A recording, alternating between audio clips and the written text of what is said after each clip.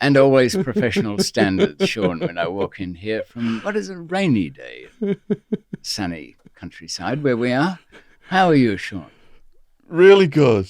This is David McMillan's podcast number 6. If you don't know who David McMillan is yet, if you're not up to speed on the channel, David has already done 5 mammoth podcasts, all of which are in the description box below this video. People come on and tell a story. They've done a crime in a certain country, maybe. They've done some time in a certain country.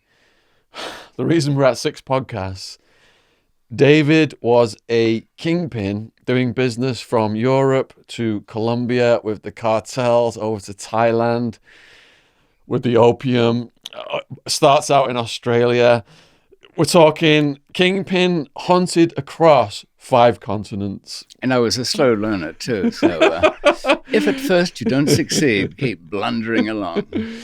His story does not fit in a podcast. His story does not fit in a movie. It would have to be a Netflix series, and I'm urging anyone out there that's hooked into Netflix, you must seriously consider this is one of the most mind-blowing stories I've ever heard that would suit multiple Netflix series. You know what, though, Sean? They, for example, Raw Productions, and they make Banged Up Abroad. Twice they've been in touch with me, and we've gone through the procedure. They run out the story. But at the final hurdle, it gets dropped.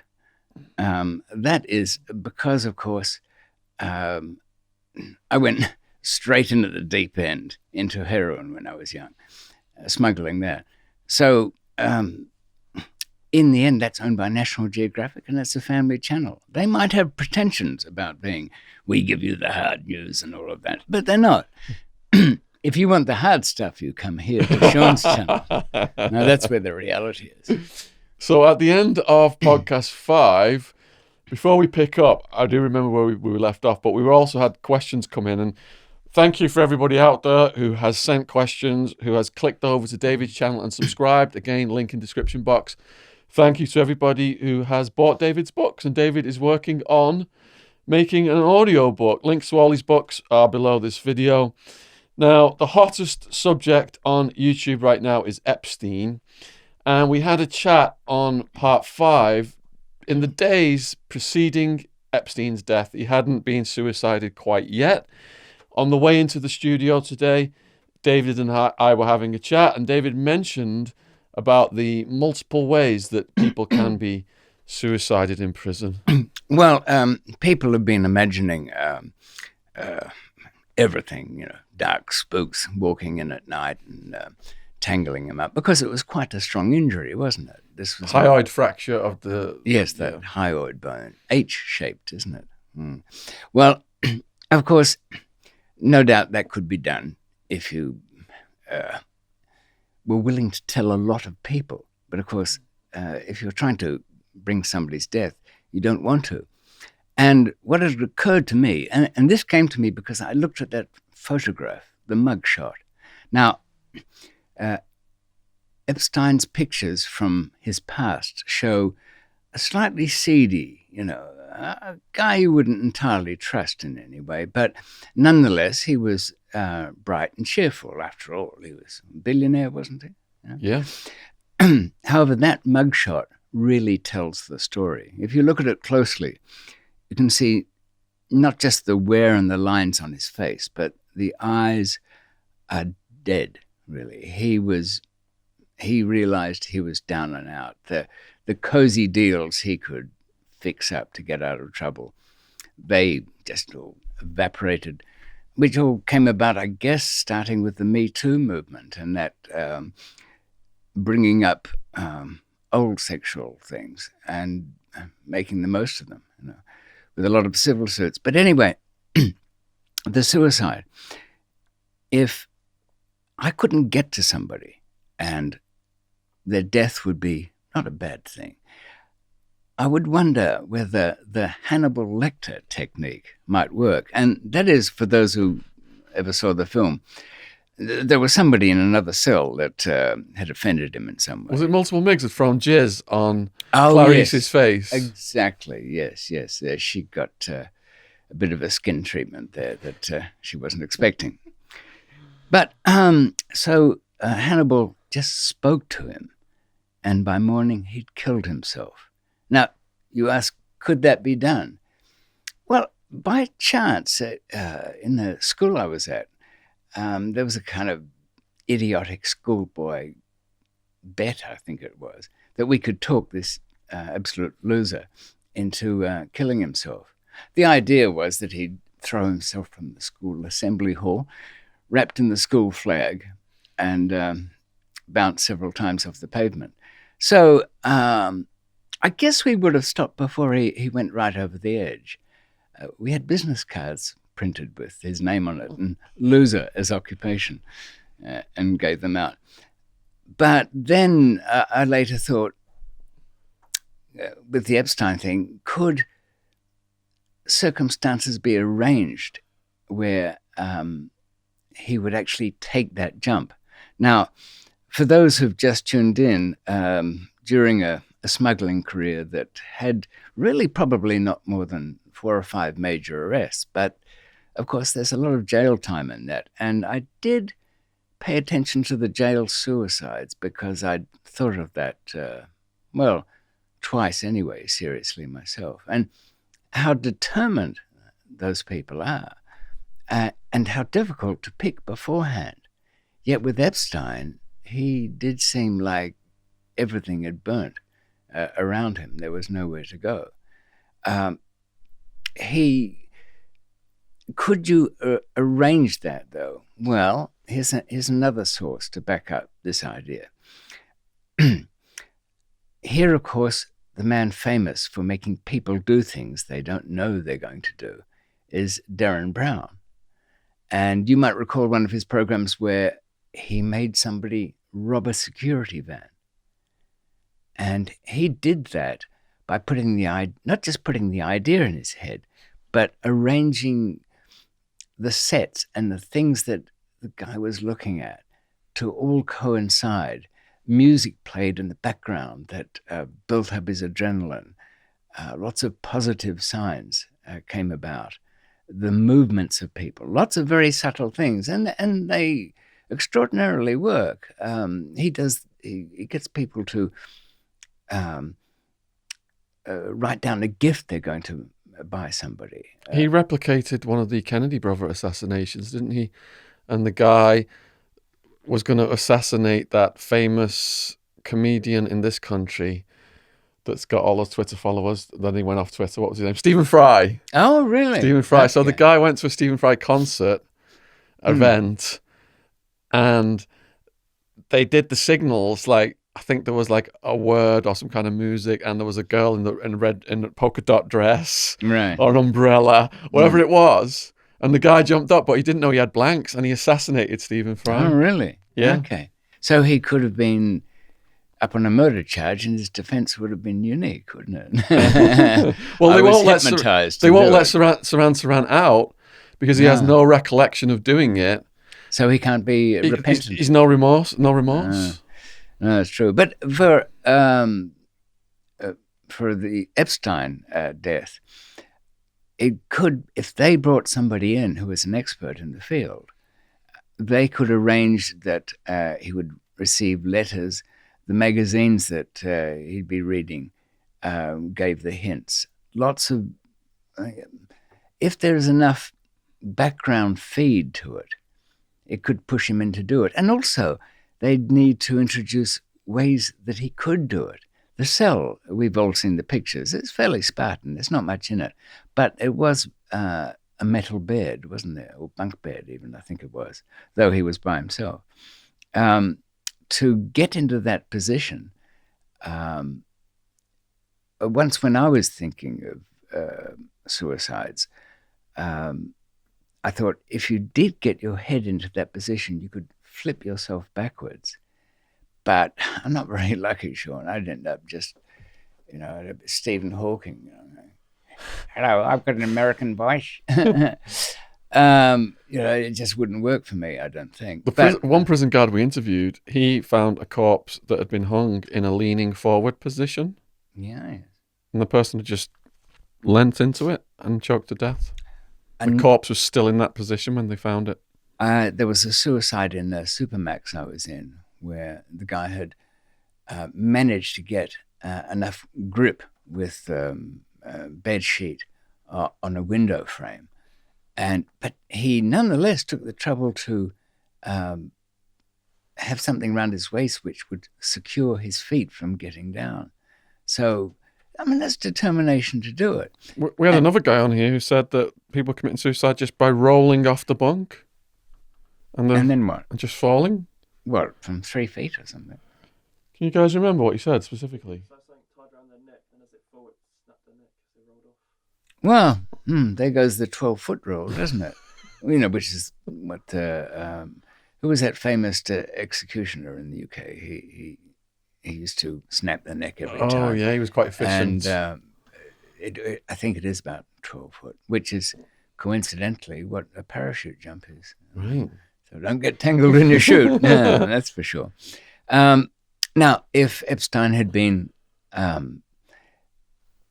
by covert means, given that information about how to do it, that would have been in mind. Because I found that with jail suicides, it's the means that are the hurdle. If prisons had a little button there that you could press and you'd no longer have existed, well, a lot of people would have pressed it. And also for people who've just come in on the show, the reason I'm talking about jail suicides is simply the places I've been in. Supermax in Australia, a couple of very awful prisons in Thailand, and we will be going soon into Pakistani jails. Just a little question about what you said on Epstein first then, because that is a unique perspective from your own experience and knowledge. And I haven't heard anyone discuss that scenario, and it's made something click in my brain then. Yeah. So you're saying Epstein was killed possibly by the Hannibal Lecter technique, which is a transmission of words from one person to the other. That's right. There is certainly, even though I'm not in favor of conspiracy theories, he certainly possessed information which would embarrass a lot of people. So there's motive there. Well, what if those words were, we'll kill your brother, we'll kill your outstanding family members, we'll kill Ghislaine Maxwell, your right-hand woman, unless you take your own life? I don't think that would necessarily work. People are fundamentally very selfish. And even when it comes to siblings and family members? Well, think those in your own family for whom you would die willingly.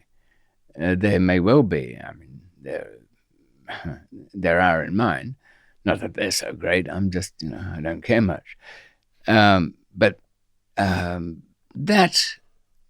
would be an additional aspect of it. I think that could be more fuel to the fire of building this psychological pressure. Or what if he was just so fearful of the entity that he was exposing that he knew he just had to do that? The word came down from them to do it or else. For example, with Escobar, people knew they couldn't escape his clutches and they knew he was going to capture them. Some of those people got so scared they just killed themselves. That's true. And famously in The Godfather too, one of the captains cuts his wrists in a bath because even though he's under secure witness protection by the FBI, Don Hagen, the lawyer, comes in and says, look, we'll give you the option that they gave the high-ranking ancient Roman elite of killing yourself. So that message was quite clear. I think there are circumstances which, yes, family threat, which could have been, but I think what would have finished him off psychologically was this void of shame and emptiness that, because he, after all, was rather addicted to his lifestyle, wasn't he?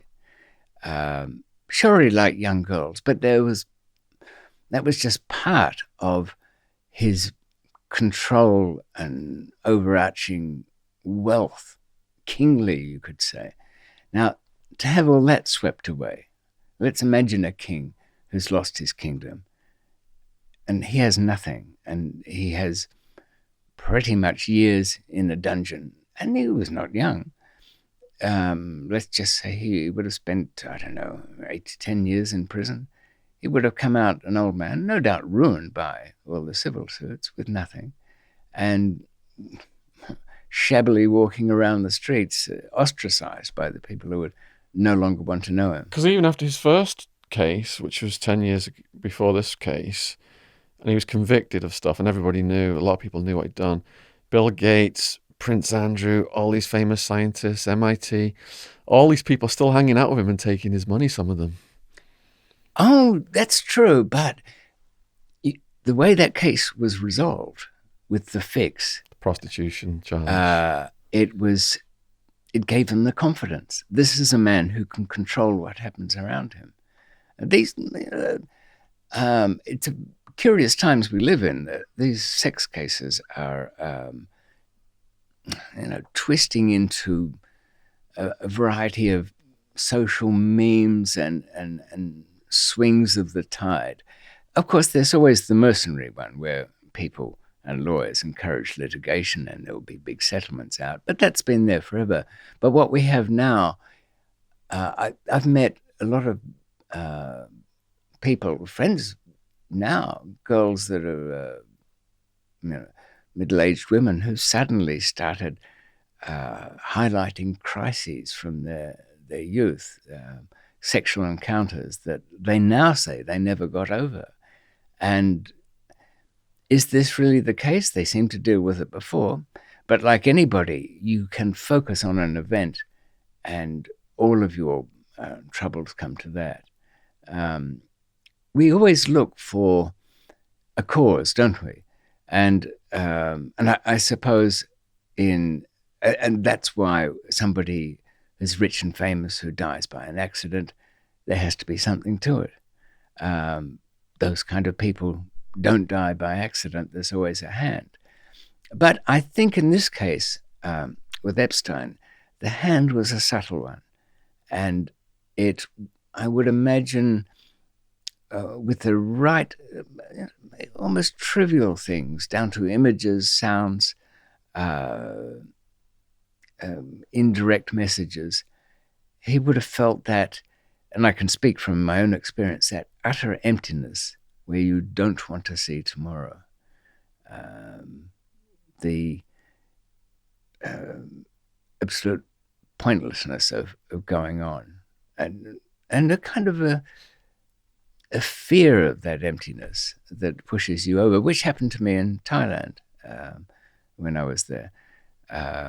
And I saw the old man who threw himself under a sand truck and had his head popped open. That wasn't, and I congratulated him at the time. If you want that story, I think that's in podcast 2 or 3, part 2 or 3 with David, link below the video. Yeah, so just to finish off with Epstein, I don't think there'd be any way of proving this, because there will never be a smoking gun found on this one. People will have their theories, but the ones I've heard of are all kind of archaic 60s conspiracy ideas where black hats have snuck in and done something. The world doesn't take that.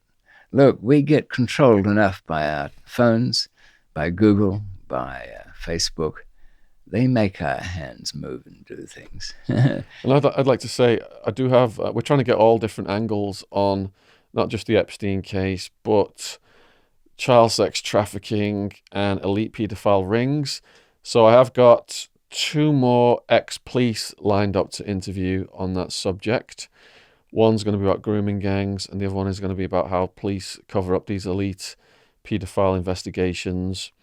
But what we've not had, and what I would love to have on the podcast, is to get a victim of child sex trafficking or a victim of an elite paedophile ring to come on, if that person is brave enough, to give their side of the story and give us, the victim's perspective, so we can understand, the tragedy and the bravery of the person speaking out behind it as well. So I did, by the way. That reminded me, there were on sex cases, there was a quite Well, it was a young man, a rapist, serial rapist that I spoke to. And, people are always saying, oh, well, they live under a shadow, those people. But I'm curious about people, and I really wanted to know why it was that he was doing what he was doing. And he had some ridiculous defense or other.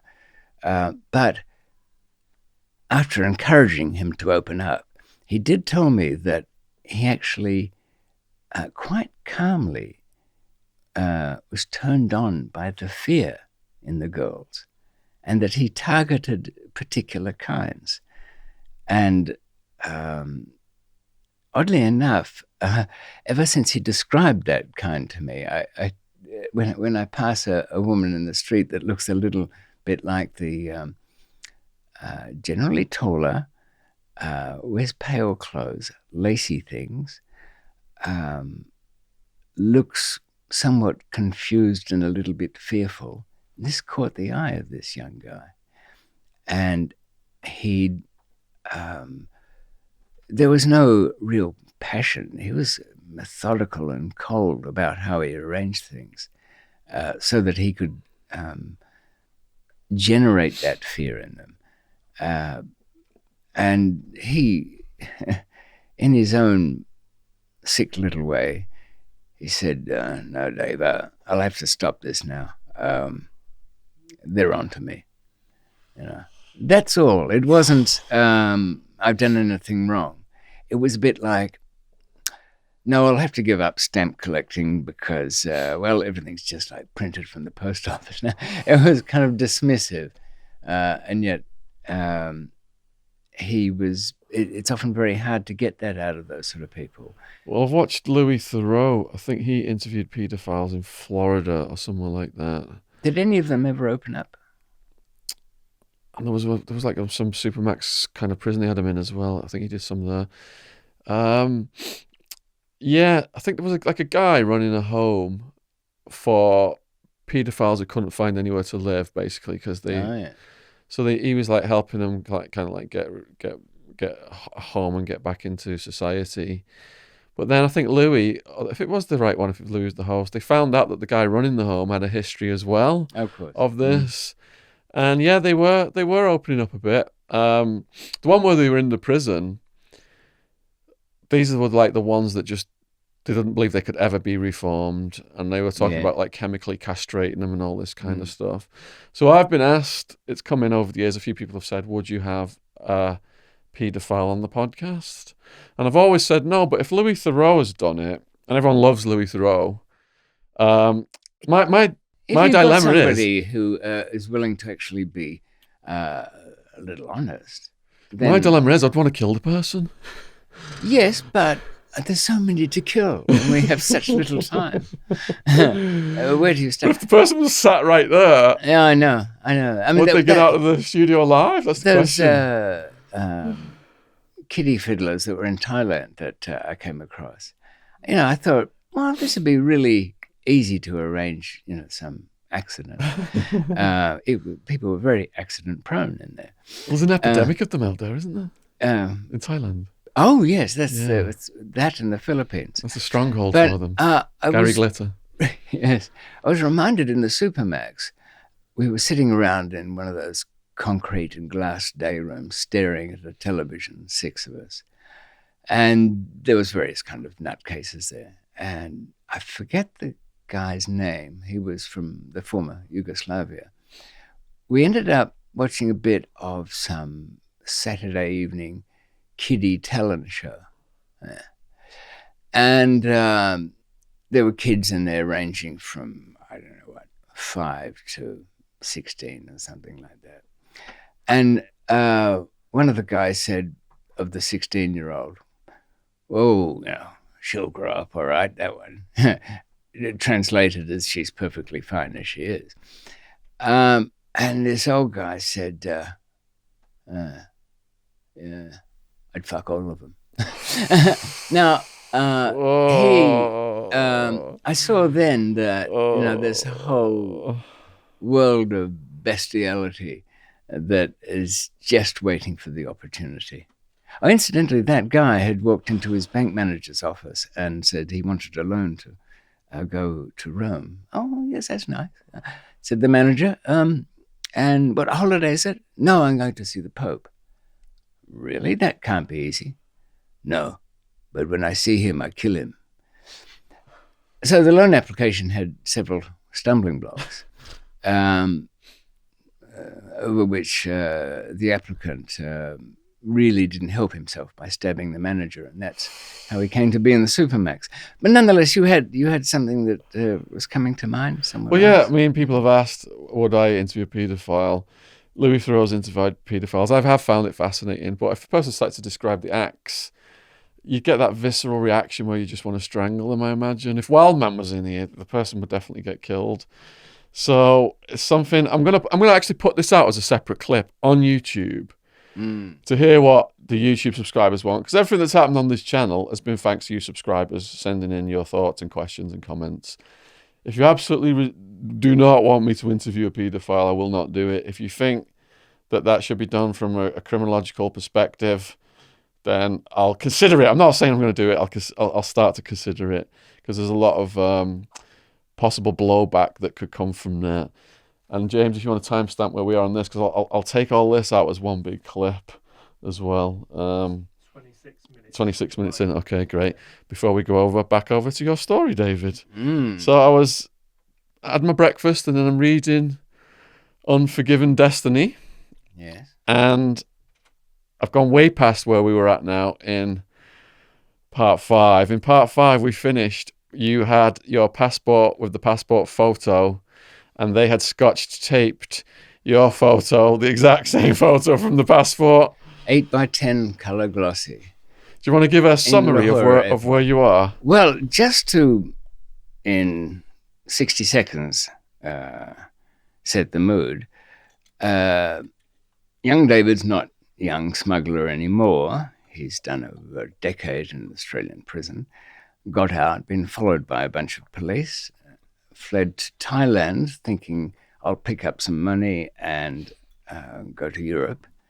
3 days later in Thailand, I get arrested because of DA connections that were entangled with one of the Golden Triangle's biggies.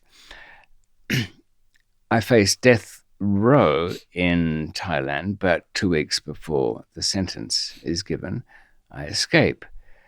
I end up in Pakistan and Baluchistan, where I have an old friend there, Lord Nurjan Magsi of the Magsi clan. And he shelters me there for a while. I return to Europe. I restore my fortunes by lots of mischief in Scandinavia and Colombia. And was I bored? I don't know. But I'd cultivated a very hard-to-catch girl who knew nothing of my past, Eloise. And she was so timid, charming, of course, but she could know nothing of my past. Yet I was called back to Pakistan by his lordship, who was in jail over another massacre or so. He had political connections, and his cousin had been kidnapped and ended up over the border in Afghanistan. Well,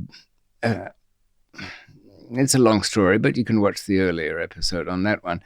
But by posing as a dealer in stolen antiquities, the Taliban were just coming back in the world, but it was between about 5 sets of government there.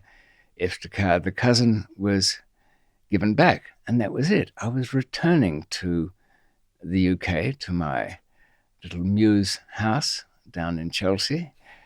I fondly look at it now and wonder if the residents of it ever found that £2,000 stuck behind it's behind one of those things, the little stash things you get.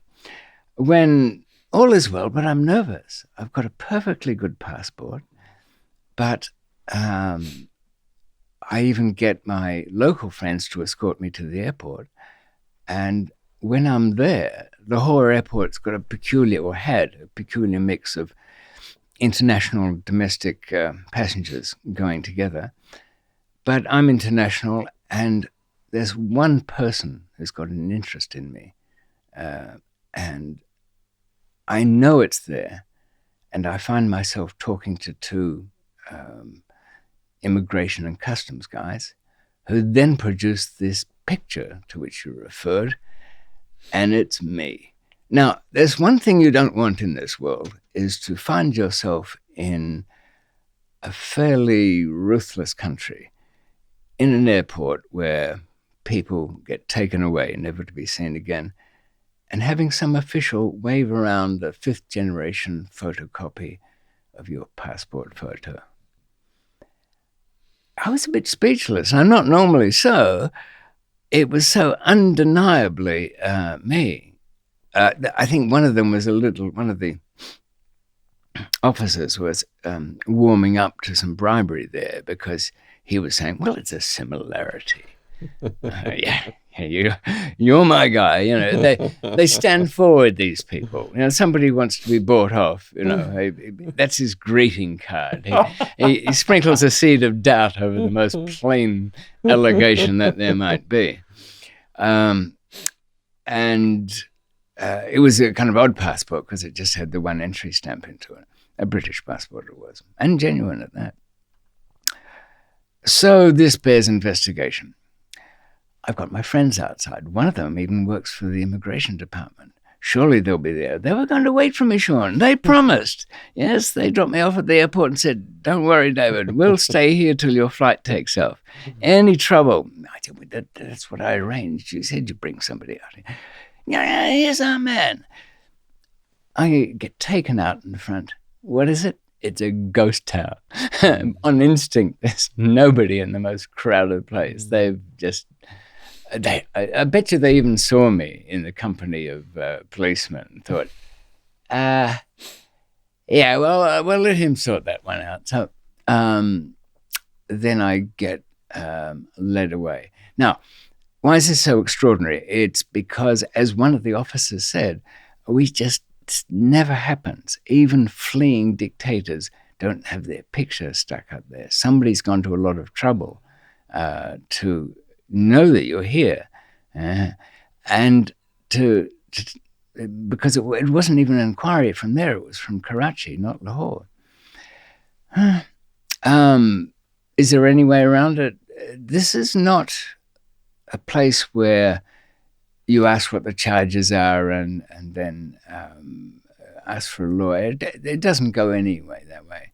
If you start asking for a lawyer, all you're doing is inviting somebody in to feed at the well, you know, to take some more money off you and throw you back into the pit. So I was flown to Karachi, and even that's unusual. Somebody was bankrolling this little mission. I don't know what it is that's at issue, but one of the guys said, well, it's something to do with the National Narcotics Police. Okay, you know what, I'm thinking Thailand. Okay, this is come back to bite me on the bum again. I'll deal with that. I get there into Karachi. I'm left in a room for a little bit in the narcotics office. And then I'm already working on the plan. This shouldn't be too difficult, jurisdiction, all of that. But two Gora come in. Gora's sort of slang Urdu for a white man.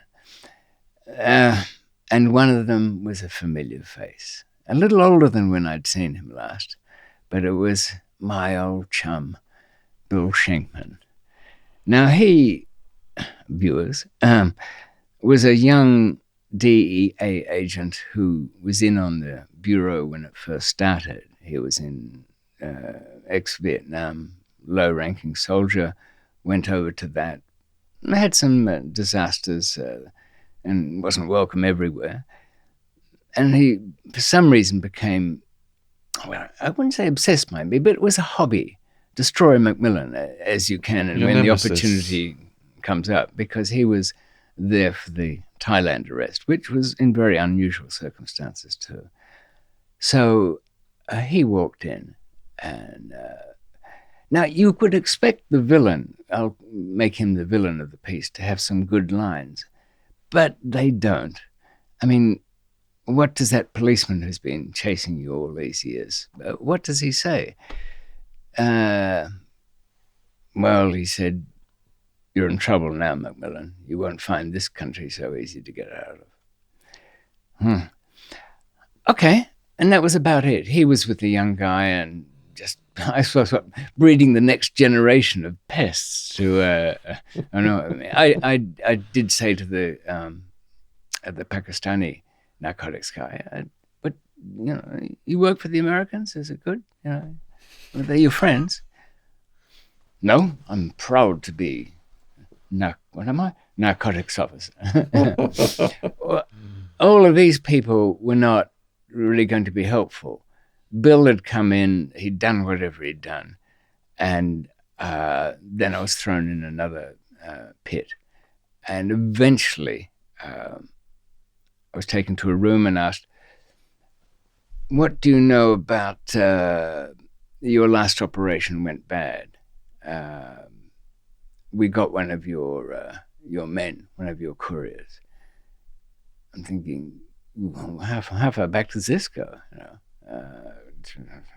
Has somebody confessed to something from years before? I can't think so, because I'd more or less retired yet again, and I couldn't think of anybody I knew around the place who was working. So I thought, well, I'll take the traditional stand and said, "Look, really, I'd like to help you, but I have no idea what you're talking about." He said, "Well, we've had people like you in before. You're going to have to see the doctor now."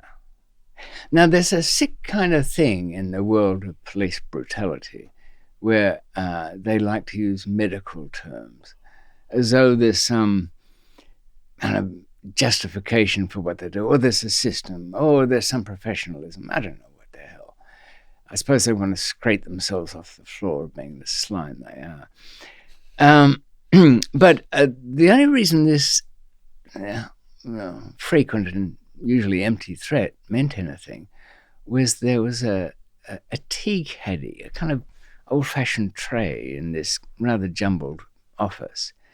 And on it, instead of a teapot, was a 24-volt truck battery with some alligator clips. Was that for show?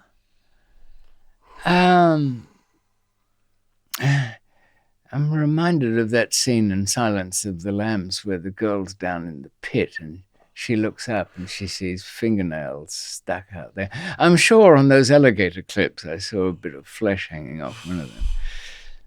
But put that out of your mind, David, I said to myself, some money's got to talk here. But as you know from my earlier adventures, you have to have the person there at the right time and all of that. The next guy to walk in, he sat down, big, kind of chunky, good-looking. He could have been in an Indian adventure film or something like that. Ahmed Bush was his name, or Babush, really. He sat down, leaned back, started chewing on some pan, which is a little bag of crystals of aromatic spices, and betel nut. You can tell it's popular because all around Karachi and the big cities, everything under about spitting range is covered in this sort of brown expectorant as it's spat out all over the place. Anyway, he had a munch on that, and he started playing with his cigarette lighter, a Zippo, which had imprinted on it the DEA logo.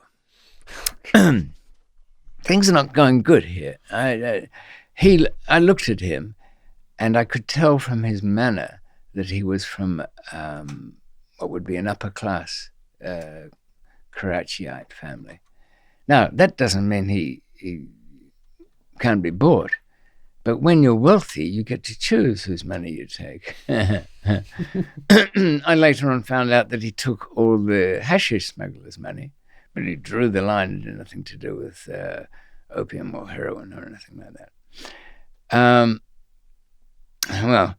that make him an honest man? No. But it seems he'd been not seconded, but he'd undergone some training with the DEA in Washington. And that's where he met Uncle Bill Shankman down there. So, but I thought, surely there's got to be some substance to that. But I kept up my denials, which the thing is, if you get arrested in some place that you don't know the rules, watch a few of these things because it'll help, honestly. Firstly, and I didn't know this, you can say what you like in a Pakistani police station. You can sign anything they give you to sign. It doesn't make any difference. None of it is admissible in court. Such is their record for torture and duress that no judge there will even entertain it in the courtroom. Now, of course, you don't confess to anything which will get anybody in any trouble, but nonetheless, you have to be fearful of that.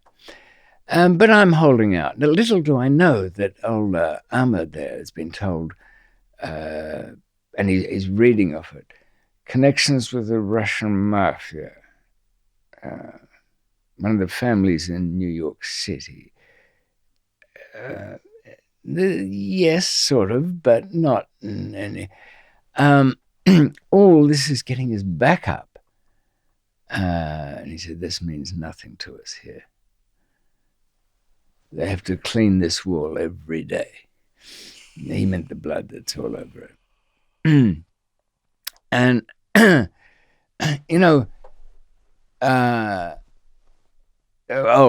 just to fill in the blank here, somebody had been arrested at an airport with a couple of kilos of heroin some weeks before. But that's about as much as I knew on that score. Now, in addition to the truck battery, there are a range of interesting sticks along on the wall. And I'd heard stories, none of them pleasant. Have you ever found, Sean, that during the course of your life, you've asked yourself questions about something dire and dark and said, I wonder how I could deal with that? Or I wonder what that's really like. Have you? In Sheriff Joe Arpaio's jail second year, when they told me I was facing a maximum 200-year sentence, that was probably the most I was pushed to kind of a suicidal insanity questioning frame of mind. But I was thinking of those things where you ask yourself, you're curious about something and then dismiss it by saying, well, of course, I'd never be in that situation. There's people watching this who say, well, this is fine. I can click off. Like, could I take a crucifixion? Things like that. Yeah. I don't think I could. You're not allowed to drink while you're up there. They put a vinegar on a sponge, and your well-wishers. There was an author out of Soho that went over and got crucified in South America or Central America. And there was a storm and lightning struck and the cross fell down. Sebastian Fawkes, I think he's Sebastian. All right. A Dandy in the Underworld is his book. It's absolutely brilliant. He's dead now. I think he OD'd. It's a good title. It sounds worth reading. Yeah. No, well, I had asked myself, what is this about torture? Is it? I know there's something bad about it, and there must be something more about it than just extreme pain and being tormented. After all, you hear those stories out of South America where people turn on their own children. They've been. How does it work that your mind gets warped, and what is its essential evil? Good questions, perhaps. Not ones I wanted answered in what followed. So a cretinous guard came in, chained me up by the hand, and some heavy chains, and then Babush kind of matter-of-factly, like arranging his desk, pointed to the table. And this guard had a gun. He said, don't try anything with this guard. He's an ignorant village guy. He'll just shoot you. He does it all the time. I tell him off, but he doesn't listen. So shoes come off. They start with the canes. Now, the reason of the beating of the feet is because it doesn't show. The foot doesn't show in its bruising. So when you, and the way it works is, I found out, because it's like a jolt of lightning when it hits you. When that stick lands on your tendon, it tugs at all the nerves that get sent straight up the leg and into your middle. And that hurt, but it was kind of like surprise, really. So I started to say something to him, and the village idiot started slapping me around the head. Not too hard, but just to make the point, no, you're getting beaten now. That's what happens now. You don't say anything at the moment. So, and he must have been a cricketer, old Ahmed, because his aim, for the most part, during about 20 blows, was pretty much in the right spot, apart from a couple of toes that he got by accident. I'm thinking, you start to scream a bit, by the way. I'm thinking, okay, don't break anything, because it'll take a lot of healing here. But this is a rational thought. Things start to go when it doesn't. I asked him what he wanted, got a couple of slaps, and he yelled out the truth. Well, that's a broad statement, isn't it? That doesn't get us anywhere. Whack, whack, whack, whack. So when that, he paused for a bit and then kind of politely said, do you want a cup of tea or something? I'm thinking, all right, I'll try this. Look, my family has a lot of money, and whack, he had a hand like a side of beef, and I'm not big. So when he knocked me, I literally flew off the chair and ended up on the floor.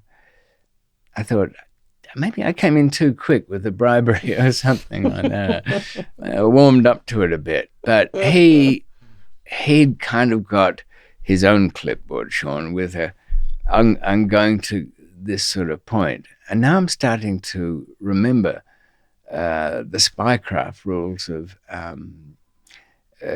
confessions under torture. You put up with as much as you can, then you appear to break down. You give one story that's not to be believed, then you break down and give, what's supposedly the spycraft rules of torture. Did you say? Yes. And where did you pick those up from? Well, Le Carre, who knows what he's talking about to some extent, that's the spy thriller writer. But also to a couple of scallywags I met who ended up in bad places. So you had pre-programmed yourself if you've ever got into this situation? Yes. I thought, there's no avoiding, because they like to do what they do. There's no avoiding a certain amount of damage, but you don't want to lose any vital organs. So you put up with as much as you can until you think something's going to be irretrievably damaged. When you say you put up with as much as you can, how do you mentally focus? Your body tells you when you've got to get out of this. It's also, there's a very different thing here, which I'll get to in a minute.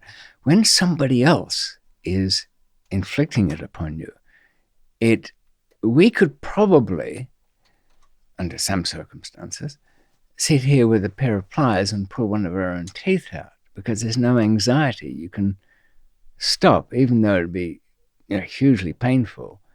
And you hear of those things where people have been trapped somewhere and have to chew through an arm or something to get free. You think, well, how could they do that? You're in control. There is no customary anxiety level. But torture's a different thing, and it's to do with timing as well. which I'll come to. Did you have a technique when this guy was hitting you? Like, did you go mentally somewhere else? You can't. You're just there. You learn that the part of your brain that does the talking is an independent office. It will carry out your wishes to some extent, but at an animal level, all the true thinking is going on somewhere else. So your whatever is essential that you remember, that is in place. But I'd spoken to a couple of people who'd been in Iran and been tortured there, and the funny thing was they were never quite right after that. Never quite right. But this was just a warm up. Then when he wasn't getting anywhere, and I was kind of developing during the break, during the intermission. Would you like some pan? He said. It's quite nice. Even my wife likes it. Yeah, and this is the same guy that was doing this a few seconds ago.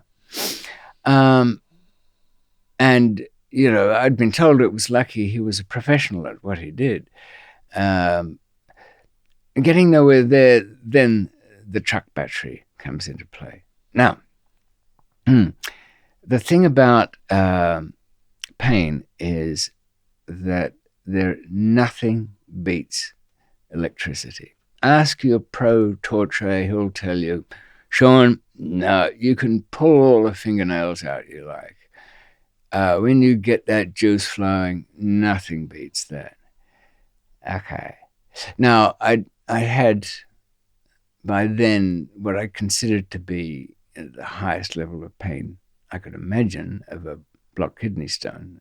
That sounds little, but it is extraordinarily painful. You're screaming and all of that, crawling around the floor, wanting to die.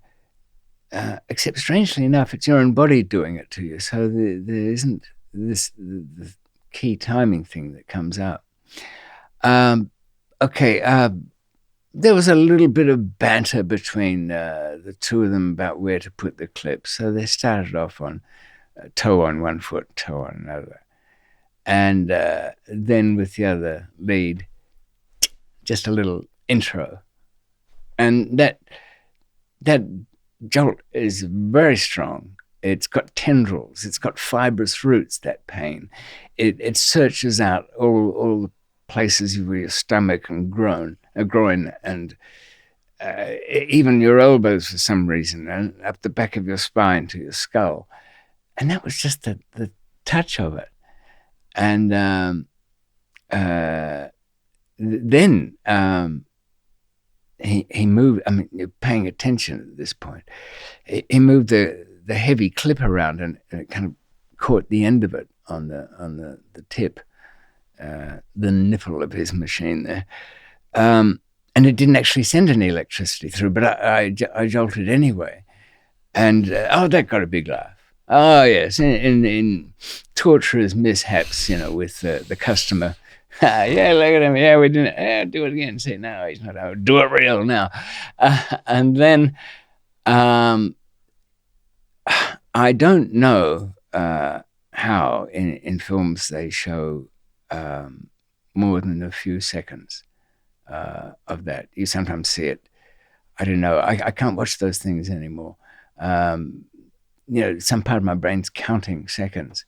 No, anyway, I won't watch them.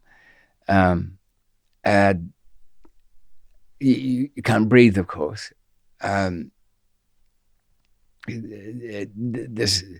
It's like some kind of 1,000 fish hooks on fire drawing at your very insides. And then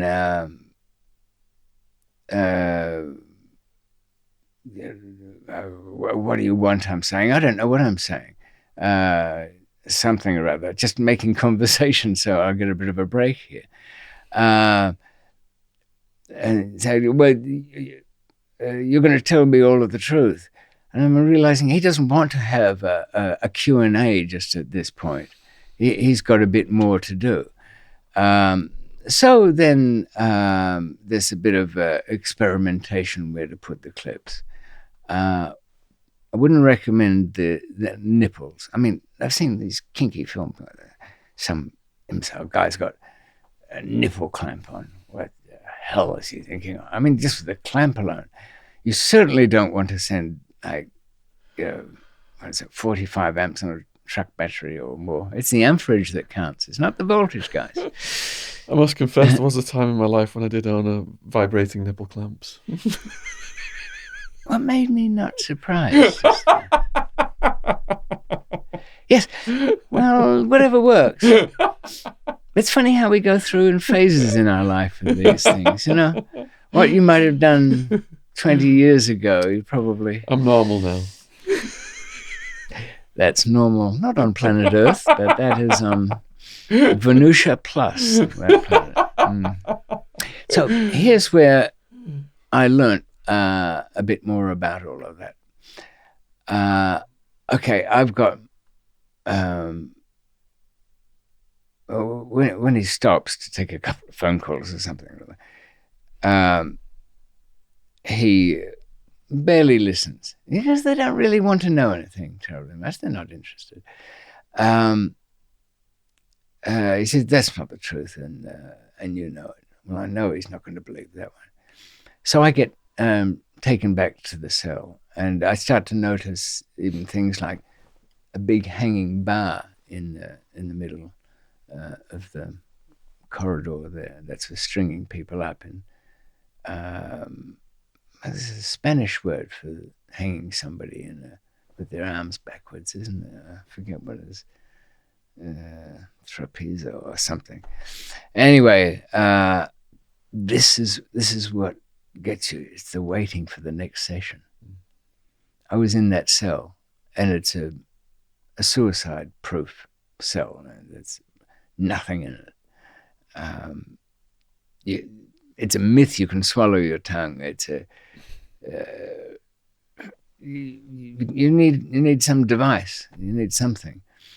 I don't know. Swallow your clothes. I don't know. Didn't have my boots anyway.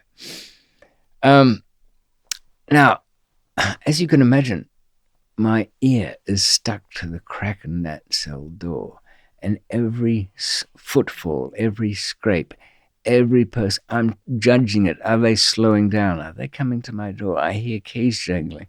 Is it my door that's going to be opened? Because he took me back, had a little bit more, mostly just slapped me around.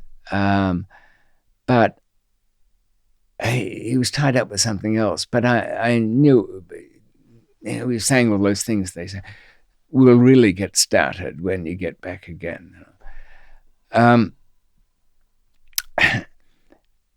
I came to have really most of my questions about what torture is and what's going on and why it's bad.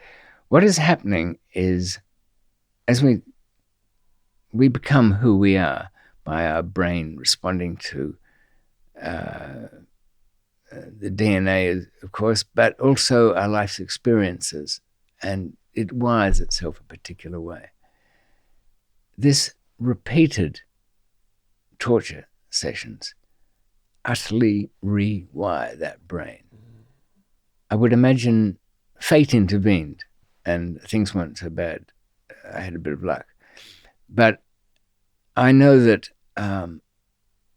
somebody who, you can imagine the poor bastards that go through daily torture. Think of Pol Pot's regime in Cambodia.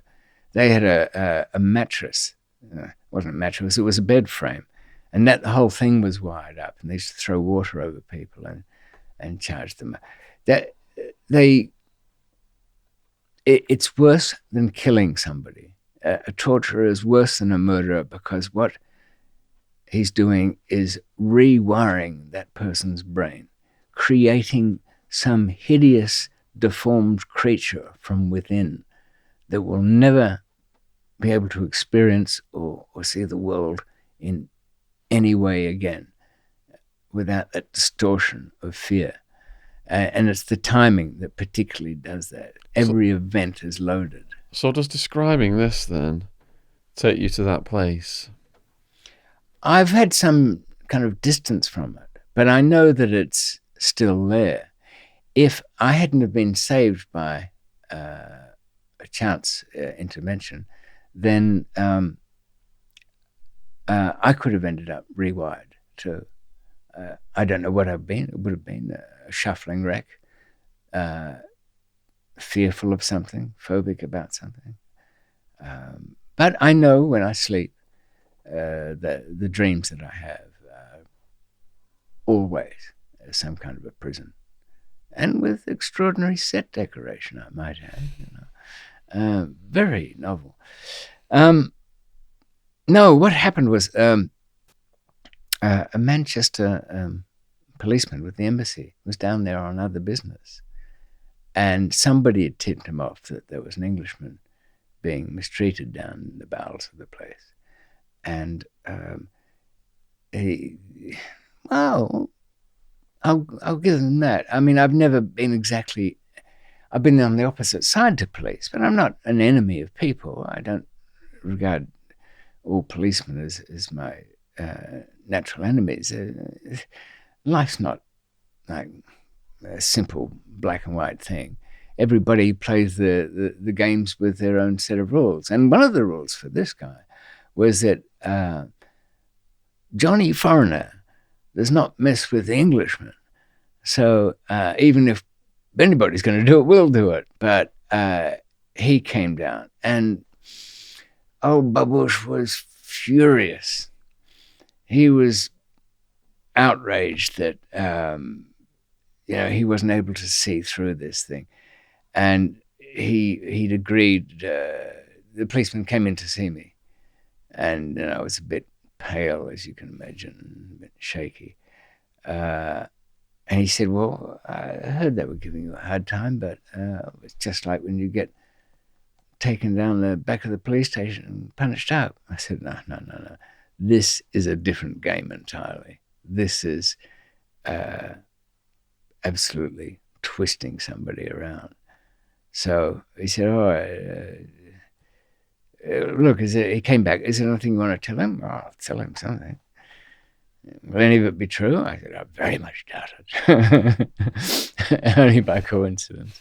Anyway, he knew it would be a lot of crap. But he went back and said to him, he'll tell you the truth now. And he didn't even care. I told him a taxi driver and something or other. I didn't even know who this guy was that was had been arrested. And I'd still never, at that point, found out who he was. Only that it was at Lahore Airport and we're here in Karachi. Oh, no, it was Karachi Airport, that's right.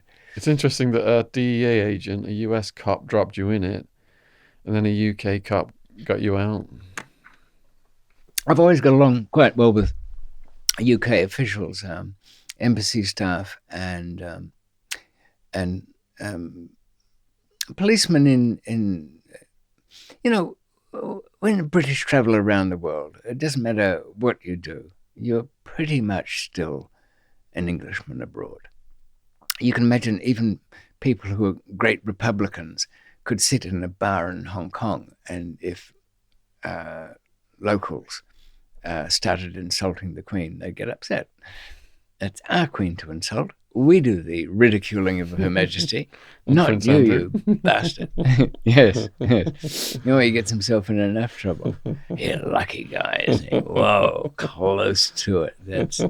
That ship scraped at the very edge of the dock, didn't it, that one? Anyway,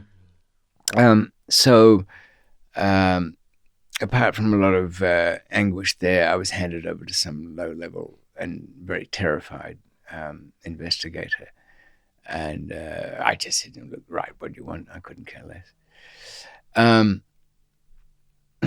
A thieving lawyer was brought in who instantaneously relieved me of £5,000. People later told me, oh, him, yes. Well, he's wearing a new suit, that's for sure. He's been dancing around the courts, looking like you've made his whole family there. I thought to myself, well, I knew it, but I wasn't in my right senses then. I had a lot to learn. I had a lot to learn about the country. Okay, I'd traveled it. I'd been up north. I'd been through the Khyber Pass. I'd been to Faisalabad, Multan, Sialkot, all around. And I thought I knew something. But if you really want, and you can no doubt testify to this, Sean, if you want to get to the heart of a country and you haven't got much time, throw yourself in one of their prisons. You'll learn an awful lot about how the heartland ticks. And I'm sure you did that when you were in Arizona, didn't you? It's a microcosm, and also it's like the underbelly. So from the underbelly, you can understand the larger picture. Yes. Well, I didn't know much about the way the prisons worked. I had noticed from the papers that something meant it was a world of its own. But I'd been in Thailand. I knew that prisons in poor countries have their own kind of economics and system. But I was not quite prepared for Karachi Central Jail. And I did find one thing to my dismay. When I got in there, somehow the story about Thailand had started floating about. Escape from there. So, but their more interest was that they thought I had money. So I didn't know it, or it was an unseen hand, helping hand here. I was put in the care of one of the whole jail is divided into sections, 3 classes. C class, just regular poor people, sleeping on the floor in overcrowded dormitories with a hole in the floor to take a crap in, eating a few beans off an old newspaper. B class, people, as the law says, an English law I should add, that if you've got an education, a taxpayer, various other things, you're entitled to a better standard of accommodation.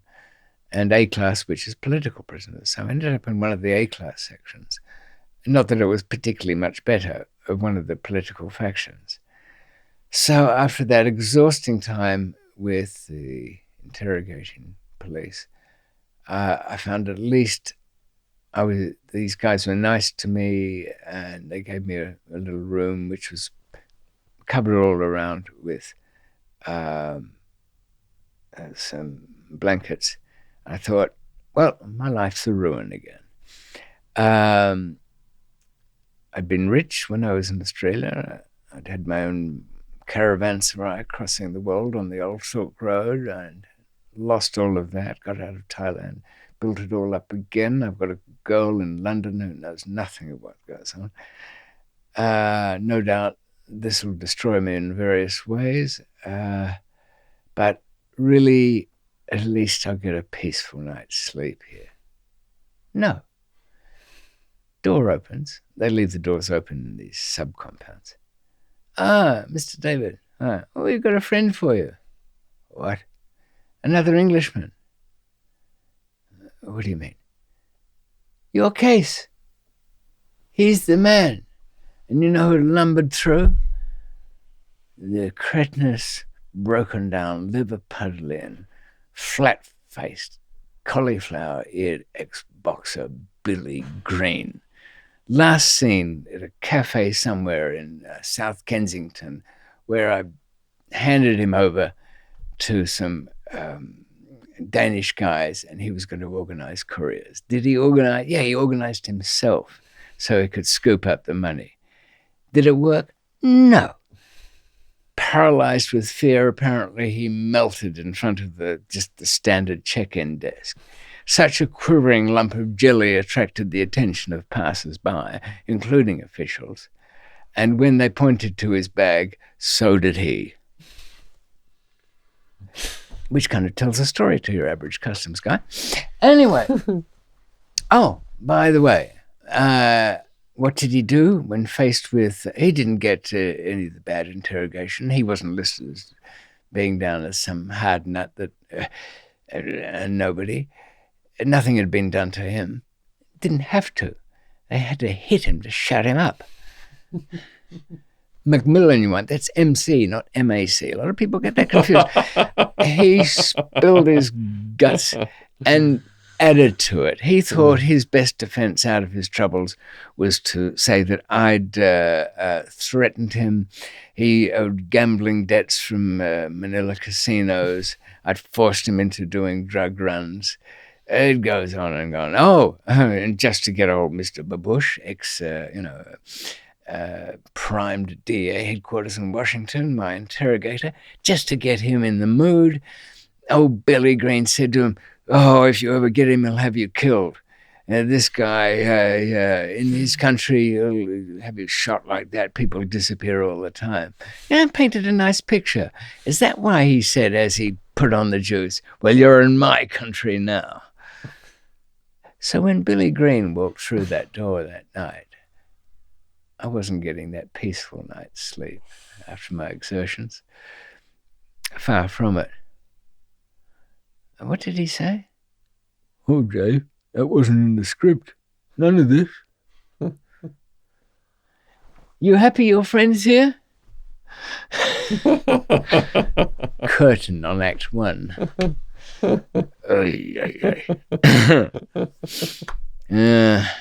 So, well, this isn't going to be so straightforward. I've got my own problems. I'm in a prison which, just to give you the briefest outline of it, there were people in there for years. If you wanted to go to court, you had to bribe the munshi. He's the guy that writes down the list for people. You had to bribe the guard that is in charge of the lists. To get a court appearance. To go on your appointed date. You have to bribe the guards who drive the damn thing. Once you get to the courtroom, you're milling around like idiots all chained up. If you want to go before the judge, you've got to send somebody in to see the clerk of the courts to bribe him to get before the judge. That's the opening act. Yeah, so this is going to be a place that needs careful handling. And I've got drooling, cross-eyed Billy Green saying, "Oh, it's just you and me now, Dave." "Yeah, Bill." "Yeah, just is." But then, of course, fear started to creep in when I paid out ridiculously another £2,000. "And for your friend?" "Yeah, I guess so." To go over to B-class accommodation, which meant instead of being on the floor, you had beds and servants. And the servants I'll describe in a minute. But I had to take this idiot with me. I mean, he'd already, when Jeremy from the embassy came in, he said, "David, this guy's ratted you out to the max. And he's been asking me." I mean, this is supposed to be a guy from the consulate. I mean, he's supposed to be a bit, he's meant to be discreet, isn't he, with other people's information? "Dave, watch him every minute. He's been saying, 'Can I do a deal with the English police? I know so much.'" By the way, I didn't tell you, Sean. Oh, yes. You might have recalled from an earlier interview that when I was talking to Billy, I said, "All right, Billy." Oh, he changed his name, by the way, to William Power. Will Power, something of which he had none. Reminds me of another ex-courier who changed his name to Roland Wynn with 2 N's. Gambler, of course. Anyway, so I had to drag this idiot around with me to keep an eye on him. But also for me, when I went over to the very top accommodation, it was a kind of, I wouldn't say it was luxury, it was still cells, but they were never locked. There was a chairman of Pakistan Steel there.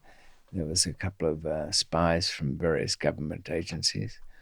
Benazir Bhutto's husband had his own house in the place. So explain who Benazir Bhutto was. Asif Zadari is his name.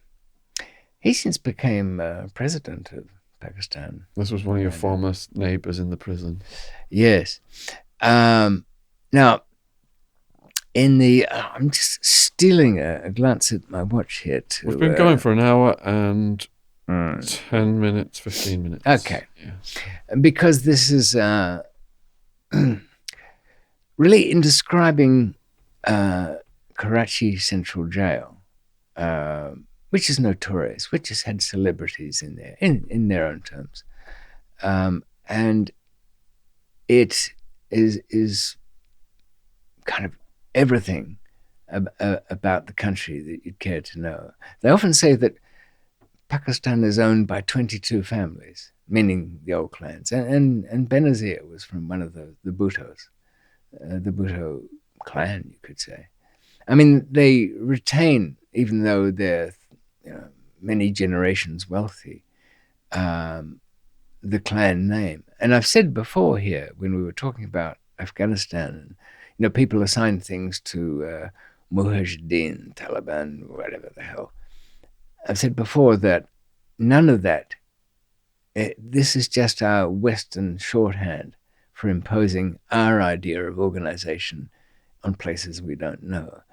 This tribal clan thing is what holds in that part of the world. And it's very much so. And of course, it extends down to the prison.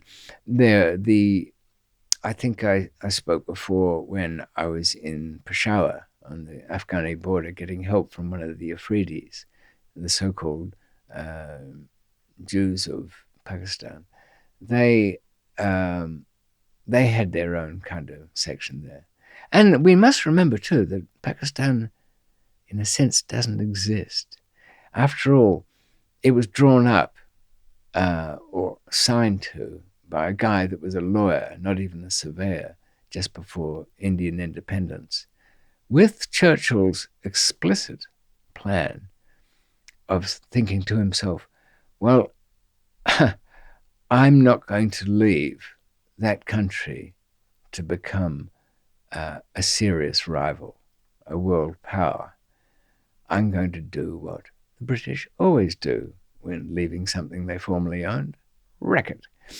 And they divided up sections, made a mess with Kashmir, split Pakistan into East and West. You remember Bangladesh?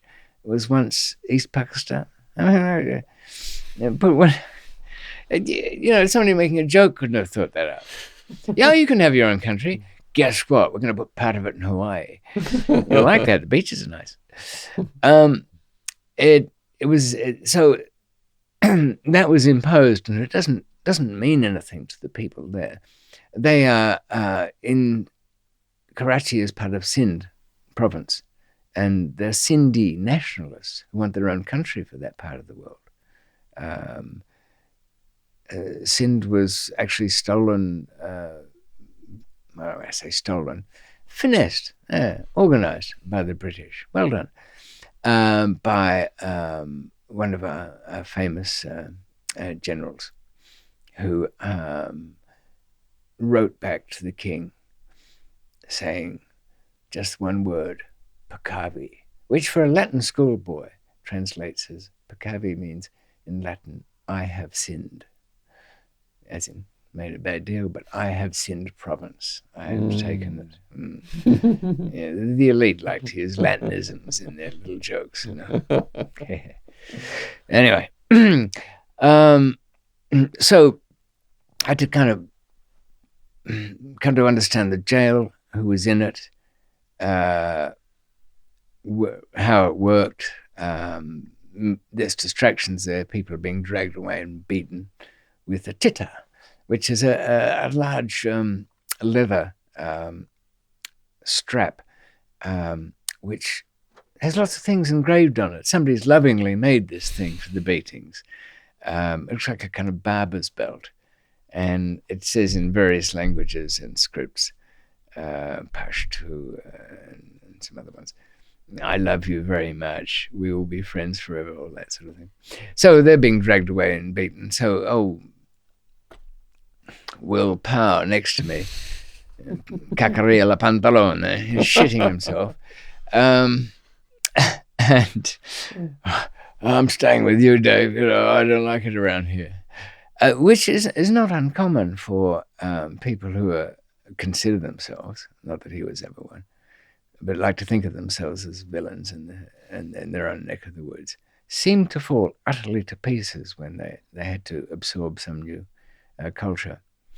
But I was aided on all of that, or hindered, I'm not sure which, as when I arrived in this new section, which I'd paid a lot for. How are you accessing money at this point? With great difficulty.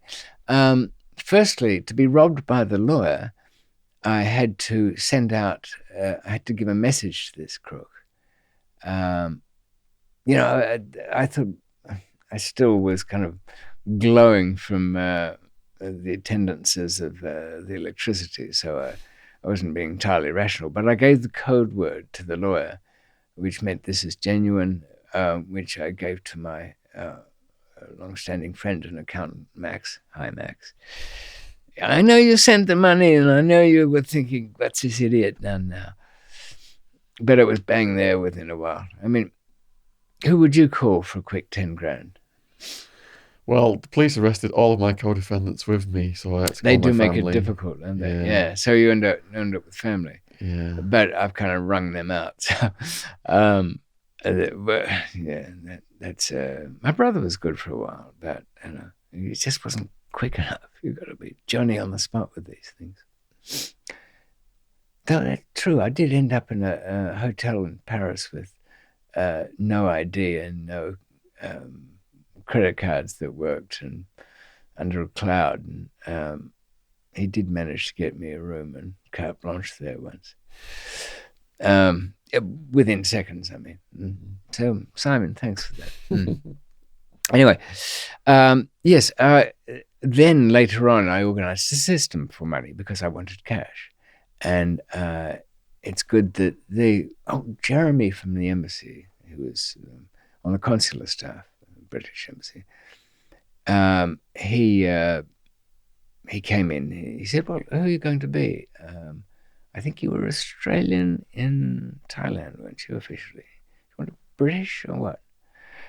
I said, let's go by the numbers. I had 2 British passports here. I'll stay with you guys. I hear you've got a better commissary.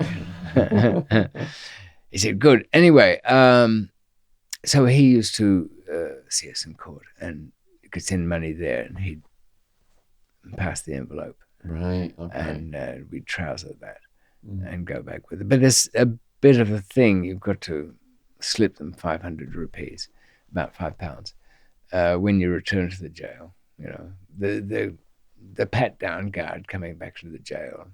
What, you don't want to have any chit chat? Just give me the damn money.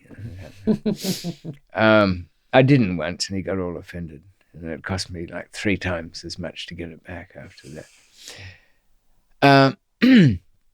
So you need cash to organize the grocery shopping. The section that I was in, this B-class section, had the funny thing about the prisons, in places that are their own city-state prisons, the guy who does various jobs has got a name, and he usually has the name like Smithy would be the ironmonger, wouldn't he? Because he's but Chandio is a guy, a name of somebody that does shopping, and people call around Chandio. So we'd give him a list, give him some pocket money, and Pakistan still, though otherwise a miser, did like his food. So he would send him to the Marriott Hotel. But he made his manservant sleep at the foot of his bed on a mat, who was a little guy from up north, a Khan of some kind. The Khans are all kind of a tribe of their own, that lot. What was the actual prison food like? Did they provide anything? I'd rather say I have no idea, my dear. No, and it was very watery lentils. See, I asked myself once, Sean, having not learnt from my experience in the dungeon with the electricity, I said, what would it be like if you actually had to live on this shit? Anyway, it's a watery dal and very gritty naan bread. Very thin chapati. Yeah, that's it. Okay. Yeah, don't even think about meat. I forget that. Not getting it. But Chandio did his shopping, and so he would, and I would need servants, of course. Really? Yes, Mr. David. You have two servants. You have a Badashi and a Dobiwala, who does your laundry. And Badashi kind of did everything. Ruined your food, bought the wrong things, got himself into trouble that would be expensive to get him out of. Mine had been in there 5 years and had one eye missing from conversation with the police that didn't turn out to be... What is the procedure for them to be allocated to a person, a servant? Well, it's a good question, because I would have thought there was something even... This is how distant this place was from anything I'd normally understand. I found out from them, the two guys, that they had to bribe the guard to get the job working for me. Now, why is that? Because they came from the C-class pit, from Cheka, which is a 5-sided pit. And to have a job working for a person of allocated and official class would be good. They could eat well. They'd maybe get a little bit of extra money. They could move around the prison and move things around, do things on the side. All that good stuff for them. But this fat pig that was in charge of giving out those sort of jobs, he did well. He drove a proper car, I saw from the car park. He would charge them about £10 or something like that for the job, and it had nothing. We won't even start to talk about merit or deserving cases or anything, but it was solely on a kind of waiting list and the money. And that is, as I said, with the going to court procedure, where you have to pay for everything in stages, in pieces. Now, you can imagine here too that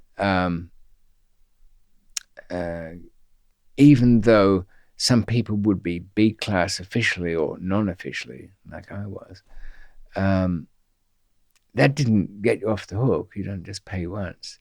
It goes on. Some people paid a lot, some a little. The political groups tended not to pay anything very much. They did, but I did a kind of a survey of the place.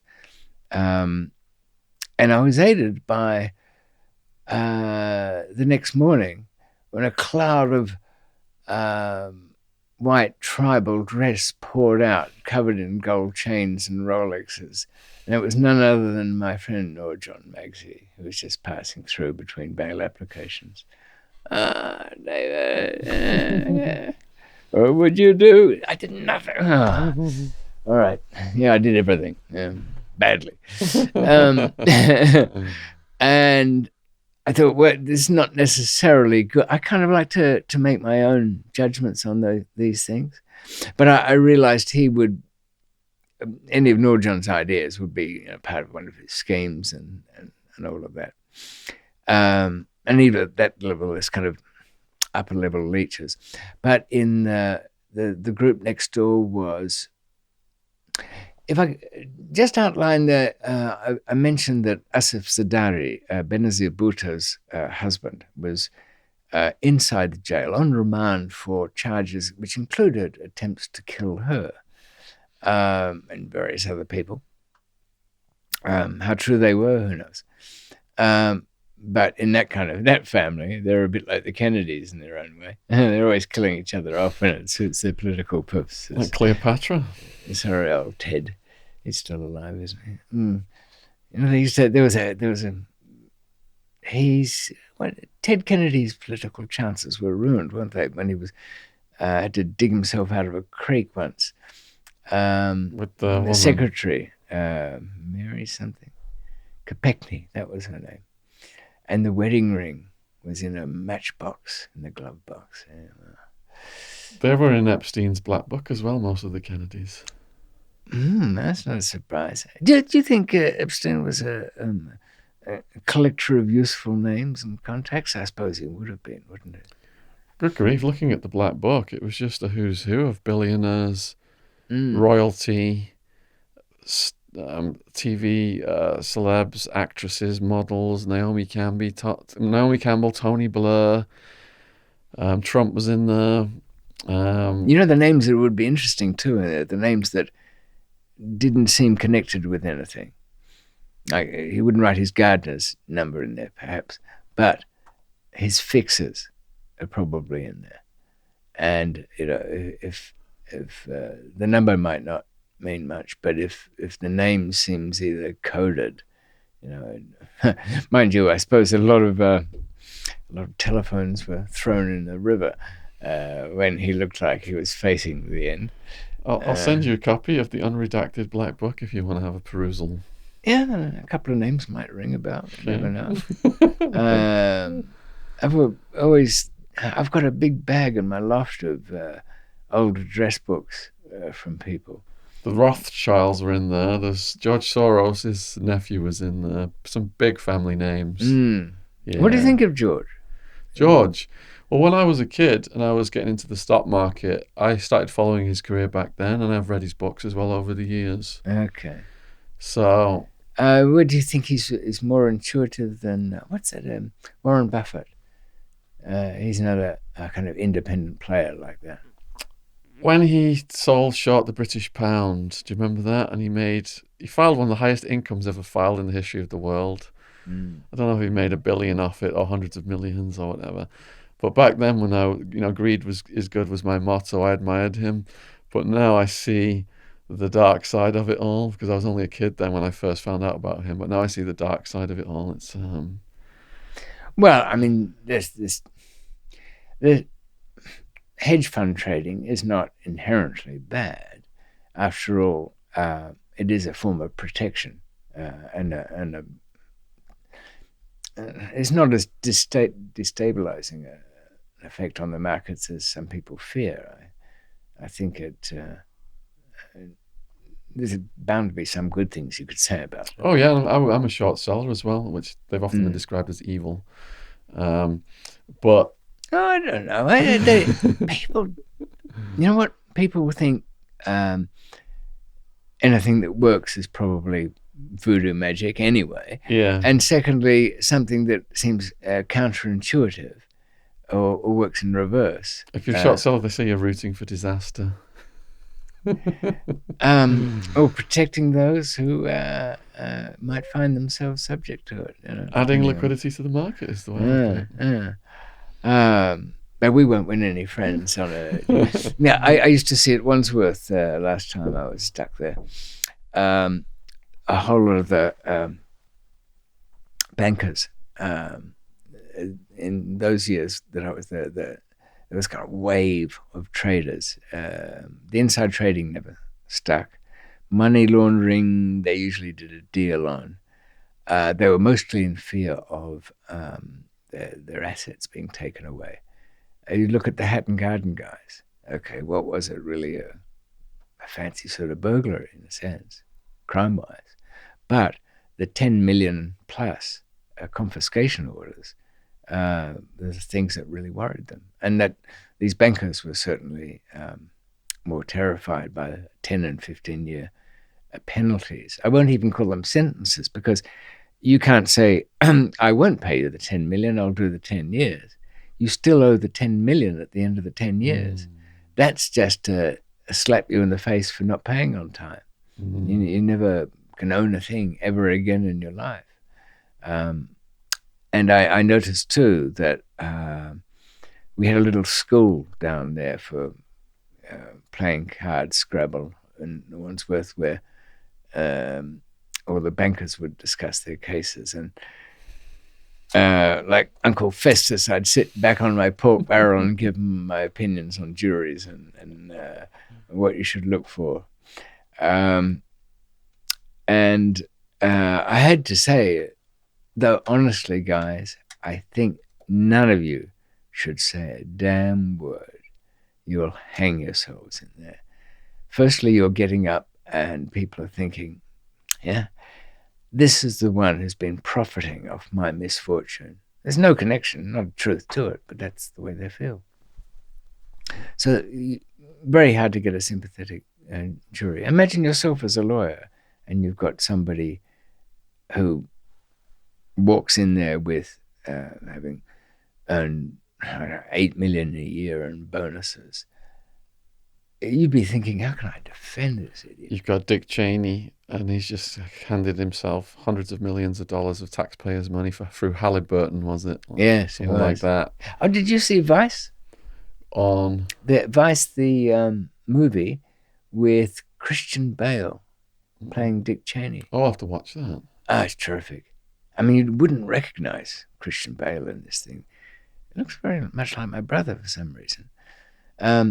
But it's quite a good character study. And, right. No, it's a... I don't know, one of these days we should do a little... or a roundup of what's good out there in TV land and movies. Yeah, we can always discuss that.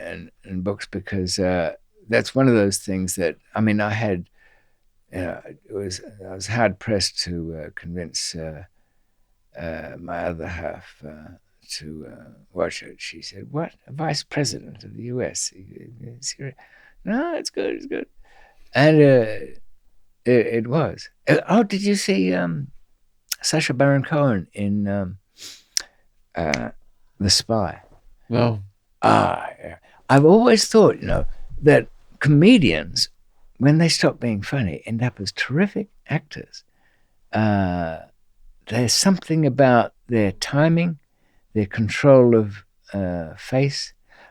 Eric Bana, who played Chopper in the early movies and has since become a very good actor for lots of things. Not always gets good roles, but he is a good actor. He was a comedian. I gravitate towards darker things to watch, such as the most recent is Untouchable, about Harvey Weinstein. Oh, yes. Is it worth... I thought it'd be... I think I read a review or something where it just sort of paints him as a obvious lecture. Yeah, it's harrowing because they're speaking to the victims and it's really sad. Oh, it's a doc. Hearing the stories. Documentary. Yeah. And people will ask now about the stock market, as we've mentioned it. So I do have a stock market playlist on the YouTube channel. I will now add that to the links in the description box below this video. And one of my most recent, well, I don't know, I'll explain. It's been months and months since I posted it, but I was recommending selling short Tesla Motors at 340, and it did crash to below 200, but now I think it's back up about 240, 250, so could be getting ripe to reshort there. Cannabis shop shares are presently down considerably, so they're getting cheap again. And Bitcoin, I think over 10,000, possible reshort on Bitcoin there as well. Really? There's a friend of mine called me a few months ago talking about, it sounds like eurythmia or it's one of the cryptocurrencies. Yeah. And it can only go up. It's worth naffle at the moment, but that's the point. It's going to go up and all of that. It's a bit pyramidal in effect. He wouldn't be the only one on the phone to his friends saying, and the more of us that fall for it, then, yeah, but really cryptocurrencies, I think they've got a past to live down. They don't integrate very seamlessly into the regular banking world. And then that link has always been the difficult area, hasn't it? It was a millennial bubble. It's computer code that's gone more valuable than Blockchain. gold. Yes. So, Yeah. anyone can create computer code. The supply is potentially unlimited. Not the supply of the main ones, but the competition can just increase the supply and bam. You know that over 1% of the world's energy generation is used on mining for cryptocurrencies. Something like a third of the power generation in Norway is dedicated to machines grinding away that, using the cold climate for keeping them cool. Wow. Well, on your point about people when they suddenly start getting excited about investments, there's a saying in the stock market: when your barber gets excited about an investment, it's all going to crash. That's a good one. I like that. Yeah. Yes, because by the time he's heard about it, the smart money's left. The smart money's selling it to you. Yeah. Left a long time ago. You ever get tempted to go back into that? And not that you'd have time. Do a little dabble every now and then, but I haven't got nowhere near the money that I used to have. So I think eventually down the road I'll get back into it more solidly. Mm. Yeah. No, but the idea is to use other people's money. Have you watched Billions? Billions? Yeah, No. that's a season series with Damian Lewis, isn't he? He's an English actor, but he plays an American hedge fund trader, and his nemesis is a New York state prosecutor, or federal prosecutor perhaps, in that district, who is always trying to get him. It's worth the first couple of seasons. Have you watched Ozark? Oh yeah, I love that. Season 2 of that I thought was as good as Breaking Bad. Yes, I think so. Is season 3 out yet? It's being made. It's being made. I don't think it's can't wait for that. Been released. Yeah. It has been. So I should flag that up to everybody when it starts coming out. But it'll be on Netflix anyway. Anyway, having taken that little aside for there, we have... do you want to keep going, or do you want to move over to the questions? I'll just spend a few minutes before that on outlining where this is going. As I mentioned, this is kind of draining me. I'm my early 40s. Up, down, ruin, back again. Then having that experience in when I thought I was going back to be tortured again, I was even unscrewing I had a pencil sharpener in my bag, and I was looking at the blade in that. I was particularly depressed. The torture was one thing and just horrible in its own way, but I'd also taken into account that here I was again, facing not only being linked up with this guy's ridiculous smuggling attempt, and it wouldn't have mattered if it were, excuse me, if it was my own. But the thing was, again, I was in some strange place, well, unfamiliar to me anyway, where I would have to fight a battle that turned out to be a lot worse than Thailand, more frustrating. I was expensively B class, and I'd go to court, and I wouldn't wear handcuffs. I could run down the street. This was not a battle of getting over the wall. Besides which, the wall was full of rangers with rifle from the army, and they were there because the guards couldn't be trusted not to do their own deals to let people in and out. And you know what the deal was that they were most afraid of? Not people leaving there. They were most afraid of the enemies of the people who were in there, getting in there to kill them. That's what their guns were trained on the outside of the prison wall, not the inside. There were people in there living high on the hog. Mehran Bank sprang up, speaking of stock markets and trade. $250 million US went missing from it. And the guy who ran that built his own house in that jail. Had air conditioning, had satellite. His servants, I mean, top. He had a manicured lawn. I'd go around there Sundays for lunch with all these spooks from the Pakistani, sort of, what they call it, ISI. And they'd be speaking perfect English, and so the servants did. We spoke that, so the servants didn't hear. They was picking up some Urdu by then, and the guy from the bank, he didn't want to get out because he knew he'd be kidnapped. He used to go to court every day on some fictional kind of appearance paper because he had a little office that he rented in the court and was the only safe place he could see his family without having the risk of them kidnapping him, his own family. This was an upside down world. All the servants used to gossip. That's why I got the ones I did. So this was not a place that I physically couldn't get away with, but there was nothing to it. And I had this quivering informer on my hands. Willpower. Willpower, yeah.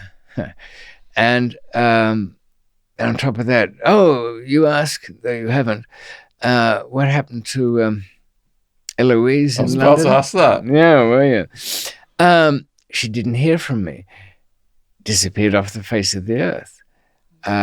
Through things I said, managed to work out who my brother was and went to his film company in Soho. He was civil about it, invited her in, take a seat, got her a coffee. Eloise, is it? Yes. Look, David is... I spoke to his landlord from the place in Chelsea. Said he was caught with 2 tons of cocaine in India. Oh. Simon shook his head. No, I think that story is a bit upside down, but it's not like he wouldn't have done it. What did he say that he was?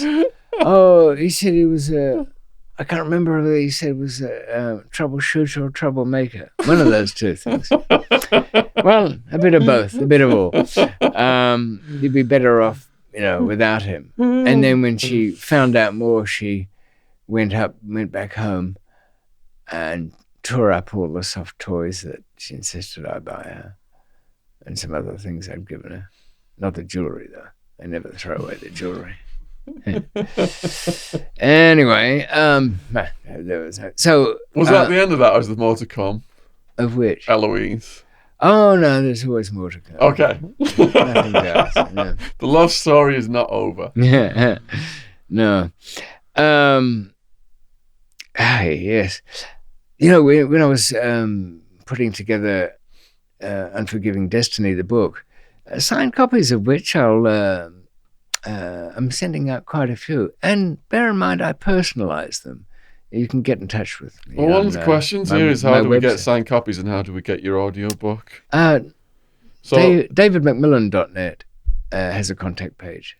And I like to know a bit about the people, even if it's fake, so that I can personalize what I write in the books to them. That's a nice touch. I can do that. An audiobook update? I've recorded quite a bit of it, but some doctors want to cut me open next week. So recovering from that will give me a chance to wince my way through the completion of it. Will your voice be different after this? No, they want a little sack with balls in it, but not that particular one. It's gallstones from my gallbladder that they'll be taking out. I'd like to be awake for it just to have a look, but I think I'll pass on that one. Gallstones in your gallbladder? Yeah. And they're removing the gallbladder? Oh, they take the whole thing. I've got no use for it. You get to keep it at the end. I used to keep those mementos. When I had my tonsils out, they let me take them home in a jar. But I don't think so. Anyway, I could put your gallbladder on eBay as a giveaway. Let's see. You know what I'm thinking of? A T-shirt with... I found all these old travel clothes, and it's got sand from various countries. Been pulling that together. I was thinking of a little sealed capsule at the back, And the reason for that is it would be pressing against the back of the neck in its tiny way, reminding people of those places and those things, because the T-shirt says what I've always said: almost everything is not worth saying to anyone. And if they bear that in mind next time you go to open your big yap, you will realize it's very much true. Why tell somebody something they don't need to know? So yes, I'll have time for that. But the Pakistan saga, as we'll go on at some point, took a lot of very tough resolving. So Dwayne Dibley, hello David. I think your story is one of the most interesting on this channel. I've got a question for you. I'm reading Hotel K at the moment. I was wondering if you knew of Chappelle Corby or had any stories about Bali. Yeah, Chappelle Corby was an Australian girl. She was arrested. I can't remember whether she was in a group or by herself. I've got a feeling there were others involved. But she was a good self-promoter, and she managed to take that sort of I'm pathetic, I was in above my head approach. Is this Indonesia where it's the death penalty? Bali? Yes. And being Australian, what goes on there is well known to Australians, because they had the Bali Nine, some of whom were actually executed. They have a special execution island they take them to for that purpose. Is that the recent one? No, it was only a few years ago. And that came about because the son of one of the co-conspirators contacted the Australian police because he wanted to get his son out of the conspiracy. And then the Australian police contacted the Indonesian police, and they all got the death penalty. Yeah, that was a phone call that shouldn't have been made. I don't know. Sometimes, but I do know with Australian police, and this might apply everywhere, if they really don't like the people, they'll get the locals involved where there's a death penalty case, and like they did with you. Nature take its course. Yeah. Robertus Janusauskas. Janusauskas, yes. Do you believe that we are probably being lied to about the place we are in? Since I've been posting about Epstein and I had David Icke on and stuff, a lot of questions coming in now that are not related to prison, more in the conspiracy research world. So you might notice this. Yes, I remember him asking, and he referred to a book which was something about here it is. I'll read you the rest of it. Do you think there's a way to escape the world and go beyond? Have you read any interesting books or heard stories about that? I'm talking about Worlds Beyond the Poles by Amadeo F. Giannini. Yes, it's a kind of one-off idea about you could kind of say alternate universes, that sort of thing. But the thing is, people also bring into this, are there people who know a lot more than they're saying and cover everything up? But really, you can't cover up aliens, because the aliens wouldn't come all this way to conveniently drop dead because they never realized they had to breathe earth air or something, despite having the technology to get here. Do you think something could be out there that doesn't have the technology to get here? Oh, almost certainly. There's a water world been discovered about twice the mass of Earth, 110 light years away, and which is too far for a probe, of course. People often think of sending things out that way, but do you think what it's going to take to slow yourself down slow enough to take a picture? That means half the way there you accelerate, the other half the way you're slowing down. No, they're probably, I think the universe is teeming with life. The DNA that we have is almost certainly not originally from Earth. And I say that because the first living things seem to appear about 350 million years after the Earth cooled down enough to have the water sloshing about. And that's a bit too quick for that evolutionary leap. But they were eukaryotes, which is kind of the simple cell. We have the unique thing of mitochondria in our cell. It's a bit like there's one kind of bacteria and another one somehow got into it, and they work together. The mitochondria make a sort of power pack battery out of it. Point is, the odds of that happening are hugely remote. And for 2 billion years of life on Earth, that never happened. So that probably happens throughout most of the habitable planets in the universe. But if you do the maths, then if there was an intelligent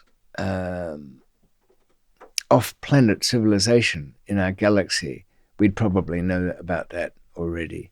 They would have had time to send the messages. What about the theory then that we can't comprehend infinity, but over infinity, everything that has happened to create us has happened previously, so we have existed within infinity, and this very conversation has happened before? Yeah, of course, if you take infinite number of things, even there's no reason to suppose that the observable universe is all there is. There's probably lots more beyond that. And the fact that it seems to be expanding more quickly than it should. If it was heavy enough, it should be slowing down and then compress back from the Big Bang to a big crunch. That's not happening. It's actually going out further. So for all we know, there's a lot more that's been going on for a lot longer than the 13.5 billion years that we age it for. And besides which, there could be other universes around that didn't quite work out. There are 7 key formula that matter and nature have, that if these measurements weren't exactly right, nothing would have come into existence for more than a brief nanosecond. So sure, there could be, if you say there's an infinite number of possible worlds, there could be a Sean and David having this conversation we're having now and then slightly varying it. But that's not really helpful. The maths is worse. If you mathematically calculate the probabilities of existence, then which one day we might have time for, it's almost certain that I, Sean, am part of one of your simulated worlds, simulated lives. And why aren't you admitting that you're living a simulation? Because you've become so bored with these endless simulations, this Roman soldier and this, the Queen of the Nile or whatever you might have been, that when you do a life simulation now, you don't let yourself know until it's over. Don't you find it makes it more exciting? And the fact that I'm telling you this now, Sean, is because more things are being revealed to you about your own simulation that's programmed into it, including me saying this to you now. That is what mathematics tells us. See, we not only bring you blood, guts, horror, prison gang rapes, beheadings, international drug distribution, we bring you metaphysics, philosophy. Immanuel Kant, eat your heart out. Next question. You should have had a channel. 3 subs. Frosty 1002. The thing I am wondering is, do you think this man knew the authorities were onto him and tried to get out, or do you think he shat his pants at the last minute? I'm a bit lost. Who tried to get out?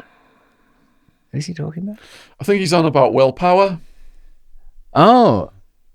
Do you think the man knew the authorities were onto him and tried to get out?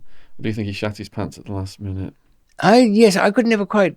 Frosty, you have to be a bit clear about who the many miserable failed characters that I describe. He has added some description here. After watching your videos, I can straight away see a few mistakes and errors that may have raised risk on him. Body language is not relaxed and natural. Oh, yes. When the bag was coming round, he didn't ignore it. He showed interest but let it go while still staring eagerly at the belt. Attempting to do this at one of the hardest border control airports. Flying in from a drug hotspot, which is known to authorities. Another thing that crossed my mind was, what do you think he was burned out to allow others to pass through? And that was all part of the plan. Yes. I was showing, I had a little... Is it willpower? No. It was one of my own videos about body language. Oh, what okay. people show. Okay. And it's hard to say, but I think crapped his Dax is pooed his pants is probably the answer to that one, Frosty. That's usually what it is. Okay, next question is from PG1 Driver 3. When did you realize you were smart enough to act on your thoughts? Well, you never realize you're smart or dumb in this world. You try things and they work or they fail. It's not like there's a sudden moment when you decide, I think what the guy's really doing, the person asking that question, you're asking, am I smart enough to get away with things? Well, you'd be doing it by now, so you're probably not. Samir Al-Hafzi Saeed Mohammed Abu. He's from Australia. Has asked, David, are you on the methadone program? What channel is that on? No, methadone is a trap for people who it's almost impossible to get off. It's easier to get away from heroin than methadone. Yeah, and people have told me that if they to withdraw from methadone, it's like torture, sleep deprivation. It really drives them insane. Russell Brand's not fond about it. It's is it another industry than the methadone industry? Is that just another shakedown on the taxpayers? It's cheap to make. Going back to the more conspiratorial now, and I do appreciate all of the new subscribers who've come in off Epstein and Ike, and appreciate all of the donations as well that have come into the donation links to help the channel and the True Crime Podcast keep going. And those links are all in the description box below the video. So, the grime rap critic, does David know about the secret bunker at Westminster? No, I tipped you all to this somewhere. Yes. You do know about it? No, I was the one who told everybody about it. Okay, we've already covered this. Yeah.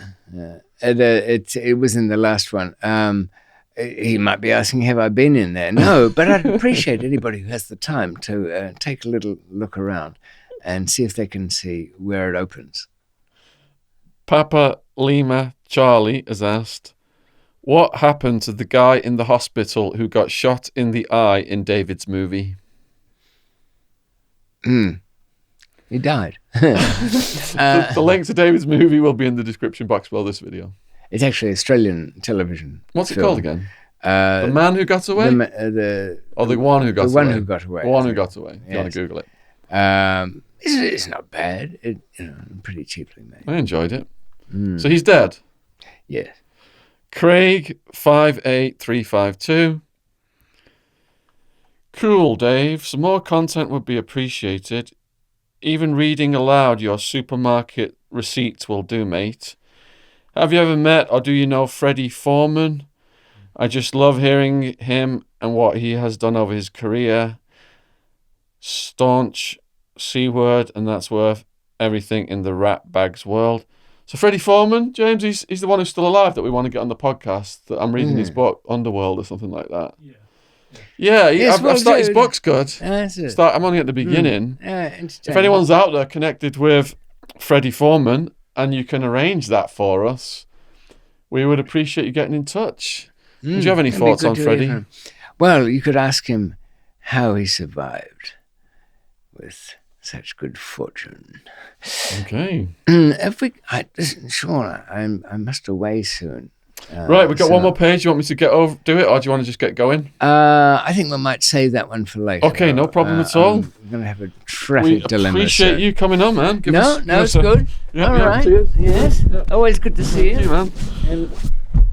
Looking forward to the next one. So in the next one, put your questions for David in the comments below this video. If you've not read David's 2 books yet, Escape, Unforgiven Destiny, they're in the description box below this video. Please also, David does put content on his own channel. The link is down there. And I'll be doing more of it soon. So in October, there'll be some good stuff there. After his operation, there'll be more content coming up. So please subscribe over to David's channel and support him however you can. We appreciate all of your love. Cheers. Take care. Bye. David McMillan is the guest that has been on this podcast the most. I receive constant messages saying, when's David coming back on? You left us hanging last time. People are mesmerised by his Queen's English voice from Australia. And it helps that Sean keeps me locked up in another room. Those chains are a bit tight, Sean. Thanks for taking them off. And he's back this time minus some body parts. Oh, yes. I usually dispense for some organ that I have no use for. That'll draw the line somewhere. And it was a gallbladder that I was really talked into getting rid of. Wasn't doing anything. But what happens is if you've got gallstones and a piece of it comes off, it can get stuck in a little bile duct, and that causes a lot of agony. What's it all about? Bile is used to digest fats. Now, I'm not a big fat eater, so my only use for bile was usually the next morning after a massive bender when you've got nothing left to throw up. So bile comes to the rescue. Horrible green stuff it is. So I'm happy to be rid of it. Did you bring the stones with you so we could do a giveaway at the end of this podcast? Well, they look like kind of squishy Maltesers, so I think only the die-hard fans would want those. Did you squish them? It's funny, I thought of that. I did with some kidney stones I had years ago. You know, a lot of people have clicked off by now. I think they come for this on my channel. But I really had it in for this kidney stone. It was coral-like, crystalline, and it had a lot to answer for, because anything that leaves me crawling around on my hands and knees on the floor wanting to die, that's something I want to have words with after. So I tortured it to death, but, you know, it's a rock. What satisfaction is there in that? Don't get them. Drink a lot of water. My urologist used to say, you need at least 1 pee a day that's virtually clear. Oh. Not easily done. Mm. If you're not familiar with David yet, this professorial, well-spoken, sparkly-eyed gentleman is the scum of the earth. Yep, that's me. Was the first Westerner to escape from death row in Thailand. No easy feat. Big prison it was. He's got 2 amazing books out. Escape. And now Unforgiving Destiny, which covers escape with a few more things that Escape didn't actually say. So Unforgiving Destiny is the one to lay your hands on. And you know what? I'm doing some special signed copies just before Christmas until it drives me mad, where people who let me know a few things about themselves, I can write a few clear words to them inside the book. After meeting, 10,000 people over 40 years, it doesn't take too much to get quite a clear picture. And I'd had to be a reasonable judge. If I wasn't, we all got arrested. So in the description box below this video are links to all of David's stuff. Please subscribe to his channel. If you want his books, Christmas presents, please go down there. He's providing signed copies. And most books, crime books, are shoddily written, to be honest. But David, as you can tell by the way he speaks, has the metaphors and similes of Proust. Never have I read such fine prose. Well, certainly I'm getting better at making it easy to read.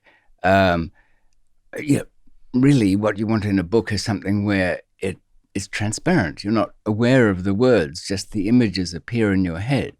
And I'm kind of getting there. So it certainly, I had no advice with my first book, and it was a little bit, once you know me, it reads well.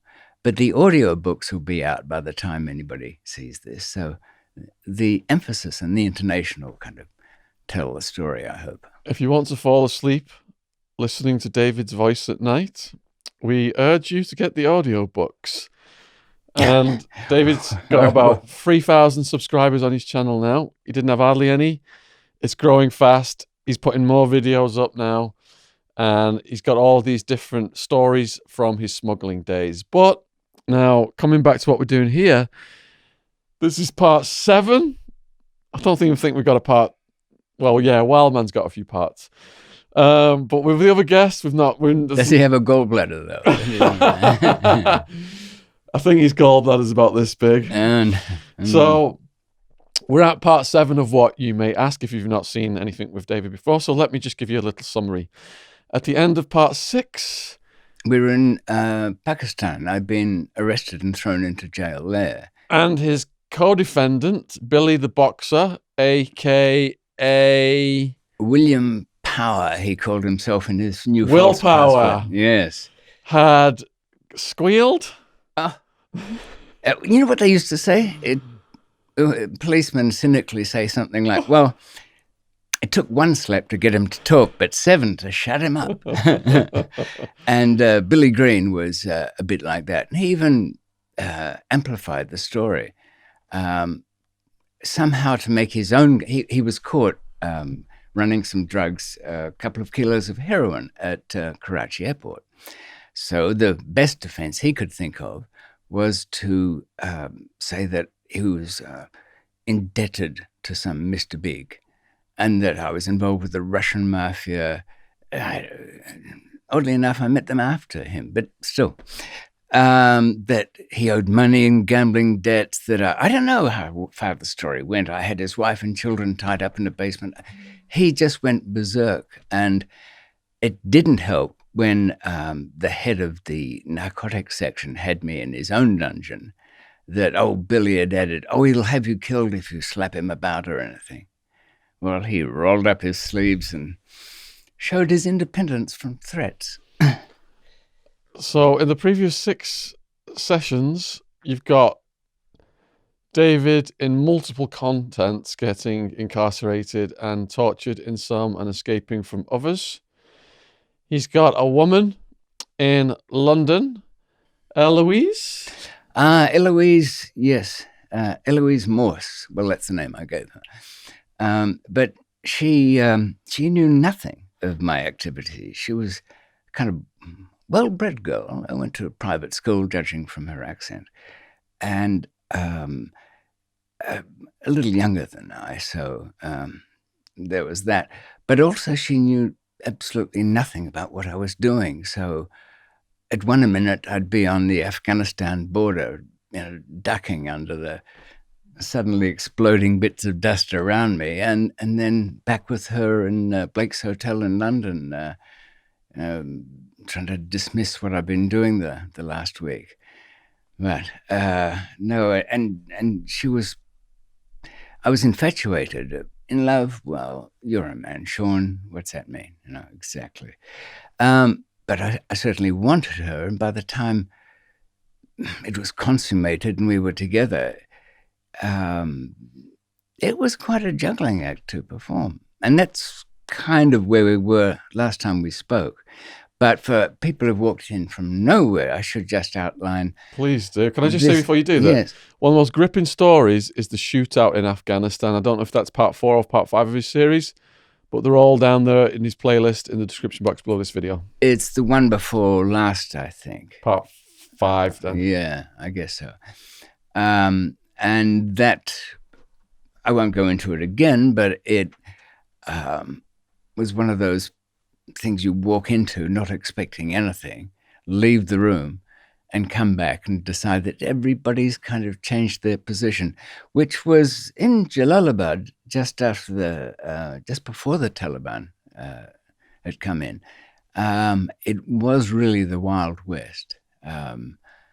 It was even hard to find a place where you could meet anyone.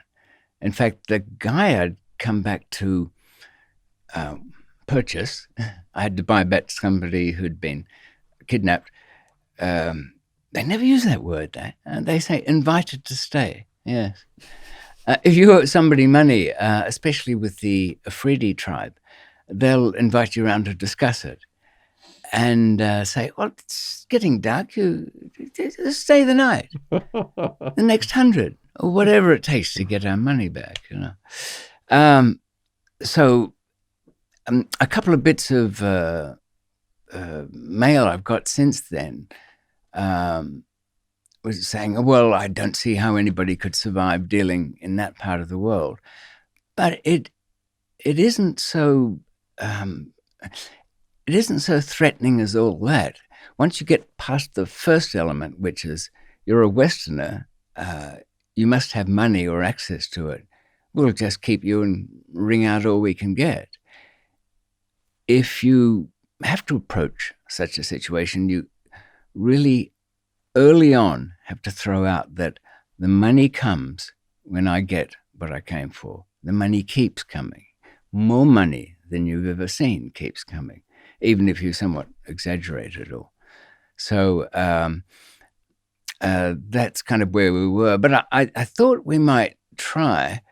The next big chunk, I suppose, of this story is the huge difficulty of getting out of a prison in Pakistan, and the biggest there, Karachi Central Jail, which was infamous for holding, well, just about everybody who's been a prime minister or a president of Pakistan has been in there, right down to the absolutely most ruthless street gangs, and a completely different approach than Thailand, where it's simple in a way. There's a wall or 7, and you have to get over them. In the Pakistan jail, there is, and I'm putting up some photos next week on my own channel, which will give a couple of aerial shots, and you can sort of see how the prison, built by the British, of course, looks almost serene from there, but surrounding it, just dense urban populations there. But that wall is guarded by rangers whose job is to stop people getting in, because some of the guests in there are so rich and high profile. People want them. There was a banker there who didn't want to leave because he knew he'd be kidnapped as soon as he went out. So he built himself a house there, had servants, very good Sunday lunches and things like that. Slightly creepy with all those spooks that used to come round. The better their English, the more trouble you're in. That's true. I don't know why it seems to work like that. I think when you go to some place a bit rough, I mean, did that apply down when you were dealing with Mexicans and across the border from the US? Was there any correlation between, if they speak English too well, did that put you off? Yeah, you would think that they had some relationship with the gringos, and the gringos are the authorities, the DEA, and likely the to be double crosses. Yeah, so the raw local people would be what we would deal with, because you could just see, you know, that they were based there and they spoke. Yeah. And yeah, I think you're right. There is that balance. If any of our viewers find themselves adventuring in other countries, they should bear that in mind. And that used to apply to Thailand too. There was always some guy who came up in white shorts saying he was, he played on the local, well, it was a police football team, but a football team. And he'd kind of chat you up as you walked around, but he was a local informer, and that was his job was. So adequate, but broken English is good. And you don't want to let on that you know the local language too well. That so makes them think you're suspicious.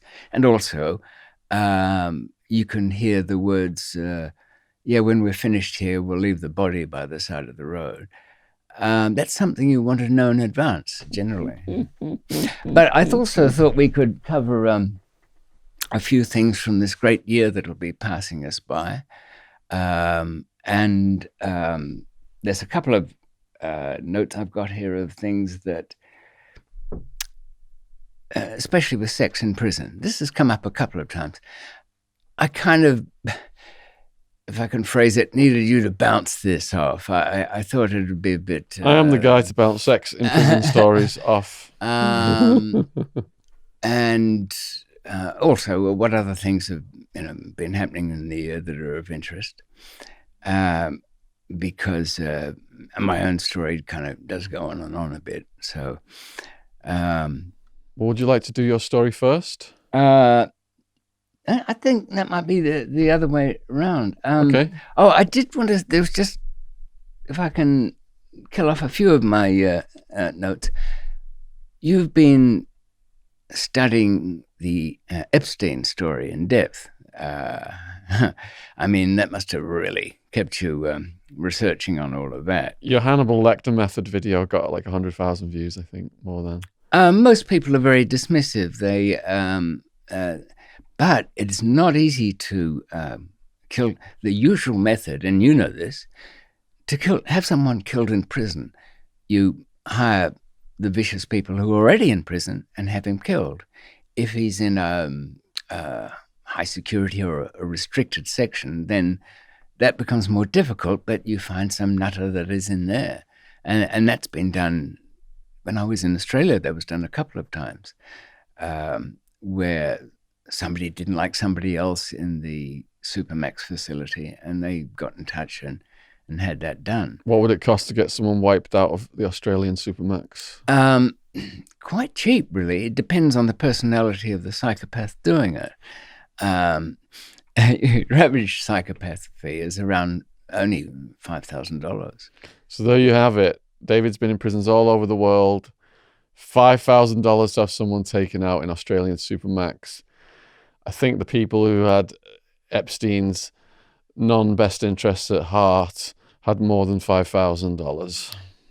I think they must have been if his Prince death Andrew. was... Prince Andrew. I don't sweat. What, you think his allowance runs to that? His allowance. He's still getting an allowance, isn't he now, Andrew? Oh, yeah, I suppose so. But he can join the long list of people who groped a teenager or worse and ended up... You could be part of a sex trafficking organisation and not spend your life in prison like a normal mortal. Andrew's punishment is they cancelled his birthday party and reduced his allowance. Very harsh treatment indeed. Probably as bad as when Prince Charles was sent to Wales for a term of his schooling. No, I remembered a few things going back, and because this was at a time when I was really busy and just as the 80s were starting and before my big troubles, a lot of things were happening that year. But I mentioned I went to Lebanon. Now, I met a guy there who was part of the Christian Maronite group. As you know, Lebanon's divided up into a lot of religious factions, but they all get along, or used to, well enough until civil war broke out.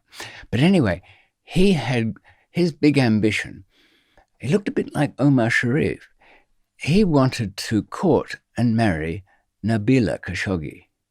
Now, if that name seems familiar, but you can't remember what it was, her dad, Adnan, was a notorious arms dealer. And he had he had a yacht built, which he called Nabila, and that was for her. Epstein had done some work when he was high-end debt collecting, and that was in the 80s at that period of time. And he used to, now, you never know, when somebody says that they're working for intelligence agencies, generally that means nothing. It might mean they have a conversation with some spook and quite happy to feed them some information. But Epstein, as you would have found out by now, was an intensely secretive person. I looked up some of his interviews, and they're absolutely empty. He'll show people around that great place he had, the apartment, or house really it was, in New York City, which had, he used to keep eyeballs on display there that he got from London, from some medical collection. As you walked into the apartment, there's this huge display of thousands of eyeballs. I think it was something in the Wellcome collection in London, sold off. But he was not somebody who would give away many secrets, so he didn't even drop hints. Of course, that's where the worry was, wasn't it? That when you look at his face just defeated there, was he going to spill? Now, the assumption is that it's the, we're calling it the sex trafficking ring, but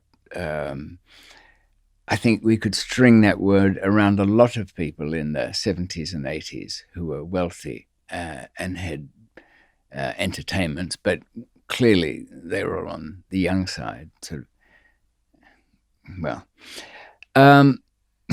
the assumption is that it was that group, people up high, that would have wanted him disposed of. Bill Clinton. But their funny names seem to be coming out of the... Are you sure this is an anechoic room? It seems to be reflecting. I'm writing a book. Yeah. Who killed Epstein? Yeah. Prince Andrew or Bill Clinton? Well, research back further, because Epstein was getting money that was lost back from people who'd done secret deals over things. And Khashoggi was one of them, the arms dealer. And he was involved in the Iranian was a Contra. Iran-Contra. Yeah, a complicated sort of thing that it was a way of supplying arms to, was it Nicaraguan? Yeah, I've just written about this in my new book that's available for Christmas. Clinton, Bush, and CIA Conspiracies from the Boys on the Tracks of Jeffrey Epstein. Available worldwide on Amazon. Links are below in the description box. Now, the reason that I very peripherally had something to do with some of the arms dealers, not to deal in arms, but because they had good connections and very good transport links. Now, I got to my late teens, got too close to something and had a little warning to keep away from that little world where American agencies drift off into doing illegal operations outside of the US. Well, those are the things that come up. Presumably there are, you can imagine if an agency's doing black ops, I'm sure they're doing them in their own turf as well. But we come to hear of the foreign ones. That little warning to me was, I came back to a loft I had right in the heart of the city. It was just like where warehouses were. Which city? This was in Melbourne. And at the time I had some flights arranged with Thai marijuana sticks coming through. And the DEA were just setting up. And I didn't know it, but the US was already flying through much harder drugs, heroin, from Southeast Asia after the end of the Vietnam War. Did you hear that? The US is flying drugs. This is from someone who was on the ground in that area of the world. I didn't think it was a secret. Well, not any longer. I mean, the secrets come out. Look at Howard Hughes and the Glomar Explorer thing with finding the Russian sub. Anyway, and the warning was so frank. I got this little loft was my bolt hole. I had it nicely decorated. Nobody knew where it was, I thought. It was a very ordinary door on the outside and opened up into a very cute set of double-layered things with sofas and TVs. And I put the key in the door and there was no lock. And it swung open. I went in there and within 3 hours, the place had been transformed back to the warehouse that it began as. I knew that I wasn't hallucinating because the torn wallpaper was there. They took everything, every stick of furniture, all the clothing, ripped down the walls, bits of torn wallpaper. The lamp fittings, there was just the naked light bulb and only one of them. And I thought to myself, well, I knew they were the Americans, but do I really want to take on people who are willing to go to that much effort to not just have me beaten up or my car blown up or whatever, but to have some kind of thoughtful psychological effect. We will reduce your life to a nothing. You will have nothing if you keep going there. So when I heard the same kind of sets of names connected with some of the arms dealers in Khashoggi, I did hear that there was a Jewish businessman from New York City who was in charge of collecting the outstanding debts of it all. Now, because those links would have really cut through to some, well, they'd be old, but they all have children, they all have businesses, things continue on. I mean, you can imagine if somebody's a successful lawyer today in the US or a respected person, if their dad or uncle turned out to be, deeply admired in the darkest of dark dealings, and then that company was passed on to him, the tainted goods, and they all had the perfect connections for this. Epstein could not be offed or suicided by some amateur. My Sunday afternoon armchair general entertainment is to think how to get somebody out of prison. And I usually try and pick the worst case, somebody like, it used to be Noriega, old pineapple face. But he died, didn't he? So I had to move on to Shorty, how to get Shorty out of prison. He's in one of those federal prisons, which is near on all underground. It's Supermax ADX. Yeah. From Colorado, is it? It is. You're right. That's the exact one. So when the Epstein thing came up, I've realized that the only group that are kind of generational and pass on these skills and have the connection would have been more likely people like that. See, that the sex link thing is all good in the sense that that's where people's attention is directed. Yet I think that they're not going back far enough. So, when you're chasing your leads, if you smell anything that goes back even further. I think Khashoggi was in the unredacted black book. I said I was going to send you that. Did I send it? Not in my email tray. I'll do it tonight then. I should look through it, see if there's any names that ring a bell. I think you're going to recognize a lot of names in there. And I think, yes, I just, I'd forgotten too that his former English wife of Khashoggi was the cousin of Fayed, Dodi Fayed, wasn't he? I mean, these 6 degrees of separation between everybody get narrower and narrower at that top end of it, don't they? Well, that's what's so fascinating about the case is, everyone from Bill Clinton to Bill Gates is in there, all the most powerful people. It's just mind-blowing. Savile had some connections. Yes. Nowhere near the connections of Epstein. No, and he was so secretive that he just didn't give anything away. So, in the sense, we're looking at who's a suspect in having him killed. Well, you get the phone book and just mark out the ones who are not. Who's got the most to lose? It depends. Really, there's 2 levels of losing these days. Well, Kevin Spacey, the actor, fondles a couple of boys, and that's it. His career's finished. It takes very little for misbehavior and sexual Been some witnesses contest. die in his case recently. Accidents happen, Sean. Witnesses not a good thing to be, Better to be blind and deaf to most things, I think, I see you, I suppose that part of the sexual malpractice kind of led on to another thing. I saw you put up a question of, do you want a paedophile? Should I interview a paedophile? That clip that we did.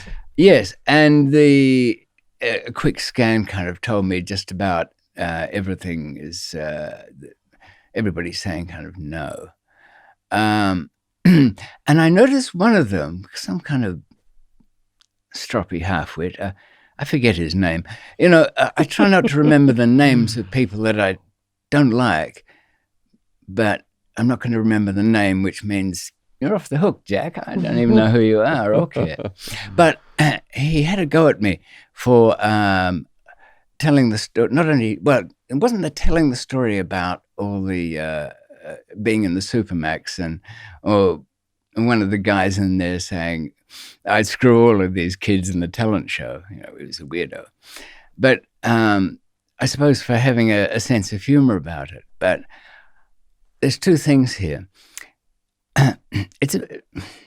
If you go to, if you look at an anti-abortion rally and wonder what this slightly peculiar young man is going around holding mock dead fetus around the place, what business is it of his?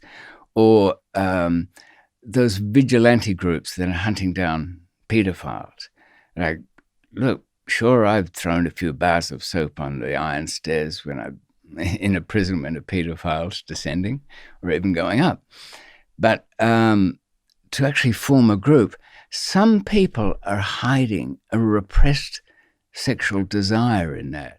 I've always felt. I've got a doctor coming on, a PhD doctor, Sarah Good, who's going to talk about all of that. She's really good. She was in a documentary called The Paedophile Next Door.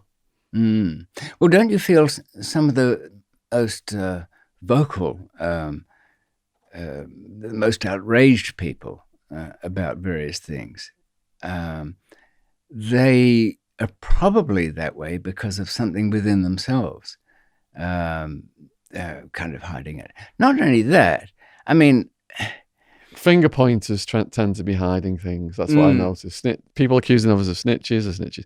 People, saw that in prison. Also, really, there's another point for this guy. I make light of a lot of things, and I don't think I would have had any sanity today if I hadn't. But I'm sure this twit and his like never really ended up in situations where I have years ago.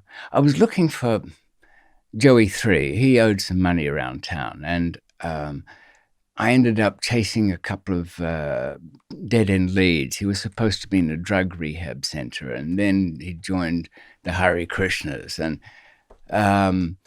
I kept seeing these, by the way, I kept seeing these two girls there at all these sort of centers where you can book yourself in for 3 months. And I said to them, weren't you following Reverend Sun Myung Moon or something? He was the Moonies, they were called.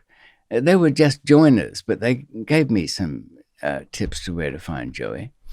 Well, I ended up at a house, and I'll cut all the middle bit out because it's too long, but there was a 4-year-old girl there, and it was clear to me that his story about looking after her was not right. The look on her face wasn't right. I helped myself to the house. This guy was annoying me so much. In my mind, I call him Uncle Fester. He didn't have the size, but he had the look. If you've been in prison for many years, there's a kind of sure you can be wrong, but there's a look that triggers something. And I looked around the house, and there were things about the kind of pictures on next to his bed there from kids' things and all of that. And here's the dilemma. What do I do next? Now, I was young and had no sense of humor much about anything, so we'll transition a bit. I was trying to find out where she really came from, but of course she was withdrawn and not very talkative. And then he moved. He moved. And then I kind of lost a little bit. So we'll move to the next scene, because I don't want to make a long story of this, just to make the point, where Uncle Fester is behaving himself on the floor, and I had the girl, and I'm saying, look, he won't hurt you. You can hit him if you want. I couldn't find anything that wasn't too heavy for her to hit him with. I ended up with a cleaning brush from the kitchen, it was long and plastic. And she wanted to, and she sort of took a couple of little swings. But in my mind, I'm thinking, wait a minute, am I underscoring whatever she's been through?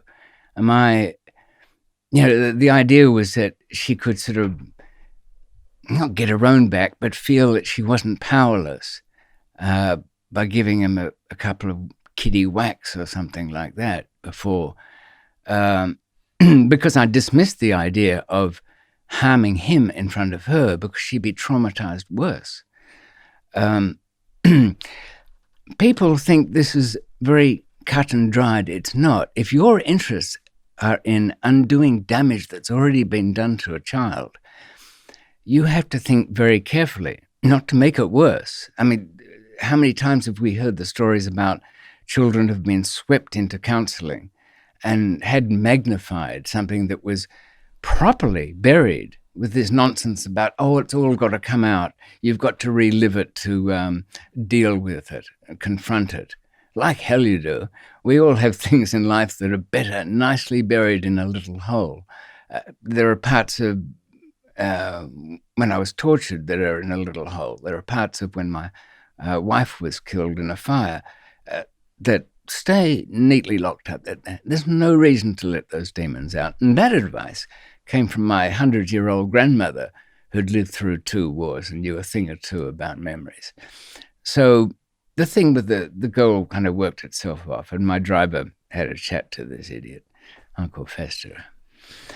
Anyway. When you first came on the channel, David, we were 98% young lads watching the podcasts. Oh, yeah. I think the biggest was 25 to 35 and then 14 to 25. Since David Icke came on and I started doing regular Epstein videos, we've got about 200,000 plus activists who are a third women, 2/3 male, and the biggest age category now is 35 to 45. So I say to those people, David has a dark sense of humor. And don't be offended, because we love his sense of humor. Well, you're going to get a bit of it in a minute because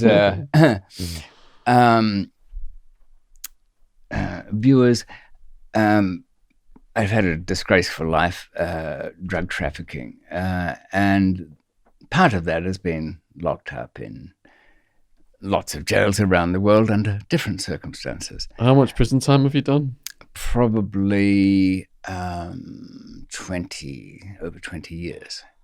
And a lot of that, half of that sentence, the rest of it waiting. The authorities, they're quite happy enough to keep you banged up for a few years. And even if you do get off it all adds up in their book, of balances. But I suppose during that time, I'm looking at a list of 10 sort of sex in prison, very brief things. Top 10 sexual positions in prison. Is that what you're talking about? No, that's not on the list, but generally it's with one guy at the door watching. That's the common position. But I thought, well, let's go back a way. I mean, times change. When I knew nothing much about prison, I was locked up on remand in a jail in Melbourne, and it was a huge dormitory. And the guys would get all these mattresses down from the beds. There was a crappy old black and white TV set up in the corner. And I thought they were just laying them out to be comfortable watching the TV, even though it went off at 10 o'clock. And a kind of little tents were made all over there. And my guide to the place said, Dave, you into the gay scene at all? I suddenly read the room in a different way. And there were lots of drugs around. They didn't drug test people then. But they were kind of relaxed. What seems to have happened in prison sex over the years, it's got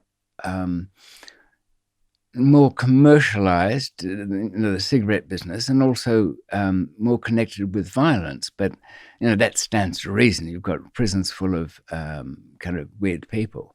But I thought, I've got to point out this. When David said he might offend some people in a moment, he is going to demonstrate these positions. So you can look the other way now.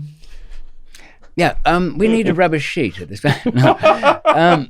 It wasn't really that. I thought, okay, what people's imagining of sex in prison is, let me think what they might have seen. Midnight Express, they're kind of idealized. I think he has an affair with some German prisoner when they're kind of oiling each other up or something. What about Shawshank with the sisters? That can be a friend to you. Oh, yes, that's the other end of it, the gang rape thing. But here's a short and pathetic story where I came across, where were they?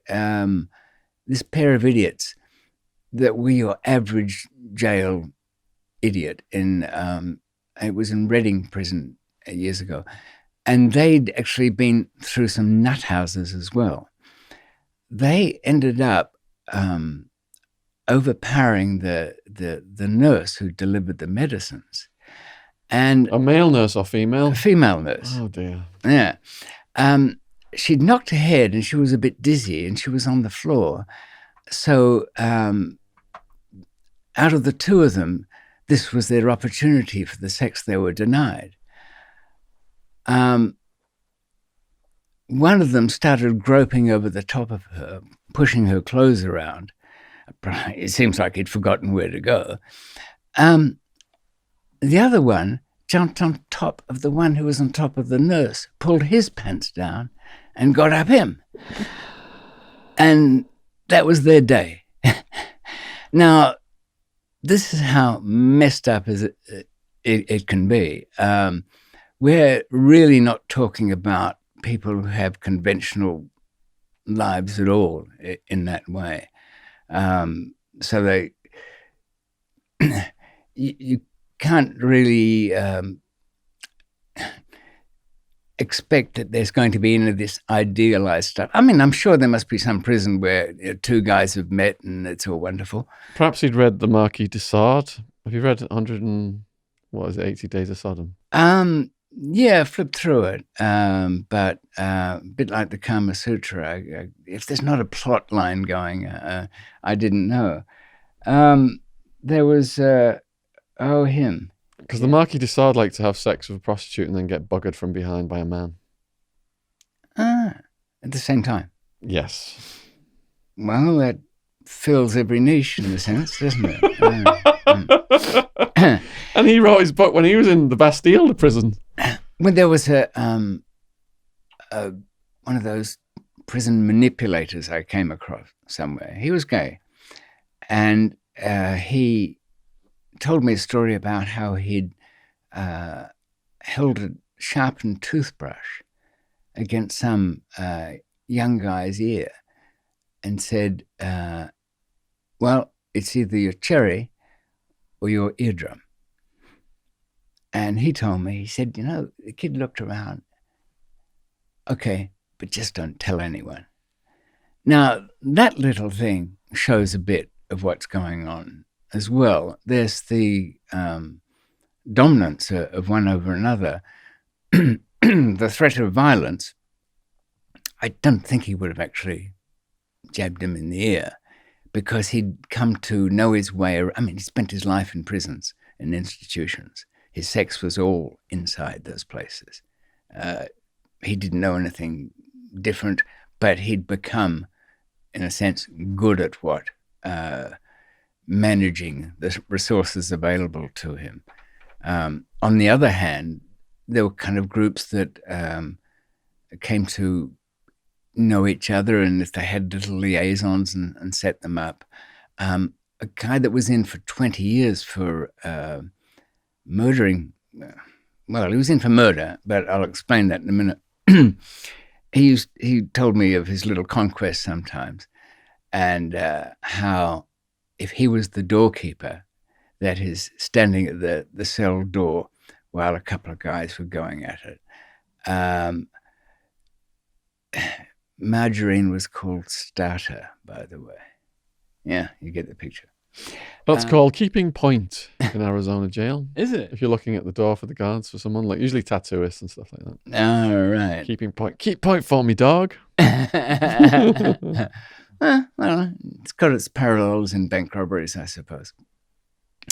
And its strange thing was, this was a tall guy, very mild-mannered, very easy to live with, as murderers in prison are. Best people to get along with. If they're still there and not dead, they've found a way of getting along with people. Now, as pleasant as this guy was, he was my neighbor for a while. He was a country boy and had hired on young men as farm workers, and he kept them there. But I think the most chilling bit of evidence against him in court was the body parts they'd found in the refrigerator, including the torso, which he'd take out and have sex with, even though it was headless and legless. I did ask a couple of technical questions about thawing and so on. And, the old claim amongst the gay community, anal sex, yes, all around tightness and 3 degrees warmer, But I don't know quite how this guy managed to get anything whatsoever out of that. It's Jeffrey Dahmer-esque, isn't it? Yeah. Sorry, Jeffrey who? Jeffrey Dahmer, serial killer in America. One of his victims, he would keep the body parts all over the house, eat pieces of them, had things in his fridge. And one of his victims managed to get to a phone box. I think he was in like his underwear and there was blood all over him. And the police came and took him back to Jeffrey. All right. Yeah. Thought it was a tiff amongst a gay couple. Yeah, see, an assumption there that was wrong, wasn't it? Definitely. Jeffrey Dahmer ended up, I think, a guy with a mop in prison beat his brains in. Unhappy ending. But then again, there were, when I mentioned that guy who was a great manipulator, I'd met somebody else who had his little boy in the prison, and they had a relationship that was going on for some months. But the kid was transferred to a lower security prison. And it was a kind of tearful goodbye. But let's not paint this picture too rosy. The kid ended up in trouble in this new prison and got sent back. So they were reunited. But did it happen by chance? No. The older gent who, in the relationship, had arranged for this girlfriend of this kid to take him some drugs into prison. And he had also arranged for the tip-off to happen just after the visit was over and he was going back to the cell. So no doubt when they were reunited, he probably the older guy would have said, look, you can't trust people in these prisons. That's why lucky you're back with me. Here, there, never mind, we'll get over it. So you have this strange combination of love affairs in a sense, but also the criminality and ruthlessness of willing to do anything. I think one of your stories, when I was here once, somebody had mentioned people having a J. Arthur, a wank in prison. I don't think anybody knows J. Arthur anymore. It used to be J. Arthur Rank, the film producers. It's very English, that one. And so from time to time, I was in a 4-man room once, and people were swapping stories about, it's bad being in prison. All you've got is some dirty magazines, and and what can you do? And another guy saying, "Oh, when you all go to sleep, I, knock one off. I've got to keep myself healthy." And the one of them, because some redhead guy said, "No, look, the best time is just before everybody gets out of bed, because it's really quiet before they come around and start opening the doors." And we all kind of just choked on our tea. You know why?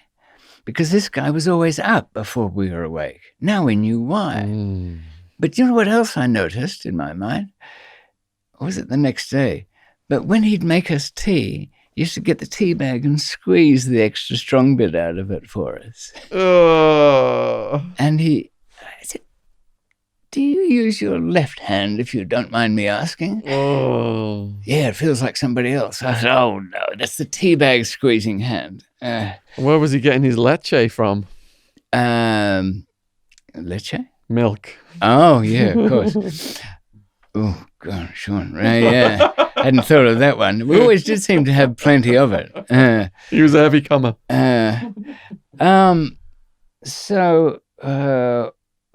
that's true. I'd forgotten about that. I used to be, what shall we call it? Now, I've always tried to get the best accommodation I can in a prison. So sometimes it goes with certain jobs. And in one place, I was in country Victoria in Australia, and the place was called Ararat. And you could call me the entertainment director, because apart from being a cook in the kitchen, I was in control of the video machines, which used to feed this little high-end real estate where everybody had their own rooms and all of that. And I'd put the porno films on at midnight and just let them run themselves out through the machine. In fact, one of the prison guards used to bring in things until the other prison guards stopped him, because he said to me, "Oh, Dave, these are a bit over the top, some of these." Well, he was already, he was into Nazi torture books and all sorts of things, so I had no idea what to expect. But they were actually kind of more or less pathetic, poo-eating, coprophilia videos. I think that poo is faked. If you have a close look at it, it's it comes out a bit too... Well, anyway, I think it's faked. But the point of the story is that amongst the videos that the guard used to bring in was a whole series of the she-males. That is, let me see if I get this right, men in transition to be a female. And so they had their own kind of pornography. A few guys used to come up to me and ask, "Dave, listen, during the lunch break, can you whack that video on?" "Yeah, sure. Which one? The one from..." And yeah, I got it already. You don't have to... they were hesitating trying to describe it. But those kind of guys were always the heavy gangsters. So why is that? Don't know. Is there any connection with being a dominating gang leader and sexual uncertainty? Or maybe with sexual certainty? Well, my trans friend Zena would say that the people who came to her were the biggest, baddest, most homophobic guys. Oh, right. And I was on like a dictionary spree in prison. I did look up, what was it, what you said, coprophilia? Coprophilia. Scatological. And I think that's the one, is it, that comes from the fish? There's a fish, and there's tiny little fish that follow it around and eat its poo. Ah, right. Ah, okay. I thought, I think that's probably the scotology word, because corporos in Latin is, I think that's kind of feces by itself. So, yeah, Yeah, scatological probably. I didn't yeah, know there was a fish connection. I thought you yeah. were going to tell me that old story about the prostitute who had clients that used to enjoy being hit with a mackerel. I don't know, we could go here forever, but That's mild compared to your stories. um, yeah. I'll finish on that subject just with a kind of light thing. I had a friend in one of the prisons, and his girl, very good looking girl she was, she used to come up every weekend to see him. And he was getting out in a couple of weeks. And I said, yeah, not on a visit. I didn't see him getting dressed for it or anything and cleaning himself up. No, Julie's not coming. She won't be. She never comes on the week before I get out. Why is that? Well, she doesn't say, but she'd be getting rid of the boyfriend. How's that? Well, Julie can't really live without sex, so I know that there's somebody else. But we're together. Yeah, we're serious. He just gets the flick. So the weekend before is the big breakup. A lot of people probably couldn't handle that, I suppose. Realism, But that isn't it?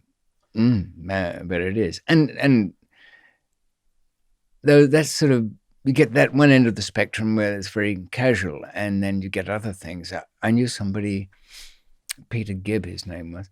He courted a female prison guard, and she ended up falling in love with him. Arranged their escape. Was there with a car. The whole thing ended in tears, of course. They ended up in the countryside, staying in inns and places like. I mean, people, if you ever are on the run, and we could do a video on that, you do not go to some place where there are not many people. You book into a hotel next to the police station, and the bigger the hotel, the better. Passing any of those. Any luck finding that scoundrel? No, it looks a bit like you, but he's an absolute scumbag. Oh, good luck, officer. So and I think she used to have sex with him in the broom cupboard, leading to a change of design of broom cupboards. I did see that in Arizona, where a female guard would usher a guy to get the cleaning supplies, and then then go in with him. There was that happened in another escape case in New York State, I think it was. I forget the name of the town, but a couple of lifers managed to get out by really a 6-month cutting and hacking operation. But there was a prison workshop supervisor involved in that. And I think she was meant to be there with a car as the manhole in the street came up, but she wasn't. But it all fell to pieces. It was kind of clear. I think the brains of the outfit of that one was a guy called David Sweet or something. But one ended up dead, and the other one is probably in some, escape proof here, a prison. I mean, in the US. Different countries have different attitudes to escape.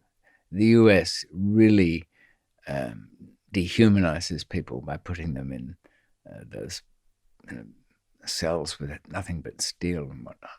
My experience with when people are kept like that, they do go crazy. Whereas in Scandinavia, they don't even make high walls because their attitude is, if you make something like that, the only way to escape is by taking hostages. They'd rather people escape. It seemed, the reason supposedly that escape's such a bad thing, or serious thing, I should say, is that the public are now in danger from these maniacs who are on the loose. Well, as you know, most people in prison are not dangerous, not terribly much, more of a danger to themselves. So the escapes where people who are a danger to the public are very few. But people go with the style and the publicity of the times, and people like a manhunt, don't they? Very rarely get them in Britain. We had that one guy, didn't we, who was on the run in the north. I think he shot some police. Oh, yeah. I did an interview on Sky over that. They wanted somebody, I don't know, to fill in the hours because they were doing a live coverage. So they had me in a studio with a remote camera. I didn't know whether I was talking to anybody or not, really. It was a bit hard. So, Were you cracking James Bond supervillain jokes on that one? At every opportunity, but they really didn't give me much to, what's it like being on the run, they'd say. And I'd think, well, what's it like for him being on the run? It's quite different here, isn't it? The population's dense and there's, you're going to come across people. But it's usually, not in his case, I don't think. Didn't they corner him on a road somewhere? And it was a public sighting, I think, that brought him undone. Can't remember. Most people end up making contact with family or friends, and that's kind of the end for them. One of your best descriptions, I think, was the Russians who went on the run from the Thai prison, and then how you described the injuries when they were tortured subsequently, when they were recaptured. Oh, yes. Wait on the Thai prisoners who got out, or the Russians from Pakistan?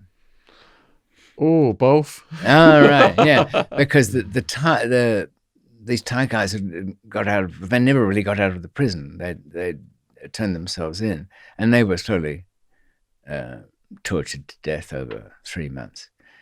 Died of internal bleeding, I'd say, judging from the acoustic element. The Russians, you said their bones were like mangled or something. Oh, they were actually the Israelis. Yeah. Israelis! Yeah. That's it, yeah. Yeah, they came back. And the worst part about that, Sean, was that I was at a very delicate stage of my own getting out, and I was reliant on the sheer strength of this Viking-like Swede.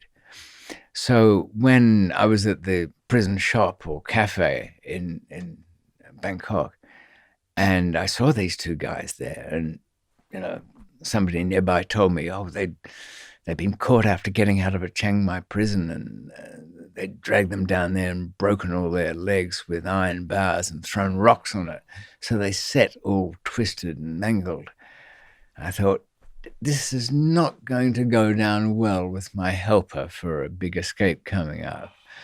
I'm trying to make light of it. I went back to my office where the cook had finished lunch, and so they said, Stan, yeah, there's a couple of guys you wouldn't believe what happened to them. I mean, what are the odds? They got out, but and we were only talking about that, Stan, weren't we? Have a plan for when you get out, because they didn't. The tuk-tuk drivers had their photo, rough photocopies on every building, and they ran out of money, and they were shopped, turned in by the guest house owner who'd been there. I suppose they thought they wouldn't be ratted out by the owner of the guest house because he was the one who'd been supplying them with the dope. But big mistake. You can't assume. I mean, this would apply to places you've been, that just because somebody's got a lot to lose if supposedly the authorities knew what they were doing, you've got to know that the authorities do know what they're doing. They're working with them. So there's no protection in thinking that they're not going to hand you over when it suits them. I suppose across that must have been, I'm presuming from your adventures that if you went across the border into Mexico, the danger of being tangled up with the federales and the authorities there was much worse than in Arizona, where it'd be pretty unlikely that anybody be working with the authorities. I situated Wild Man and Wild Woman down there first, Oh, right. because they were too hot in Arizona. Mm. And people said, if you put them down there and they behave like they've been behaving in Arizona, the Mexicans will kill them. So I go down there, and the house I put them in, all the windows were completely blown out of it, and the house had exploded. I thought the Mexicans had killed them. Right. But what actually happened was they'd had a fight. They'd stopped for a smoke break. During the fight, they cracked the gas pipe, and boom, the whole house exploded. So I had to send somebody else down there to ascertain what had actually happened. A guy who could speak Spanish, former like a US military sniper guy. And he came back, told me the full story. So then I go back down there, now they're established down there. And I'm running like tens of thousands of Exy pills through this place now, through Mexico. Wildman has been sold a $10 crack rock that was bunk. He goes, nobody rips me off. Don't care whether it's £10 or 10,000. And I'm like, look, we've got, hundreds of thousands of pounds worth of Exy coming through here. Let's just let it go. He's like, no, just drive me down there. Well, I said, look, I'll drop you off. I'm not staying around. There was police talking to the guy. Really? So I pull in the SUV, just intending to just keep going. Wildman just jumps out, uses the momentum of jumping out the vehicle. This hasn't slowed him down any, the fact there's police on the scene. No, just jumps out, uses the momentum of him jumping out to just smash this guy's head into a lamppost, and he just collapses unconscious. I take off, tell Wildwoman, $10 worth of crack. He's got to be in jail right now. He's just smashed this guy right in front of the police. So we're all panicking. We're what? The police going to come here? What? Should we send some bail money to the jail to get him out? And then he just comes about an hour later. He just comes in laughing. The police are friends of mine. Why did you just drive off like that? Oh, right. So putting them down there established these relationships with the authorities. If you're a gringo from the UK and you're throwing around, free drugs to everybody and stuff, then they didn't get robbed because they're quite ferocious people as well. No, okay, yeah. Well, it's a workable balance like that. It worked for me. Yeah, because you're. It's only really when you find yourself targeted in the way you were that it's in their interest to make sure the arrest goes through, which I suppose really new crooks starting out, you'd think that'd be something they should balance, that to look at the economics of not just their business, but their opposition. Do they appear to be worth investigating? If they detect a team following them around, what sort of money and resources is behind that team?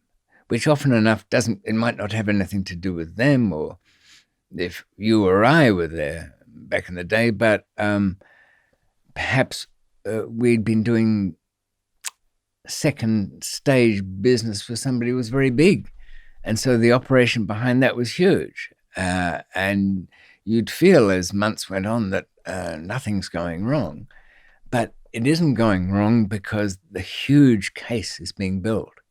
And when they swoop on the Mr. Bigs, they're hoping to turn as many people as possible because that's their focus.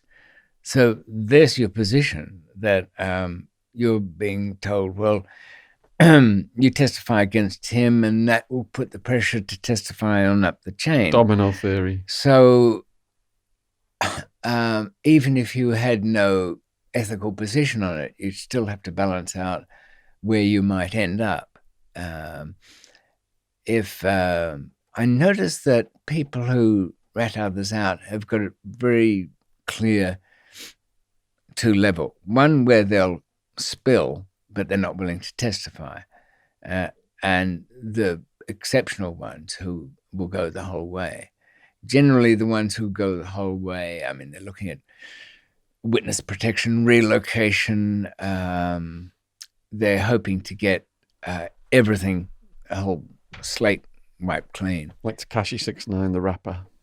Yeah, he did that, didn't he? Yeah, he testified against the co-defendants who hadn't took plea bargains. So he's going to go in witness protection with his rap career. Yeah. You know, Boy George said something about his own deal. I never forgave you for that. Dress everything else, I thought, you're all right. You got a bit of style about you. A fink is always remembered, you know. He's kind of resurfaced. But I had one in my very big court case, which went on for 6 months. A very cunning double crosser got his indemnity against prosecution for anything that he might say. And during the course of his testimony, he had voluntarily admitted to years and years of things he'd done, covering all the crimes he'd just about ever committed that might one day come to the surface. So no prosecution could be launched. It was, I've got to hand it to that rat Peter. His name's Howard. That's Howard, if you ever run across him. He approached it in a very businesslike way. That, well, if I'm going to be giving testimony, I want it to pay off. And he got himself a good lawyer and was advised accordingly and came out of it very well. He even said to them, in the pretrial stages, "Oh, I know they're in prison on remand, but I feel under threat. I think people are after me. I need police protection." And the reason he did that was because he wanted to continue doing his dope business and had the police crews looking after it, unable to stop him dealing for that 18 months or whatever it was. People learn how to play the system. Yeah. It really, of course, we wanted the jury to know that.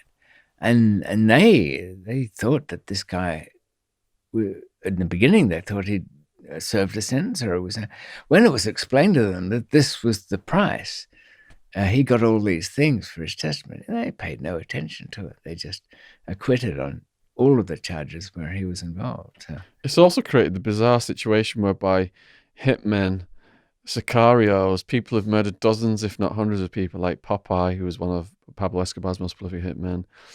They're out. They're doing tours. They've got books. Yeah. Because they cooperated against the boss or someone really high up. It is a funny thing, though, isn't it? I mean, to murder dozens of people and to be out is a funny thing. Yeah.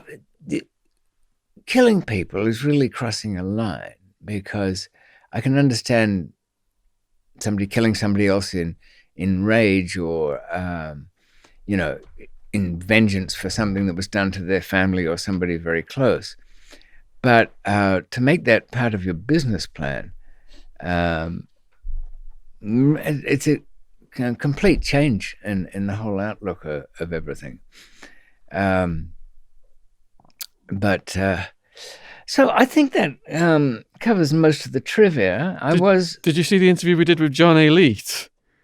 Gambino I saw hitman, bits of it. Involved in well, he was murders. one that came to mind when you mentioned that. Yeah. And clearly he's on the rubber chicken circuit doing some tours and things like that.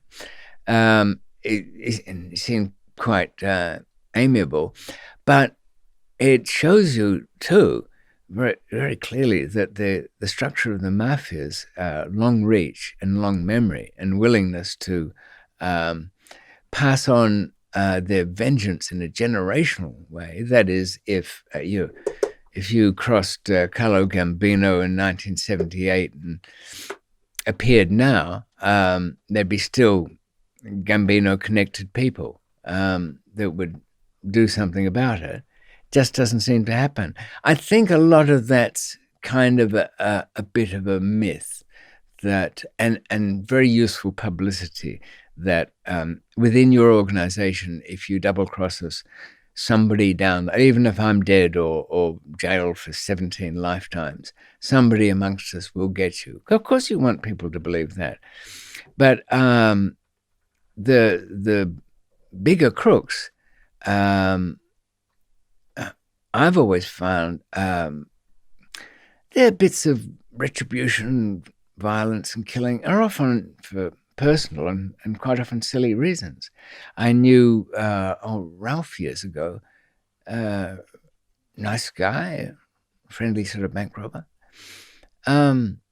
He came back with the girlfriend he had at the time, who was the wife of big crook around town, turned on the light switch at home, having come back from a Chinese restaurant, put the light switch on, didn't go on, even though there was a kind of a light in another room, and hit a second hallway light switch. That didn't go on, but there's lights kind of silhouetting him. Now, I would have been straight out back where I came or sideways. But Ralph thought, I haven't got any real enemies. All my business is straight. I haven't double-crossed anybody. But he was screwing the wife of somebody who didn't like it. And that was what, never found the body. We looked. But in fact, I stopped in the Philippines to ask one of the people who was involved to just make his parents a bit happier by finding the body. But he wouldn't cooperate, but he was an uncooperative sort of fellow. In fact, his lack of cooperation led to somebody shooting him in a lift in Sydney some years later. He had a friend called Two Tonys. He was a Bonanno crime family bomber. And he was dispatched one day. Joe Bonanno, his lieutenant was Charlie Bats Battaglia, I like the nicknames. Who'd like left corpses from coast to coast, taught Two Tonys all the burial methods, never got caught. But the hairdresser was bopping. This is how Two Tonys described it. The hairdresser was bopping Charlie Bats Battaglia's wife. So Two Tonys was dispatched to bomb the wig salon in Tucson, which he subsequently did, but when nobody was there. All right. But yeah, a lot of it is to do with personal beefs. Yeah, it seemed to be. The people who had reputations in the Melbourne scene in the 70s, virtually all of their murders that came up later, they were just personal stuff, and often preying on the weakest, or and they tell a different story in prison. Oh no, she was an informer. She was working with some rubbish like that. But I already knew how untough some of these guys were. On that video you put up of mine, that Sammy Cooper story, it has him trying to open a safe that he can't, and involved in it. Our paths crossed in prison when Sammy was there. And every Saturday, his sister, and she was a tough cookie herself, the sister. She was the few girls in the crook game that you could rely on to have that car engine running. And I should talk about her at some other time. But poor old Sammy, he used to get his little parcel of, what was it? A bit of hash, some heroin, a load of pills. It'd go in the suitcase in there, in the internal one, the body stash, and every week I'd see him staggering around the afternoon with a black eye or something, and he'd been kind of ambushed, and somebody attacked. So I said to Sammy, "Look, you got a visit? Yes, you're sitting. Yes, okay. This time, as soon as you leave the visit garden, as it was then, you come straight through. Don't talk to anyone. I know you like to be a good guy, and I know you want to get going on it as soon as you can. But don't talk to anyone. Come straight to my cell. You can sort yourself out in here, rewrap anything you want, and you'll be fine. They'll be too embarrassed to come around." And I'm thinking of all sorts of, jail lowlife that are likely to do anything. So Sammy gets back, fine, comes in, I let him in, I leave the door. And I just had the place painted. I mean, I didn't want anybody messing around in there. Sammy's getting himself work. There's a knock at the door. What is it? I said, piss off. Go see Sammy later on. Nobody's coming in here. It was the most desperate sounding tone in the voice was some of the high-end gangsters. And they were the most sort of embarrassed. Dave, is Sam in there? Yeah, John, is that you? Oh, yeah. Look, then suddenly trying to be casual about it. Look, tell him, oh, look, I'll just pop in a minute. Nobody's popping in a minute. And then Sam's weakening. I mean, you do somebody a favor, you get the punishment you deserve, right? Sam said, no, let him in. Yeah, let him. And then somebody else, no, let him in, he's okay. I said, Sam, who did you talk to on the way up here? Nobody. I just asked, Ernie for works. I said, what, you asked a guy to go and bring you a syringe and a needle and all the other, a spoon or whatever, on your way into my cell? Well, this whole conversation, though this little bit of it took 9 seconds, there's another 3 people in the room at this stage, and there's a party atmosphere. It's like that scene in an old, was it the Marx Brothers? Where one of them's got the smallest so-called stateroom cabin on the ship. It's about the size of a wardrobe. And everybody ends into it. And I think in the film, the door gives way and then they all fall out. That's the gag. But it wasn't far off this, because the chief of the building, the prison section we were in, had been after me for a while. And he kicked the door in because there'd been so many people pouring into this room. And it's not a good scene because Sammy's over there in the corner and there's bags of dope everywhere. And the door's kicked in and this chief has marched into the room and said, got you at last. Well, not quite. In the rush of all these mixture of high and low lights pouring out the door, there was the opportunity to, Sammy scooped up the set of works, he wasn't losing those, and said, well, I'll see you later, David. Well, I only had a chance to grab the dope because I knew Sammy would get attacked again as soon as he went out, which he was, but he didn't have it. And then I had to deal with that. I sort of got out of it, but I mean, it was such a rush out the door. It was like there was bits of tissue blown by the draft of them getting out in a hurry, floating to the ground. Sammy did have the decency to come back on some pretext and palmed it. And the guards who were sent in had no interest in finding it either, because the chief was saying, you get in there and strip that place to the ground and all of that. And they looked at me like, as if we give a shit, And one said, it's gone. No, I just walked out with that guy. So it was this was Sammy Cooper's life. That was just a blinking of a moment in a series. I might keep that up sometime. And for other Sammy stories, click over to David's channel. Link is in the description box. And if you've got any Sammys in your life, and a few people have told me since then of, I said in one part of it, there should be statues around town to them because they're survivors. I think everybody does know somebody who sails close to the wind or worse, and yet somehow seems to, for everyone you have to sadly bury, there's always one that just pops back to life, and you've got to admire them. Sometimes back in the old days, I'd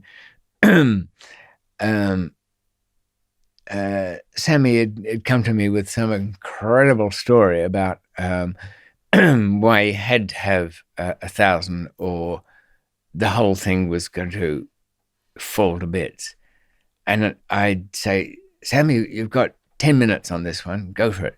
And he'd give me such an elaborate story, and my mind's bouncing from, and why was the radiator detached from the wall? What do you mean she was dressed as a man? The stories were so extraordinary. You'd hand over that money and say, Sam, don't pay me. You've just earned it with that story. It was really good. And in fact, I suppose out of memorable people, there's that and the very rare, quality villain that you come across. And there's only been a few. I mean, I know people like to say somebody was from the old school, but often as not, it always turns out to be something bad about them. But I have come across, old Danny Mac used to be, he set up a safe house for some people who'd escaped, and people he didn't particularly like, but just out of a sense of duty amongst the fraternity. They'd blown it. The police descended. 2 or 3 of them got away, and he again went out and got another safe place for them. So he ended up doing 2 years over that for perverting the course of justice or harbouring a criminal. I don't know what, that's worth quite a bit here too, isn't it? I think you get 5 years for that. I'm not sure with the UK stuff. Well, I know they take any help given to a felon or somebody kind of seriously. I mean, the resultant sentences can be, wide ranging, and sometimes they're very stupid. The parents of some half-wit kid that had gone over to join ISIS. No doubt he was on the phone and they sent him some money, and they ended up being convicted of, what was it? Supporting a terrorist group or something like that. Did they go to jail? Don't know. I think maybe even there was a jail sentence in it. And the law was so, without exceptions. It had never been contemplated that was the case. There was another law that can be poorly applied. There was a policewoman yesterday convicted of, was it possessing child pornography or distributing it? I can't remember. No, possessing, yeah. And she got, I don't know, community service order or something. But not that I'm ever in a hurry to leap to the defense of police officers who've got into trouble. It's tragic when that happens. It's really tragic. Poor guys. People just don't realize how. No, I can't go on with that. Anyway, a sister had sent something or other about a child being abused, and the evidence was that it had arrived on her WhatsApp. She said she wasn't aware of it. And that does tell you something about WhatsApp's encryption and its ability to turn up into evidence. A lot of people think it's somehow a safe form of communication. Nothing is. There's no such thing. Yeah. I love the Dumbest Criminals show, though, where the guy robbed the house, logged onto his Facebook page and didn't log off. That's careless. Yeah. So what was so important, I wonder, that he had to get onto Facebook to do it while he was in the process of burglary? Probably a message from his girlfriend or something. Yeah. Maybe he saw a funny video and just had to come back with a zinger. He could have. I think that there's some very peculiar laws about even the illusion of freedom of speech. There's a rapper whose songs are subject to an order, like an ASBO or something or other. So his songs can't be played or owned by anybody. They're all in slang that is local to the region. You barely know what the guy was rapping about unless you happen to know those words. The street words are very hard to keep up with. I'm usually lost. How do you feel about the Spice Girls taking the Gary Glitter song I'm the leader out of the Spice World movie? I love a bit of rewriting history. It's about as lame as the airbrushing of who was that Victorian builder engineer Brunel? Isambard Kingdom Brunel. I thought you were going to say Jean-Luc Brunel. No. He built bridges and tunnels and stuff like that. And the famous picture is of him in his stovepipe hat, standing in front of the huge chains of the Great Western Ship that was built, and not very successful sailing to it. But he's got a stogie hanging out of his mouth, a cigar. Because he's a English hero from the past, I think they could have been entitled to the odd smoke, but nope, that cigar is airbrushed out of it. So I expect there'll be a time. It might have missed the cycle with the smoking thing, but there was consideration that Bogart would not be allowed to roll up a fag anymore. But I think we'll see, if it means anything to anybody, we'll see dead actors in films pretty soon anyway. I watched the premiere last night of The Irishman, the new Martin Scorsese. Oh, my dad's really talking about this one. It sounds really good. I'm a bit knackered today. You watched the premiere of it? Jeanette said it was, well, when I say premiere, it's shown at the cinemas. So it's out now? And Netflix put it on yesterday. Jimmy Hoffa? Yeah. Is it good? Al Pacino plays Jimmy Hoffa. And the Irishman in question is Robert De Niro, who plays Frank Sheeran, who was a union organizer and also buried a few bodies here and there. It's a Martin Scorsese film, and it's very long. It's about 3 hours. Wow. But I mention it in the idea of rewriting history in the sense that the technology was there to make them young without using makeup. Wow. Because it covers a period from what I think about 1949 to the 80s or late 70s.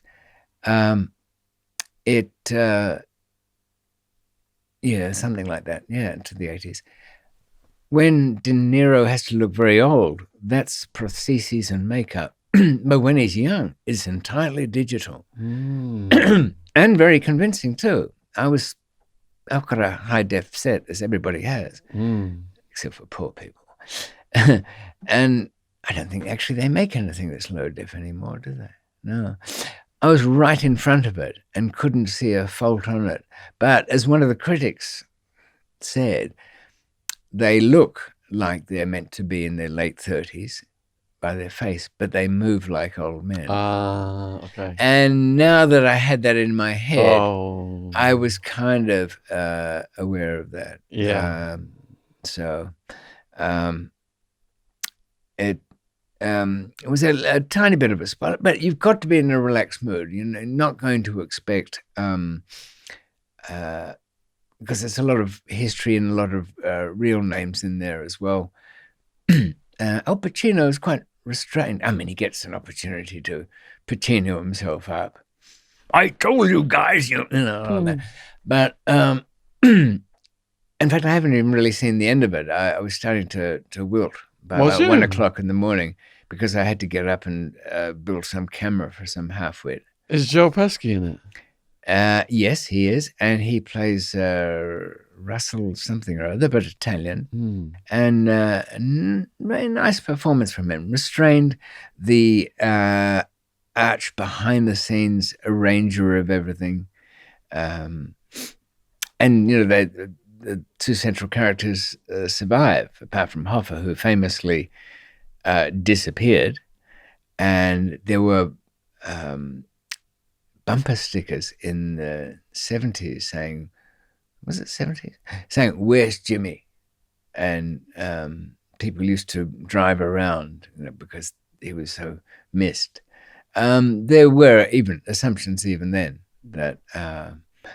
but I think something that was a little bit true to life, as much as I know these things on the American side, there were quite strong attempts to make him see reason before saying, well, if you cross that line, that's it. Because they didn't dislike him. And he'd done, he got 6 years for jury tampering or something, and done it without saying a word to, didn't rat anybody out. So, he hadn't crossed that particular line, but they wanted him to withdraw from being part of the union, and he wouldn't. I think too, just to finish up on that film, Scorsese is not happy to admit it, but it is actually a film about growing old. So I'm going to go back and watch it in a moment of peace. I hope to get between, I don't know, 4:45 on Sunday afternoon and an early evening. Little Nico's not well. He woke up all rigid this morning. That's my dog. I filled him full of painkillers. Mm-hmm. Oh, I mean, looked so bad, I almost had to open the secret drawer. I mean, people can come to my door in pain and they won't leave without it, but, not commercially. And doesn't transport. Stepping on minefields here. So, is there any other bits of things for the year that are worth mentioning? Somebody did ask me to say something I've already said about the garlic smuggling in Malaysia. There was a time when I was around that who was it? Oh, yes, the Malaysian government wanted to protect their local garlic industry and put a 400% duty on imported garlic. And we all know what prohibition effectively does. It created a huge black market. So it ended up where there were Zodiac boats and shootouts on the beach over the thing. But many years ago, when bored sitting around with a bunch of guys, we were making a joke about what would happen if you were smuggling sand and you got caught. And there was a Scotsman there who said, well, East was I like sand and all of that. But apparently there is sand smuggling going on, or sand theft, really, ice theft. There's a black market in Russia for cheese at the moment. Cheese is one of the imports that was banned. And there's places where you have to know who to kind of wink at to score an ounce of Gouda. Emmental goes by weight because it's got holes in it, and I think that all of those things just go back to the whole idea of the stupidity of prohibiting things, which very slow moving. I think in the upcoming, we've got elections in Britain, if you're watching from somewhere else, and they're only 2 weeks away. Yeah, about that. And the choice is numbing because we've got real fraudsters up there. Old Boris, who don't think he's ever told anything but a fib, and a kind of ratty old would-be rabble-rousing Red that doesn't know what to do with any real power because he's never had any. Very unappetizing candidates. But that's kind of what we're stuck with. I can't remember where I was starting with this, the point of the story. It had nothing whatsoever to do with that, but I wanted to trash everybody who was on TV before going on to it. But it shows you how much we don't care about it. I don't think anybody I know is, in the US, people get very excited about political campaigns and they can really support anybody. I mean, they don't need these big protection squads for politicians here generally because no one cares enough about them to shoot them. They're the biggest criminals, aren't they? Politicians, the ones at the top. And stupid, I think. More stupid than Prince Andrew?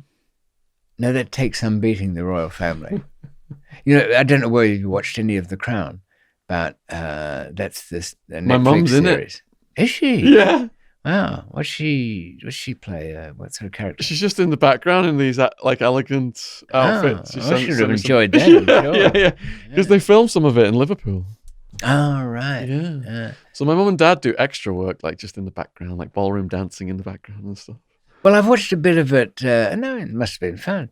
I've watched a bit of it just from a writer's point of view, thinking, well, if you've got kind of pretty dull material, can you make something dramatic out of it? And they've done quite well, because all of the royal characters seem a bit more interesting than I think they were. Somebody I met who'd spent some time with them said they're kind of dull suburban people who are a bit, I mean, Her Majesty's at least held the thing together.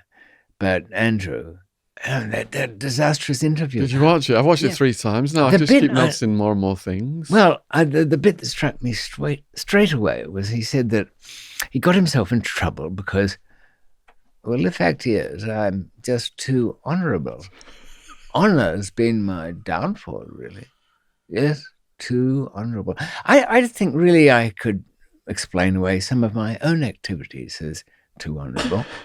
People ask me to supply something, and out of a sense of honour, I go the extra mile. Travel to another country, pack it where nobody can see it, and in a sense of honour, I take top dollar. Well, discounted, but there we are. It's all honourable. And he was so brave in the Falklands War that his adrenaline spiked so much that he doesn't sweat. So he was honourable and brave. He's somebody to, aspire to be, really. But really, he was so out of touch with... didn't his own media director quit or something? Yeah.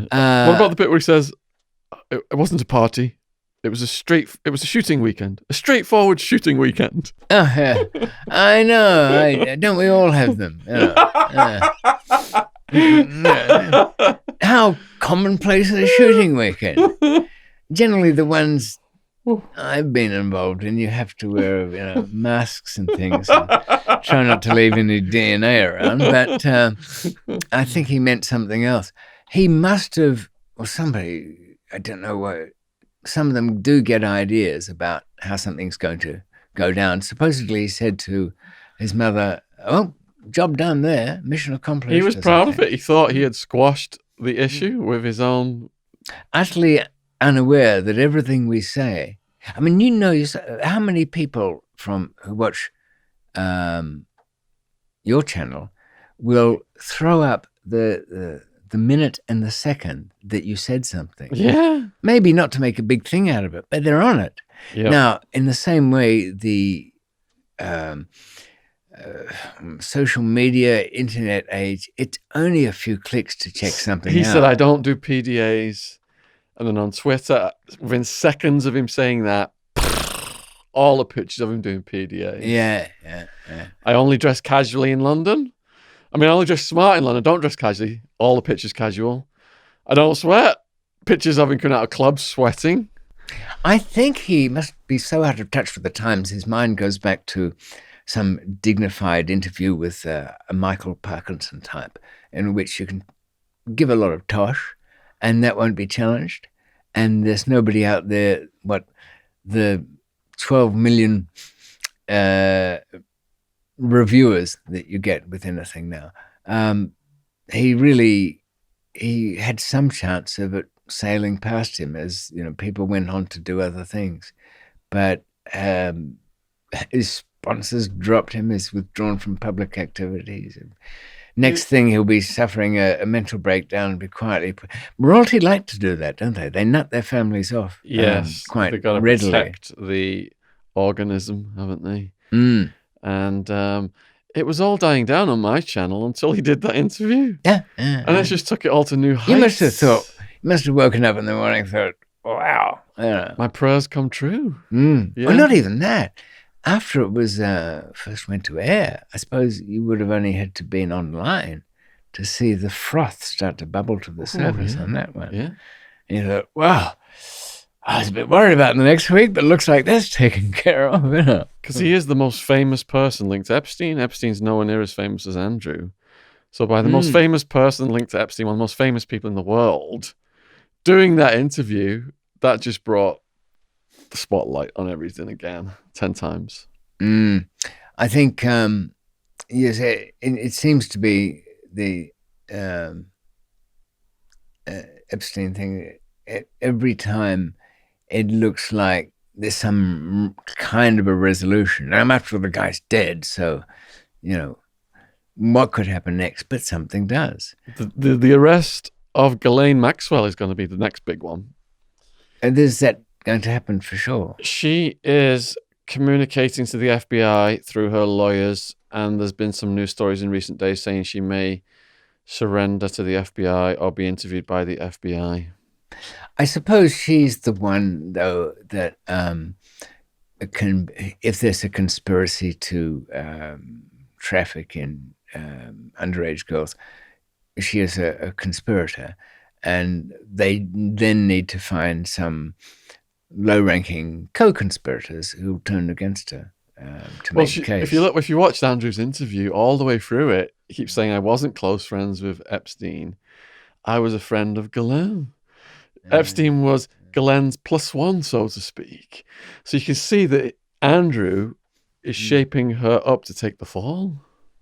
Yes, I suppose whether that was witting or not, or he dim-witting, more like. Yes, I think he was looking for somebody in the middle to. I only came here for the canapé and the drinks, or no, I knew the guy who parked the cars at that party, and I saw he was working that night and called in. Finding something as far removed from anything that could be guilt.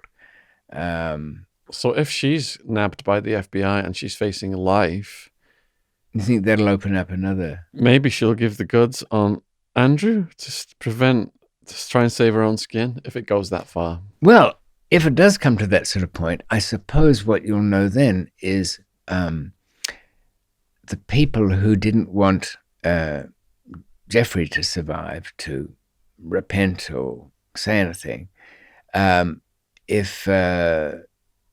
if they're involved in her period of dealings with him, then you'll see some black hand doing something, not necessarily killing her off, but intervening in some way, or an attempt to. But if nothing is done there, then again, I think it might be looking to more organized people from a different side of things. So there's a whole spectrum, isn't there? She could be suicided, or there could be a cover-up. It was it's been probably, because I had to look back at 2019 when I was thinking about today, it really there's a transition in crime, and probably you'll find with reporting on true crime things that a lot of the obvious stuff will no longer be so much visible. I think anybody who's anything coming up will be, I mean, they always say cybercrime, but it's more, a little more complicated than that. There will always be the huge drug market until it gets legalized, but it is changing very much from an organized way to a kind of patchwork quilt of people that come together for various reasons. So I don't think the mafia organizations will be in decline. Any big organizations will be. The amount of technically illiterate and electronically expert people that'll be required will shift the whole element in the years to come. Unfortunately, we'll be left with these big government organizations that will need to fill their daylight hours with something to annoy us, and they're sure to do so. The US justice system is one of the biggest employers in the world right now. No, I suppose so. Scary. Well, I think I should do. Where are we with time at the moment? We're at 2 hours, I think. Are we? Do you want to do the questions? What are we at? 1 hour 50, yeah. 150. What have we got left in time? Because we've got to be out of here by 7:30, so we've got 3/4 of an hour. Oh, okay. Well, I'll just do a little, before we go into the questions, I'll just say a little bit about what the reason I've pushed the Pakistan story a little bit ahead. It's quite detailed and is the hardest to get a feel for. Everybody I think I've spoken to has an idea of Asian prisons and the ties, and most people have been to Thailand and they know what Thailand's like, and they imagine a prison where there's a significant physical barrier. But where we're going next with this thing is into a world that I like to think I was somebody who could absorb quite quickly, what a situation was like. But it was so alien. It's really, I can only describe it as if you ended up in an alternate universe, being in the Pakistani jail system would be one. If aliens were had a look-alike Earth, but it wasn't. That's how different it was, and how I'd bought my way into, and I would have ended up there anyway, as a B class, which is supposedly the educated class. I think they describe it in their law books as someone accustomed to a better lifestyle. But you qualify if you've had a higher educational claim to it. Or even if you're a taxpayer. They're so rare. I mean, families have had their own cousins locked up because they paid tax. Judges agreeing that they must be mentally defective to have done so. Anyway, because of that, the higher level of class, you're not handcuffed. So I'd be at court and I'd look around and think, the street's only there. I send my guard shopping at lunchtime. I don't want him under my feet. I go around talking to people. I can go onto the street. It doesn't bother him. They know you're not going to go anywhere. They figure that if you're of that class, you'll never go to prison for long anyway. Why would anybody run away? I mean, they wouldn't like it if they lost you, but they wouldn't panic over it. So the idea that I could be picked up by just about anybody and driven off seemed perfectly simple. But why wasn't it? Because I'm in another universe here. All the things that, my bigger friend, Nurjan Magsi, the tribal leader, when he'd go to court, he'd hold court. There were more people putting applications before his private bench than there was in the courtroom. And secondly, the guards were all vetted by his guards. So they wouldn't have him, somebody wouldn't shoot him and then claim that any story that it was somebody else. Layer upon layer of complexity. As I've mentioned, to simply end up going to court, you have to pay somebody, and then pay the not just the guards, but the prison gate. And when you're at the court, you have to pay the clerk of court to get you listed before the judge. So you've been paying out before you've even got to speak your bit, and you have to know so much about all the characters. So I had to learn all of this. And I think that's why I kind of wanted a longer time in our next session to at least try anyway to have people step into a completely alien world where all the things you took for assumptions about human behavior are wrong. But they also tell you something about our inner human behavior and probably our Western arrogance about making assumptions. You come out of that not with a kind of a better attitude about humanity. You don't any longer, if you did before, think of people in the developing world being destroying themselves without reason or inimicably, not to be trusted. It does kind of change your worldview. Not that you don't remember bad things that were done to you, sure. No. I believe Ahmed Babush, my torturer in Karachi, he died in the most extraordinary accident. I believe it was down to wedding fire. when people are celebrating, they're firing guns in the air. I kind of imagined following the trajectory of that gun, that little bullet, as it reached velocity point and then headed its way down, picking up the speed until where it left.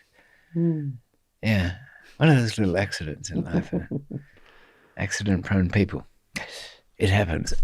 So we'll need a bit of time for that. But as to questions. That's fine. Okay, so this is the first time we've ever done a podcast that has just been a chat. Every other podcast has been somebody's story, usually told chronologically or jumping around here and there.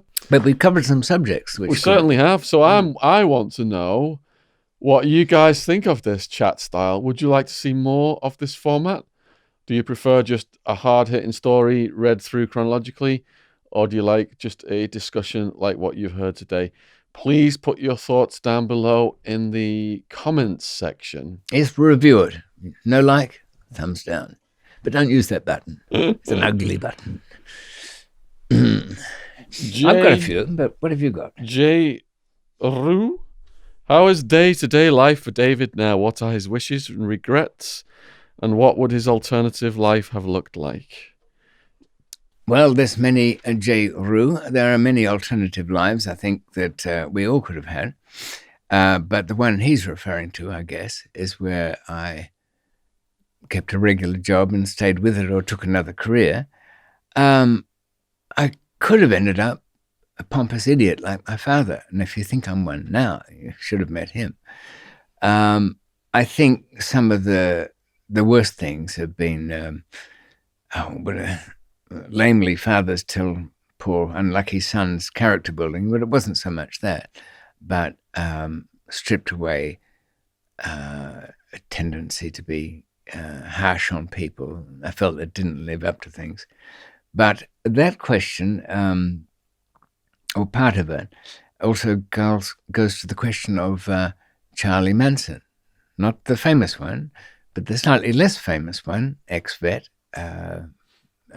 British, who is in touch from time to time with me, who asked me, would I, given a choice, have lived any different kind of life?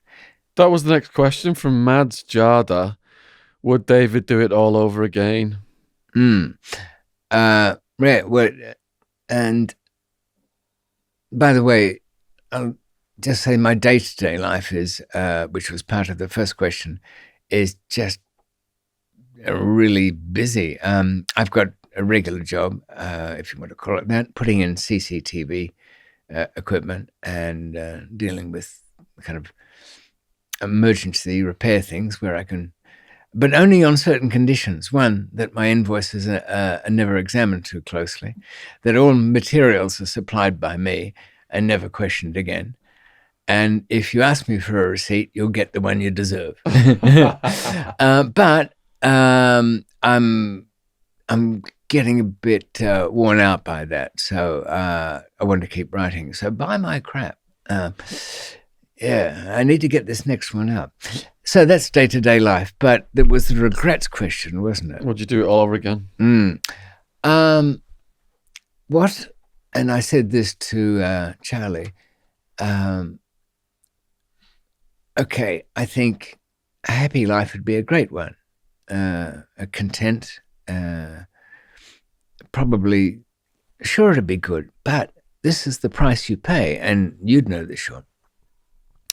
If you say, I will excise that experience from my life, remove it completely, what comes with it is all you learnt, all you came to know of yourself, all the testing you had of your abilities, survival capabilities, what with the beneficial, I mean, you might end up with some post-traumatic, something, stress disorder, but we all got that, you know. I got that from episodes of Bugs Bunny. I could do a whole show on Daffy Duck, but that's another thing. You wouldn't want to forego that information because not only does it make you, but you're privileged in a way to come to have an empathy for things and people that you never would before. Doesn't suit everybody. you might end up just a wreck. And I guess I'm a wreck, but I'm a wreck with some insight. Definitely. Anbeck58, does David Mack have a channel? David Mack's channel is in the description box below this video. Let's click over there, get him some more subscribers. The more I get, the more you'll see me. Bladob, question for Mr. McMillan. What's the biggest package you've ever shoved up your rear end? Well, as you know, Bladog, sound capacious yourself. I'm not a big man. And when pressed, as it were, in an emergency, a pretty small personal stash was uncomfortable enough. I kind of marvel at what some guys can get up there. But it's surely painful. And why does he want to know anyway? You can get about 10 ounces up there if you really try. Grease it up. He's rooting for you to do the top 10 prison sexual positions, I think. I think so. There's the particular shape of carrot that was popular in their kitchen there. Not cucumber. No, too much curvature, apparently. And by the way, according to the cucumber people, never have it pointing up.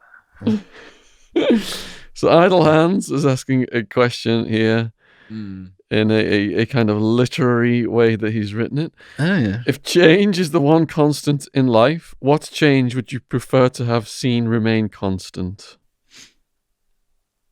As in a good constant change, something that's changing that's always good. I think if I translate that right, that's what he means. Novelty, new experiences, and what we English, and by English, I broaden that to just about the entire English-speaking world. What an older generation, like most, was to be told that your life's work was absolutely wrong and to have your most treasured possessions trashed by some other's opinion. And so, yes, the change in view of a false assumption would be the best one if he wants to be accurate. Make a Man is asked, is Dinga still alive? Oh, Dinga the cat.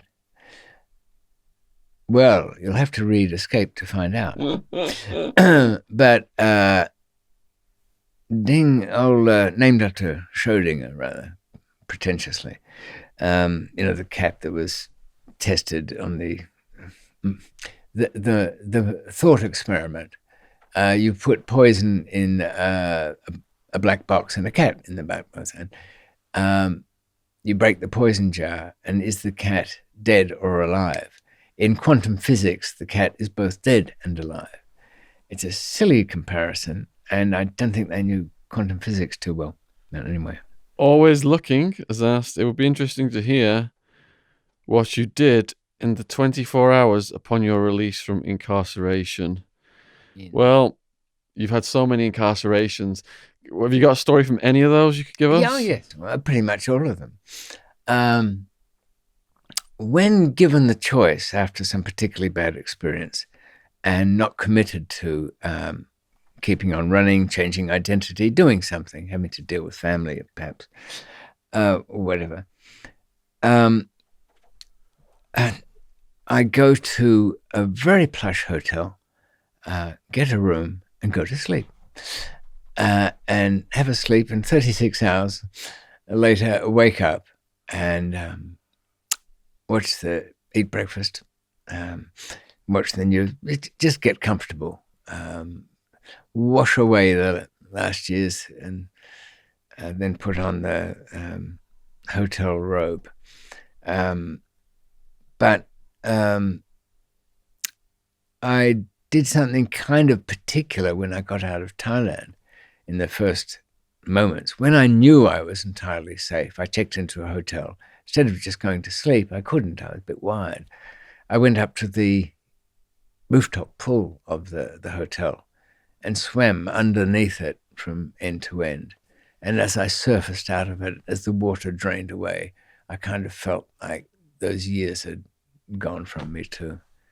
But if he's referring to some mad celebration, I mean, how many people they got out of the big house and they're on a sidewalk the next day? They've written themselves off. They just get spastic. Years getting washed away from him. See what I said about Marcel Proust earlier? Remembrances of things past. And the Madeleine cake. I remember a few cakes, but not that one. McMillan has posted another one with 4 questions.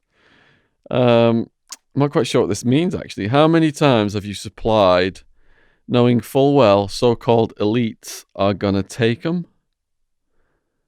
Does he mean that I see what he might mean there. Consumers, your customers are elites? Oh, I see. I mean, people that I don't like might be taking my drugs. Yeah. Well, you see, that's how, Catholic in the old sense of the word, wide-ranging people are entitled. Even the rich and powerful and corrupt can take my produce. Drugs are the great equalizer. David's products go to all levels of society. And you're right, Sean, an equalizer they are, because their true nature might come out when stoned off their heads, and people can see them for who they really are, shallow and all. Can you get military-grade LSD anymore? Military grade must refer to the quality that was used when it was manufactured by Sandoz Pharmaceuticals and used in the testing in, the 50s and 60s. Potential mind-washing manipulation of soldiers. No, Sandoz stopped making the last lot in Switzerland a few years ago. There is a lab that does, and I'm trying to think the location. I think it's in the Netherlands. That if you've got, scientific or research qualifications or credentials, you can get particular unusual things. But most drugs are made somewhere still. Did you ever get too scared to do something you planned to do? I don't think scared, because if you're doing something dangerous, all of us, will say, I'm not letting fear stop me. If I'm fearful, I want to know why. If I not run this through properly, I should go back to the drawing board and check all my preparations. Having said that, though, I once was heading to an airport, and every kilometer, every mile I got closer there, I was physically iller and iller. By the time I got off the motorway, I had to stop and throw up in the gutter. I thought, I didn't feel like nerves. It was like nausea, like being poisoned. I went back home. I took the hint. I couldn't have lived with myself if I'd gone on the trip and it had gone wrong. And the most severe warning I ever got was from my dog Sasha years ago, who came and told me that the police were coming, and I ignored her. And told her off. She wouldn't get back in the house, and then when I let her in, she crept around and sniffed at things and looked at me. And I said, Sasha, what is it? Somebody been here? And Sasha looked at me with eyes that said, I can't fucking tell you, you half-wit. I'm a dog. I'll give you all the clues, act on them, or, die like a sucker. Well, we know what happened. Dan Collier asked, can you ask him about Melbourne police? Well, it's a generational thing. I don't know, I would say most of them today, from the reports I get, would say that they're kind of a bit more dedicated in a strange way. Even though the police, when I was growing up, they could be quite harsh, and they mistreat people quite often. They had a favourite thing with a phone book: put it on your head and then use a truncheon. You'd think that would be tolerable, but it's not after a while. They actually killed, I had that name on the tip of my tongue there. They killed a guy just with that. And they did lots of other things too, and they threw typewriters all over. His wife told me that the doctors found his testicles had retracted right inside his body. But they kind of stopped doing that after a while. But I think police all over the world have got a lot in common. When they meet each other from different countries, they all like the chase. They all like. I mean, I don't think there are any, Sherlock Holmes type who just do it for the problem solving. And I'd like to think there's a few wasted kind. There was that you see in fiction, them. But that's just a fictional standard, isn't it? The hard-drinking one who's cop, who's got a couple of wives behind him, alienated from the kids, under suspicion, was almost charged with something, went berserk on some, scumbag years ago who had it coming, but is, dragged back into a case because only he knows that the serial killer used to do this particular thing. I've just about described the plot of, 24 books that are out. But policemen, I got nothing against them, don't mind it, but it's a dull job, and the early parts of it are really dull, standing around doing nothing. So, this is from Snobs. He's asked, what's the most ingenious thing you've seen made in prison that's not a weapon? Ingenious thing. Well, I suppose on the one hand, I've seen some very well-made jewelry boxes, but with stashes in them. But I'm thinking of other stashes that in the Supermax people still had a little stash. It was used dental floss and a paperclip. The thing you wanted hidden, you had to make kind of flat and long and poke it through a gap in a steel bench. Drops down, the paperclip holds it with the dental floss. But, of course, it still had its risk element in it, but it was kind of ingenious. Nothing is not packed with geniuses in there. Not a lot of them. No. So that's pretty much all the questions that have come in off these last two videos. I got a question from somebody for whom I signed a book. I come to know these people who get these copies. Not simply from asking them, but and this guy was it? I think Austin is his name. He asked what would happen to me if I returned to Australia, and it is quite simple. They just won't forget, or the computers don't, because I jumped parole back then. It's I wouldn't mind going back and seeing the few people left alive, but they can come and see me, I guess. Is there not a statute of limitations on that? No.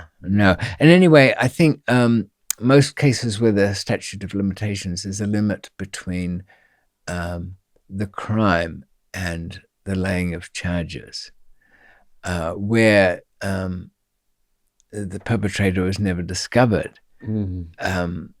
That doesn't, certainly in Britain, that never evaporates. In some states in the US, it does after a time. But even though I don't really owe them much, okay, I broke parole. So they throw me in, and then I'd have to get paroled out again, which would mean a parole hearing and somebody raising some objection. But worse, it would be restricting my travel for the next 2 years after that. That's a price a bit too high. I think, Austin, if you'll have to come to me to meet me there, we might be doing some kind of conferences in a neutral territory sometime in the years to come. But or there'll be a virtual David recreated by some technology. What if I could slap the old bracelets on a virtual Sean if he went back to the US? No, I mean, imagine, where is the line where this recreation of yourself, because you wouldn't get a visa, would you? Not under your own name in a hurry. No. So if at a writers' conference or broadcasters one, you were there in an electronic version of yourself, then if that became better and became a physical machine, where's their objection to the real you if the machine can run around town?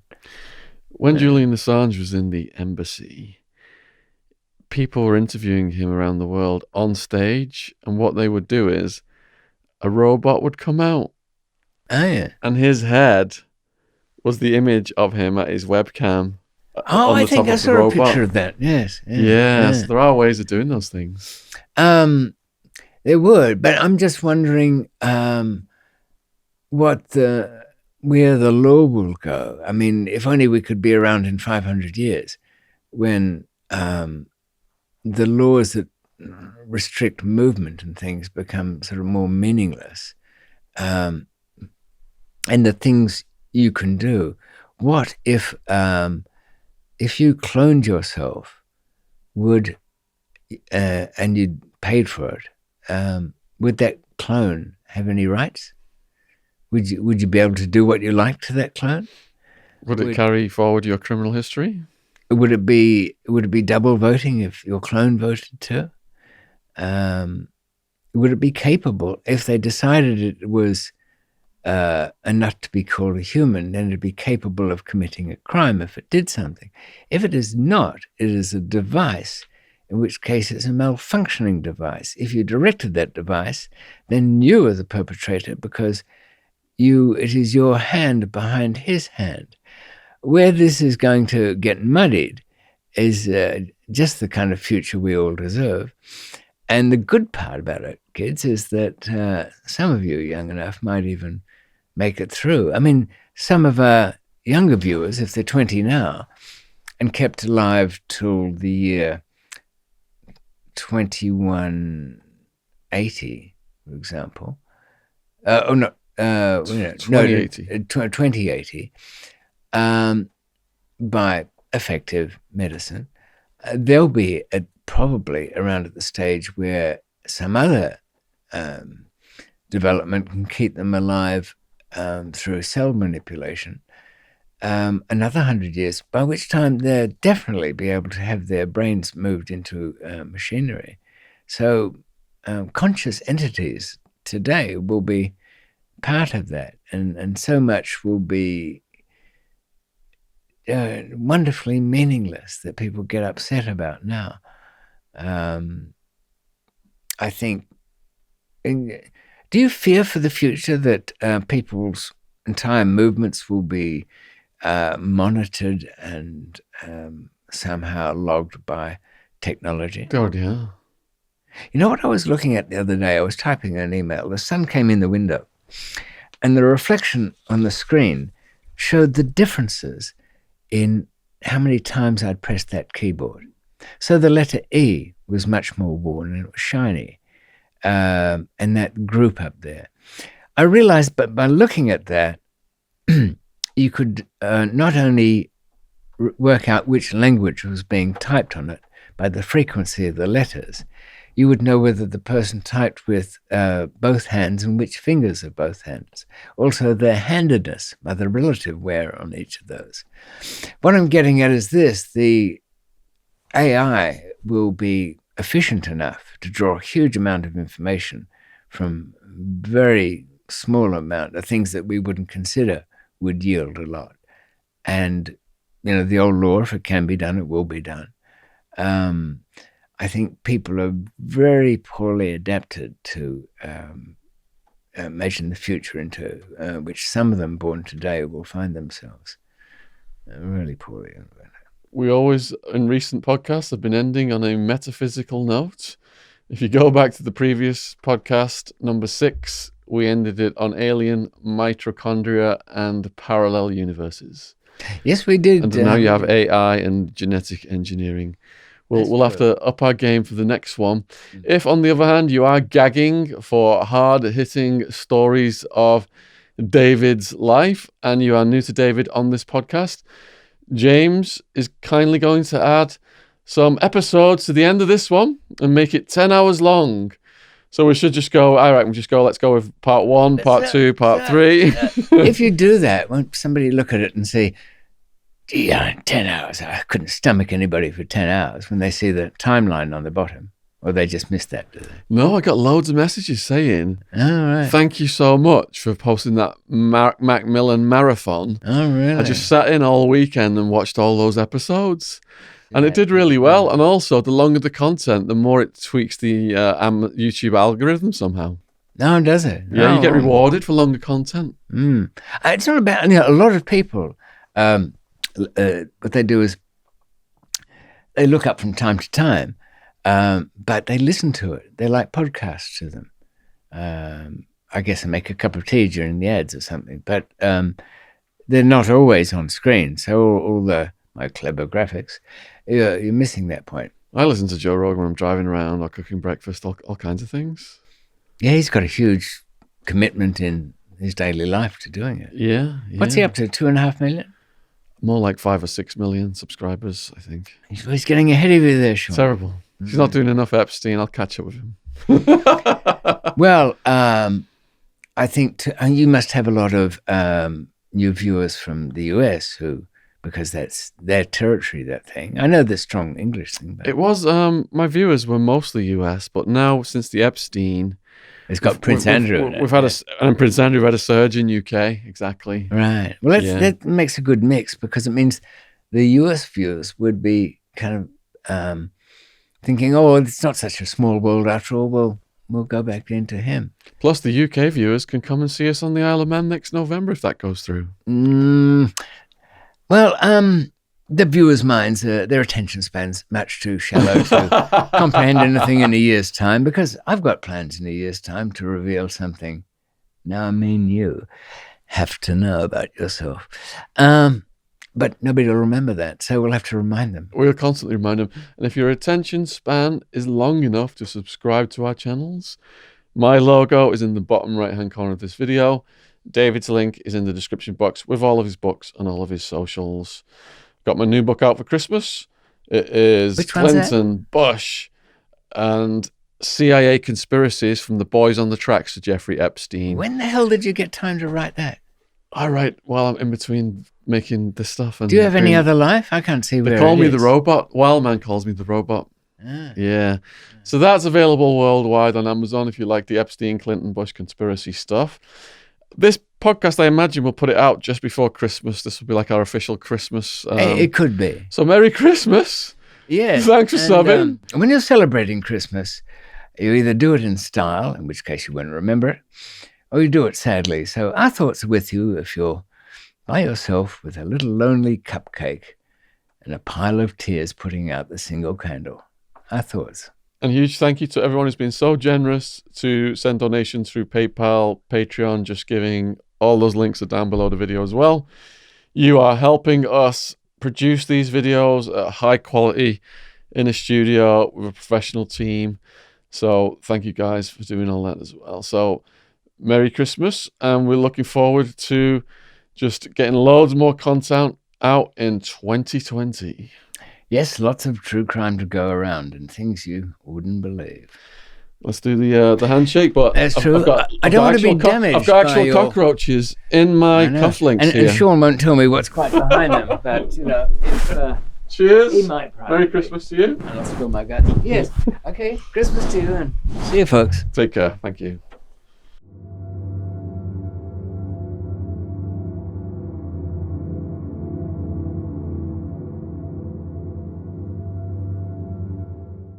Well, Sean's just handed me a business card for Justice and Gus.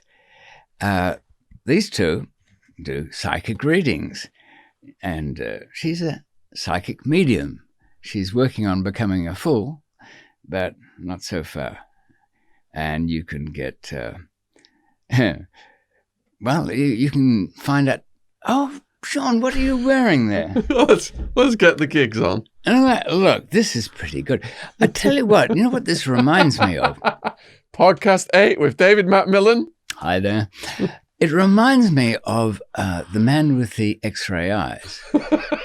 And Ray Milland was a doctor, and his vision started to become more and more able to see through people. I think I saw it. Was it a black and white movie?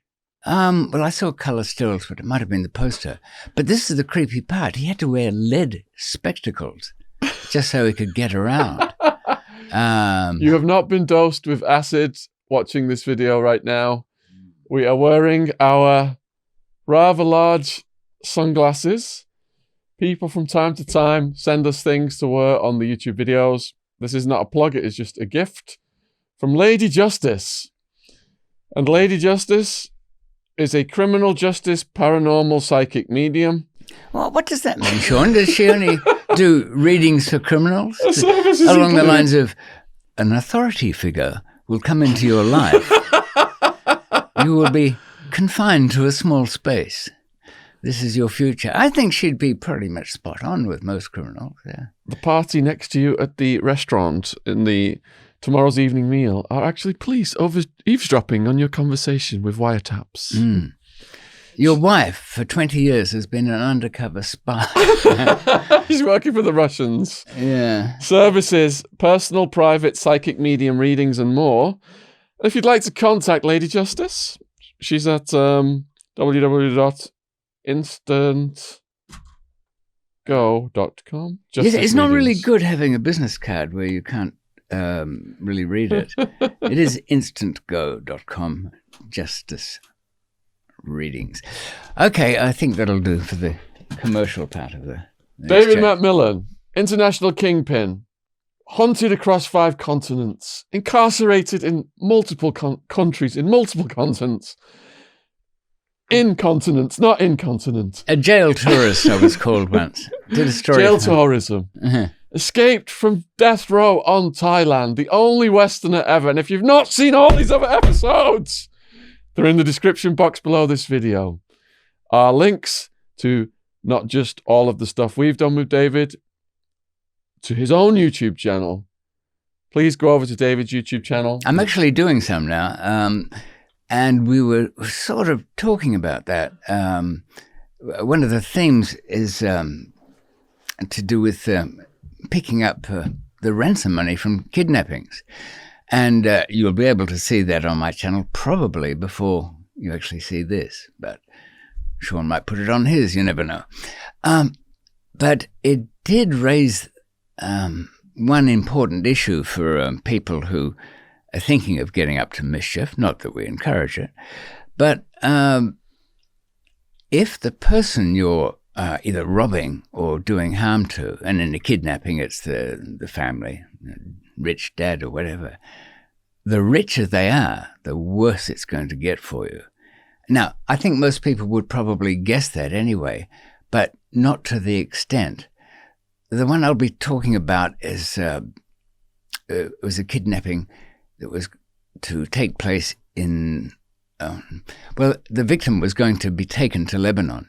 But I did point out that because the father of this young man was media magnate Rupert Murdoch, yeah, sure, he probably wouldn't blink at paying the $15 million, but he'd probably offer 50 for the heads of those who'd done it.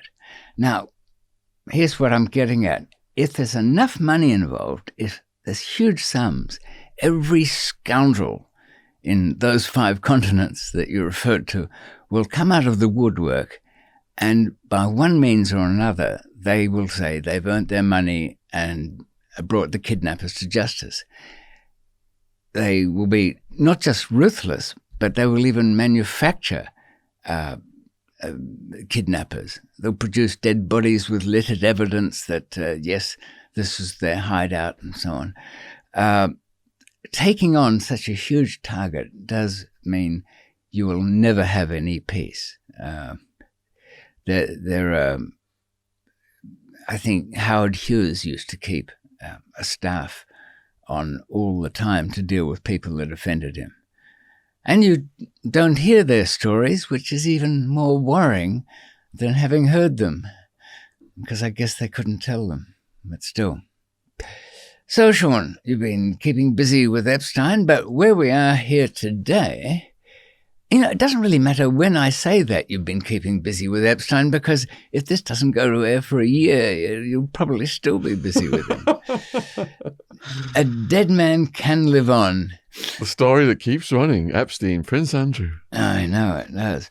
But today we're going to plunge into Pakistan, particularly Karachi Central Jail, a famous location for locals because a lot of politicians, well, they call themselves activists, but really criminal gangs masquerading as political groups, and rich people have all been in there, including Benazir Bhutto, the daughter of Ali Bhutto. And she was, Prime Minister off and on a couple of times before she died, wasn't she? Benazir Bhutto. Yeah. So Benazir Bhutto was incarcerated. Yes, she was locked up there in the women's section. But they, when you're in there, you can go and visit the women's section. Yeah, which I'll come to. And just to recap for people who are new to this, then, why are you in this prison in this particular moment of your story? Okay, let's imagine that we're descending from outer space, and like Neil Armstrong trying to find a safe place to land on the moon, you're looking for somewhere friendly, and by chance you go over Karachi with its 17 million, I think, people sprawling out, and you'll see a big rectangle down there, and it looks safe to land because it's a bit of open space, but it's not. It's one of the most notorious prisons where routinely when the middle class people get arrested and brought in, they go straight to the torture ward. It's called the Bund ward. Bund meaning closed. It's closed, all right. But you can hear it from outside. What's the preferred methods of torture? I ended up in there, and I'll tell you why shortly, or eventually. Start off easy, just handcuffed around the clock behind your back. You have to make your own toilet arrangements up there. These guys kindly, held my pants in place while I squatted, and there's a bit of protocol, you turn away at that moment. But leg spreaders, which are long bars of iron with manacles either end, so that now you think this is a bit odd, but is it painful? It is after some time, and you spend days like that, not being able to walk. Fetters, they call them. And then when that softening up's done, it's straight in with the leather belts. And so the next communication that the poor slob has with his family is screaming for money, they're going to kill me. They won't, but they'll get as close as they can.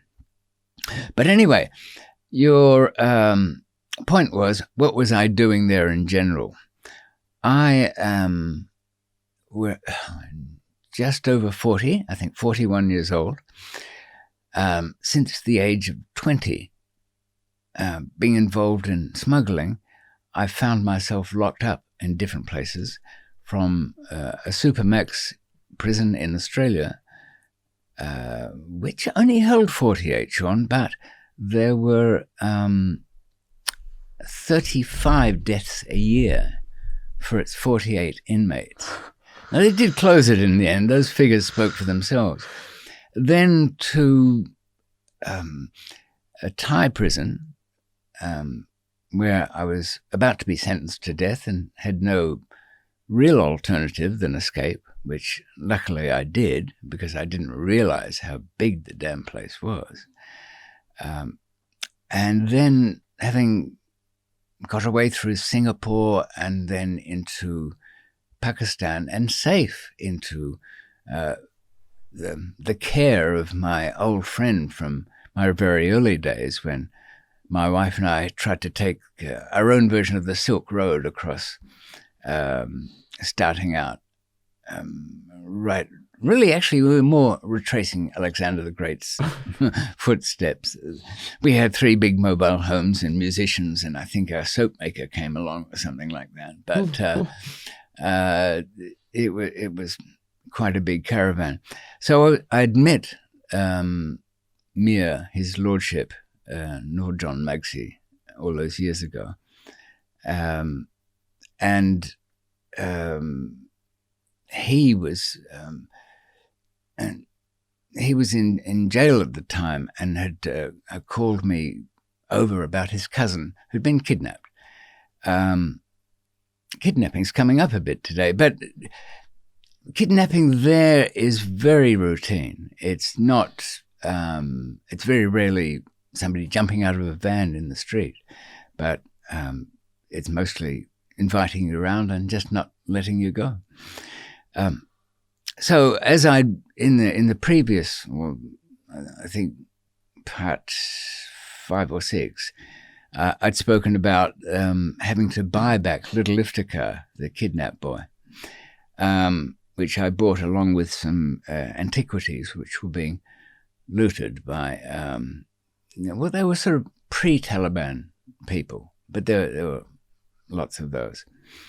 So over this career of darkness, I've ended up in big prisons from time to time. I've lost everything and regained things, but of course the things I can't get again. And my wife was killed in a prison fire. There's no turning back death. And to find myself arrested in Karachi, mysteriously too. I wasn't really up to anything. But those are the dangerous times, Sean, when because you know everybody. Oh, yes, David was involved too. Of course, it doesn't take much. And what made it worse was that the arresting officer, who was quite senior in the anti-narcotics force in Karachi, had got into his head that I was some huge mafia figure. I had tentacles everywhere. A courier had been picked up who said that I'd owed him money from gambling in the Philippines, and he was under threat. He had to do it. And it doesn't matter what. Look, if you try anything with David, he'll have you killed. He's got assassins everywhere. Mm-hmm. Well, this guy who had been had American DEA training took that personally, and he was a kind of upper class Karachiite. The rich people there often like to get their kids government jobs, because even if they never go into the office, they have a job for life. So that's the kind of starting point. And official jobs, including higher-ups in police forces, are good to have. So this was a well-spoken but huge guy called Ahmed Baboosh. That was his name. Baboosh, yes, it stayed with me. That was his introduction to me. And I was plucked under unusual circumstances. My picture was stuck on the wall at Lahore airport, whisked my plane down to Karachi. I saw the gloating face of my old nemesis, Bill Shankman from the USDA. Old Bill used to make it his business to try and make things interesting for my life. And once again, I saw the life that I'd rebuilt here in London just crumble away. I had a girl in my life who knew nothing at all of what I'd been up to. I had a little Muse house down in Chelsea. You know, I just remembered, if somebody's got that house, if they go up the stairs, there's one of these plugs on the wall. You know, they used to make little stashes out of them. You put a special key and it opens up. If you feel you're in, well, I won't name the street, but if you have a little one-bedroom Muse house with nice skylights in there, and a PowerPoint halfway up the stairs, there could be that £2,000 still stuck behind that. Would that be in old notes? It would be. So you'd have to take it to a money collector. Can you still do that? Wasn't the purpose of changing the notes to thwart people who've got money stashed? I suppose it to force them to try and bring it out. But really, I mean, they do that in India a lot. They've done that 5 times. They've virtually overnight said, as of Monday, the 5,000 rupee note won't be legal tender anymore. They don't replace it with another one. They just say, no, we're going to have low notes. Because you've got these guys in America and Central and South America as well that happens, and they're in prison. So they send guys out to dig the money up then, and the money gets robbed.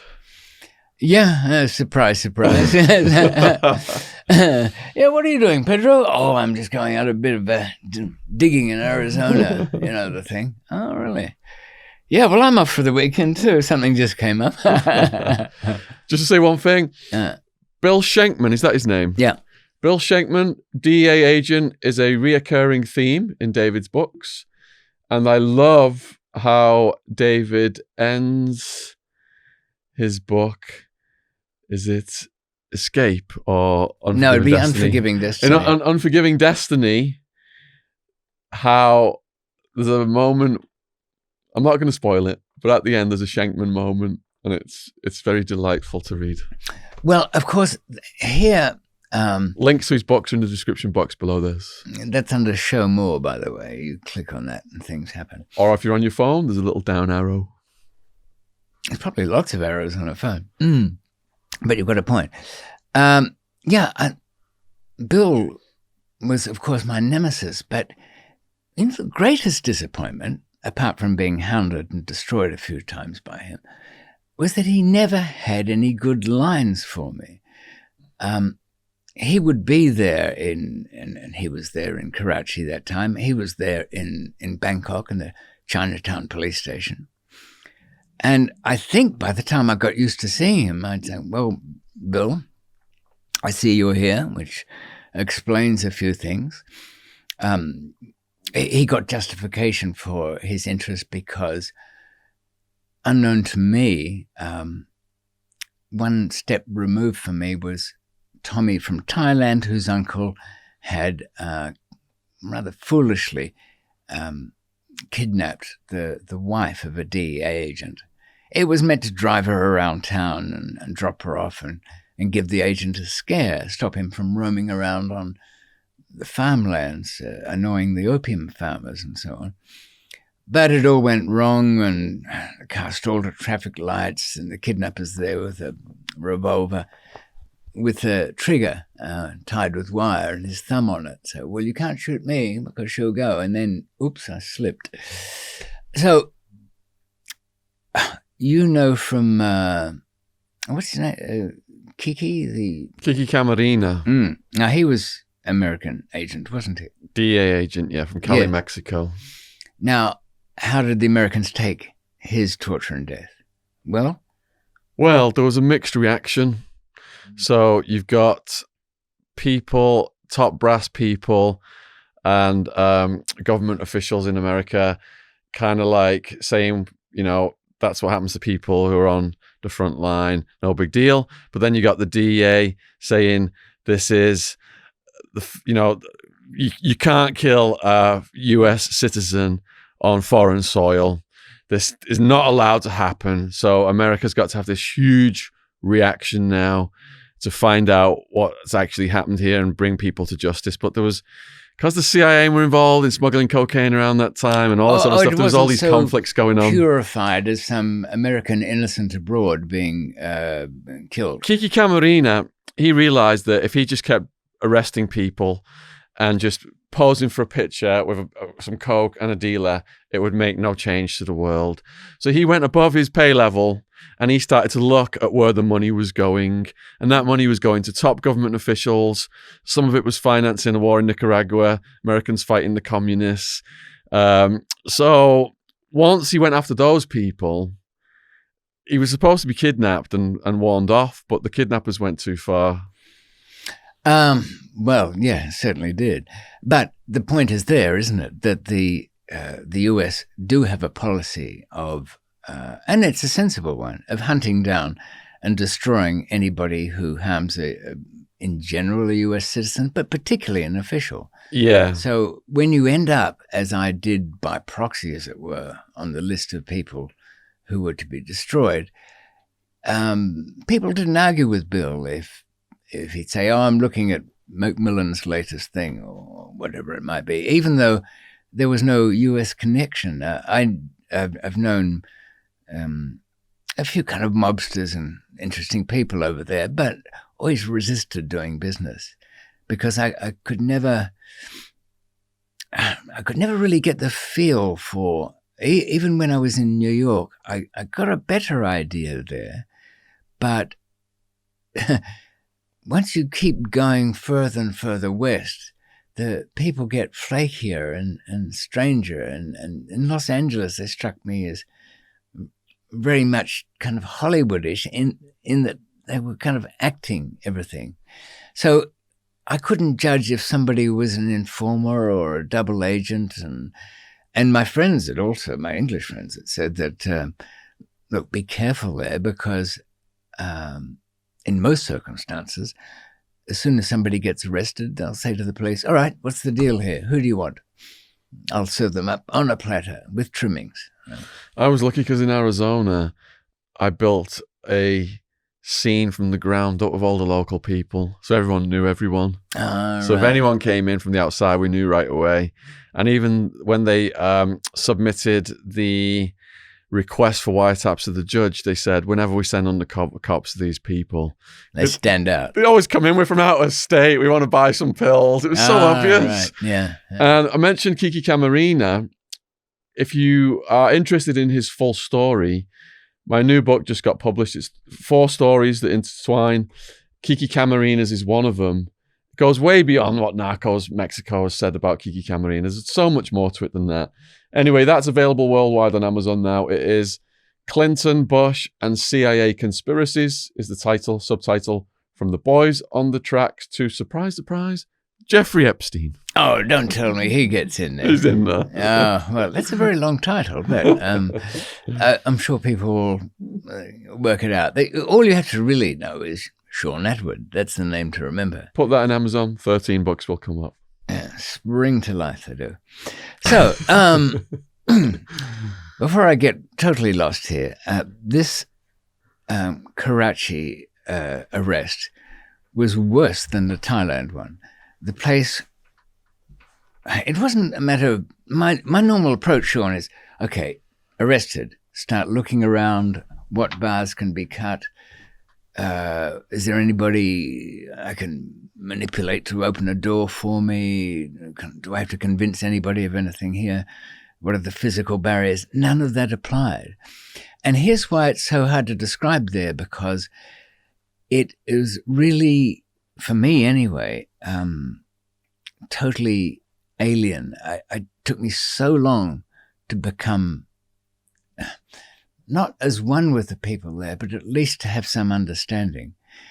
When I was, of course, my Thai escape came up, and so I had slightly worse treatment when I arrived at the jail anyway.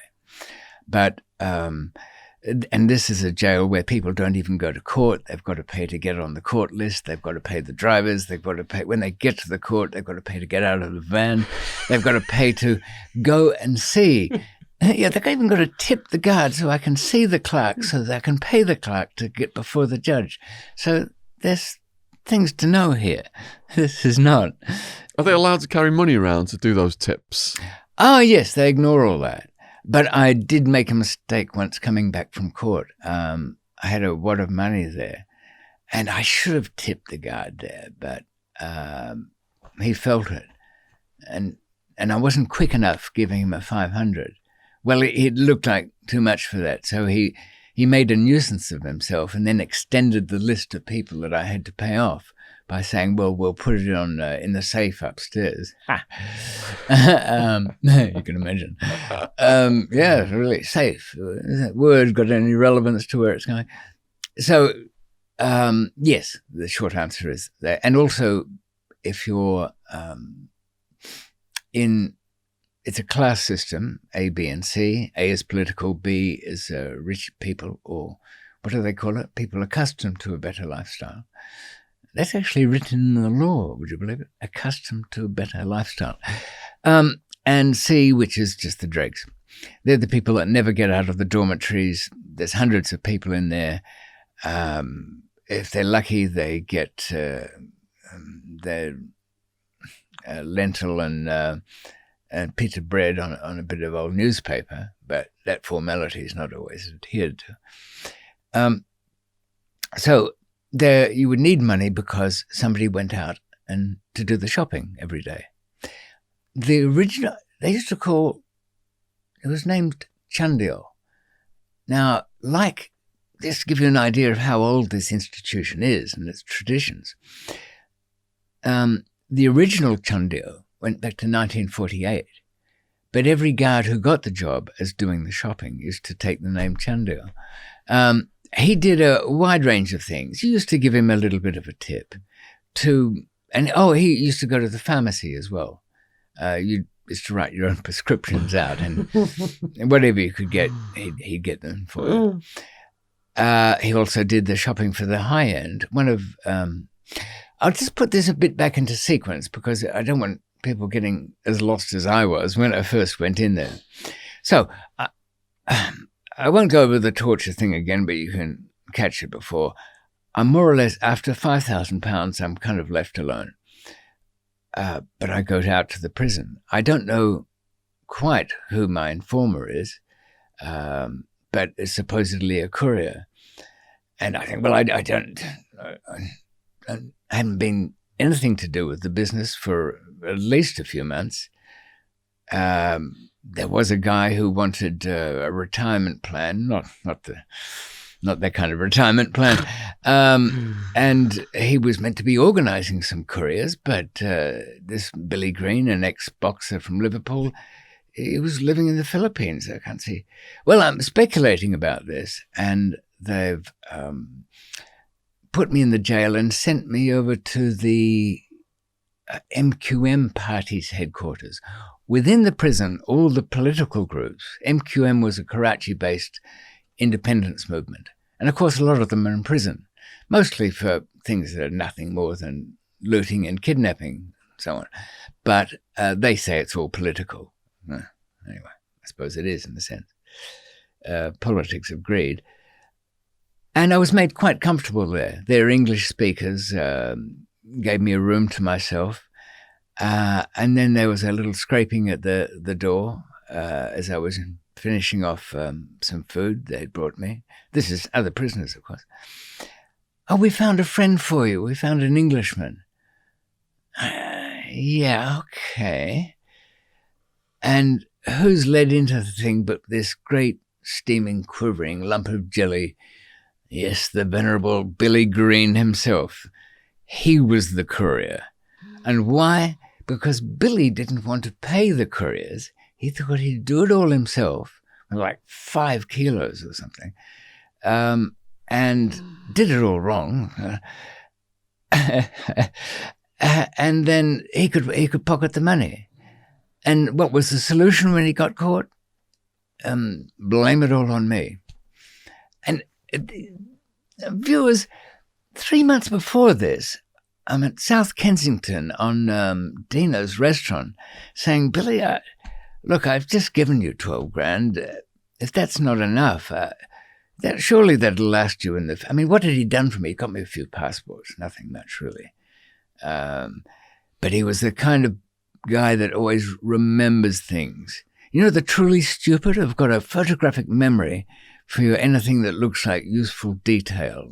He didn't go to the Muse House, but he went to the flat around the corner, soaked it up like a sponge, everything that was written down there, and then it all regurgitated back out. Not to mention, and you might wonder why he'd done this, because I explicitly told him when to travel, you do not take your photo album with you. You don't take your address book.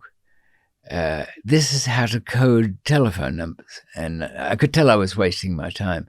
You know, the coding system for telephone numbers is you find a 10-letter word or phrase and just substitute the letters. For example, frozen days, easy to remember, F-R-O-Z. F is 1 and S is 0. The letters don't repeat, so you just have to tell somebody PT, a loaf, whatever. Once when we were being under surveillance and every telephone line was tapped, Michael, my old partner, had to make up something that would make it not sound like code. As in, yeah, David, I was at this party last night. Freddie was there, and so was Olivia. And I'm thinking, what the hell? And I started to realize I have to write down the names because it's the first letter of the names he's giving me, which is the letters for the new telephone number I have to call him on. But these kind of subtleties are wasted on the Billy Greens of this world. And I can imagine, I pictured him there at customs, suddenly having a full-on heart attack. And they're experienced people there. They just would have pulled him over. And did they have to ask him, do you have anything to declare? It was more like, I was told, this indication it's not mine. I've got nothing to do with it. I had to do it. He even took one of the best concealment things that Christian, the Danish guy, had ever asked me to build, which was an architect's drawing board. And white resin plastic had been poured all over thin layers of dope. And then all the little slidey bits, a bit like the Anglepoise thing on this, were over the drawing board, along with sketches and things like that. Customs didn't touch that. They didn't, they picked it up, of course, tapped it, solid as a rock, put it aside. What does Billy do? There's more in there. Now, what kind of level of cowardice are we trying to rate here on a scale of 11 plus? Because the only reason he would say that, I imagine, viewers can comment differently, why would he tell them something he didn't have? He was so scared that if they later on found it, they'd come back to him and flick him with a wet towel because he hadn't said, there's also some there. They didn't want to know. It took them apparently 2 hours to get into the thing. One of them was sweating, well pissed that he'd even mentioned it. A nice phonied up suitcase there. Just tear it out, put it on the scales, that's it. Share it out later when the accused is gone. Some of those things get recycled very many times. Oh, I can imagine. It's too valuable to throw away. Oh, yeah. And it can be used to set up somebody who's worked for you a few times. They're quite ruthless there. Yeah. So this was to be my cellmate as well.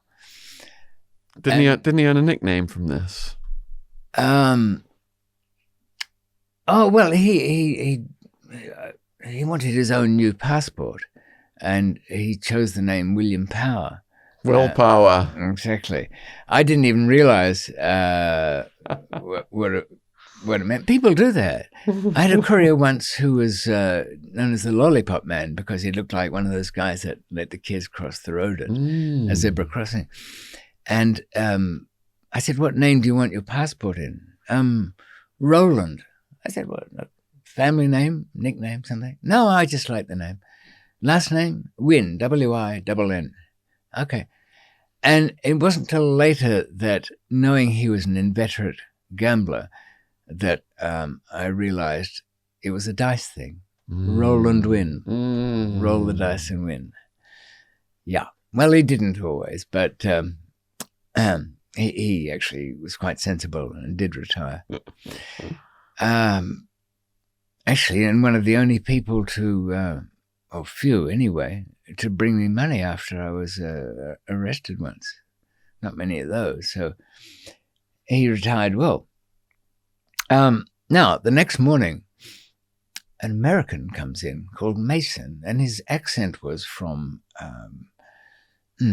East Coast. Lived on a place called Egg Island or something. But it's up in Great Gatsby territory. So he's wandering around the jail. I know nothing about it, but he tells me he's offering real estate. prime real estate. He is, in fact, an agent that morning for the deputy governor of the prison. And I can picture the scene later, because when Mason went, the deputy governor said the same thing to me. Yeah, rich foreigners have come in. Go get them. They're worth 25,000. For some reason, that must be a lucky number there, because they're always saying it. It doesn't mean anything. Oh, US dollar. Yeah. So I don't know why I'm using a Mexican accent for that. It doesn't really. It just seems venality seems to go with that accent, doesn't it? Well, I said to Mason, "Does this accommodation? What is it?" "Well, you have your own room, but by myself. Yes, I'll pay it, just to get away from Billy Green." "Do you want him? Pay for him too?" Billy's looking up at me. Don't abandon me. I know how you ratted you. He said, I thought, Dave, it didn't matter because I didn't even know you were in the country. Well, that's fair enough, isn't it, Sean? I mean, if, say, you left Arizona for a couple of days to come back to the UK, somebody got in trouble and finked you out completely from, arsehole to breakfast, as they used to say in Australia, then that's fair, isn't it? No, Billy, I said that wasn't very helpful. And what about your address book? Well, the look on his face said, no, I cleared up any ambiguities there that they couldn't understand. So burnt, the Muse house burnt, the 2 flats in Earl's Court burnt. Luckily, I mean, I'm not that stupid. He didn't know the safety deposit boxes or the codes to things. But I'd taken a lot of precautions before I left London. I even took my house keys, and thinking on the basis, the more precautions you take, the less you're likely to need them. I took my house keys and left them by the drain pipe just outside, which came in handy later on. So I was prepared for the worst, but the place I could have had the worst, across the border in Afghanistan, never happened. I suppose because there's not really meddlesome officials there that can't be shot, I suppose. Anyway, so I took I stumped up the money for that. It was all services. Well, I have to call somebody. Mobile phone. Looking at it, slightly worn out from double O or the plus sign. So many people before me had to call foreign countries to get themselves out of trouble. And I went to B class, which was a row of little, there were still cells, but they never locked them except late at night. And we had a bed because everybody else slept on the floor. A little bathroom, privacy. You can't get that in many Eastern prisons. You can't get it in Western ones. That lack of privacy was so great, I've noticed, and people yearn for it so much. When I was in Thailand, an old guy who ran a kind of shell polishing a little factoryette that he could lock, because there were valuable polished shells in there. He used to rent it out for 15 minutes to boys who wanted a bit of privacy so they could do their own shell polishing, I guess. Anyway, but it was good to have that. And the guy came in from the shops, and I met the chairman, Usman Faruqi, chairman of Pakistan Steel, who was in on corruption charges, a couple of government ministers, and but all the politicians had their own zones, but we'll meet them later. I was just looking at scratched out a list as I was fixing a flat this morning. There was Benazir Bhutto's PPP party, the Sindhi Nationalist, the Baruchi Independence Movement, and the Bhutto clan. They're such one of the big 22 families of Pakistan, their nobility, such that the children became political leaders even before Benazir was assassinated. She was blown up, I think, in Clifton, one of the suburbs of Karachi, by who knows who, but her husband, Mr. 10%, got arrested for it, and he was in at the time. That's right, that must have been just about that time. But this is 1999, so I think that came later. But I think he was there on some other corruption charges. But he had his own house, but it was one that the prison had built for VIPs. And he had to pay for it, of course. There was rent on that. But his cook used to say he was a mean bastard and never helped. Now, you get servants with this. The servants are prisoners, and the prisoners have to pay the guards to get the job. If you're a prisoner who's got nothing, you are not going anywhere. You can't even get to court. If you are the badashi, the servant of a moneyed person, the protocol is that after 6 months you have your servant freed. Well, the soon-to-be president of Pakistan never freed. Now, maybe he liked the Bangladeshis cooking. Could have been that issue. I don't know. But I ended up with Boss Eye, who'd had a kind of scrambled egg eye on one side from a discussion with the police when he was arrested. And some fat half-wit kid who was the Dobie Waller who did my washing. And in fact, I stuck to that protocol. I did get him released about 6 months later. But I'm saying this in a kind of a very straightforward manner, listing the steps taken. But bear in mind that I'm 41. I've been through a 10-year stretch in Australia, which was very nightmarish in the beginning, with people being covered with contact glue and satellite and burning to death. And somehow, strangely worse than that, the sounds of people being beaten and chained, especially the young girls they had in that prison by psychotic guards at night, and you can do nothing about it. Having that life taken away and then building up another one after getting out of Thailand.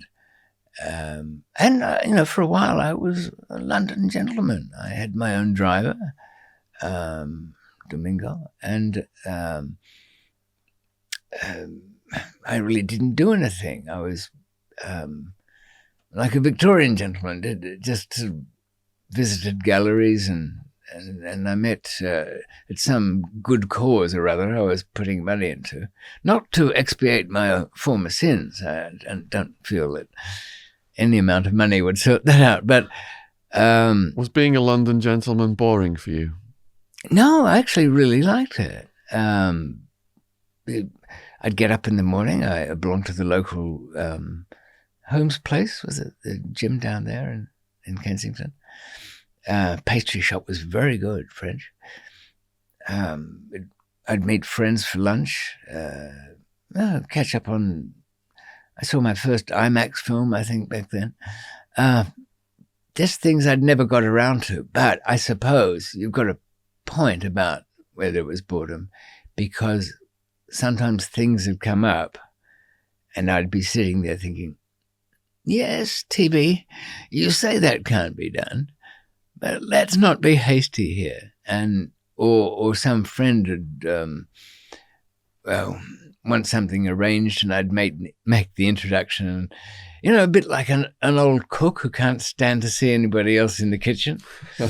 I'd introduce these people together, and instead of going back home, I'd be saying, well, look, you can't do it that way. Here, give me that thing, and I'd be involved in stuff. I mean, going back to Pakistan in the first place was a bit of madness, really. Don't you still get the call of the wild these days? Not really. Oddly enough, no. Mortality is knocking at the door. Okay, if somebody came up with a good plan to steal the former Shah of Iran's royal jewels, well, who could resist that, eh, Sean? You'd be in on it, wouldn't you? Come on. But not kidnapping his son. Oh, the Shah's son? No. Oh, no. Kidnapping is a terrible thing. You know what's terrible about it? There's no deal. You're not giving anybody anything that they hadn't already got. You're just depriving them of something. And not only that, how can you call yourself a reasonable sort of professional criminal and then jail somebody? Become a jailer yourself? All right, the kidnappers are just desperados. That's why I had to really convince these Lebanese that this way. I think it would have been a disaster because they just weren't savvy enough for it, and they certainly wouldn't have ended up with the money. Lots of people would have ended up with lots of money, but not them. No, there's the Shah's jewelry has disappeared into the vaults of the Ayatollah's palaces. I suppose when you've got dictators, you end up with another kind, don't you, when you get rid of the former one? Whereas the previous Shah was a modernist. He was even going to get Concorde. I saw one done up in Iranian Airways livery, but it was never delivered because he went quite early. They never recover, those dictators. They always die in Paris or Khartoum or something afterwards. And they often don't have much to say. But the new lot are just as much dictators again. And I think the Iranian one ended up in Arizona, in Paradise Valley or somewhere. What, the Shah of Persia? In the I know he went to 1980s or Paris something. in the first place, but he did go to the US for medical treatment. Maybe he stayed there. Yeah. It could be that. But that would be and really it is not, I probably wouldn't even go for that. In the, how many functional years have I got left? I'll probably be around for 20. The bad never die really young. But I've got a lot of stuff that I still need to do. There's about 5 books I want to write. I want to write some fiction. And I've got one massive undertaking that will come out as a kind of a book, but it's more than that. And you've got everybody on YouTube gagging for your audiobooks. Yes, they're recorded and the files are uploaded. So Has it been submitted? Yes, and you said there was quite a delay. A month, usually, quality control checks. Do you know what? I think they actually just, whereas if it's in print, just on the fly-through, somebody can see there's something on the files. The computer knows there's something in print there. Print it. Doesn't matter how bad it is. But with an audiobook, they don't want a computer reading it. So some human being's got to listen to, even if the computer says, yes, there's sound on these files, they want a human listener to say, yes, that's another human being. They probably just listen to some sections of it to hear that it's done at a right level of quality. Yeah, but Doubt they I would think listen to the whole thing. Computer could do that. You would have thought. Why do they need that? Anyway, yes. By the time this is aired, I'm hopeful that the audio versions of, and I think I bring those books to life. Right? You've done both of them. Oh no! Well, Escape. It's not finished, but that will come out as well. So Unforgiven Destiny is the one you've submitted. Yes, right. Brilliant. So the audiobook should be up by the time you're watching this. Unforgiven Destiny, description box, click down. So. Now, what am I trying to do in Pakistan? There's quite a few important things to know there. I'm trying to escape. That's what I'm thinking. Escape, get back to London, clean up the mess. But then again, it's going to be a bigger mess than I thought because of Billy's detailed givings. But I've bought myself B class, and when I go to court, I'm not handcuffed because superior people do not escape from prison, Sean. It's just not done. One sees the judge, and he's a fellow gentleman, and you say, "Oh, old fellow, what was it? You shot your servant?" "Oh, I don't blame you. Off you go." That's kind of the attitude that's going to happen. Nobody wealthy enough to have either bought or been given B class is likely to escape. And even the political people, these ruthless ones, they don't do it. All their underlings are all chained up, of course. So my escort in the court, I'd send him shopping. I'd give him a grocery list and he'd wander off. And I'd walk around the courts sort of seeing what was going on. It was kind of interesting, listening in on various hearings.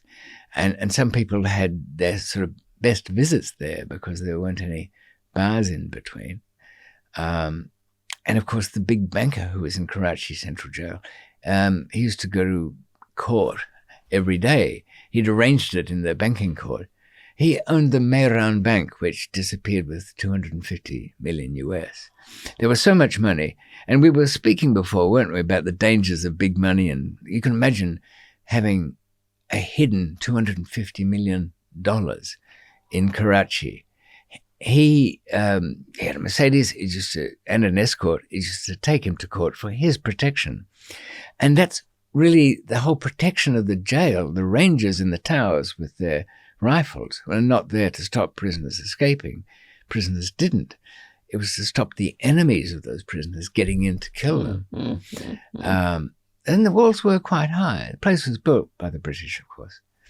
And actually had some quite fine architecture in the offices, worth looking at.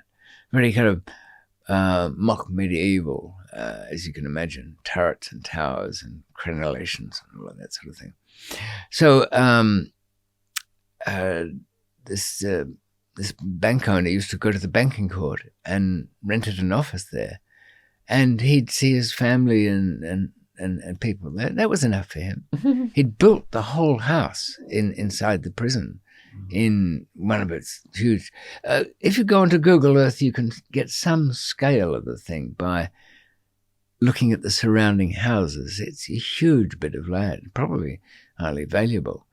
What would people have to put into Google Earth to see that? Karachi Central Jail, that's it. Yeah, it'll come up. And over there in...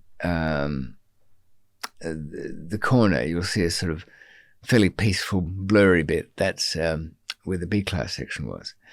Now, so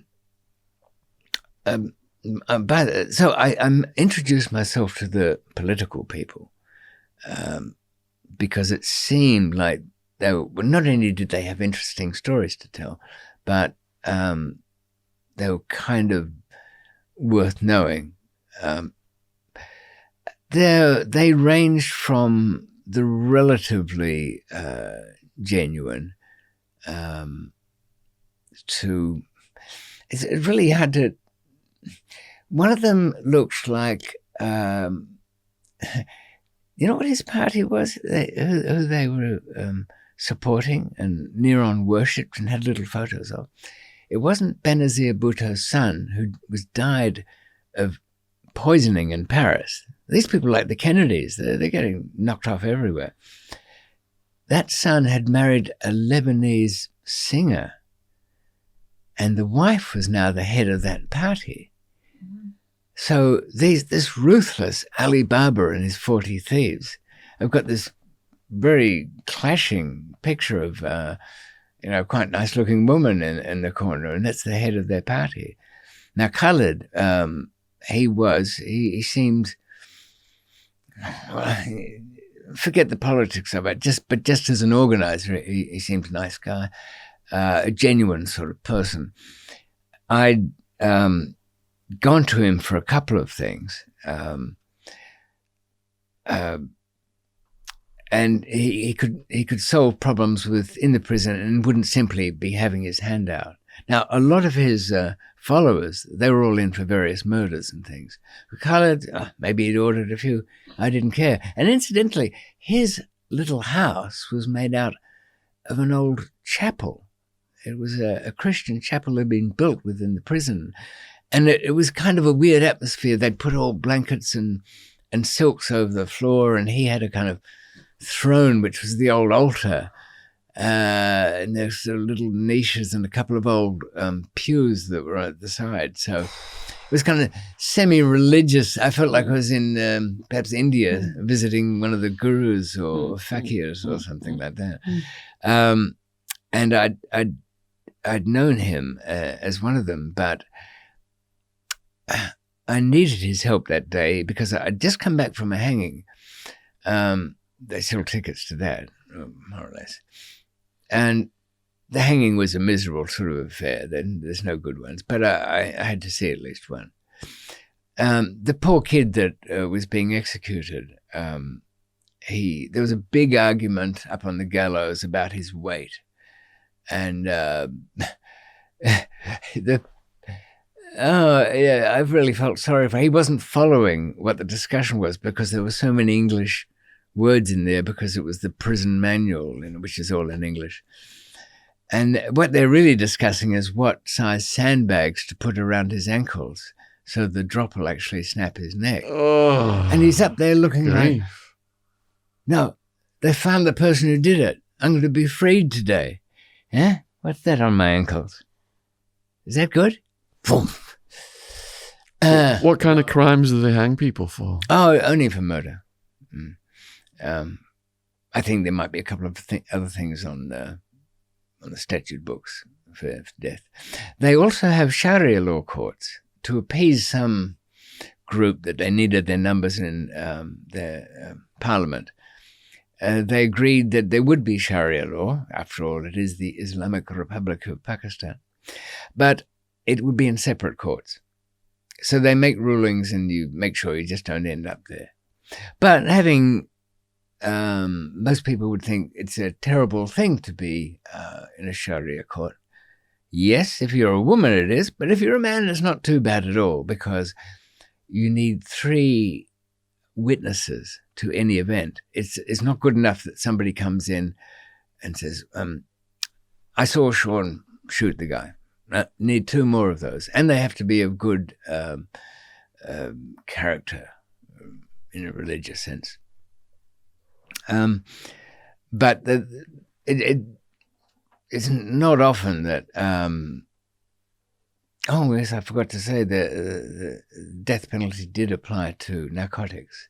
That was one of Benazir's little innovations to sound serious in the 80s. And just to make things fun, I was charged with this knowingly involved in Billy's little smuggling thing, being held wanted for Thailand, and also a second set of charges in the anti-narcotics court, Benazir's invention, which carried the death penalty, a duplication, which was against the Pakistan constitution, double jeopardy. But I notice, listeners, that you can be dragged into an English court twice for the same crime. Now, if they don't convict you first, they have another opportunity if they find something compelling or new evidence, which has a very broad definition, doesn't So you're saying you're up for the death penalty again in Pakistan? Yes. You just say it so casually. It's like people must be just mind blown. How many times have you been up for the death penalty? Oh, only twice in any serious way. Yeah. Only twice in a serious way. It's been bandied about here and there. The number of policemen have threatened me with death, I can't count. I said, all right, well, just I hope you're a good shot. Just do it already. I was never a very good shot anyway. I put up a collection of old photographs on my own channel last week, and you can see, 20-year-old David with a big .357 Magnum in his hand with hollow points, of course. Well, do you remember in the earlier podcasts we did the series of the uselessness of guns series? Yes. Well, that was certainly, it was kind of like toys because there were so many of them. But really, even to have one around, it's a gift to the burglar, isn't it? Oh, thank you for the gun. This will make this robbery more effective now that I've got this. Let's just put it on the living room wall. Yeah, that's true.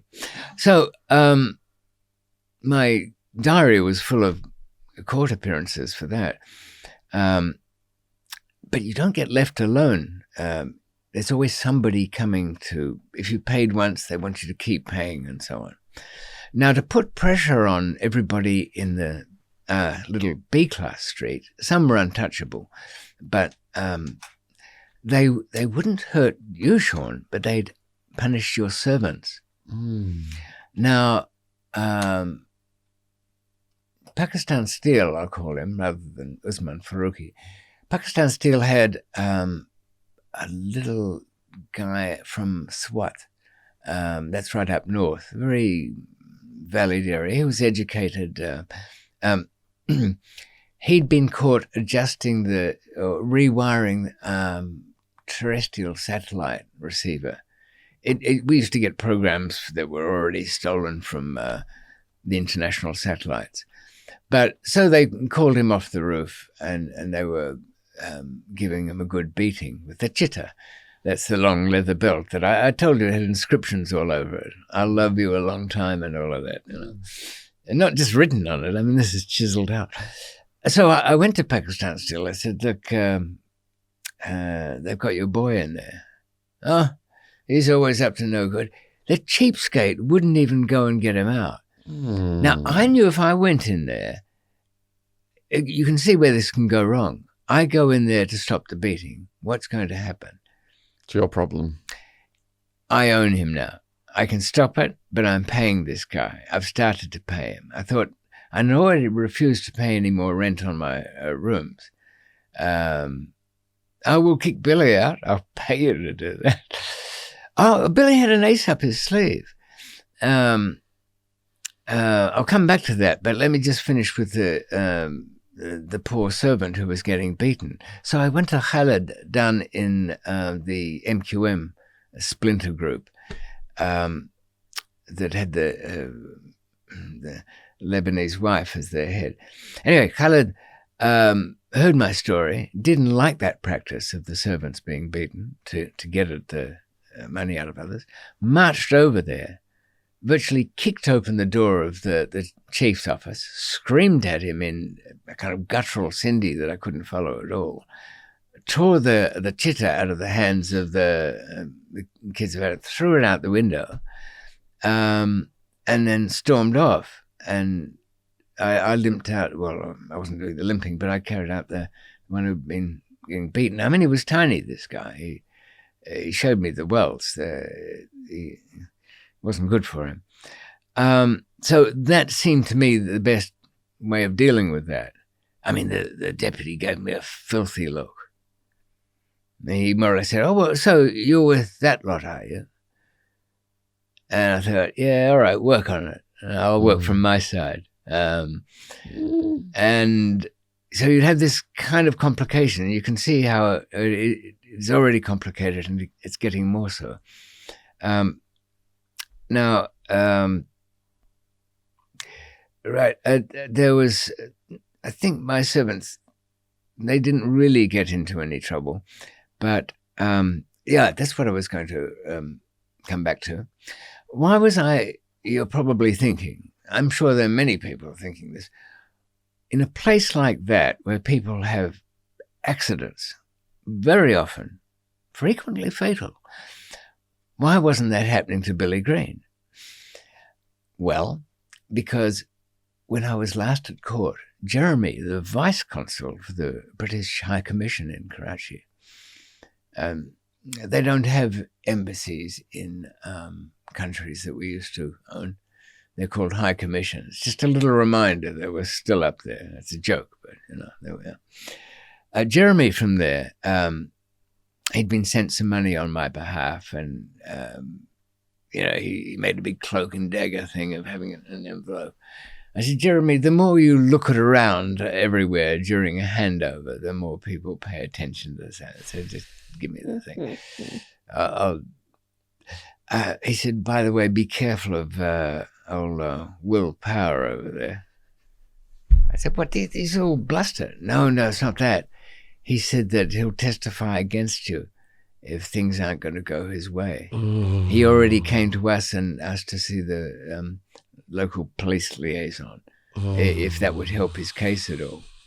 I said, well, Jeremy, will it help his case from your point of view? No, we don't care less. We know everything here and we don't care. There's nothing we can do anyway. Rightio. So if by chance poor old Billy slipped in the shower, somebody would think I had something to do with that because, and that would make it, that would add another layer of complication to my case, wouldn't it? Because I would be paying not only to be freed from something I didn't do, but also for a supposed murder that I may or may not have instigated. See, people think that crime is very straightforward from film and television, where you have something, you're doing something, your competition you kill, your informers you kill. But you've seen enough of it, Sean. It doesn't work that. If you can't outwit people, or at least match their cunning with a guile of another kind, things just get worse. It's like a chessboard. It is. So getting rid of, I was forced to keep Billy under control. I couldn't live with him. That would have been just too much. But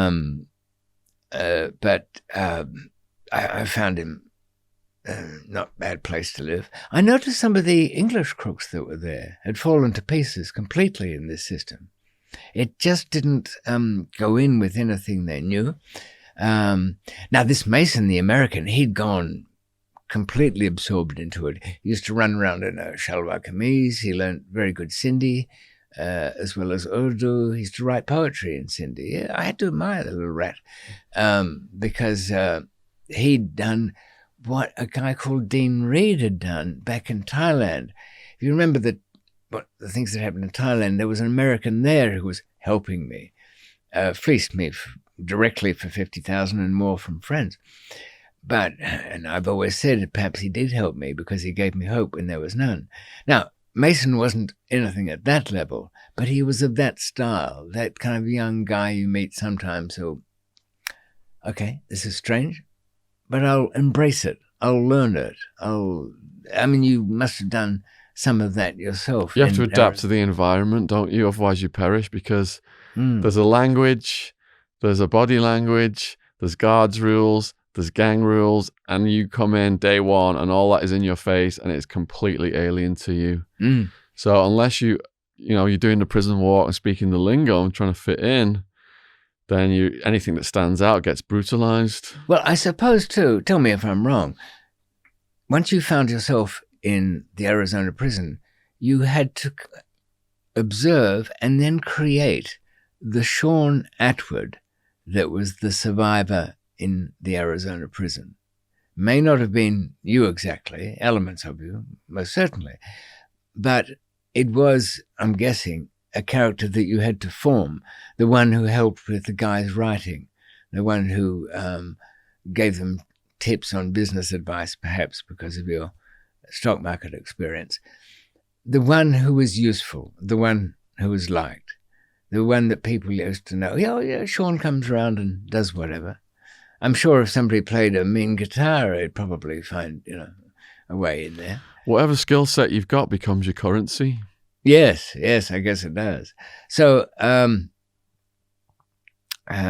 this American guy kind of, I think he was always a bit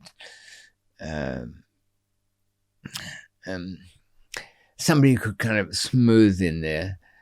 He was caught with a couple of girls with a few kilos each. Very strange place to go, especially with women. The women who got arrested really stood out. We came to know in there of Tatiana, a Russian girl. She came from Krasnodar, which is a little bit south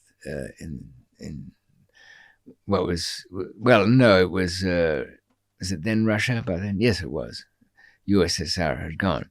But when it opened up a bit, she'd met a Nigerian student. Shall we call him a student? We shall. I'm sure he did study things. And being a good wife, she found herself doing a heroin run for the Nigerian husband. who had connections in their big hangout up there is Rawalpindi, but they don't like using Islamabad airport.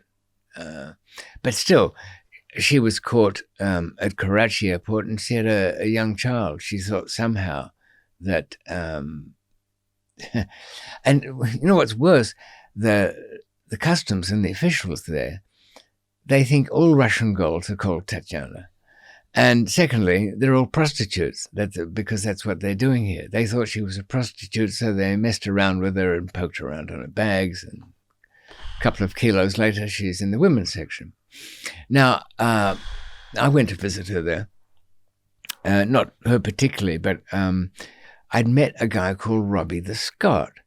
Robbie the Scot was accused, and I'd read about his case a bit in the paper when I was there. He was accused of some fraudulently arranging bribes for the Gwadar oil and gas pipeline. Gwadar's down on the coast there next to Iran. So it was expected that he would turn up. He in fact said that he was just unlucky being at the Hyatt Hotel when some City of London police had visited and seen him there.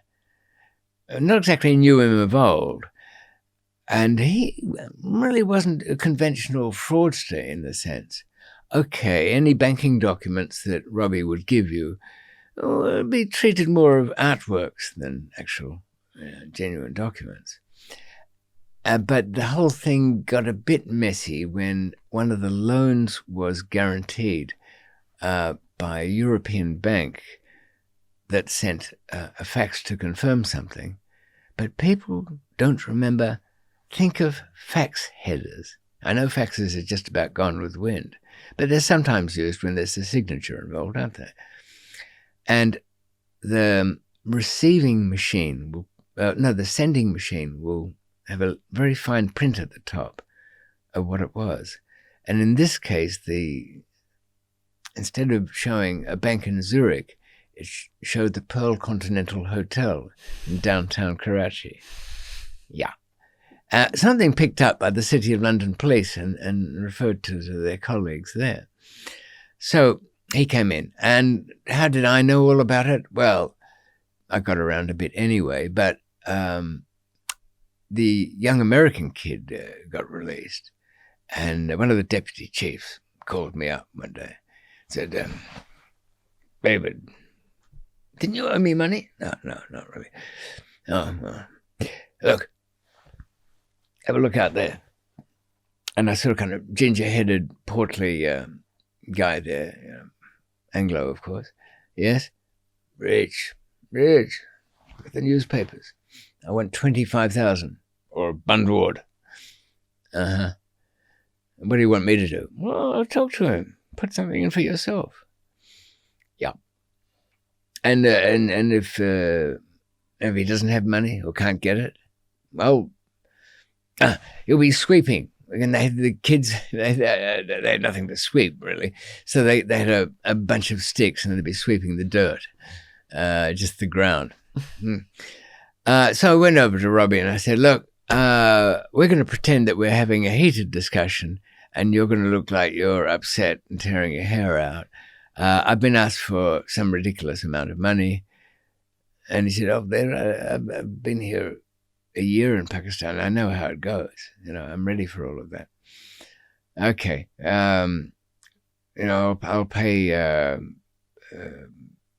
$5,000 or something like that. Look, 5,000 rupees is about like 50 pounds or something. That's what we're talking about here. Let's forget you've been here a year, but in this jail, local currency. And I think I mentioned it once before and talking about Afghanistan. Even there, all your dealings should be local currency. The moment you start bringing in euros or dollars, they put you in a different league. All the figures change. You're just a fool running around with foreign money. And foreign money is printed from heaven and rains down upon us poor people. That's how it's supposed to work. And that's what you're going to do. So, anyway, we played this charade, and I looked over at the chief and shrugged, and he went with sweeping gestures. That's what he'll be doing. Anyway, I went back to him. We settled up for the equivalent of about £120 today and a lot of talk tomorrow, which was good enough to get into B class. But I didn't fancy that job, so I did it badly. Not so badly that he'd hate me forever, but badly enough that he'd try and find somebody better. And while I was at it, I set him up against the other deputy chief that I was in trouble for getting involved in the beating of the servant. I said, he wants your job. And he's going to get it. So, I kept those two busy for a while. But things didn't go... I was kind of finding my way around there and going to court every 6 weeks for, an hour or something. The first lawyer just ran off with some money. Another lawyer I met was introduced to in my little B-class street. His name was Zahor Baruch. And I kind of liked the Baruchi people. So, and he knew Nurjan, who was there at the time. Yeah, in fact, Nurjan didn't know I'd been arrested and came out in his usual flowing white robes with his gold chains everywhere. David, no. Yes, no. Anyway, we did that until it became silly, and then a bit of hugging, and and then I found out, how he was living in his own kind of ruthless way in there, but he was a respected chief. But I didn't ask him to do anything for me. I knew better than that. When you're in that kind of situation, figure it out yourself. Even don't panic. You're not going anywhere in a hurry. And in case I forget to say it later, anybody arrested in India or Pakistan, it's very simple. The law says, and it's unchangeable, that if your case isn't finished in 2 years, you get bail, even if you're a foreign devil. It has to be granted. The worst massacre murderers have been given bail after 2 years. Your court case will never finish in that time remotely, so put your feet up. Read a few books. Don't splash your money all over town. Certainly don't give it to lawyers.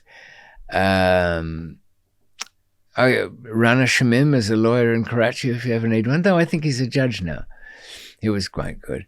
Didn't you say that the higher class prisoners go to the court unchained? Yes. Were you tempted to just get in that situation and walk out? I was, in a way. I'd go to court and I'd think, it can be done like that. But I remembered where I was, and I remembered lessons from Lebanon. I thought, if I say to somebody there, come and pick me up, they will. And they'll say, oh, you missed the turn here to the airport. Where am I going? Huh? Where do you think I'm going, Sean? When somebody's picked me up from the courtroom and I'm a wanted man. Not a nice place. I'm going to somewhere expensive. That's where. Very expensive accommodation. So, I realized that also I knew I was going to win the case. So, there wasn't Bill Schenkmans of this world have got no pull whatsoever in that town. Everything is local. The jail was its own kind of local world. But I really, so I met Zahor Baluch, who'd been, if you want to get somebody arrested in India and Pakistan, you file an FIR. That's a first incident report. That allows the police to come and annoy them and interview them over. And if things don't go well, they'll send them off to jail to get themselves bailed out. And if you don't like somebody, that's what you do. If you don't want to pay your lawyer, you file a report saying, he swindled me or something, which was what happened to Zahor Baluch. Though he probably did do the thing that annoyed one of his clients. And he was under a bit of a cloud for falsifying some court records in his cases. But I liked him. He was sort of friendly. I didn't trust him, but he was enough of an outsider to the Karachi lawyer scene. I've been trying, while I'm talking, I'm trying to think of the name of the most corrupt lawyer in the whole town back then. But there was one who owned stacks of judges. He drove around in, it wasn't a Rolls Royce, but very big Mercedes.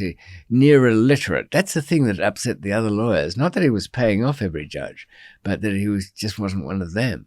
I could barely read the court documents. If you had him, you're likely to walk, but it would cost a fortune. So that wasn't a way to go. I thought, I'll just hold back there and see what my judge is like. And he was good. I kind of we got along well enough. He eventually gave me a legitimate B-class court order. Not that it actually did any good. I still didn't entirely avoid the money thing. But while Robbie was in, he went over to the women's prison and met Tatiana and formed a bit of a bond. And he decided that all of the foreigners, anyway, who'd found themselves on this double jeopardy thing, that should be challenged, because the Constitution clearly said you can't be tried for the same thing twice. So we took it to the Sindh High Court for a ruling on that. Plenty of people had been finished their sentences but still couldn't go anywhere. And these anti-narcotics courts didn't really exist in the sense that there was only one or two venues for them, and they'd been taken over by the new anti-terrorist court, which had its own problems. So a rent raise came up, and I was really limiting. I wouldn't play along entirely. I suppose I was just getting grumpy. I was depressed enough of having all this happen anyway, but I started to see a kind of a weakness in the structure here. And I thought, I don't know, I sometimes do this to myself, Sean. I thought, what is it about this bun board thing anyway? and what about these people who had disappeared from here? You never hear. Where do they really go? So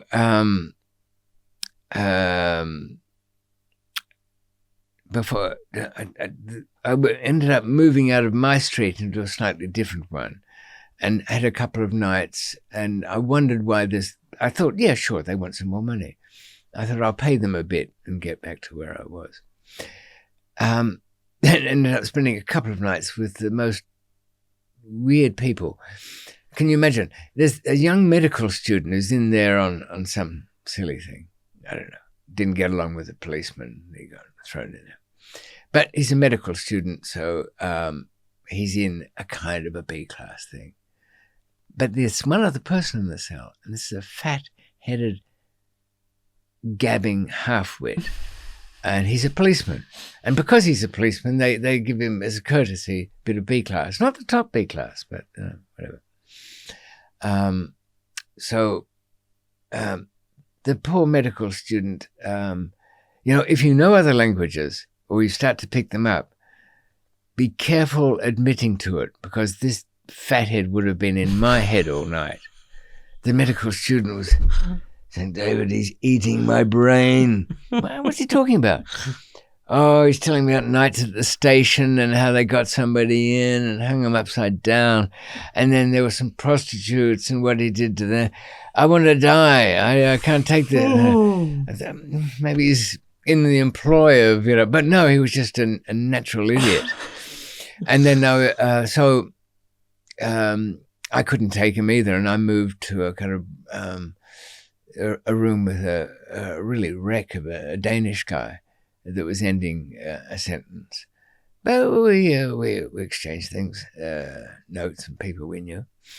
And I met somebody else, I can't even remember how I came across him, who wasn't in B class, very nervous German guy. And this was Matthias.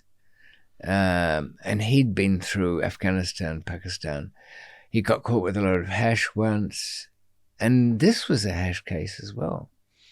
But I tried to draw him out of that, but he was probably, he'd asked around about me, and he probably thought, no, this could be more danger than it might be, because I was kind of going against them a bit at this stage. But I was still having my Sunday lunches, and the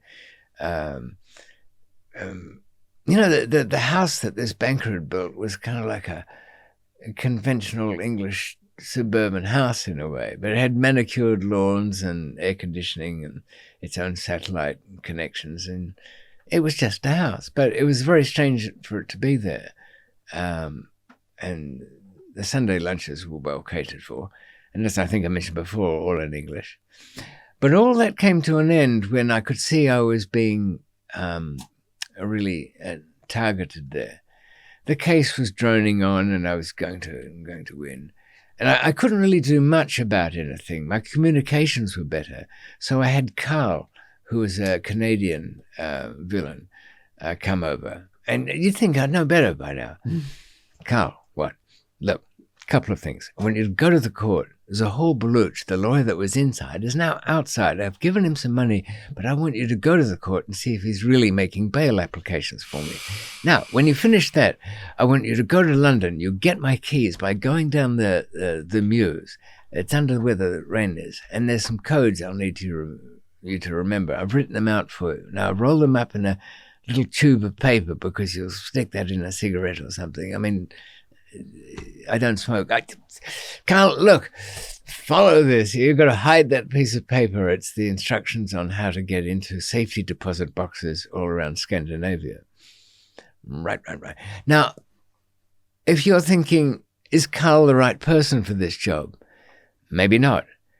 But it would do what I say, and he wouldn't steal from me, and he was quite brave.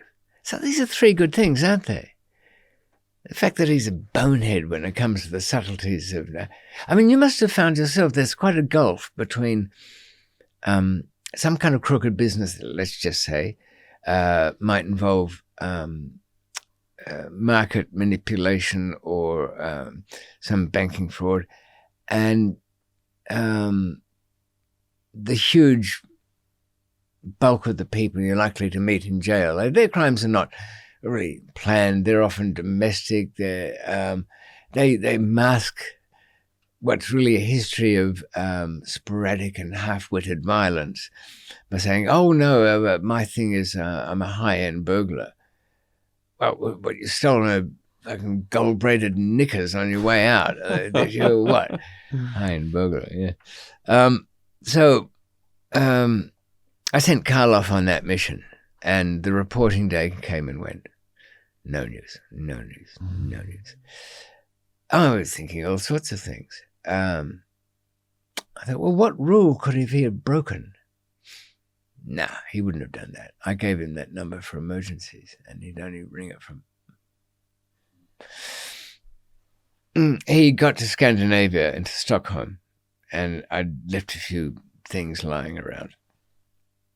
So he's got into my safety deposit box, which is fine. He's taken out some cargo, and there's about I suppose he meant to have left. I don't really know to this day. I was so enraged I didn't follow up on it. But there's 2 kilos of coke there that he's got. Now you've got to meet somebody later on, and I said, he works for a newspaper. He gets back about 6. He's like clockwork. He's he's a raging junkie. He will always be at home for his 7 o'clock fix. So if he's not, he's dead.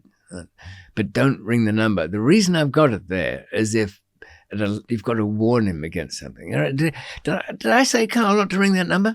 Don't ring that number. Why? Well, you don't anyway, but the fact is, Billy Green here has been blabbing about everything, so I've got to assume he said something about Scandinavia.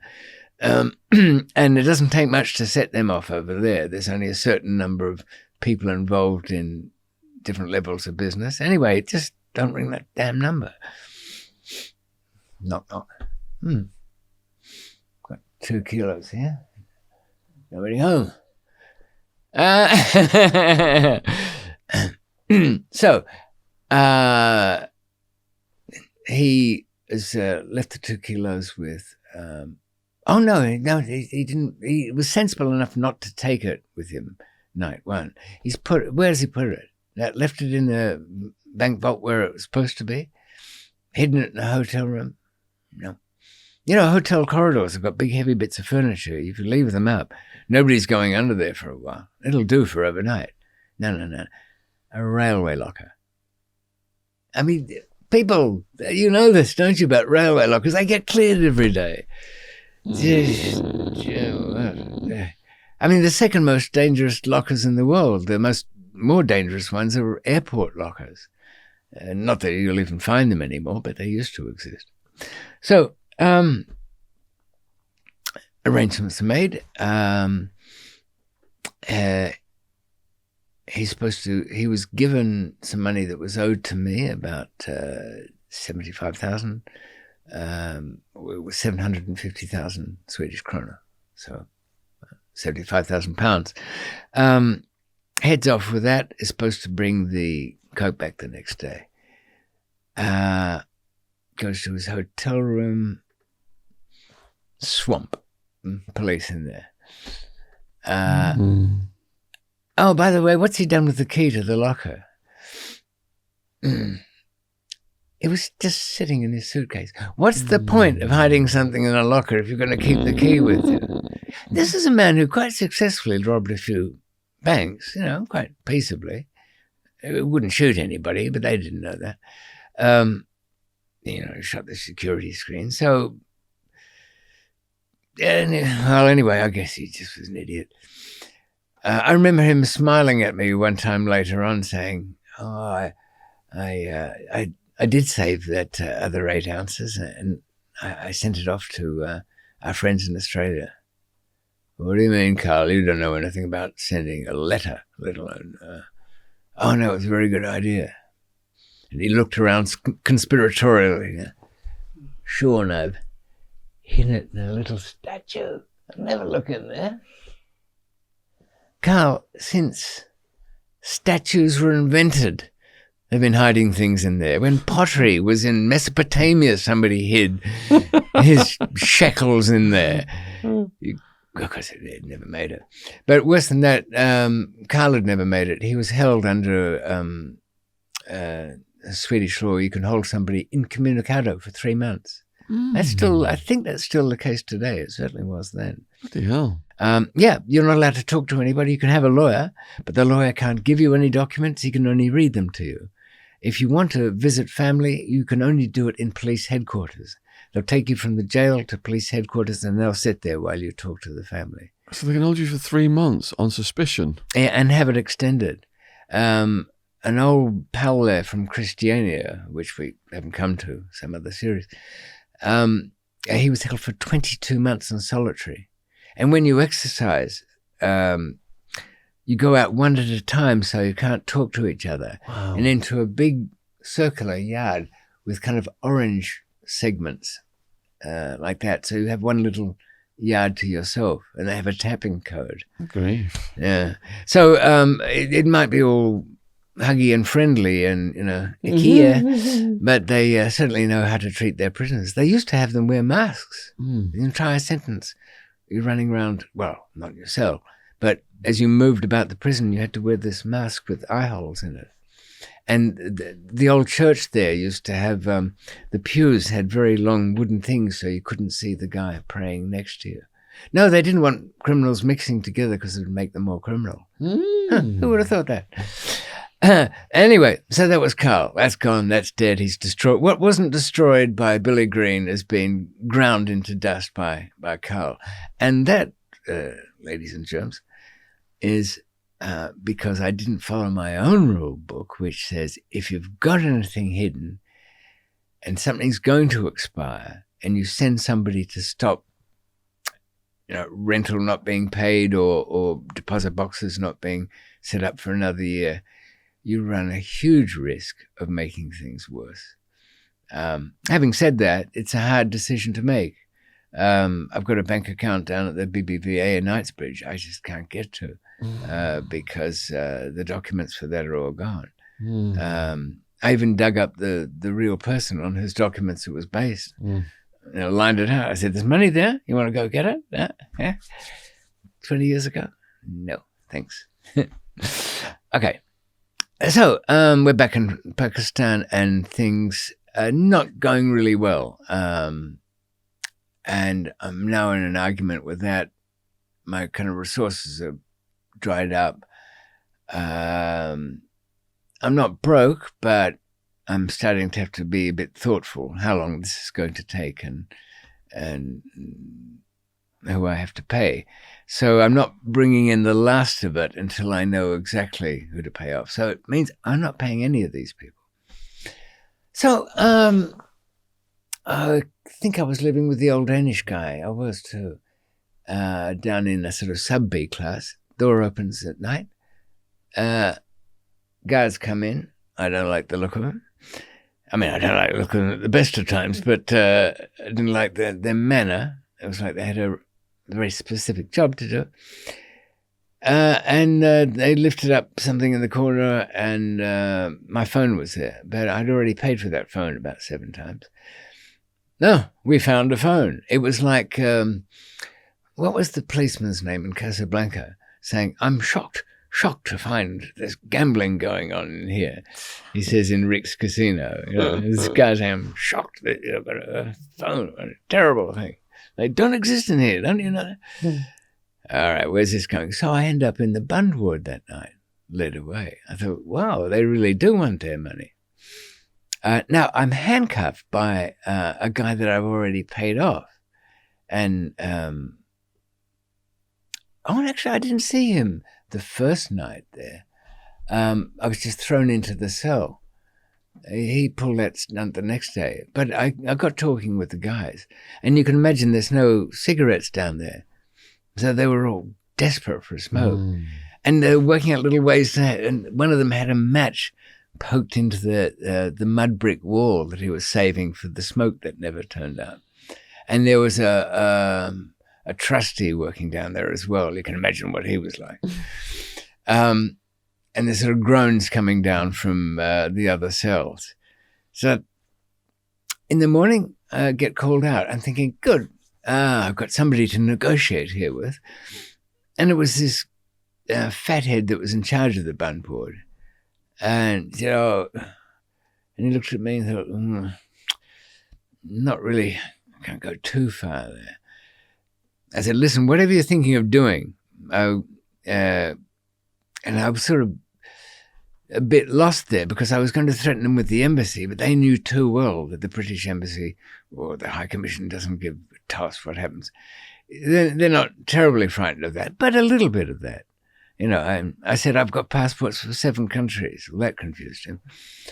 Is that right? No. Anyway, all he managed to do was he put the handcuffs on behind me, and the kind you can't pick. Not easily. They have a kind of conical tube down them, very old-fashioned ones, museum pieces they were. And I thought I was going somewhere, but I wasn't going. I was just led back to my cell.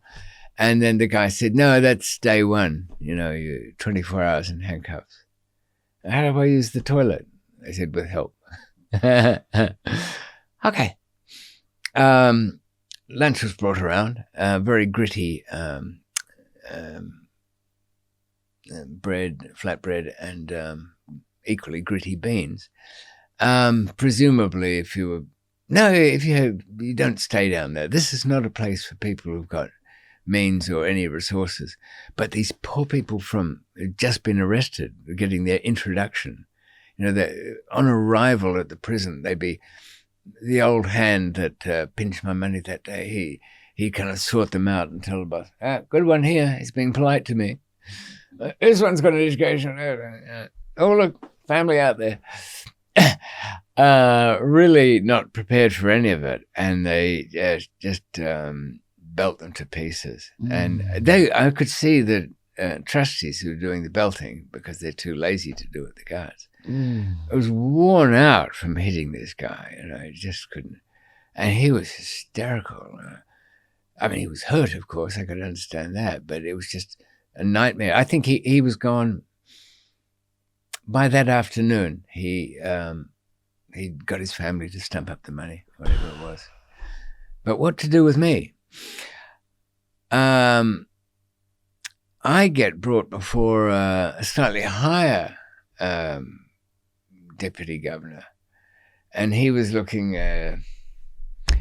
saying,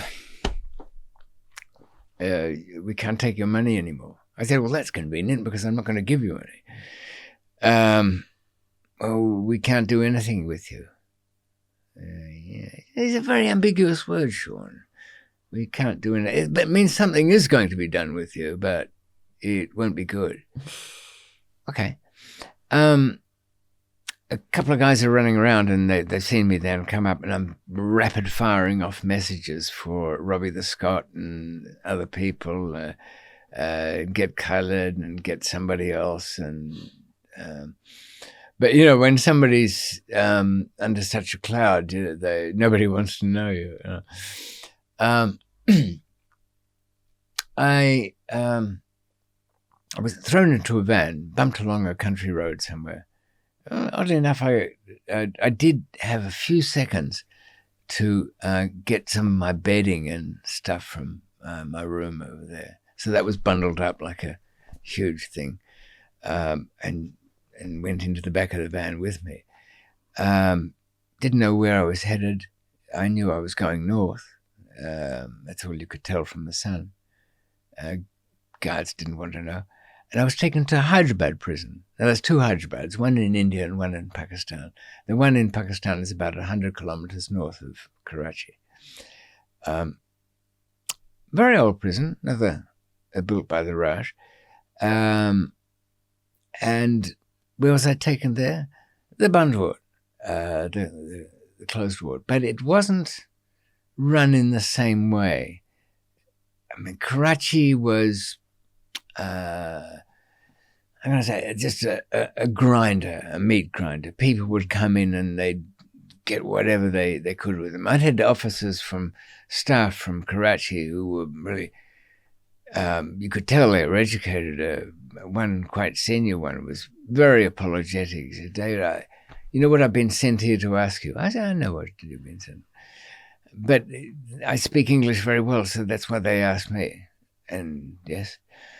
Well, I don't want to even say it. It's too embarrassing, I said, well, look, there's a portrait of the founder of the country on the banknote. That 100 is... He's not talking about hundreds. I was just not talking about hundreds, but, some excuse. Money's coming. Lost. Too far away from home, all of that. Now, but... So it's a little bit different in Hyderabad. The bund was definitely closed. You don't see anyone. It's very dark. The cell I was giving didn't have any natural light. All I could see by the time I turned a couple of corridors was a glow from a sort of third level reflection. And then that was it. Nothing more. The next day... so quiet too, and then it was a bit like that silence of Papillon's Island, where it's in solitary. Not as quiet as all that. You'd hear the Badashi coming around to refill this mudka. It's called. It's a big jar where all the water is. You'd be topping that up so that the dead insects could float to the top, and you didn't have the little bowl or whatever, didn't quite go through the bars to get to it properly. So you'd scoop up some and have to kind of tip it through to get any there. Not really enough to wash. But oddly enough, this very polite, well brought up guard had been transferred because he was useless to them down in Karachi. He wouldn't play along with that game. And he'd ended up there, and he said he had a couple of chairs brought, and we were sitting in the sun in this quiet courtyard of this place. And, the governor here, he wants $25,000 US. And we had this, I mean, how many times have I said that figure sitting in this chair? This is your corrupt officials starting point. US dollars and 25,000 of them. It might be like 888. It's the Indo-European version of the Chinese lucky number or something like that. Well, I said, no, you're going to have to give him a lot of stories. And it's actually true. I can't communicate with anybody here anyway. Tell him it's coming when I get to my friends. Not that much. He can have 1,000 or something. Oh, and by the way, I need my bedding and everything like that. Oh, I don't know. He won't like. I said, don't tell him. But they all right. Yeah. So I got that, and I was still back in this sort of dungeony, lightless room, but there was enough of a glow during the day to lay out my little eider down duvet mattressy things, and I could put my shoes by my side, and I had a few bits of paper that I could make a path, because the floor was just earth in this thing. It wasn't even concrete. I suppose if you were patient, you could actually chip your way through the whole thing. Anyway, and that was it. I just got used to the idea of nothingness. And it was somehow, for a while anyway, a bit of a holiday. I wasn't being chased by Bill and the boys. I was not having to pay strict attention to some smuggling protocol. I wasn't having to do any of this. This place was, in fact, the guy who ran it wanted to be everybody's pal. They weren't going anywhere until they settled a score with the bosses. And I wasn't going anywhere till I paid up. The well-spoken one came back and was almost in tears, saying, "Oh, he's punished me so much for me giving your bedding to you."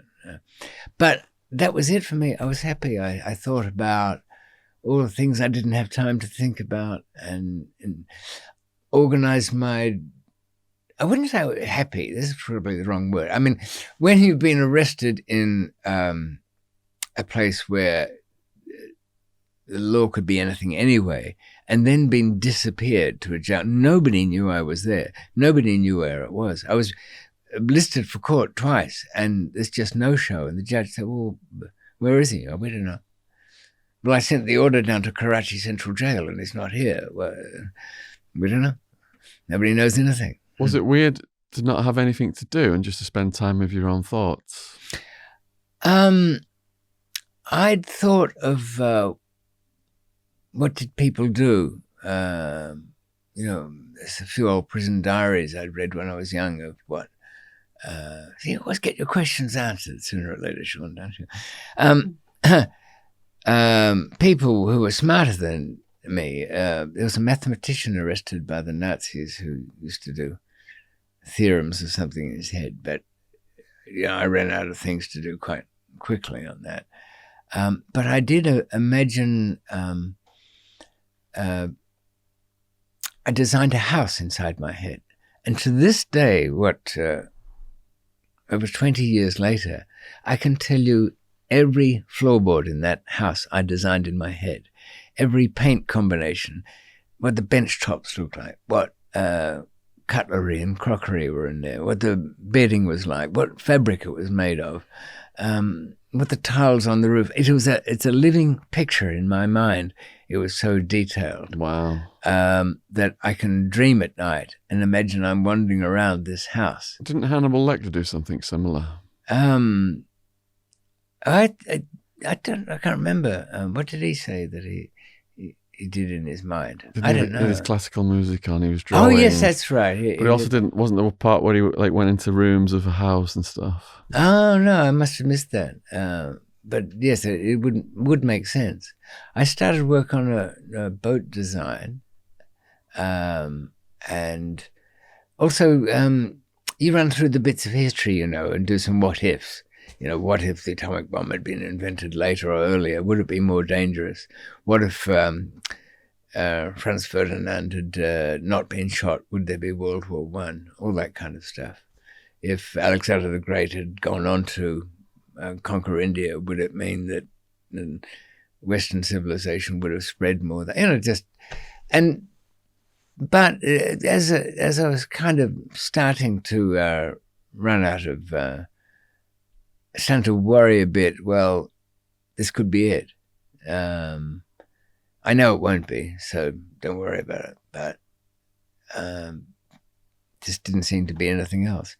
It was as lost, I think, as anybody from our part of the world can be. Not just arrested, but in a strange place. Not just in the regular strange jail, but in the one you don't know anything about. Not just the jail there, but within a closed section of it. Did you have an exercise routine? Yeah, I did that. That was my clock. What was it? I had to, the usual things, push-ups, sit-ups, nothing, because I wasn't eating very much. The food would be brought around in a bucket. And because they couldn't open the door, they were very hard to open because they rusted up. They didn't get used much. They had to put some rain pipe guttering through the bars and pour the sloppy dal down and you'd be given a bit of bread and you'd catch it in that. You catch it in your hands? Yeah, you catch it wow. in your hands. Yeah. And that was it. But, was there a lot of insects down there? Oh, yeah, plenty. I did a bit of ethnobiology there and checking out what's the study of insects particularly? I forget. But I did befriend somebody there. They sent some guy down to see me to encourage me to pay up. And the most unusual person, his name was Byron, I'll think of it in a minute.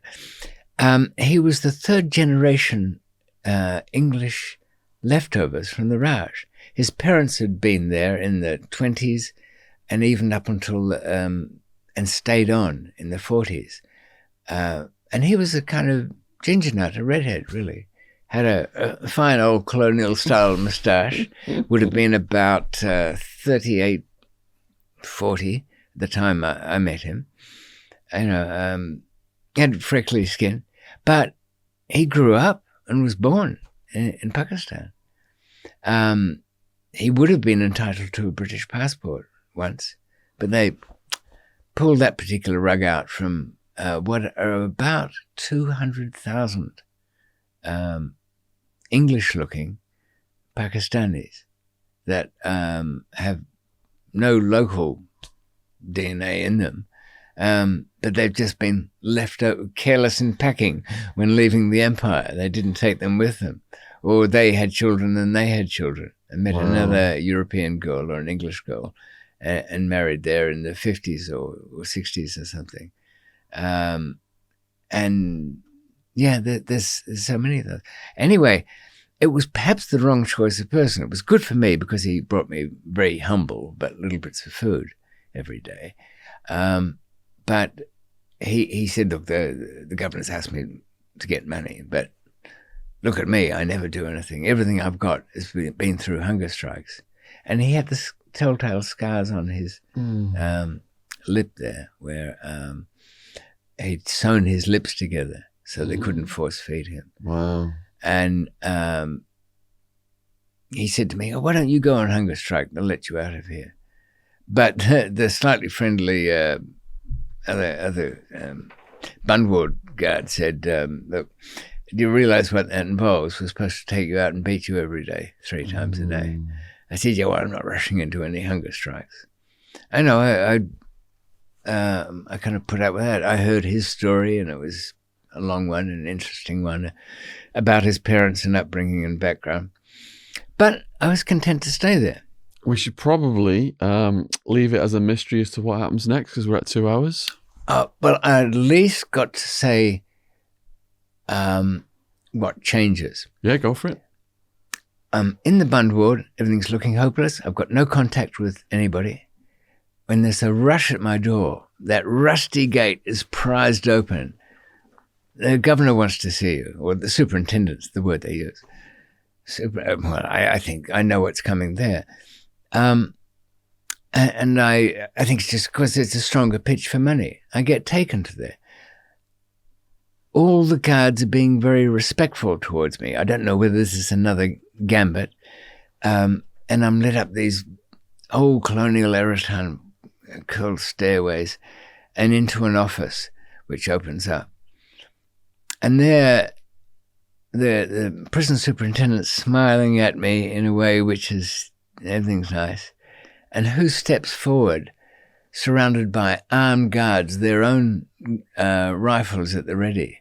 It's His Lordship, Noor John Magsy, freed recently on bail, heard through his own network that I'd been disappeared to Hyderabad, came down there with his men to either find out what's happening with David or somebody will have to answer for it. And he'd brought a cake. So we had tea and cake with Noor John and the prison governor, who was fawning and being polite. Because after all, Noor John could just as easily say, kill every one of them. He had 30 men outside. He didn't know what he was going to face.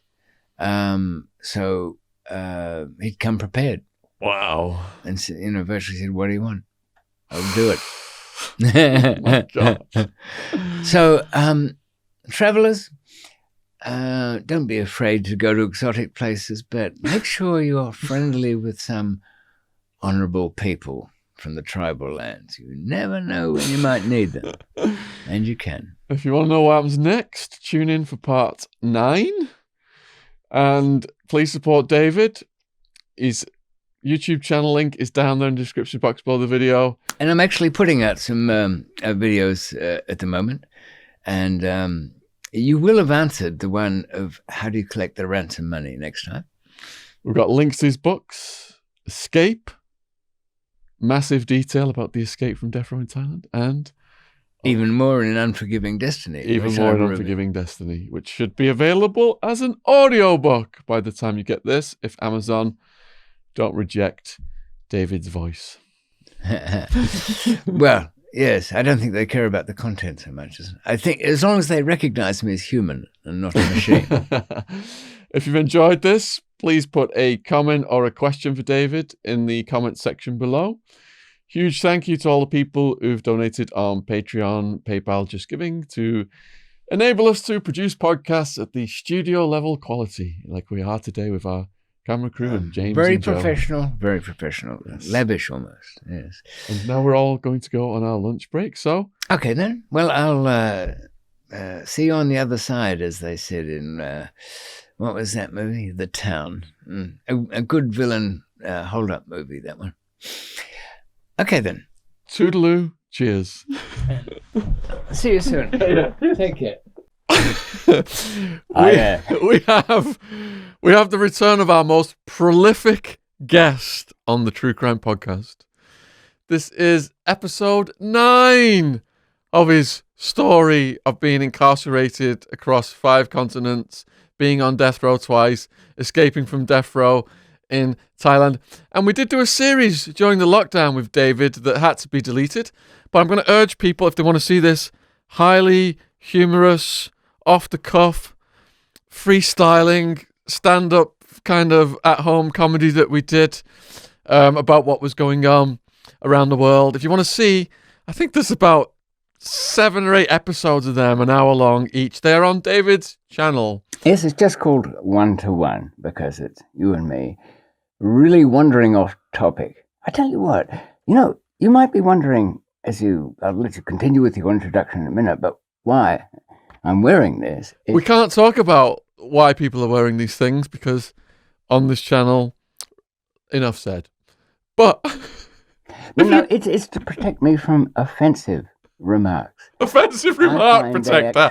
That is an offensive remark protector. It is, and from time to time I might slip it back in place, but audio clarity is what we aim for. But you'll see it come on at points where I feel I need protection. Hello, everyone. I'm back. And who am I? David McMillan. He might not be big and muscular and tattooed, but he's got the devil in his eyes. And let me just give a recap of where we are with David. Installment 8 finished with David in the throes of Hyderabad prison. Hyderabad, yes. Hyderabad. Another inmate had approached David with his lips sewn together as part of a hunger strike. he wanted David to sew his own lips together and show solidarity in his hunger strike, which David declined. David was then summoned to a meeting with the prison superintendent. Not knowing what he was getting into, he attended the meeting, and present at the meeting was his lordship, an ally of David from the killing fields of Afghanistan and Pakistan, and his lordship has brought to the prison a cake and 30 armed men who could basically just wipe out the prison administration at any moment, and the prison administration are kissing the rings.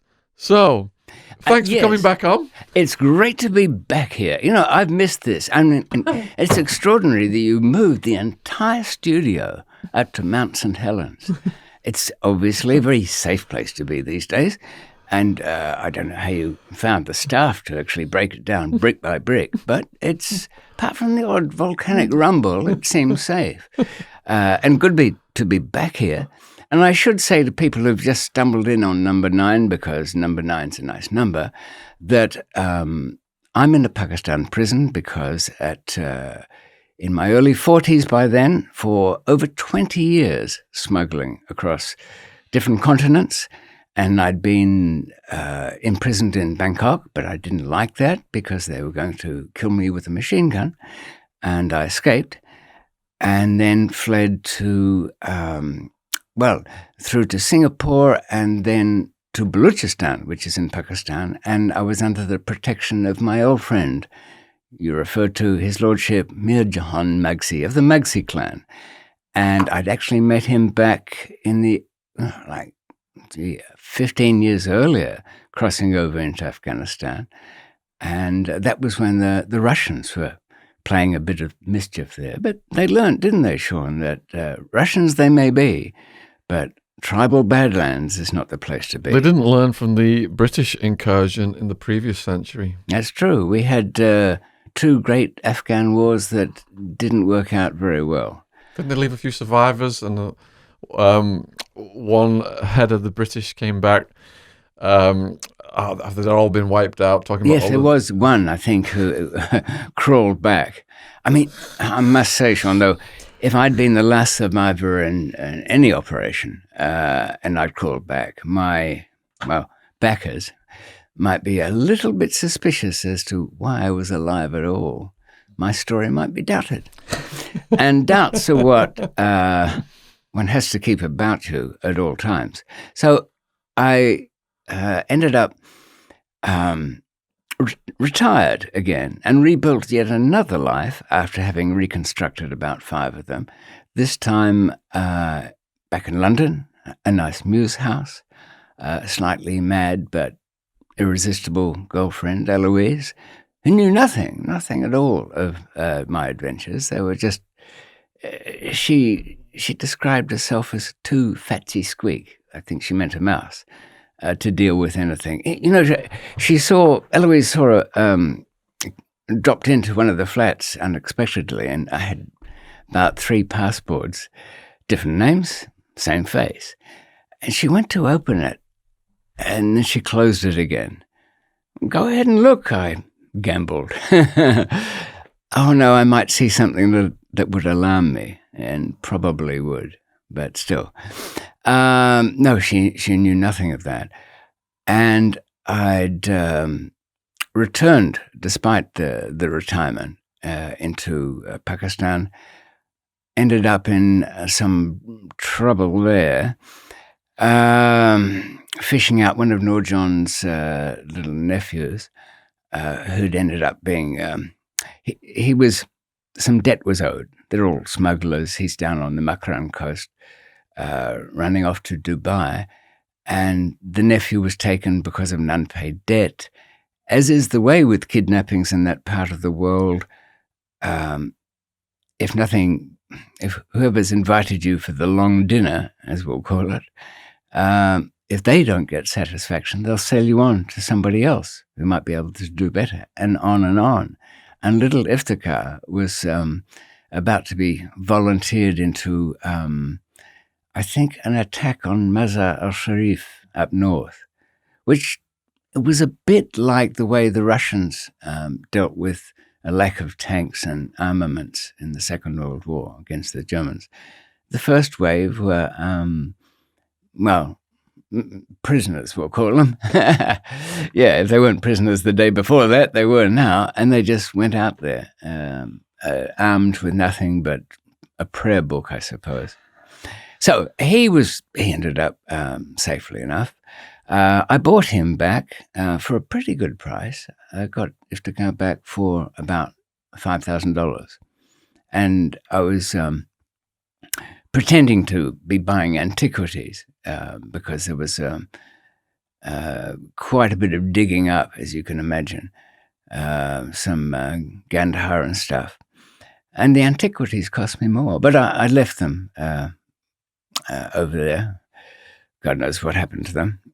But found myself in front of my old nemesis, Bill Schenkman from the DEA, thrown back into a prison and facing a death penalty in the new anti-narcotics court, which is, there's worse things, I suppose, but the worst part about it, the court really didn't exist. So on top of that, over a dispute with how much bribe money should be paid in Karachi Central Jail, I was disappeared to Hyderabad, thrown into the Bund ward, the locked ward, and left there to rot. But I didn't mind it. The solitary was a little hard to tell night from day, but I don't know. I think people in the current climate will kind of understand that there are some benefits to being compelled to have time on your own. It's good for the soul. It is, and you get to kind of design the house you never built and all of that thing. Though I had some things to consider. You can imagine after a 20-year battle, I'm not really making money anymore, but just staying ahead and paying off to keep out of crises that come up. But the big break, and as we left it in last episode, number 8 on your channel, my old friend Nurjan had turned up at the prison and all would be well. So, if you want to see the previous episodes, go down in the description box below this video is a link to the previous episodes, and also a link to David's channel on YouTube, which I urge you to subscribe at. Come on, let's get him up to 10,000 subs at least here soon. And also links to his books, Escape and Unforgiving Destiny. Yep, they're around. And a German version of Escape will soon be about. I don't know. Anybody out there in Germany follow all this nonsense? Well, I think there are a few I hear from. So what to do next there? It didn't absolutely solve the problem. Was there a file in the cake? No, it was one of those very gooey cakes that come from, in Pakistan, the bakeries have a section which are kind of for weddings and really wedding services are the only big parties they have in public. It's very rare that people will throw a block party in Pakistan. And India to a lesser degree, a bit more fun there. So weddings are the big thing, and they have the shops sell a lot of very sticky, sugar-heavy, cream-rich, slightly rancid within a couple of days cakes. A bit like, have you ever heard of a bonboniere shop? I've not. Bonboniere, people, is an Italian idea where everything to do with christenings, weddings, and special occasion birthdays is sold. It's little dolls, sweets. I like going there just to be able to say, is this the bonboniere shop? It's got a good ring to it, hasn't it? Like Anna Banana. Yeah. But I was allowed freedom of the city of Hyderabad jail, not the city itself, but it was like a city. It held about 2,500, so I roamed about. Now, as you mentioned before, Byron, who had been feeding me while I was locked up there, he was the one who'd been on hunger strike. He was not the only one I found that had done that. The tradition is, foolishly, I thought, well, you just don't eat the food they give you and that's it. But it's not. What goes along with it, you have to have a certain amount of beatings every day. And the sewing of the lips, yeah. But I'll come to that in a minute. But the first bunch of people I met as I roamed about Hyderabad was two big political leaders of a Sindhi nationalist party. Now, Sindh province is where Karachi is, and Karachi city has its own party, the MQM. But the nationalists kind of want an independent state of Sindh. As you know, when India was broken up, lots of different groups, I mean, Sindh has its own language, Sindhi, wanted their independence. Now, these two guys were in on, well, most of the political party heads were in on murder charges. They found that was the only thing that would hold them in prison. They'd very rarely be convicted of it. But as I've said to people over the years, a couple of important things to know about being arrested in India, Pakistan is one, you'll be tortured for a confession. Now, that's grim, but it actually doesn't matter what you tell them, providing you don't tell them anything that's true. Confessing, horribly after a massive breakdown, don't do it on round one of the beatings, but try and avoid the electricity, that's for sure. You then say, all right, this is the truth, and they'll note it down, but it can never be used in a courtroom. No court there will accept it. And all the proceedings are in English. That is a great and useful legacy. It sounds, I know it's very unpopular to say anything good might have come out of a colonial era, but in the perception of the people there, they regard that the tradition of the courts was relatively honest. The British magistrates who ran them, were they fair? I'm sure not as fair as their wistful memories of the old people remember. But I suppose on a dull day, a magistrate might give a poor man a bit of justice just to make himself feel better, or something to talk about to Memsahib when he got home while he was beating the servants. So there was the idea that the court should be reasonably honest. But they held these two big nationalist leaders, and there was a limit to what they could do to torment them. The usual practice was to disappear them. They would go to holding cells or dungeons around the major cities. And these two guys, there was kind of a Napoleonic little one with dark hair and a kind of big beefy one. I think he was the sergeant at arms of the nationalists. They told me that when they were taken in and disappeared, their form of breaking them down was to swaddle them from head to toe in heavy bandages, clothing, a hood, which had no eye holes, nothing like that. Heavy mittens, not with even fingers in them, like oven gloves, and loads of wrappings around the feet, and then in the solitary cell by themselves, not together. Like cook them alive, basically. Kind of, yeah. It must have been kind of cozy in there, yeah, for sure. But it was a curious thing to meet them in the prison because they were so highly respected. Around where I was living, in a chair, one morning the chairs were brought, little table was set up, and then they were ushered in, followed by a small retinue of people. And a couple of their badashi, the servants, were carrying food for me. Introduced themselves, David, here's some food. We've heard about you from Nurjan that you're here. No, Nurjan's Baluchi, but a nationalist and well respected for the great September 30 massacre, when over 100 people were killed in the street. A matter of pride? Well, perhaps fear and respect seem to go hand in hand there. But when I got to know them, the little one told me that while they were swaddled up one night, a guard had taken pity on them, and it was in the middle of the night, so nobody was around. He led them out from their cells.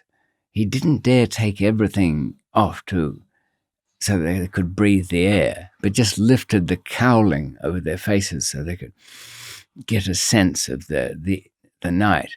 And the little guy said, well, he took off the bandages around my feet. And so my bare feet he led us over to where there was some grass. And he said he could feel every blade of that grass, every droplet of moisture, the aroma of the night earth as it separated the smell rising from the ground. Now, this was 5 years earlier, but he remembered virtually every sensation across his feet that had. So it gave me some idea of what the extremes of sensory deprivation were like. As I've said before, if you're foolish enough to ask yourself a question, and your viewers might be wondering, what would it be like if I was arrested here? Or what would it be like if I was imprisoned in a foreign country? And people watch things like Locked Up Abroad, Banked Up Abroad to get some idea of that. But I think you need the texture, the smell, and the fear to go with it. And Hyderabad also had quite a mixture of other bits of driftwood that came in. Somebody in a cell near me was a notorious forger, and he even had restrictions on what he could be served to eat. He was not allowed to have boiled potatoes or potatoes of any kind. Why? I know, I asked myself that.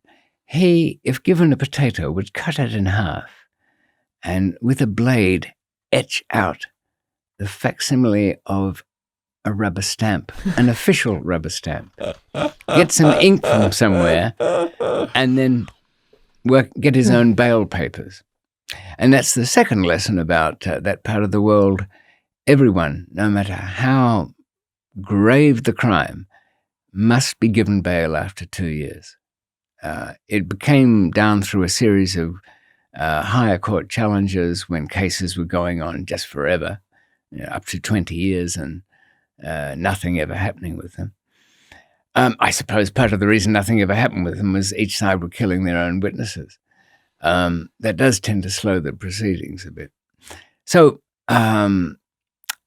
then I was in a dormitory there in Hyderabad where I got to meet some sort of country folk, 2 or 3 groups of them in for honor killings, which, if you don't know what, there's no honor whatsoever connected with it. Conceivably, family embarrassment as a daughter is accused or a wife is accused of doing something inappropriate. Like, what? Looking, seeing, being looked at, something like that. I mean, the crazy thing is nothing necessarily would ever form the basis for the offended family's anguish. Okay, if the girl was going to run off with and have a love marriage, that's a set expression. Was it a love marriage? Like, this is a rarity, not the arranged marriages. Now, these hillbillies were, they'd killed the daughter in the family. And the guy I spoke to had killed his sister. And I asked him if he felt bad about that. And yeah, he came to think it wasn't such a good idea. But, well, not really country imbeciles by comparison with this is their own perception. I don't mean the country people were imbeciles, but even within their own groups, they were considered that. But the most interesting people at Hyderabad were a bunch of Russians I found there. Now, the design of the place was peculiar. It was mostly huge grounds and kind of nice, some gardens, parks within the jail. Strange. You can Google it up and look at the aerial shots of it at Hyderabad. Don't get it confused with the Hyderabad in India, but the Pakistan one. And I don't know whether it's visible on it, but it kind of had Greek columns and long curb patio things. Now, amongst all of that were all these European faces. And my guide said, no, they're the Russians, meet them. And you might wonder why a bunch of Russians, I think there was 6 there at the time, 6 left out of a group of 10. They'd been in for about 9 years. Their leader was Andres, and he was, this was back in the Soviet era, before Glasnost and the wall coming down and all of that. So I'm guessing, and I found out to be true, that to be a Russian street gang back in the Soviet era was a pretty tough calling. You had to be able to hold your ground. So the gang, there were about 12 of them in Moscow. They all got into trouble, sent off to prisons, but they were so bad when left together, they were broken into 2 groups. One sent off to, I think it was Chem 128. This is part of the Russian prison system, which has whole cities which are devoted to nothing but prisons. Sure, they're grim and vicious, but they have their own kind of social life. They have a women's prison attached to it. Some of the inmates are married to the women there, and they have visiting days and all of that. Anyway, Andreas found himself with 6 of his compatriots in Chem 128, I think it was. No, Prem 128. And he tried lots of things in there to bring the gang back together, but nothing worked. So he executed quite an interesting plan. Andreas and the boys there escaped from that prison. And did they flee into the hinterlands of Siberia? No. That would be probably certain death from exposure or many other things. After all, that's why they're in Siberia. But they went to the airport and hijacked a commercial Tupolev 128, I think it was. Did they flee the country then? No. Not for a tough Moscow street gang. He demanded that the plane fly to another prison city and exchange passengers for the rest of his gang. Yeah. No way. Now this, wow. I've often wanted to write that story because of, as their numbers dwindled over the years, because you can imagine the authorities were not readily going to hand over prisoners out of a jail in exchange for the lives of passengers on a plane. Well, yes, they changed their mind after the negotiator who came on board was the first lot were killed, and then the next negotiator announced that through hand signals through the aircraft that they should go ahead. Something wrong with the radios. It wasn't entirely that. The negotiator was dead, and they were moving his arms and face around like my weekend at Bernie's, keeping him alive. And there's lots more to that, but please tell us the lots more. Well, they managed to get off the ground after leaving a small amount of carnage, but keeping enough passengers on board. Have you ever been on a Russian flight? No. Well, I suppose this might be something that one could take on it, really, because the splatter from the onboard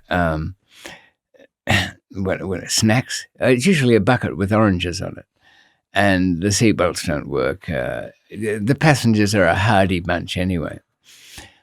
They first were going to fly to Gaddafi's Libya, but that turned out to be, well, they were unwelcome. After all, he was a bit friendly with the Russians, as you recall.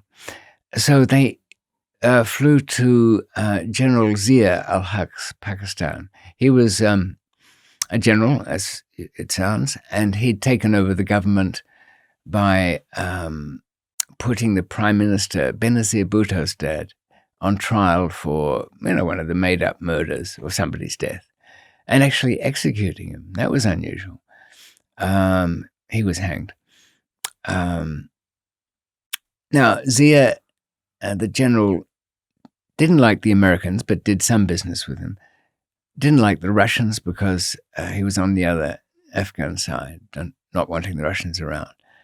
So the Moscow street gang, Andreas thought that was the place to go, and the one place in the world.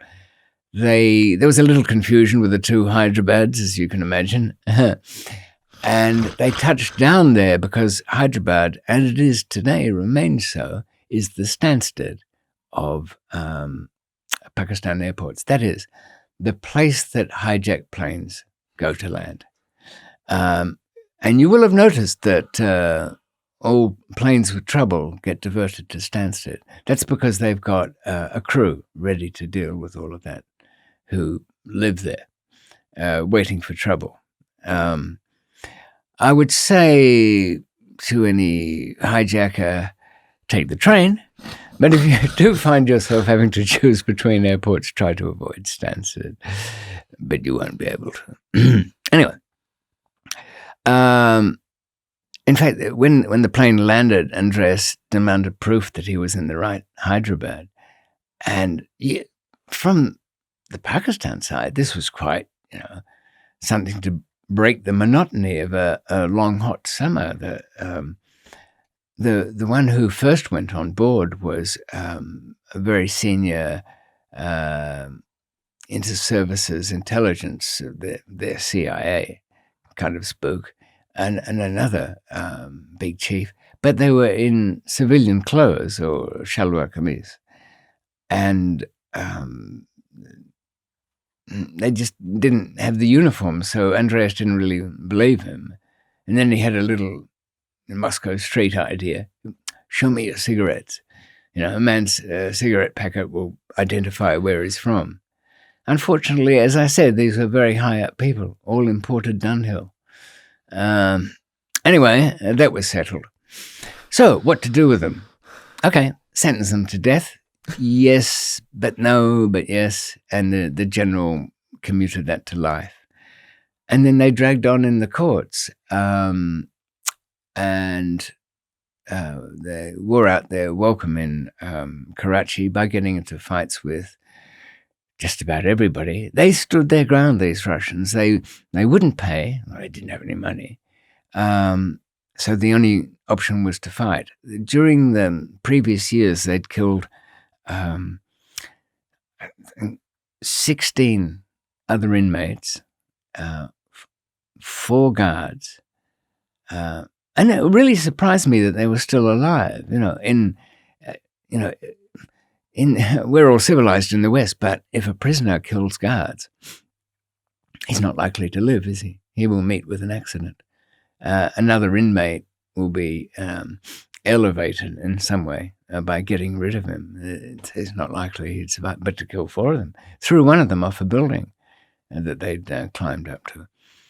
Now, they'd been on hunger strikes, and a lot of them bore the telltale marks of the scars on the upper lip. You know what? I never asked. I meant to. Oh, yes, it was. They used cotton. if you're wondering. There was no catgut or surgical suture material. So they must have got infected. What? Best not to have a moustache for that. But they would, to try and compel them, they would just tear away, the guards would hold them down and tear away those stitches and force feed them with a device they had made up. It was a steel contraption which had a kind of allowed a tube down there, but the steel thing held your jaw open so the tube could get down inside. Now, as I was listening to Andreas recount the little gang's history, I did notice that he had gaps in his teeth where would have been his first and second molar, top, bottom, on both sides. And that was because when the steel device was shoved in his mouth, rather than take that, he crushed his own teeth into the steel, shattering them, and sealed it off from the rubber tube. Well, that did impress his captors somewhat, and they ended up with at least their own little patch in the prison. But still, Sean, we won't shilly-shally in Hyderabad prison any longer. I'm gripped by all this. Because I had to bid them a fond farewell and get back to the court, which I did. My judge welcomed me back because it was he who, from his side, apart from Nurjan, who'd done the actual magic, had brought me, and he really pressed the Karachi prison as to where I'd been taken. He threatened the superintendent, the equivalent of head warder or governor, with being imprisoned for contempt unless I was produced, and actually got him down to the courtroom. So produced I was. But Karachi Central Jail, and I had a brief hearing, lots of courtesies with the judge. I got rid of my old lawyer, Zahor Baruch, because I'd hired him, by the way, because people might remember I'd met him in the prison. He'd been FIR'd. FIR is first incident report. It's something you go to a police station and buy, along with other treats. You can get that a case registered against somebody, and they go and get arrested, and then they have to be back. It's a way of annoying somebody else. And many lawyers were in the prison, and Zahor Baluch was one of them. A bit of a bad reputation, but I wasn't too fussy then. I told him I wasn't going to pay him anything much in advance, a few thousand, but he wasn't really he was trying to cheat too much. So I switched to Rana Shamim, and I mentioned his name because he's now a judge in the High Court in Pakistan. He's come along in the world. But my judge was, perfectly, there was nothing against me. You might recall that I was there because of the crazed babblings of the great failed boxer from Liverpool, Billy Green, who, when in trouble, having done a drug run that he was supposed to find couriers for out of greed and to build up a little family palace in the Philippines with his wonderful wife, had landed himself in trouble, and the best way out of trouble is to get me into it.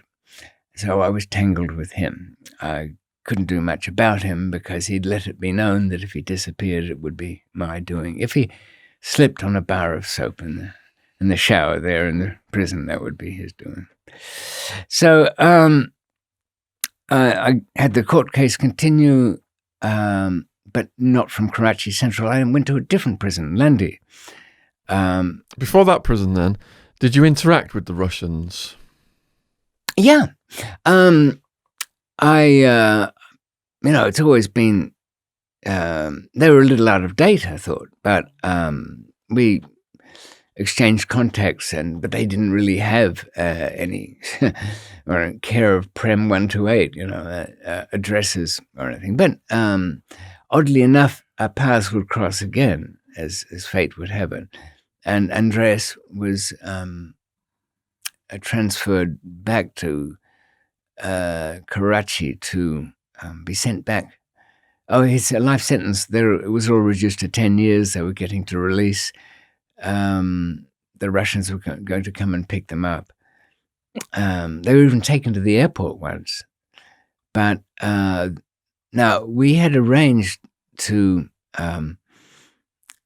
let the airport officials have them get onto any journey of their choice rather than go back to Siberia. But we couldn't get him a passport. I was trying to get a camera in, but I kind of had my hands full with my own case. And then I went over to this other prison. But so you were helping them then? Oh, yeah. Well, why not? I mean, they'd proved their mettle.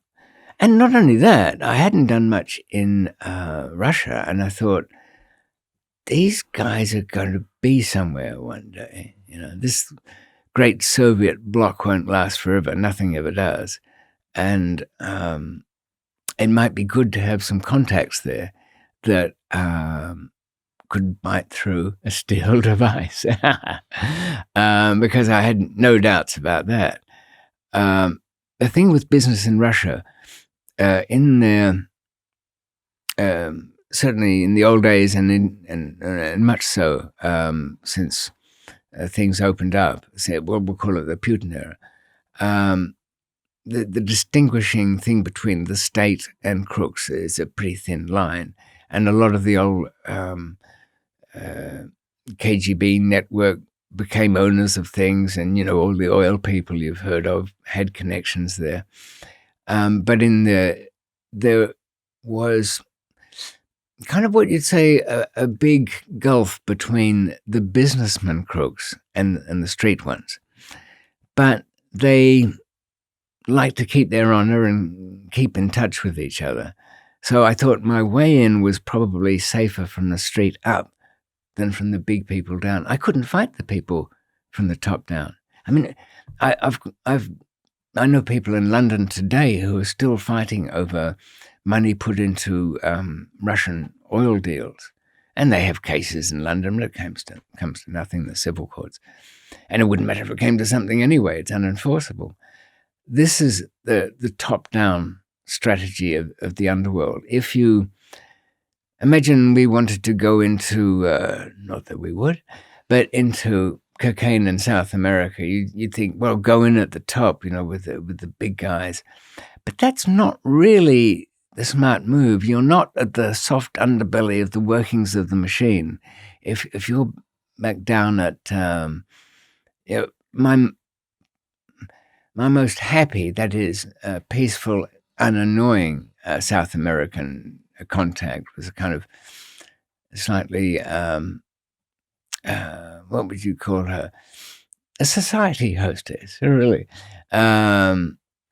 She held parties and had a lot of friends, but she was also a distributor of the coke in Cali, between dealer to dealer within there. So dealers would come and buy a kilo and then break it up and be sold in that area.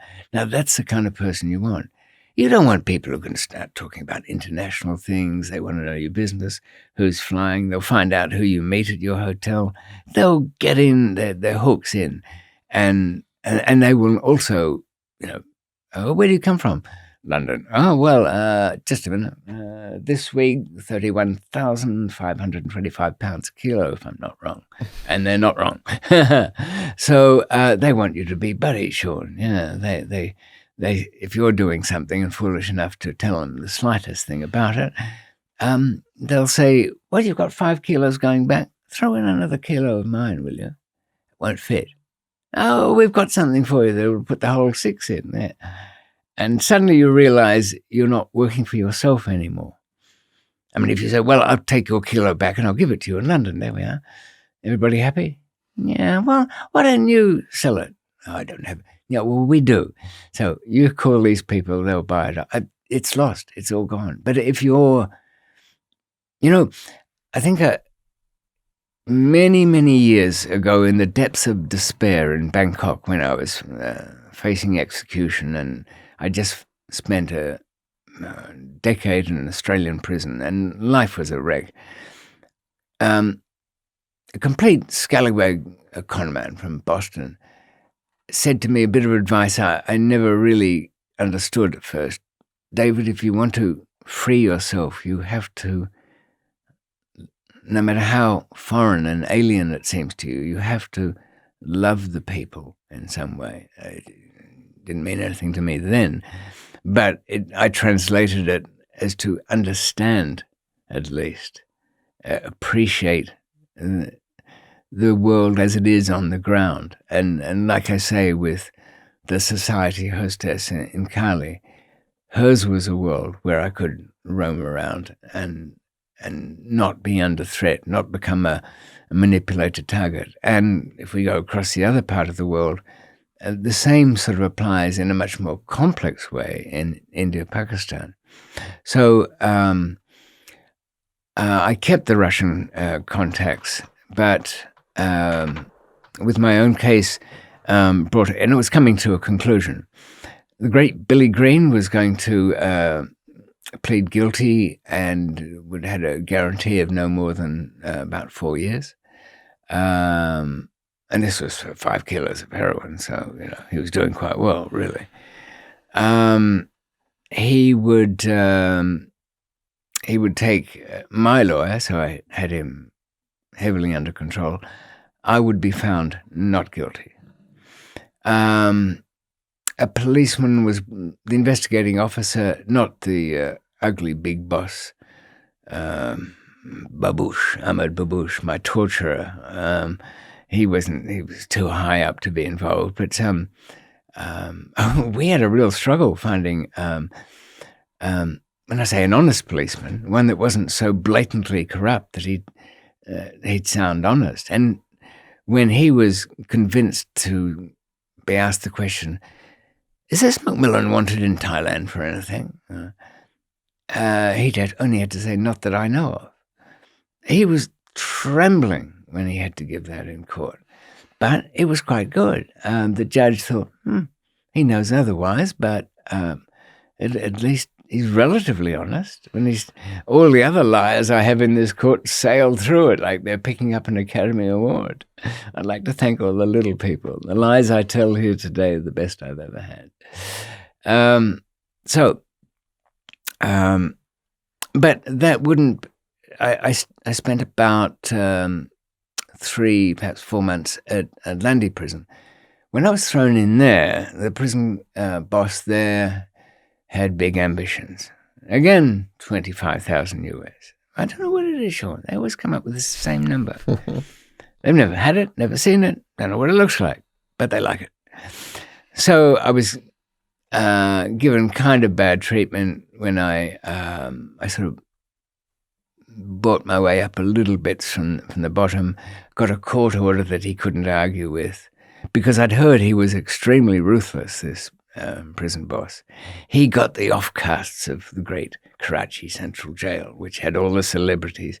Landy had nobodies, really, and had a very small B class for these are the guys with their own servants and their own guard and so on. So it was quite a small section.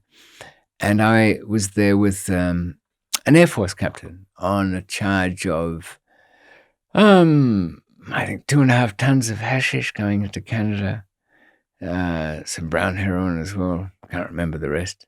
Was he innocent? Who cares? But he certainly was naive in the business. He'd had some, without a doubt, he'd had some Canadian connections. But as cellmates go, he was quite good. There was a Christian tax collector in our little enclave. And he was, had been accused of corruption. He was in there. So it was a very kind of peaceful little spot. Compared to Hyderabad dungeon, it was fine. We had our cooks. And I'd walk around the prison kind of having a look about. There was nobody much there. But I did see, I spied through a window, and my little minions, the people who do my shopping and so on, would... now, bear in mind, I'm going to, just to get the picture clear, I'm in a jail, but I'm going to court. I'm also B class, which is the upper class of the, not a lesser. A is only for the political cases. and a disadvantage. But the B class, you have no handcuffs when you get taken to court. You get your own van, and you pay the driver, of course. And you can wander around the courtroom, go to the shops across the way. Send your guard, for that matter, if you're a bit busy. I usually give him a list, and he'd wander over. And I think I've mentioned to you before, what would be the disadvantage of me just melting into the crowd there? Oh, wait a minute. No, I'd have to get somebody to at least pick me up from the courtroom and drive off with them. Would that be good? No. I would effectively be imprisoning myself with the people who picked me up. So that I wanted an acquittal. I wanted to be a free man. I wanted to be able to walk the streets of Karachi. So I held out for the case. But there was another Englishman in the jail, and his name was also David. He was a Londoner and had been a diamond dealer before getting somehow tangled up in a case that involved a couple of tons of hashish that had a long history. Some London villains had invested some of their spare cash in trying to organize a pretty big hash shipment from there. It had become, well, they hadn't learnt what viewers here should have learnt by now. You have to be Johnny on the spot. You have to be on the ground. You have to take your money there. They'd send money there. And like throwing money out of an open aeroplane door, it rains down on the lucky beneficiaries. And they say, when called, why isn't my hashish ready? What? Everything's ready. Just come. And, of course, when they get there, there's nothing done because they should have showed up and paid for themselves. So this David, the diamond dealer, was apparently there.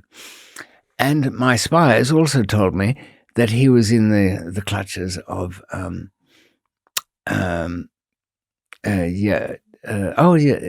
keep thinking he was Baluch, but he was Akbar Shah, that was his name, yeah. He was a very well-known hashish smuggler or arranger of deals.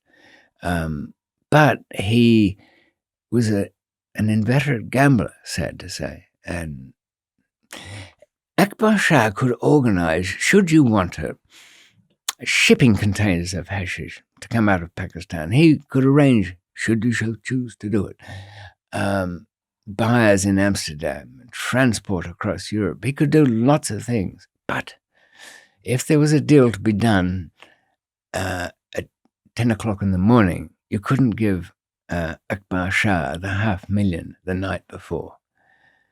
He would leave the hotel room, go down to a casino, gone. So he'd got him, Akbar, this David the diamond dealer had been sent by the London villains to be the man on the ground. Why they would send a man with no experience of any of this is beyond me. But poor David lapped it up. He was quite impressed with the London villains. And admittedly, in their robbing days, this particular group, and I won't name them, a few are still alive, they were pretty good. They'd get big loaders and lifters and pick up security vans off the ground and take them away to play their merriment with them. They almost couldn't lose a trial. They had juries fixed up. They had Henry Milner, the great fixer of trials back in the 70s and 80s. So Henry, not a bad lawyer, retired now. Good lawyer, really, but he had just a way of bringing people together, shall I say that. And acquittals would follow. He got himself a good name.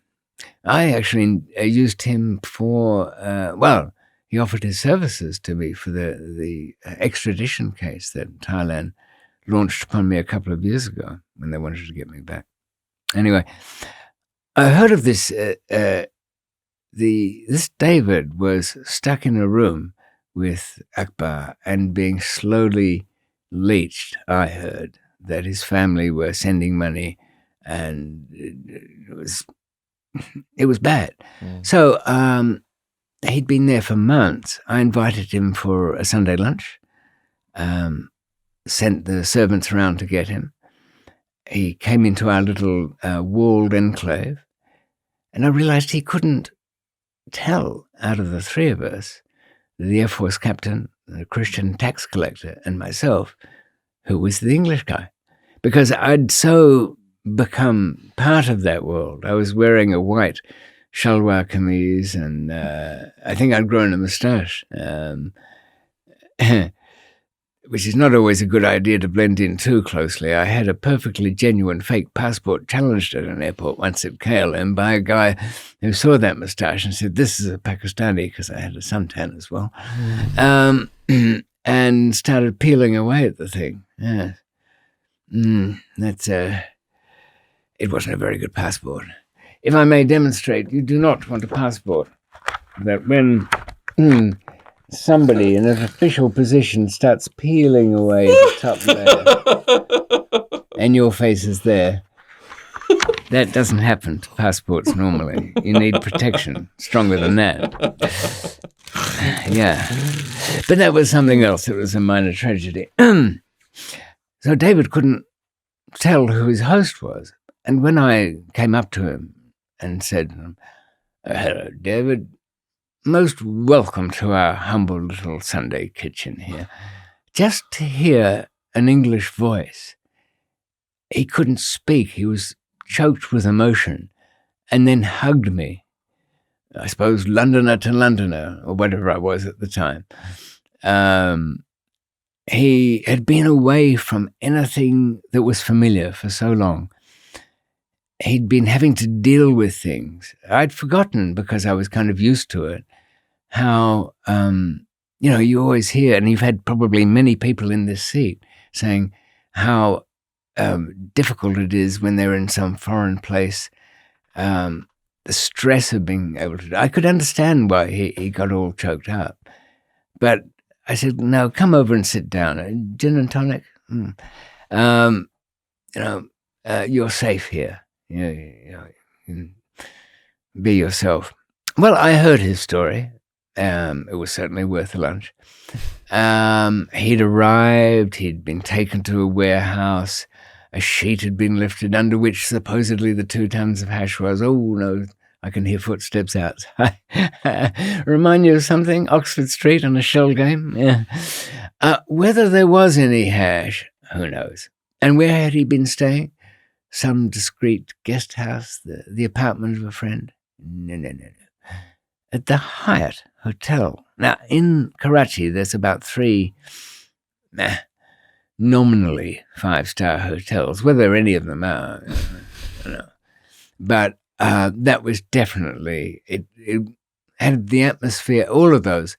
If you go to the lobby, there are so many spies and vested interests, and it looks like Rick's Cafe Americain in Casablanca. There's so many people with something to sell or trade or buy or use you for. So it was little wonder that half a dozen competing Pakistan agencies were all over him like a rash. But that was not enough to get him arrested.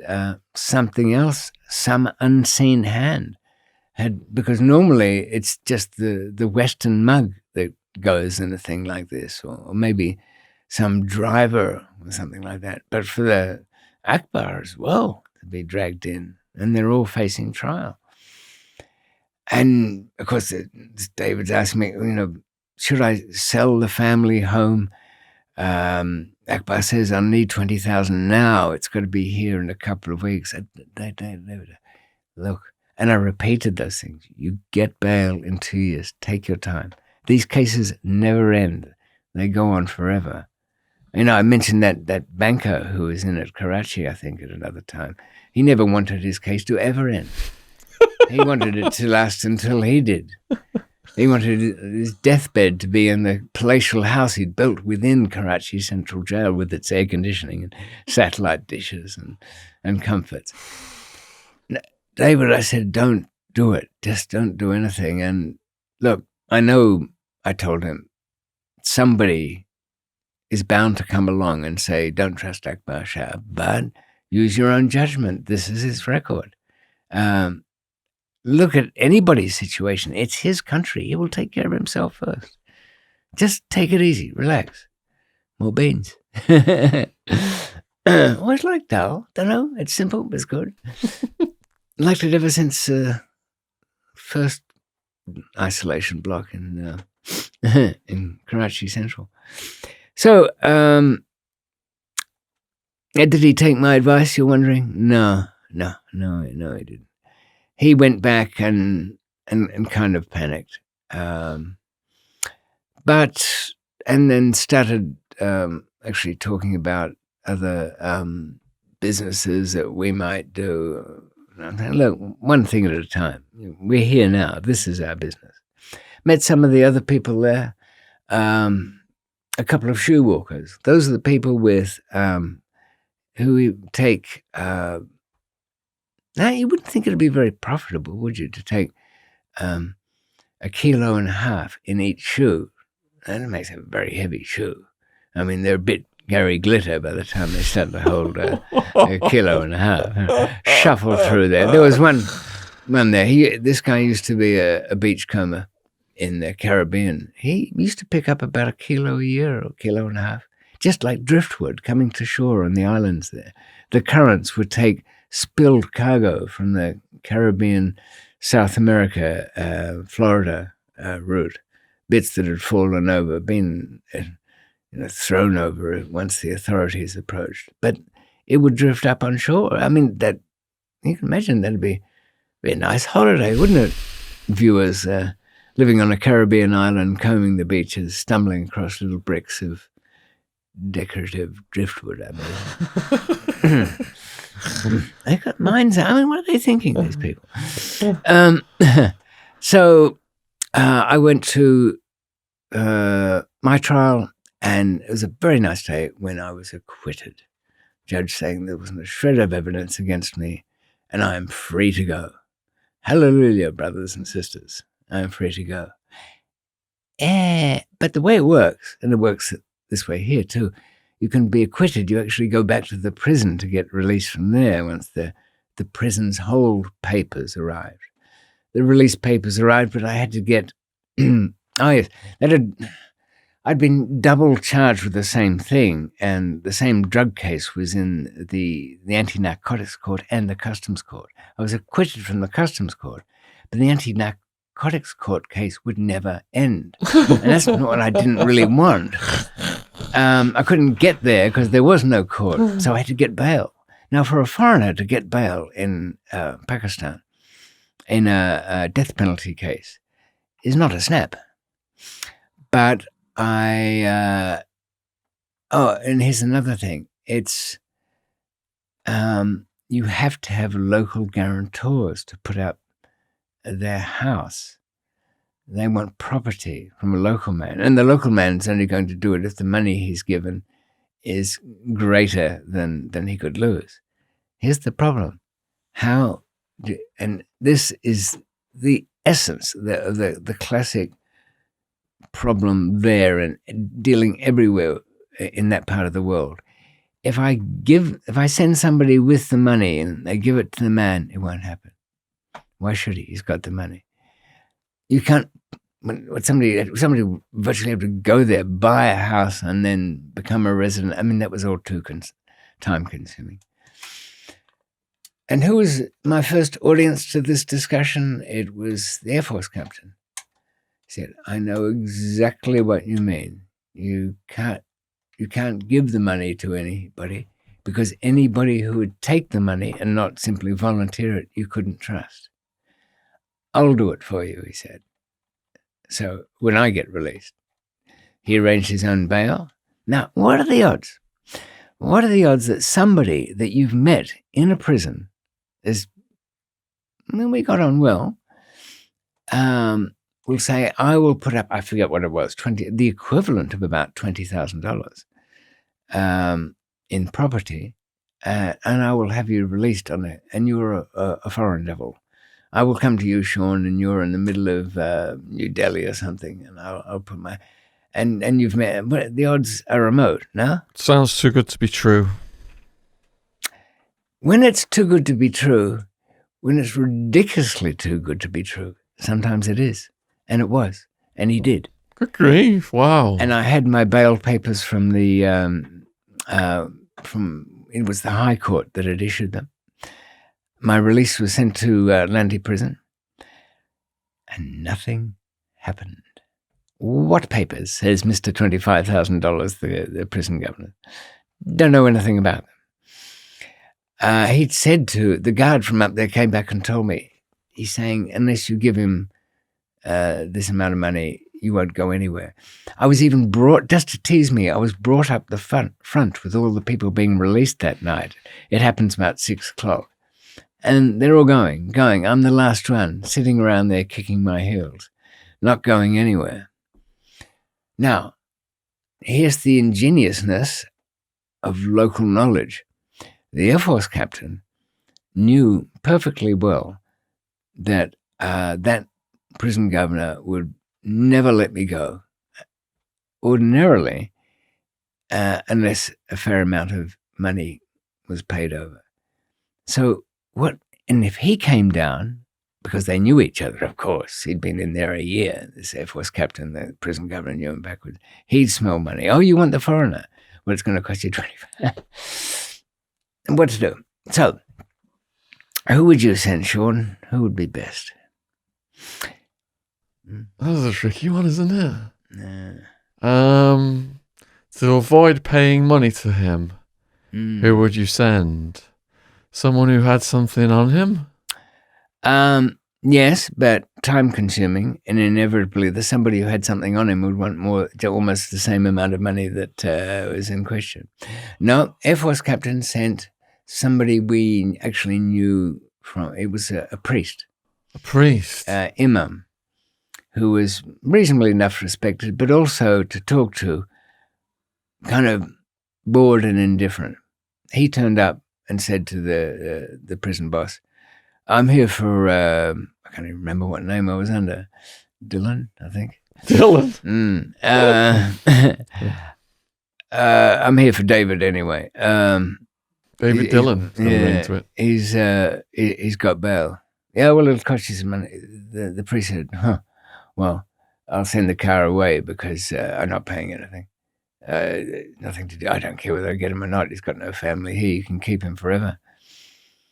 And now the prison boss knows he's going to get in trouble in the courts for not enforcing this order to some extent, only as much as he'd just have to avoid being summoned a few times. So the priest then says, look, give the guard 500 rupees and bring him over. Now it's almost like an insult. It's like £5. That this is how low this guy was, this prison boss. He takes the 500, puts it in his pocket, slaps his sergeant at arms around. All right, let the priest have it. That's it. You know? And so I was out. What was going through your head when you heard that was accepted, that deal? Well, I didn't know anything about it because I wasn't in, I'd left my phone back This there. was all at the behest of the Air Force guy. He organized it. He did. So you were told after you were released then, the deal. And were you impressed? I was in the back of a little air-conditioned rust bucket. They might be crappy cars, but the air conditioning usually works. He said, the priest said, oh, it was touch and go that day. And he, I wasn't going to, I took several steps away back to the car, but I said, where's the Air Force guy? He's waiting for you, somewhere else, but he thought you might want a kind of night's rest after all of this first. Just see him tomorrow, which I would, because do you recall Robbie the Scot? Which episode was that? Well, he was a Scottish deal broker who found himself in Pakistan, and we first met, though I'd heard of his arrest.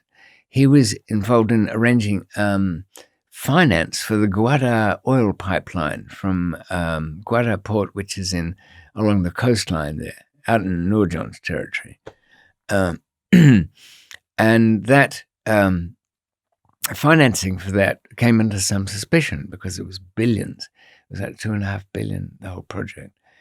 This Scottish guy, Robbie, was in the middle of it, arranging the finance. And had his own bit of extraordinary misfortune. A couple of City of London police had been at the Pearl Continental Hotel just over some other matter, almost like on holiday, busman's holiday. And he'd ended up in the prison, and we'd met and swapped stories and everything like that. But he himself had been bailed out on the $2.5 billion case, which was quite a good bit of engineering on his part. So he picked up very quickly because you might recall the prison boss from Karachi Central had sent me over to this newcomer, Robbie. Foreigner come, big money, oil pipeline, 25,000. Stop it. And it was like, I don't know, 2,000 rupees cash and then another 20. And I said to Robbie, just slow down on the paying. Yeah, but I know the way it is here. You can, yeah. It's even more so in here. So, but he was out. He was released. He had like the floor of the Avari Hotel. And he was just moving to Clifton Beach, which is the name of a suburb of Karachi. And as it sounds, it's along the beachfront, a lot of high-rise apartments. And he was moving to the penthouse. He knew through another Air Force contact who'd been in the prison, my Air Force man, and so they all knew each other. In fact, during the move from the Avari Hotel into the Clifton penthouse, by the time I arrived, the whole lot of Army guys and Air Force people, about 15 of them, were just lugging furniture up the lifts and transferring it over this new place. So Robbie said, well, why don't you stay in the apartment? It's got 6 rooms in there up the top, and they've all got their own bathrooms, so there's nothing in it. Did your Air Force guy lose his property because you then disappeared, or did you already pay him more than the value of the property, so it didn't matter? That was in the agreement? Oh, no, I paid nothing, ever. What happened was I didn't flee. I went to the High Court along with Robbie had organized 20 class action case against the double jeopardy ruling that says in their constitution, which was hastily drafted by a British civil servant during partition, it says that no one shall be put to trial over the same matters twice. And that ruling it was one of a series of all-purpose, ready-to-go constitutions that the British made and gave to a few countries. Oddly enough, and so it applied there. So I took that to the High Court, won the case, and was acquitted completely. So I was a free man. Wow. The man got his house back. It was freed from links up there, and everybody was happy. Oh, I rewarded them, in kind and in fashion. But I had, from the moment I refused to keep paying any more in Karachi Central, even over my telephone or any other damn thing, and I was disappeared to Hyderabad, I decided this will be the new way. I've sat here through 8 episodes, bribing my way, sprinkling money here. But at this stage, after 40 years in the field, endless wars, endless collapses, great rebuildings of life, everything being shattered again, I decided that, nope, the new way David's going to operate, I'm paying nothing. Nothing for the drugs, nothing for the contacts, nothing ever. Well, it's not entirely true. When a deal would go through, people would all get their rewards. But I didn't want anything to look like anything before. I wanted to go back 40 years to the hippie world in a funny kind of way. where money wasn't argued out or nailed down. And I ended up doing business with people in even in that part of the world where no money was ever mentioned. And it even puzzled me. I would say, what are your expectations for this when it hits the West? You know, what do you think you're going to get? It's up to you, David. I never worry anymore. And I'd probably pay maybe more than the odds, but I like that. It was good. So there was really, okay, I suppose I could say this. Did I pay off my judge for the acquittal? Not exactly, but out of £15,000 that went to the lawyer, probably 5,000 paid for the Hajj pilgrimage of purification for the judge, because he'd just come back from his journey to Mecca. And Rana Shamim, my lawyer, said, David, it's a good day. He has been cleansed. He has been to Mecca. You know, praise, salutations to the Lord. And he came back in white. Is that significant? White is what today will be. Yeah, he goes on a bit like this.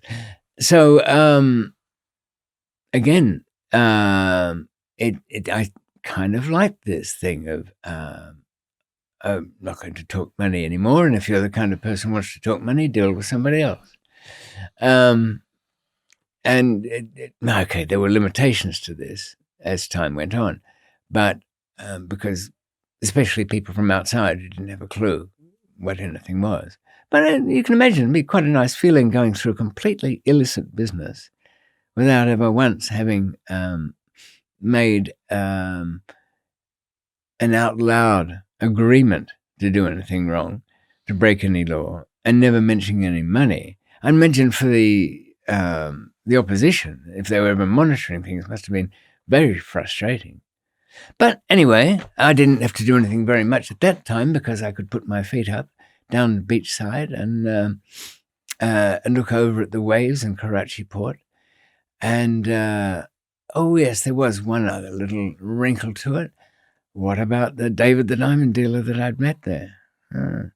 And what did the Air Force captain want? I used to have a catchphrase in some of my business dealings where I'd say, I'll leave it up to your generosity. And I can't ever remember that going against my benefit. Oh. You mean it was to your benefit? It was to my benefit, yeah. Oh, right. Yeah. No, I think it can be. Yeah. And in fact, it does show you, I think, the gulf. People will lowball themselves. Yeah, that's true. But it also shows the gulf of between the inexperienced and the experienced. Yeah. And also that when you meet somebody that, for whatever reason, knows his or her way around, the playing field. There's no hurry to deal with any of that. Yeah. So, people, some of our viewers, you'll be shocked to know, often make inquiries. How do I get into such and such a business? Something illegal, I'll do anything, I'll go anywhere. And the sad thing is it's a very different world these days.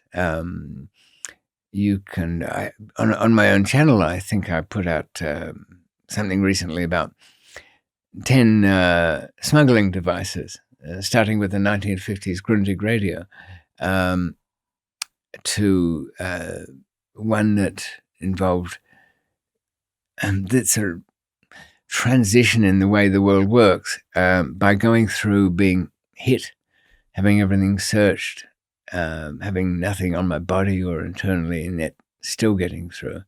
So from mere disguise to deflection in a massive way. In that one, the whole point of it is that look where we are now. Hardly the few people who travel by air, just as we're recording, only do so out of necessity, and there's some strong family need. You can imagine, is this good for smugglers, people up to mischief? I don't think so. Not only that, everything is so. Even more information goes into the system as to who a passenger is, and that's going to be magnified even further with, if not medical records, and certainly close and things about people that will be heavily known. Gone are the days when somebody can put on a new identity, like wearing a new suit. There's no background to it. There's no Facebook presence. There's no, and we know it exists, the Google advertising profile of the individual, all algorithm, no human involved, but it does mean that when you are anywhere near Instagram or Facebook, you uncannily get the ads for something you've been looking at. Google keeps sending me emails now showing everywhere I've driven. Yeah, no, they can do that. My phone. I use because I can't remember where the hell I was working. Also, the slumlords I work for. It's either CCTVs or slumlords covering up a mess, or somebody where they don't want a stranger running around with the keys to a place. No, not because it's illegal. It's just embarrassing, or they don't want anybody to know. So I'm the kind of person that comes in on that. But I can't remember where I've been. So Google Maps is perfect. Every month it says, David, look at your timeline. And I can watch, what the hell was that? I mean, it will offer you, if it hasn't got the address right, you can correct it. So you can even, I think it's great. I've got an alibi for everything for the last 2 years, every moment. Going back to transactions then, did you have some people who did still like say this quantity, this price, and then when you pay them, even if there's like a few fake $20 bills in there, you're going to get some kind of summons to a meeting the next day? Well, it varies around the world. The payments are imbalanced, aren't they? Money going back to South America for goods or services, and money going back to Central Asia, the Middle East. The Gulf states are always very exacting. They work on margins, and it's not drugs particularly, but so they're kind of exacting. Somewhat greedier, and I found in South America, but mostly kind of one-upmanship on their next competitor. India, Pakistan, Thailand, kind of just happy that it was, more money than they've had before. And I've always tried to work so that my contacts or friends in a source place will have an elevation in life in some way, so that their position will move up from what they had before, and so it will always be better. It takes quite a greedy slob, doesn't it, to come out of some place and suddenly be able to afford a couple of houses and that trip to Europe, whatever, and then still want more on top. As soon as you see that sign, you're going to have trouble with that person. The most calculating, or the people who take the strongest offense at being out by any amount, whether in weight or in money, the Scandinavians. If you're a krona short in Sweden, you'll hear about it. I just said to somebody, look, that was underweight, but he'll make it up next time. But you can't do that. Why not? He didn't mean to. He just didn't have time to weigh anything. All right, but tell him not to do it. All right, you tell him. So you're still you got acquitted then, and you're in the hotel. Yes, I was in the hotel, but I moved into the penthouse down in Clifton, and yes, I have two things on my plate. apart from the fact of not wanting to do anything, I'm kind of exhausted after all this. I've had Thailand to get out of, Karachi.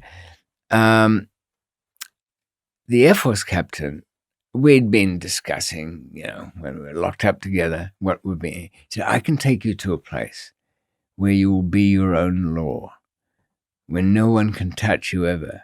Well, that's intriguing, isn't it? I didn't have anything really in mind. You can be your own law. Yeah.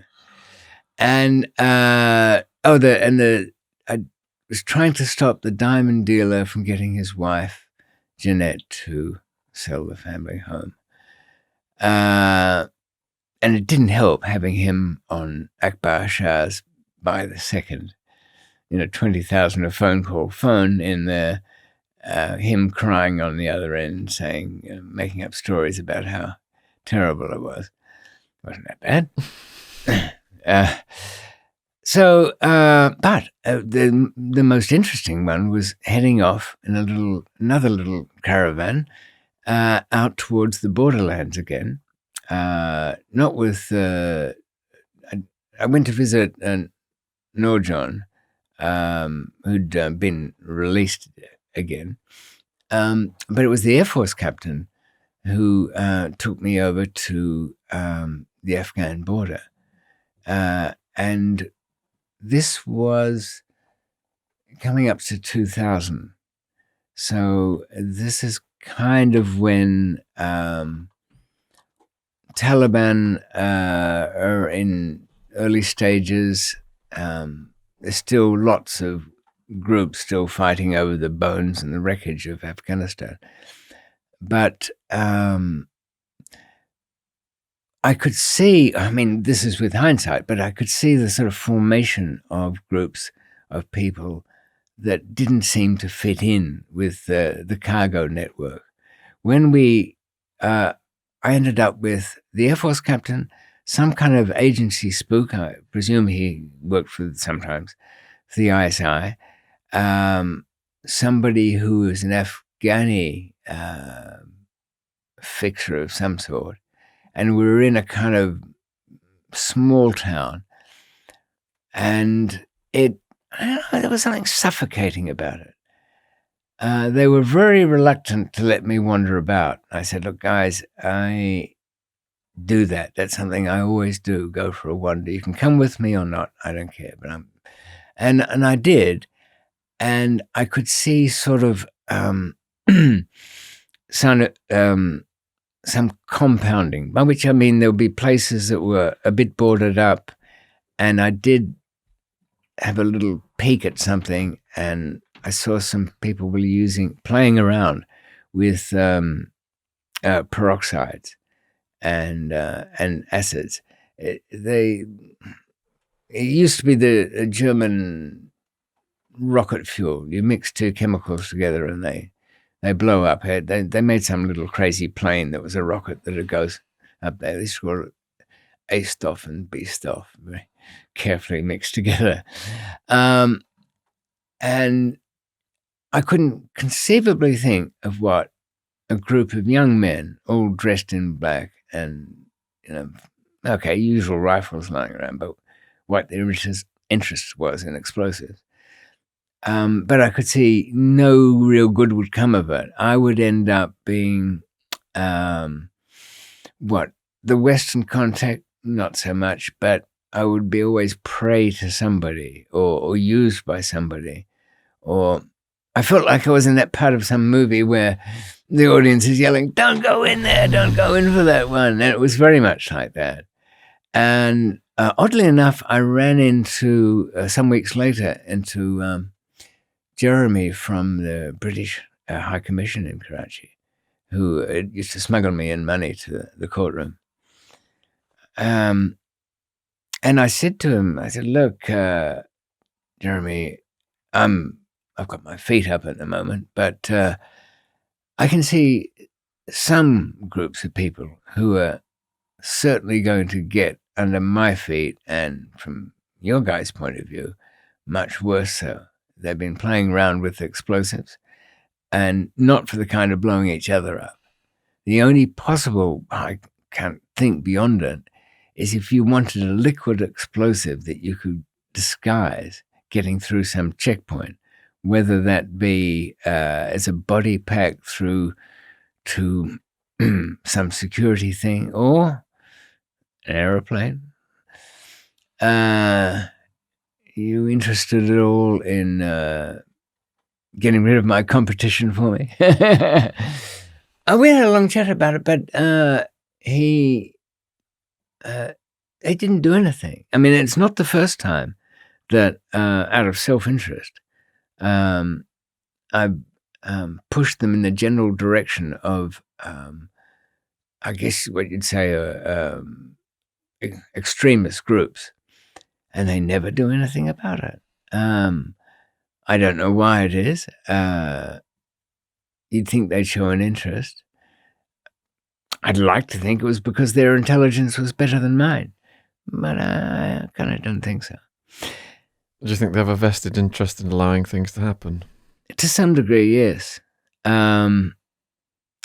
It's not unknown in British and American history where we let something turn into a mess so we can side with the winning faction or get our man in power or something like that. Just watching Roman Empire now, where Commodus has handed the running of the empire to his former slave, who's now the emperor's chief advisor, he decides to have a grain shortage so he can be the savior. But he stored all this grain in places, and the grain shortage has caused the plague, and now with the plague he can't return the grain, so he ends up getting killed.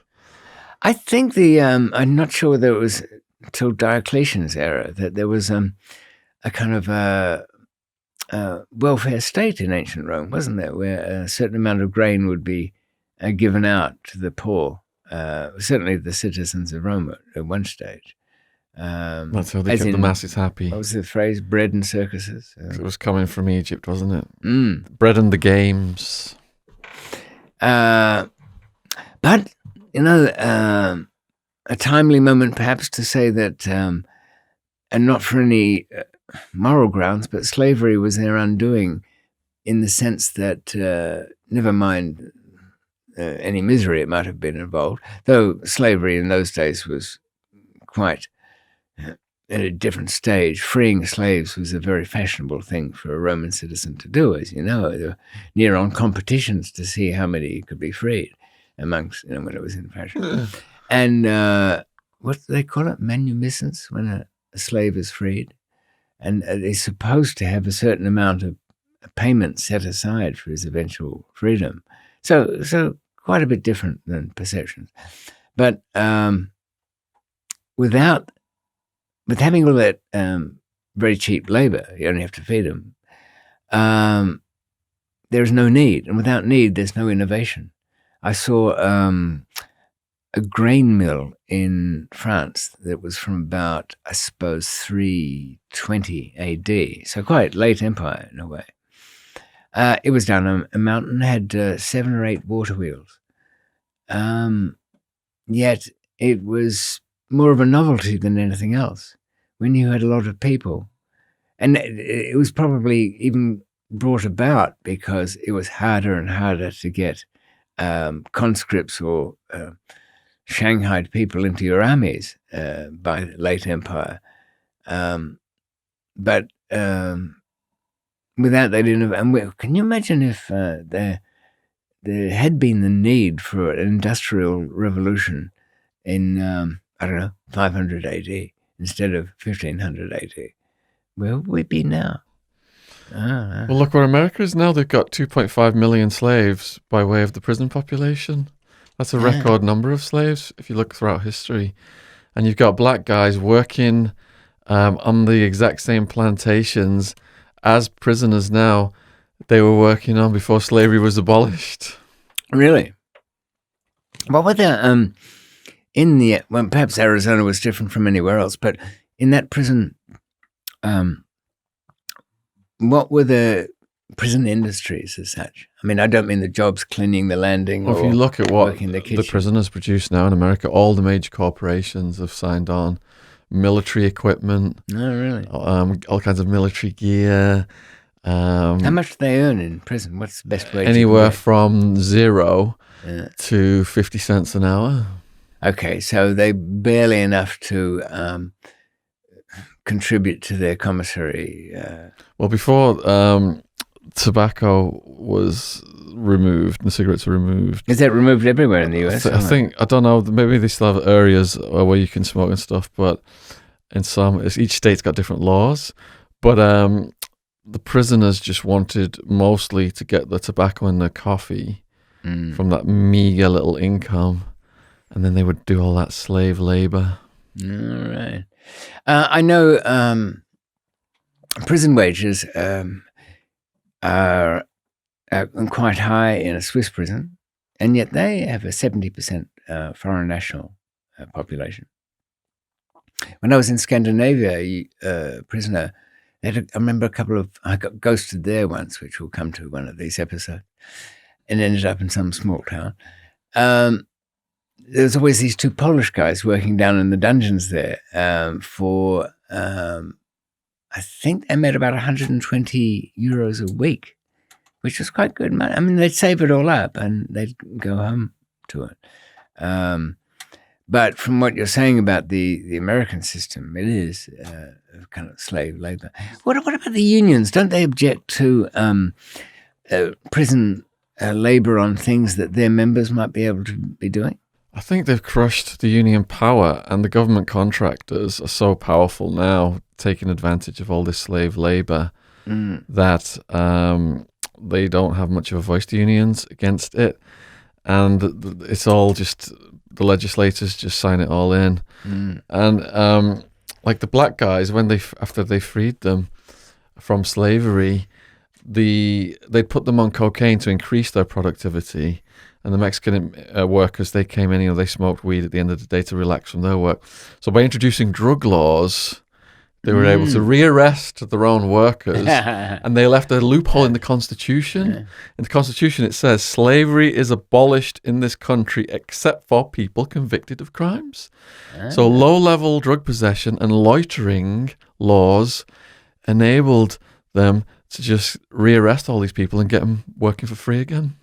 And then that's to this day. That's why you still got a disproportionate amount of black people in the U.S. prison system working as slaves. I can see that. No, there are also what did they call them, the Jim Crow laws that made it very difficult for Black Americans to register to vote and to campaign or to become part of the political system. Totally.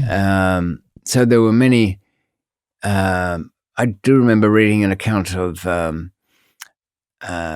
very early day, an observer watching how some of the southern states had a whole lot of black guys as elected representatives. This is before they worked how to rig it back to make sure that Whitey got back in power. Saying, it looked like he was very critical of it. The place was messy and raucous and didn't really get anything much done. But even back then, and this would have been 1870s, the journalists thought, well, it might be a mess, but it's kind of democratic anyway. But that was soon seen too, wasn't it? And then the governors as well, they'll bring out some black guy from death row just before they're up for re-election, fry that person, and then they're guaranteed to get votes for being tough on crime. Yeah, you can't do too badly. I mean, Trump is, I don't know why he's worried. He'll get re-elected anyway. Have you seen the poll? It's gone even, hasn't it? He'll have some sleepless afternoons or whenever he takes his nap, because it will look grim until the finish line, and I think he'll get over. But he's only up against Joe Biden, and really, people are funny, aren't they? Joe would make perfectly good president. He's got enough political experience. He'd probably, but he is he's a Democrat, and there won't be overwhelming Democratic control of both houses there. because of the Republicans. People will kind of swing back towards Trump at the last hour. And I mean, the presidents can only do bad, can't they? They never do any good. The least worst. And how did he handle problems that have been thrown on his desk? Not particularly well. But then again, not entirely badly. I suppose it depends where we are in November as to how bad things get. If there's some turn of events which make it look like he's a complete bungler. But, Americans are quite religious in a way. Hand to God. They won't necessarily blame him for, people dropping dead or whatever befalls them. He will get blamed, on the other hand, if there's no jobs around, even if they're gravediggers. Because he had created record employment, hadn't he? They hadn't seen that low unemployment in decades. Well, he's credited with it. Yes. Yeah. It's hard to say whether any leading politician created anything. They just happened to be there at the time. And probably if they'd slept through it, the same would have happened. But now the mask has caused everything to be reversed. So. Yes. Yeah. If you want to see those episodes, they're on David's channel. Yes. So, okay, we've got about 15, 20 minutes to go to get it to 2 hours. Do you want to continue with your story? Or? Yes. I'll get to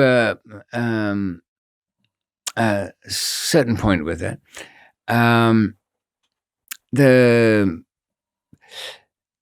I'd kind of declined on the offers of my own vassal state on the border of Afghanistan, which, and oddly enough, I preferred, I did look at the townships, which were, the cities around Pakistan, which I thought would be better options, and did look at a place that became famous that I liked, notorious at one stage, because it met the criteria. I was after some place that, when I was in Lahore, I noticed that Model Town, a suburb there, and Cantonment, which is originally where the army accommodation, were very neatly, I wouldn't say manicured lawns, but you can judge a street there in that part of the world by the amount of encroachment, as they call it. The houses are on both sides. They've built their houses out into the sidewalk, the pavement, and then onto the road. And suddenly there's only like a virtual broken pit of rock, which is a one-way road from a very generous two-road. But the ones that are still okay are the army-controlled ones. And I learned from Robbie the Scott's army friends and my own Air Force that they had a kind of different world there. Which had they like to live in a controlled way. So I looked at all the places that might lend itself to that. Lahore was good in an area, but it was maybe likely to bump into too many people there. I looked at Faisalabad too, which is a modest township. Interesting, it used to be called Lalpur up until 1979, when the name was auctioned off in a way to honor King Faisal of Arabia, who gave them money. But Lord Lisle had this town named after him. And if you land on the place, you can see the Union flag. The street plan is like that. And there's a statue of Queen Victoria on it. I tried to get the policeman to stand in front of Queen Victoria like that, but he was too shy. Would have made a nice snap, though. Interestingly enough, they don't want to pull down those old statues. They kind of, I wouldn't say they necessarily look fondly back on their history, but they do accept it's a fact that these things happened, and they didn't feel too badly about it. Well, their grandfathers and great-grandfathers spoke nicely about it. But I also looked at the other towns that were named after English people, and Abbottabad was one of them, and it seemed to have everything going for it. Never heard of it. Only a few flights in and out, but regular enough. And why? Because the army had big training colleges and things there, big family things there. Looked really nice. But I wasn't the only one who was looking for a quiet place to live at the time. Osama bin Laden moved in there. So probably he was going on the same basis, that you kind of live in plain sight, but you pick the part that's very much under control. Now, I'd also been speaking to the wife of David, the diamond dealer, because he still couldn't, his bail was being tangled up by Akbar Shah there. He wasn't getting enough money out of it. So, but I'd spoken to his wife. He had a couple of kids, daughters, that were really quite little. I think one was 7, the other one was 11 or something. They were coming. I recommended against it, but suddenly I had to find a place for where to put them. I didn't want to throw them into the pit of the center of Karachi, but through the army connections, a place that was recommended was it was actually built as an army club down by the beachside along the coast there, and then taken over as a hotel. But it was the Diamond Cliff Resort or something. But oddly enough, it was the best one there out of town. So I had to pick the girls up at the airport, David's wife, and then get them down to see him in court. The guy was still in chains. He could have had Beakley. He wouldn't let me. He was so nervous. He thought the man that had got him into this much trouble was going to get him out of it. And it was kind of hard embarrassing in a way, for him to be sitting there in chains at the courtroom as his little family have turned up. He was still under the clutches of this guy. So that was the situation to sort out. Clinging to a pipe dream. I had kind of lots to do. And I suppose the only other thing that people have followed it to this point, what about Nurjan? Well, I visited his little enclave out there. I went past the shipbreaking yards, stood around while he pretended to make some kind of business with him.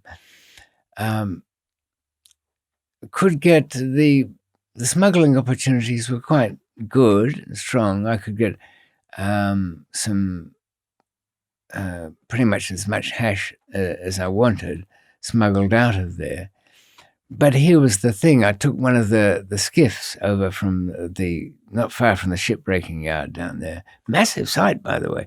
You imagine all these old cruise ships, cargo ships, oil tankers, all dragged with huge chains onto the shore while an army of people descend on the thing, rip the guts out of it, hack it down with blowtorches. Quite dangerous work.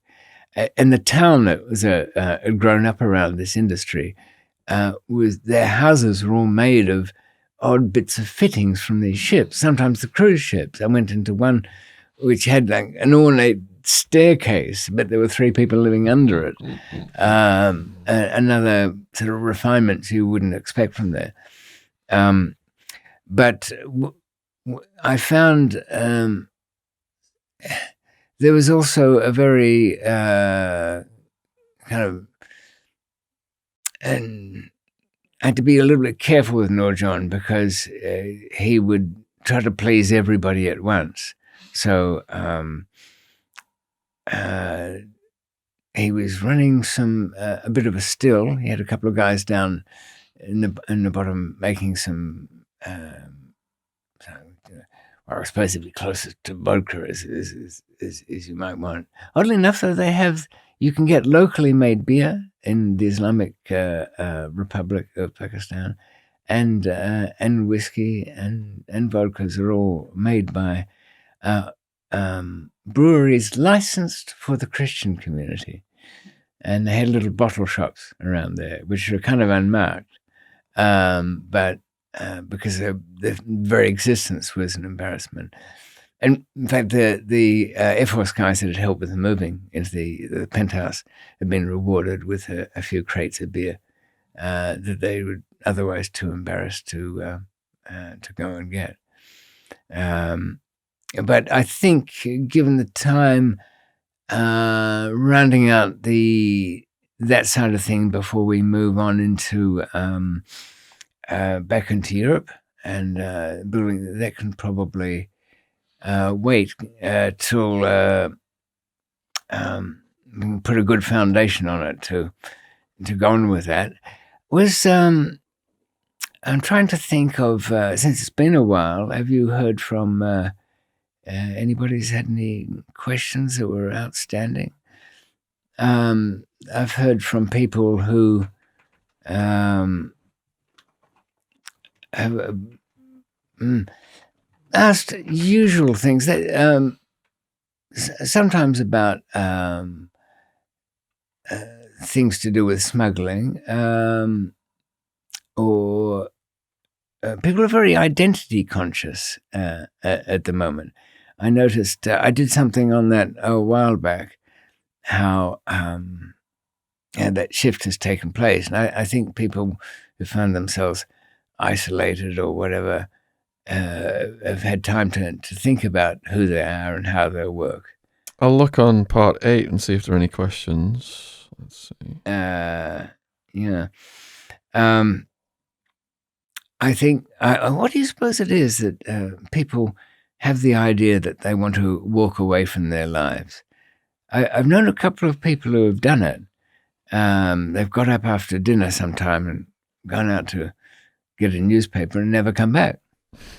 And in 2 cases where that person's been found again, years later, he or she has actually built up a new life, but almost a mirror image of the one they walked away from. We've got maybe they do. This is part 9 today, is it? The top comment is, ha ha ha, love this guy's story. Is there no end to it? I hope not. I just want to keep going forever with David.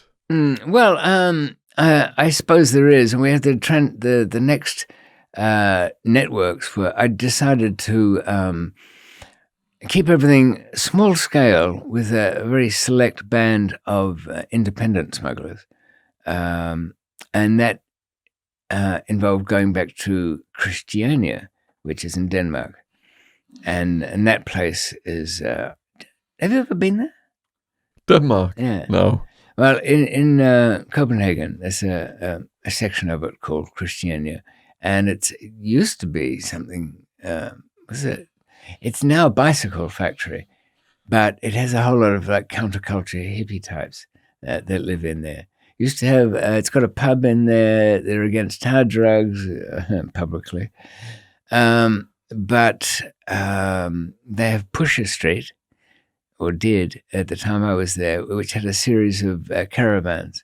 And it was quite good. It was the first, I suppose, before, now we've got, how many US states have now got recreational cannabis? More than 8 anyway, isn't it? Yeah, it is. But this was before the regulated world, and it was a bit more fun. I used to get a few pre-made joints in little plastic containers that were made up, sort of your cone-shaped kind of thing.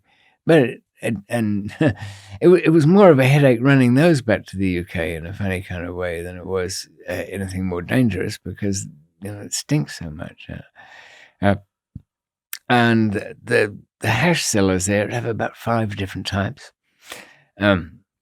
Something with it probably was, when they call it Lebanese gold, I think it was very that light, granular sort of hashish, mild, soporific, something you could, an after lunch one, I'm sure. but from what it looks like, the way the US is operating, it's all it's less like a smokers club from the 1920s or a tobacconist shop than a kind of Sweden Systembolaget, which is their way of selling alcohol. They're quite puritanical in Sweden.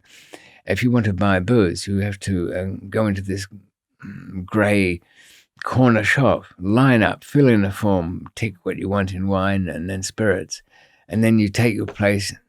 Next number, click, click, click. Your ID goes through there. They're all ID to hell over there, and you collect it at the other end. All brown paper bags go. I mean, it is like what I guess it's buying a recreational marijuana in Colorado. A bit boring. Sure, they've got a showroom, but part of the law is, of course, not to recommend anything other than as an alternative to this or that. In other words, they're not allowed to promote the use of the marijuana. But how can you distinguish between something without favoring one thing over another for different purposes, which in a sense is a promotion? I mean, whole thing is, I don't think it's legalized at a national level yet, is it? Federals are still holding it as Schedule 1 substance more harmful than cocaine with no medicinal value whatsoever, because that's what the corporations want it to be. So, I'll get back to that. But so even medicinal, so-called medicinal with cannabis, no medicinal value whatsoever. The feds say that that's all wrong. That's what the corporations want it to be, because I think it was in the 80s, was it, that Reagan Bush made the universities destroy all research into medicinal marijuana, allowed one university to research marijuana, but could only research its negative properties. Oh, really? That kind of really bends over a table backwards, the idea of research, doesn't it? Any outcome is supposed to be what you're looking for, whatever it might be. That's what they were looking for, negative properties. There is that. I always thought that if we had the last 50 years where bout of the inevitable, recreational drug use is a thing that would exist, the big pharma would spend quite a bit of money trying to tailor things up. So you'd be able to get reliable drugs. Well, GW Pharma's got the biggest weed plant in Europe, and that's a UK company. Sativex, the spray and stuff. But even when it comes to the more psychoactive drugs, I suppose when it comes to the things that produce a euphoria, there is no clear pharmacological research done between, say, that group of painkillers, which is euphoric, but only while they come into effect. 20 minutes later, you're kind of stable and then drops down after 2 hours. They've got a very short active life of about 4 hours. That's why when you're on a morphine drip, you've got to get that button a bit of a nudge every 4 hours. I tape mine down. That's the easiest way to go. But that group of things compared to you could call it the amphetamine group, then to the trippy side of it. Where's all the research on that? The distinctions between the benefits of how to feel good without. I spoke to somebody an expat who lives in Dubai the other day, and he said, well, we were on this theme, and he thought that just as well Coke wasn't legal, he'd be quite, he'd be spending a lot of his money on it. Admittedly, governments don't drop the price of drugs they legalize, do they? I mean, that marijuana in the US states is just as expensive. Well, that's the thing. It's because of drug laws, you've got the inflated black market price, but they're all near worthless plants, aren't they, at the source countries? But the legal marijuana is still pretty highly priced anyway. Oh, yeah. But that will always be the case. Say we made a drug tomorrow, and in the UK, anything we make that's not listed as legal is now illegal.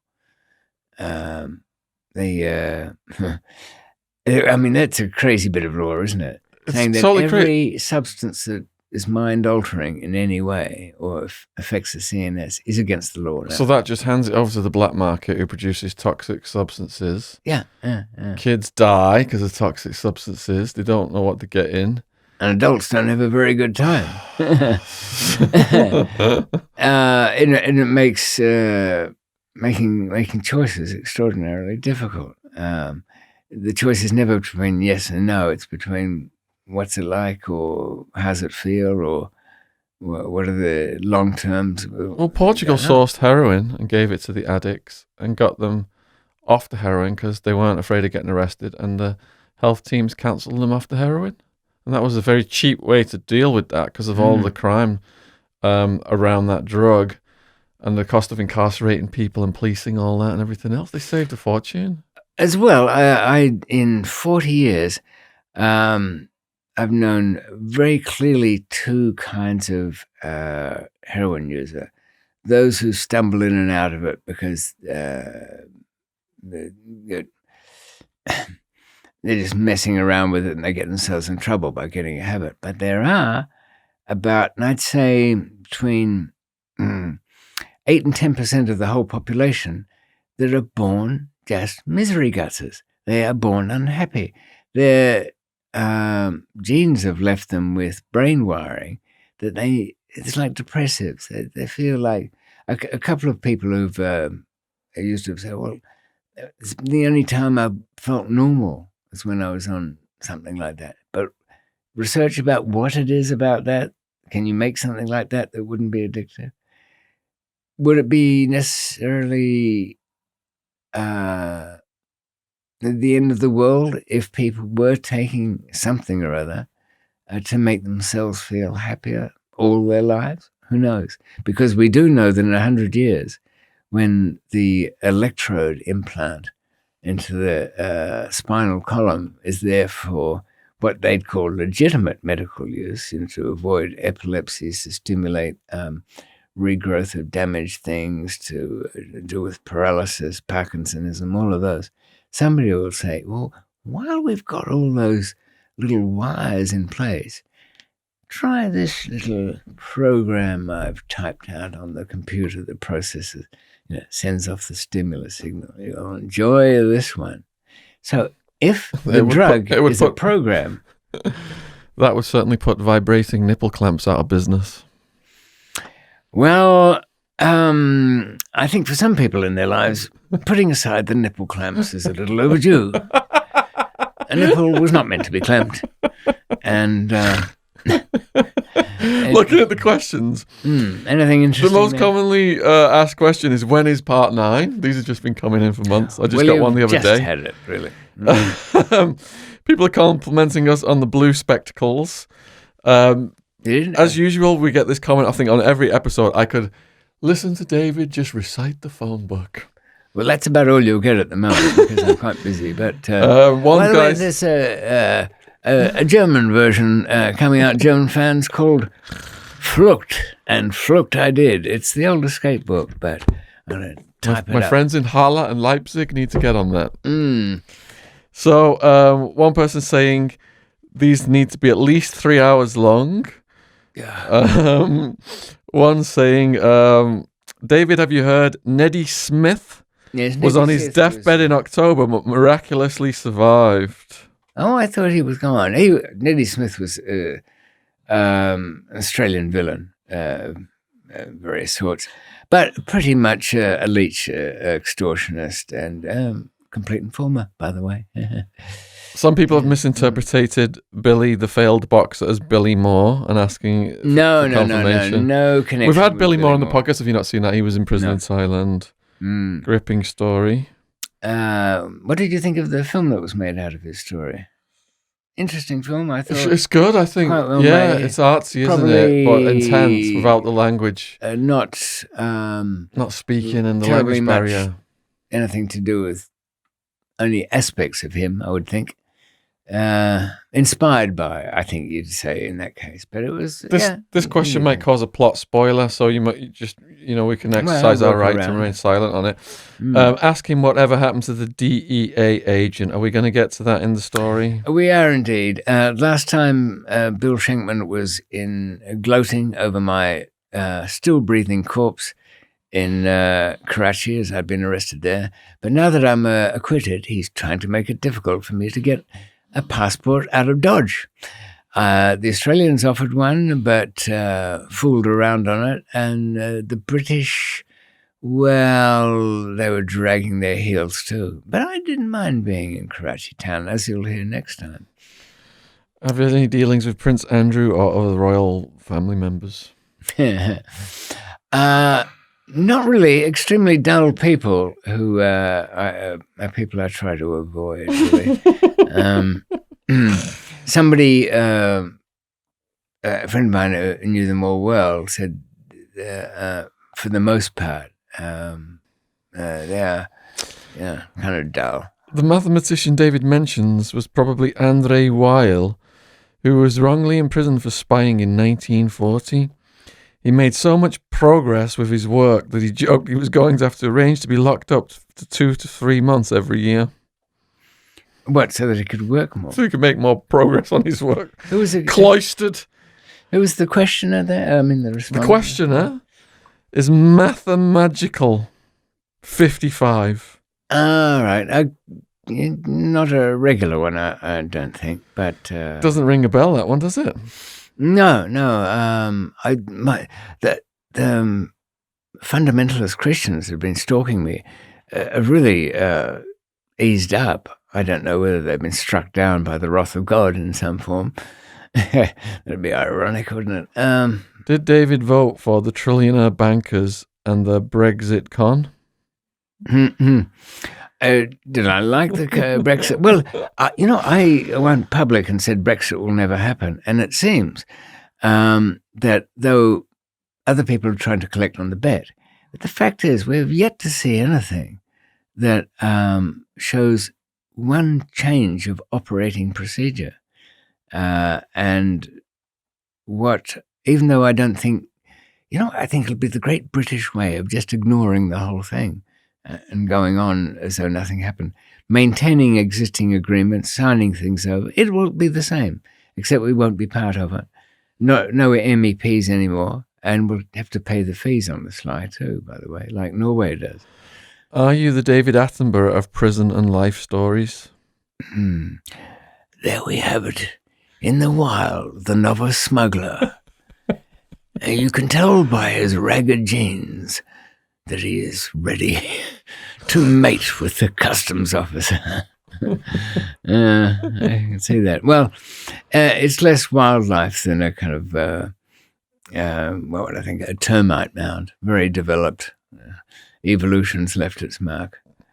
When will David tell the Pakistan stories? It was good to listen to the 2019 casual chat, but itching to hear Karachi stuff. Is that Samboy 666? This is Philo F. Mofo Kang. Oh, yeah, no, he's surfaced. He should let me know what particular, the whole comprehension of Pakistan was so difficult. You can imagine just from some of the things we said today, if you give money to this one, that'll disappear. Who can you get to do something? And it was only by this whole change of policy of not declaring any particular things and not paying for anything. Elliot Benjamin wants to know what you think of this Churchillian quote. Yeah. Play for more you can afford to lose, and you will soon learn the rules of the game. I quite like that one. Really, I suppose you have to define how much it is you can ever afford to lose on something. Let's say everything you've got is what you can afford to lose. It depends. For over this 40-year career, I always thought, doesn't matter if I walk out broke tomorrow. I think I said, I've told people about that one trip I arrived in Stockholm with not enough money for a hotel bed for the night, but cargo worth $500,000.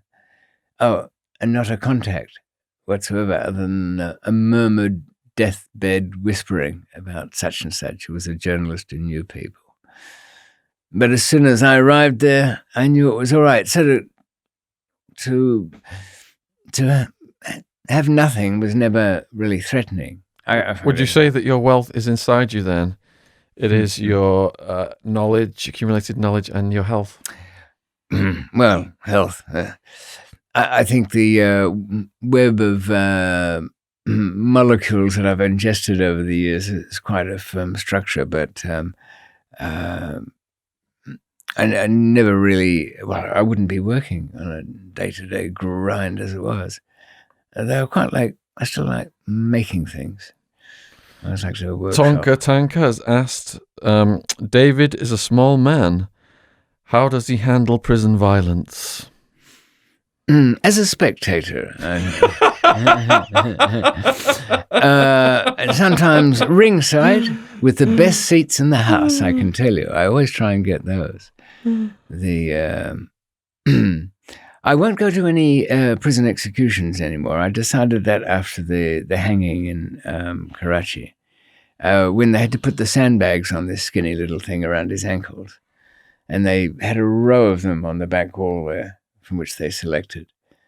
I must say it did show some professionalism, though, to have different sized sandbags to attach to different ankles to get the right snapping weight. Do you still have nightmares about seeing prison executions? Oh, not that. But I wouldn't welcome anybody to my dreams. They're always set in a prison of some kind. But I don't often know it's a prison until towards the end of the dream. And sometimes one of them has had a glass ceiling where I climbed to the top of a building and found I was stuck under the dome of some science fiction series, I guess. They're always there. You've got a hater here, Josh Good. NPK. When are we getting to the end of the story of him being arrested in Pakistan? I was pretty disappointed to see that this podcast contains virtually nothing of the rest of that part of the story. Unless I zoned out and missed it all. Doubt that, though. Well, you've really got to we're at the end of the arrest in Pakistan, and now we're going on to further adventures as soon as I can get enough passports to get together and deal with the ambitions of the Air Force, the spook services, a couple of anti-narcotics agencies, and the women in my life that seem to stake their claim. With nipple clamps.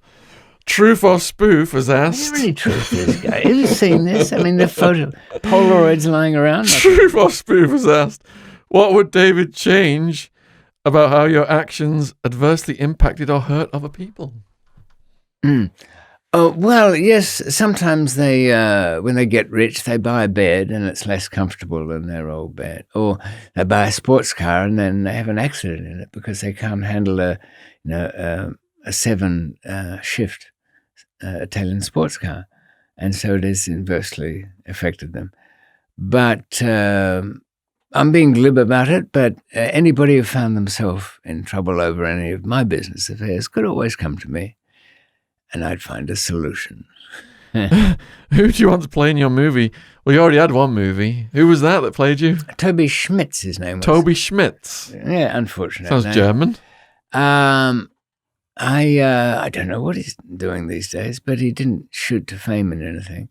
But he's a good actor. Yeah, he's not too bad. People can watch your movie on YouTube, I believe, still. It's still around. I fell across it the other day, and it's not in terribly high quality there, but I'm not going to put it on my channel because it'd be. I mean, it doesn't take much to get a copyright violation from YouTube. No, it doesn't. Does it? So, what's the name of your movie again? The Man Who Got Away. It's part of the Underbelly Australian crime series. Is your Danny Dyer still on YouTube? Probably is, and I think what I have of it, I'm entitled to use anyway. But you're entitled to use. I'm certainly entitled to use the bits where I'm speaking. You should do a Danny Dyer dissection video. What of him Where you wavering show a little over clip this? and then you give your actual reality comment. Yeah, or perhaps who would like to see how does Danny Dyer shape up as a smuggler? Has he got it in him? Would he take it in him? I'd say not. He wouldn't take much in him, not because he's not capacious enough, but he's earning enough from... Is he still on EastEnders? I don't know. I just remember him getting scared on the boat with you. Oh, well, yes, it was a bumpy boat. And I was cooking. Anything could happen. Father beans. Little. Oh, I don't know. If you had to eat somebody in this world, there's no other source of food except another human being. Who would you like to cook? Plane crash scenario, you mean? And there's a bunch of dead passengers, and you're about to die. Not necessarily dead, but they're to be deaded if necessary. Who would I like to eat? Everybody in the entire world. Yeah, who do you think immediately would be tasty? Well, they say if you eat people, you kind of take in their energy. I've never found... I just get a good night's sleep. So it'd have to be someone with a positive vibe. That's what I'm saying. I think some butchering skills would be in order. Remember that the fillet is at the back, is that ridge that runs down under the outer muscle there, and should be cut against the grain. I mean, how many acts of cannibalism have been destroyed by poor butchery? So I hate to think. You'd feast down on a Kardashian bum, would you? What, all that silicon? No. I would tell you there was a kid in Bangkok who got sick of inserting shells into his wang, so managed to get himself some industrial silicon, which he then injected like a half-wit right into his willy. And so The whole thing reacted, and certainly it became swollen to his satisfaction in that sense. But apart from not being able to pee without great effort, it did turn blue, and it was in danger of falling off.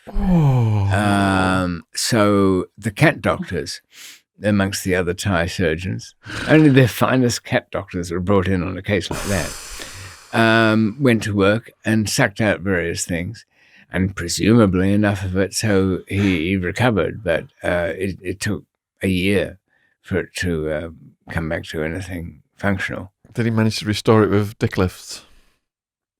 And dick lifts, is there such a thing? You didn't do that at prison dick lifts? Well, you have housed in all these... Oh, you don't mean the old wives' tale whereby if you don't use it, you're going to lose it. And old cons tell new oncoming prisoners, by the time you get out, it's not going to work. So what prisoners do is get a wet cloth, go in the shower, get an erection, put the wet cloth on the erection, and then do reps. Oh, do reps. Right. Yeah. The old love muscle exercise. That tendon that's attached there had been, a couple of porn stars had that cut to draw it out, because underneath the scrotum, there's a bit more going on there that can be drawn out. So for professional reasons, they had that tendon cut and longer, really. Longer. But the downside to that is that, it won't hold its ground unless it's fully Viagra'd. I mean, you remember Johnny Wadd? That was the stage name of John C. Holmes, the 70s porn star. He had the most massive schlong in the business. It had to be 10 inches or something like that.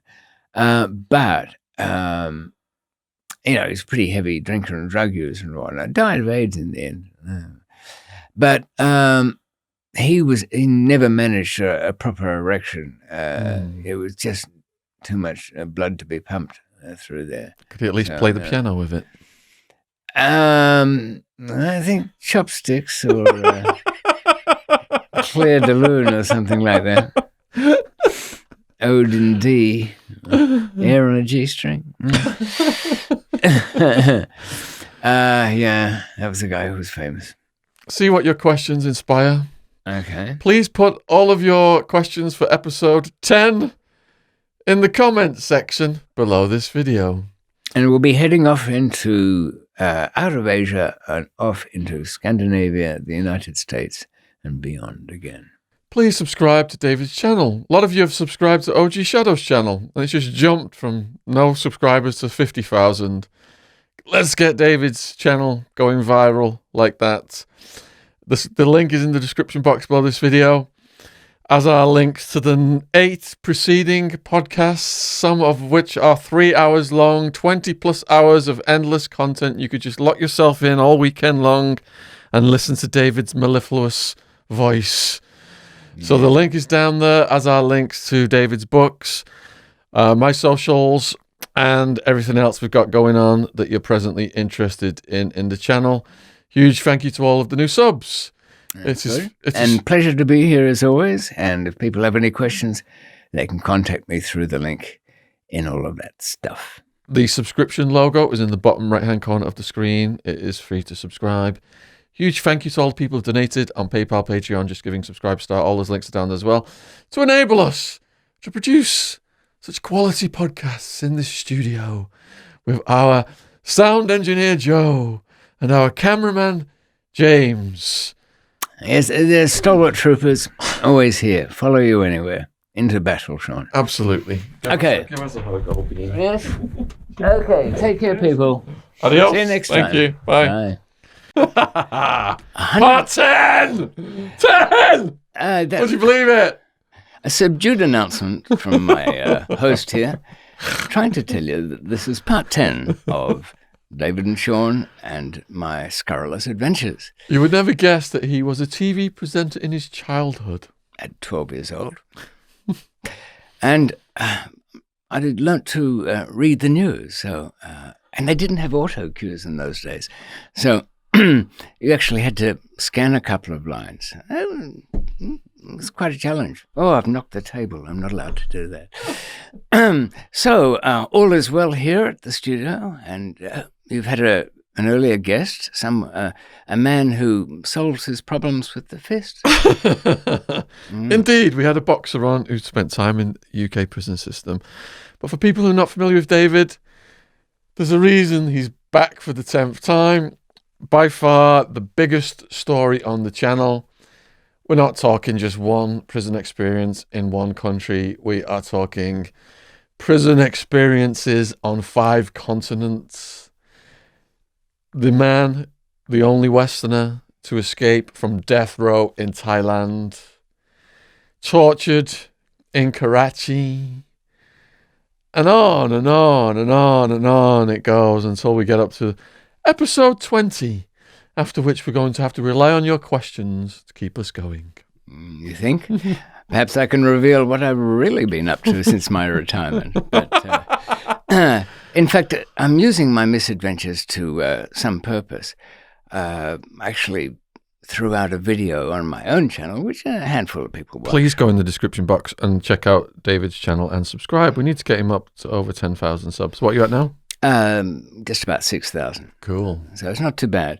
And I thought, did you ever get this viral kind of video passed on through WhatsApp? You know how your ex-friends keep sending you these things, forwarding their little jokey, funny messages. This one was some guy sitting in his car bitching about coke dealers around town, saying how much rubbish it was. And I got it 4 times. Now, what that means, viewers, is that if I get it 4 times, that's probably from a different pool of friends, that famous 6 degrees of separation. So I haven't actually come across anybody who hasn't seen it. You may not have, because you're chained to your desk here and on your other secret channel. YouTube B or whatever it's called. But so I thought, if he can sit there complaining about the quality of the pub grub that he's forced to buy, I thought I invited the viewers to solve the problem by going over to Colombia and bringing back a load, even though I did warn them that it's against the law and they shouldn't do it. But I'm kind of footfalling them through the thing at the moment. What have you been doing on your channel lately? Advice. About how to stay out of jail, of course. Exactly. Well, I By started not off, getting involved in crime, of course. indeed. Not tips for smugglers. But, I find the best way is to be enthusiastic in the beginning. Then once you point out all the pitfalls, look at the wreckage that 45 years in the trade's done to me. And people kind of feel, yes, they'll change their mind by themselves. It's no use. You remember those posters years ago? There was a thing around, I think about 20 years ago, featuring the junkie. And it was a big poster for people. And this guy was a wreck. He made Sid Vicious look like He lived Arnold Schwarzenegger. lived under a bridge and he shoplifted. Oh, well, he was kind of like a punk rocker in this style. Now, all it ended up was this poster was on the bedroom door of half the teenage boys and girls around the country. So they just didn't get it. You can't say to people, don't do such and such, or this is a bad thing. It's a conclusion they'll have to come to themselves. It's like parents who go on about smoking and drinking, If they sit there like mine did and get drunk in front of their children, you kind of get the message yourself. But just to clarify, if you've walked in on episode 10, yes, I had went out as a teenager. I started out in safe cracking, Sean. We haven't even gone into that. So we could go back and start again. Is that what you're saying?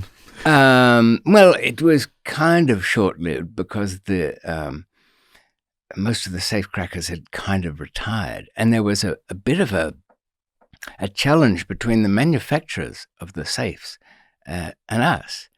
The rule was never leave the lid of the safe behind. When you open it up, unbolt it and take it with you, because if you leave the wreckage, they'll work out how you got in.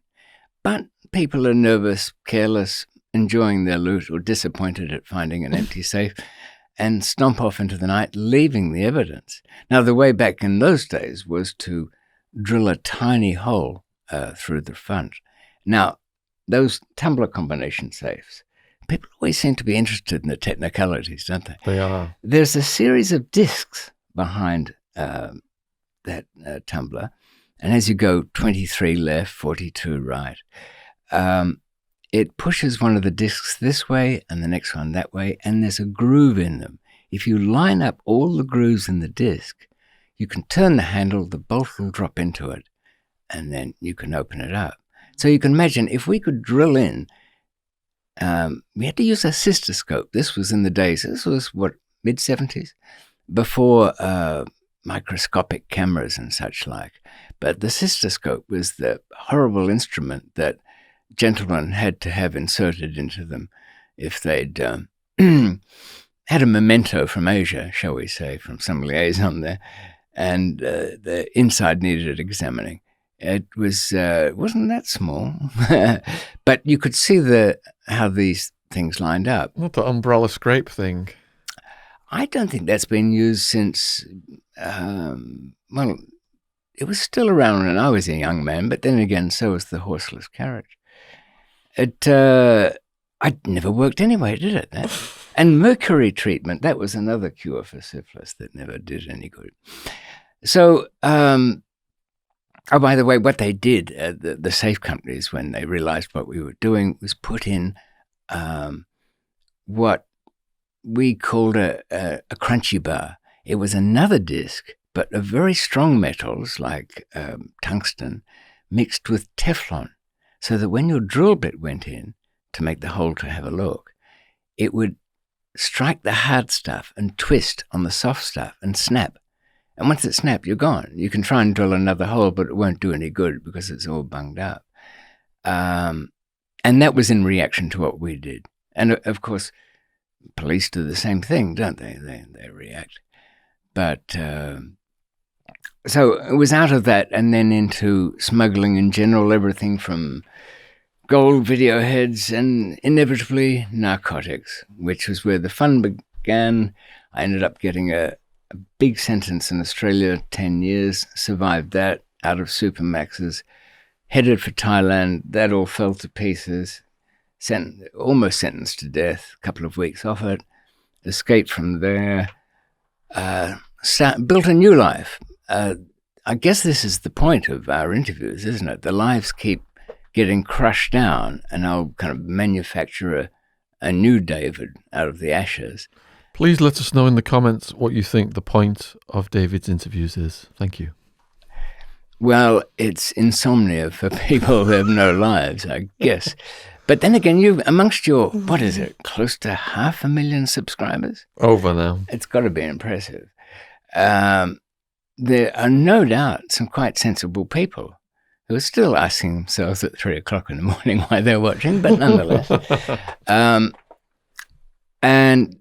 I found myself what I thought was a sanctuary in Pakistan, in the tribal lands in Balochistan.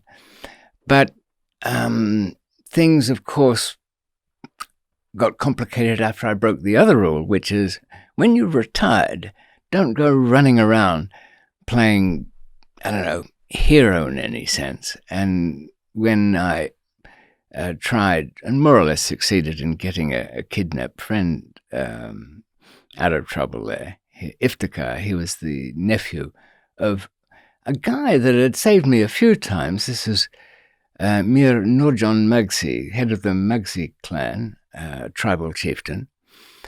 And why his little cousin ended up, or nephew, I mean, ended up stuck out there is in the very complex. Everything in not only the law, the interactions between people. I mean, in the nations of Great Britain, we have Scotland, Wales, and so on. But the differences there are huge. There's an independence movement in Karachi linked to the Sindh province, and Sindhi is a language. Balochistan, another language, another province. I guess it was only unified in some sense by the Indian Empire, and that was artificial, wasn't it? So when the British scampered away, and in the usual fashion, what's the best way to get out of what could be potentially a great power and potential rival is to make a mess of it. So they went along with the dear departed Ali Jinnah, who founded Pakistan, said, yes, you can have a Muslim homeland. All of you lot in India, or the millions of Muslims, you just move over here, and the Hindus can move over there. What was it, 6-8 million dead in the process? Properties burnt, riots, all of that. And if that wasn't mess enough, the lasting legacy of Kashmir, which was owned by some huge nabob up there and ended up splitting it between India and Pakistan. And they're still at war to this day over that, high up in the mountains. Job done there. And the Brits had to walk away from the opium business, did they? Kinda. A lot of it was in Burma anyway, and that fell to its own problems. But there's still illegal opium growers there in India. They've got many fields. But then again, so have many places. You know, in Tasmania, in Australia, they have opium fields there, legal ones, to manufacture, morphine? Yes, a little, but mostly codeine. Across England, people will know, over-the-counter codeine tablets are a big favorite at your local chemist. In fact, a huge amount of it is sold. Let's imagine taking the amount of codeine that's sold and turning it, dividing it by 10 to work out the morphine amount that went into making that codeine. Probably 2 tons of heroin a year is consumed over the counter indirectly by the worried suburbanites who have back pain. And I think the UK is one of the few places where you can buy a mixture of paracetamol and codeine. 12.75 milligrams is the maximum in one pill that is allowed to be sold. extraordinarily boots the chemist sell a 12.75 milligram tablet at the maximum. And they're obliged to advise people not to take it for more than 3 days. Yeah, that's good advice. So who was the biggest trafficker in the history of the world then? Queen Victoria and the British Empire, or Pablo Escobar and the Medellin cartel? Oh, he was just a cheap cigarette smuggler by comparison. That's where he started, and in the eyes of empire, that's where he stays. He didn't know how to do it properly, really, did he? He ended up. Well, you'd know better than I. He didn't have any battleships, did he? How many spies did he have in his own network over the years before his fall? How many spies? Yeah, how many traitors? In his own network. His problem was, when he built the prison for himself and went into the cathedral prison, he started to cannibalize his own men. And then his own men got scared and went to the Cali cartel and turned on him. But he became paranoid about them and turned on them, or you mean something else? He said to his brother, when his brother asked him, why would you kill the Moncada and the Galliano factions when they were our friends? They'd like been at each other's weddings and godfathers and all that stuff. Pablo's response was, some people are like cattle. You let them grow fat before you slaughter them. It's a charming analogy there. Of course, if you want to know anything or everything about Pablo Escobar, who can I think of that Sean knew? Sean, you've got, I think, 6 or 7 books related to him. And I just interviewed his son. Yes. Should be up soon. By the time people are watching this, it should be up. I saw the teaser to it. Very slick. Had me in, spooked. James. Very professional. James is teaser kingpin now. Yes, I can, on my humble little suite, I can never catch up with your slick professionalism. But talking about slick professionalism, you've got a glowing purple cover to Unforgiving Destiny this evening. This is a kind of never seen that a proof edition. Purple one before. Was full of mistakes that I corrected. There's 2 books on Amazon that David would appreciate you buying. This one from himself, signed. Send him a message. He loves going to the post office. Yes, you can. Can I have a look at the purple? Yeah, have a flip through that. Wow. What I do is, you send me a little information about yourself, your darkest secrets, if you wish, and I'll write something personal in a copy of it and send it to you. So, people used to, when they were troubled and didn't know where to turn to, they used to drop the Bible open and randomly point a finger, like some old sailors used to do with an atlas. You could, if troubled and not knowing where to turn to, take Unforgiving Destiny, drop it open, and point a finger, and it'll tell you where not to go. So you've eliminated something there. Speaking of old sailors, have you watched this movie, The Lighthouse? No, I've seen it up there. Is it worth it? Yeah. People go crazy in a lighthouse. Is that the a lot of old sailor language in it. Right. Yeah. I think porridge for prison time is a sailor's one. Of course, that's what they used to feed them, or a kind of a gruel. But that certainly goes back to that time. I've had barely time to watch anything, really. Not terribly impressed with the things I do. But you're not watching any series on Netflix? I don't think... Really, nothing stands out that was really good. Queen of the South? Cartel chasing? My wife really enjoyed that. Yeah. And by the way, their dubbing's getting better too. Because that's in Spanish originally, wasn't it? I don't know. Is it? Was it? I think it is.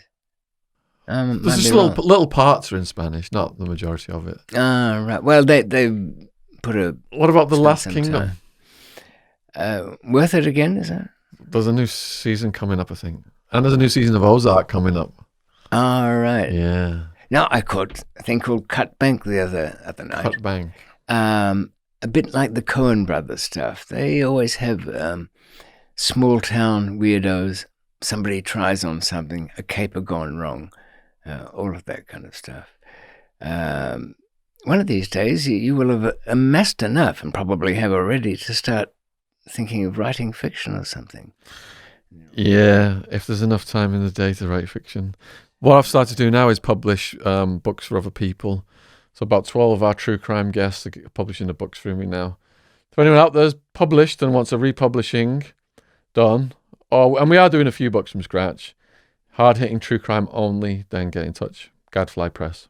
Yes, your story should have as much action in it as possible. Things happen to From people. page one. From page one. In fact, if the most interesting thing that ever happened to you is an event and surprising, put it on page one. Anyway, leave it to Sean. He knows his way around, and you'll probably, in fact, certainly get a better deal from him than a standard publishers. You know, I know people who even still have agents. I ran across a guy called Peter Tritton.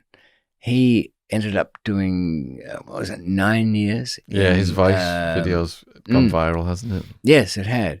And Posh Pete.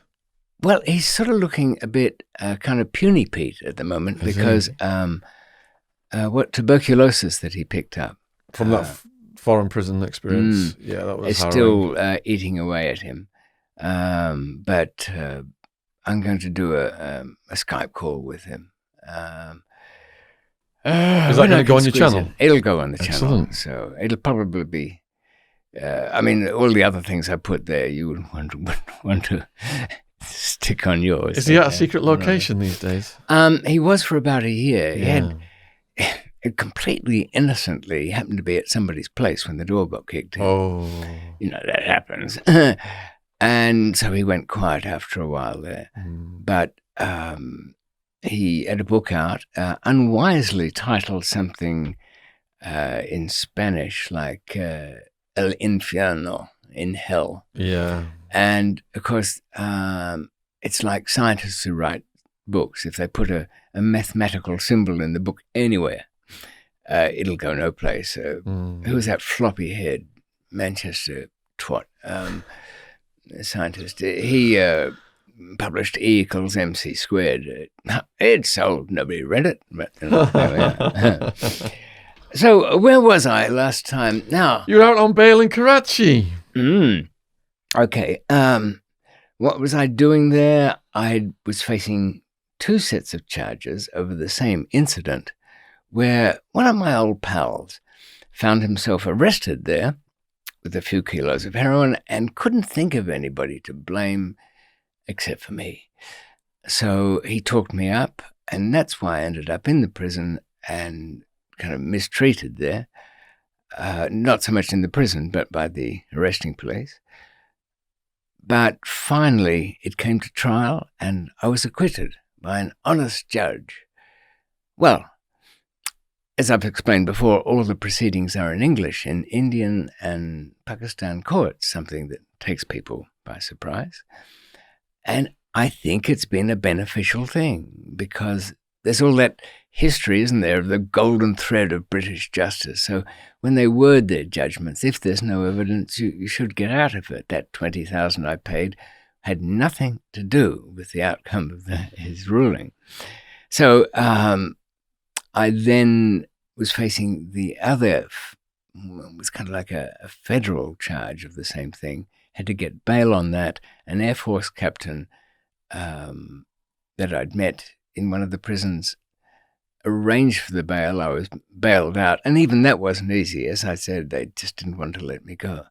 And here I was, a free man. But here's the thing, Sean. Oddly enough,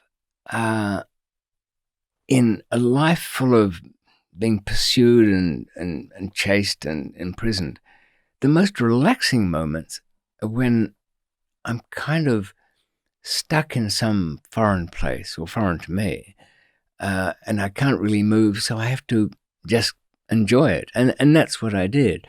I moved into the penthouse apartment of a friend. Now, the friend, Robbie the Scot, he was on bail too, on a banking fraud case.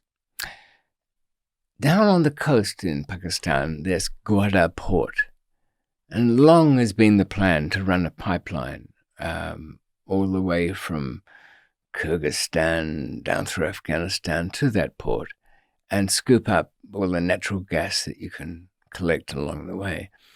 And financing that thing was going to require about $5 billion. So Robbie steps in, a man who can arrange a bit of finance, should you ever have such an enterprise, and was part of it required guarantors. So there are all kind of European property and hotels and other things were put up as guaranteeing not the $5 billion, you could never find enough property for that, but probably about $250 million in part of the loan that had to be repaid no matter what under different terms. Unfortunately for Robbie, just about the time that was going through, a couple of City of London policemen were there on another mission and looked at the documents that were part of this because some competing policemen had been called by the bank.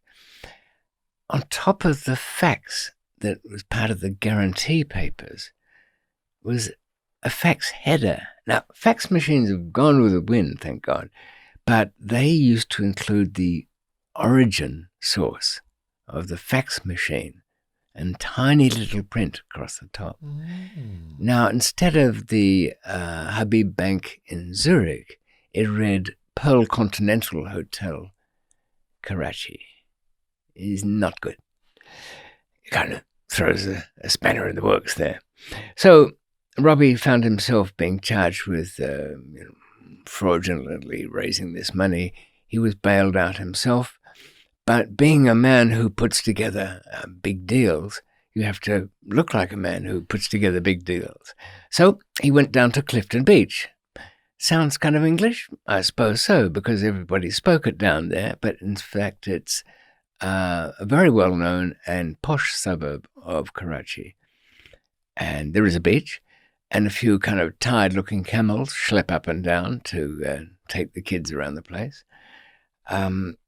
And it was also the home territory of Benazir Bhutto, one of Pakistan's prime ministers. She assassinated, I don't know whose bomb it was. They probably all threw in their own couple of pound of Semtex in there to contribute to it. Her husband did get the blame, but I guess he was innocent because he later on became the president of Pakistan, even though he was 2 doors down from me in Karachi Central Jail. And a complete miser too, I should add. His Bangladeshi cook couldn't wait to get out of the place.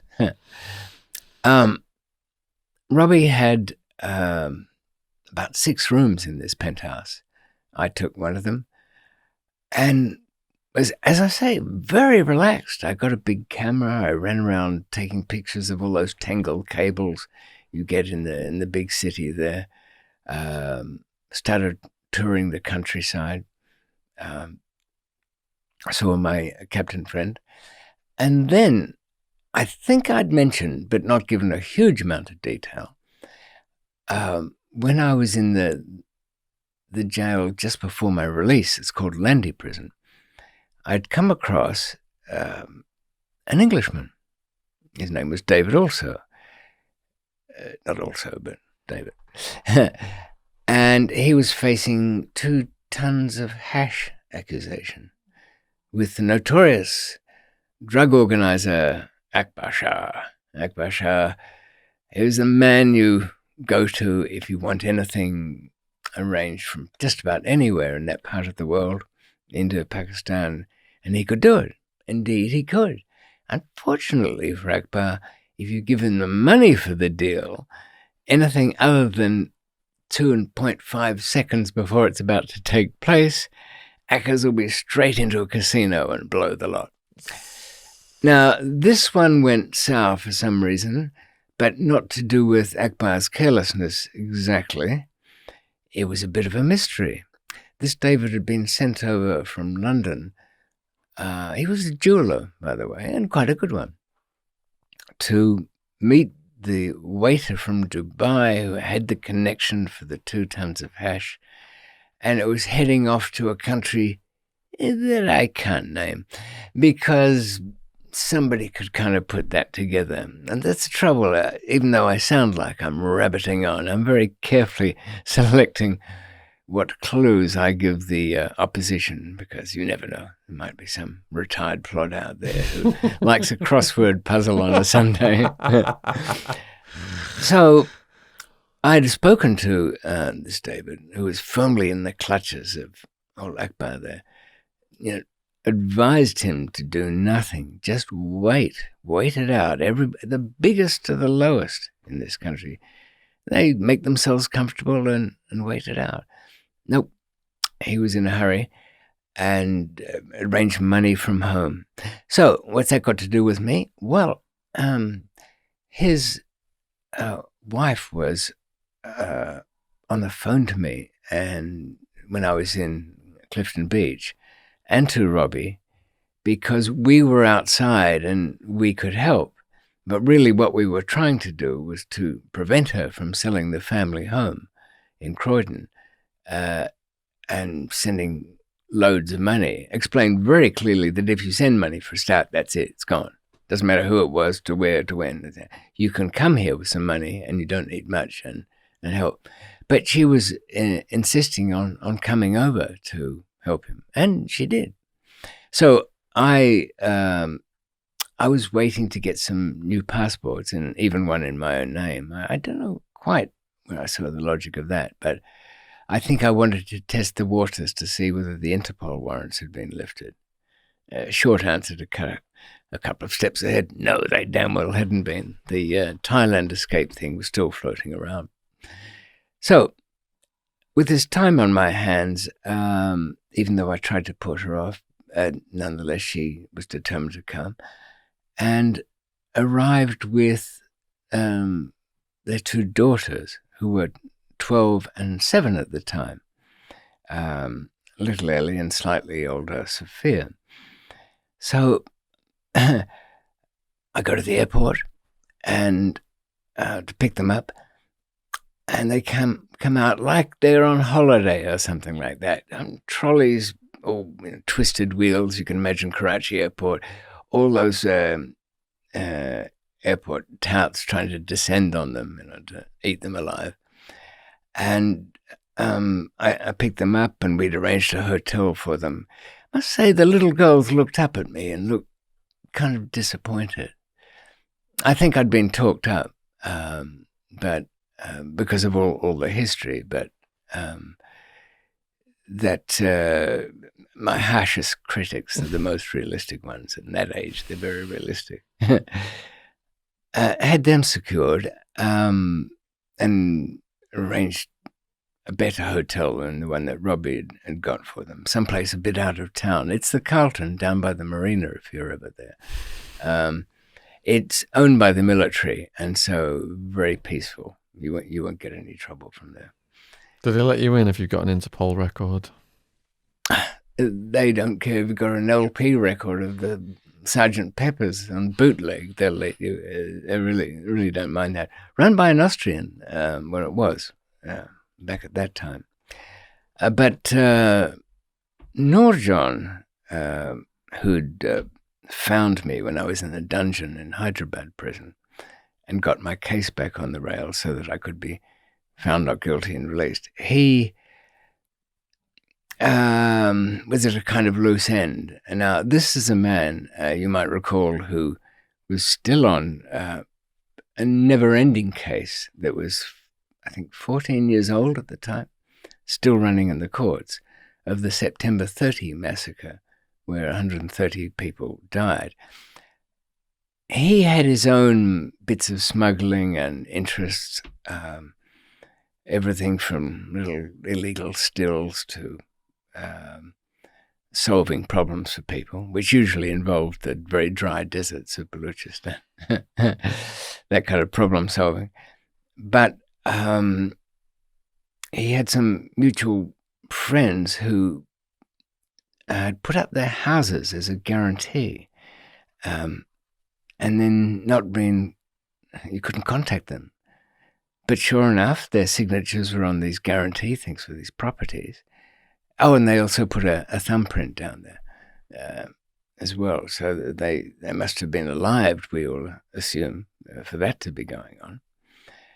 A meeting was arranged. Now, you can imagine there's Nurjan with his retinue, with his protectors, and the other leader wasn't tribal at all. He was kind of Sindhi province, another cutthroat. And they all have their own political party. You can imagine if you're, I suppose there's comparisons with Russia here, you know, they're gangsters, but they're politicians at the same time.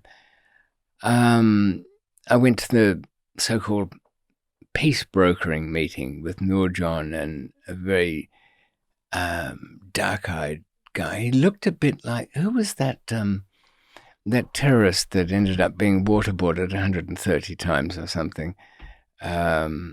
Sharif was his name? I don't know. Anyway, he was supposedly involved in 9/11 bombing, but he looked very similar to him.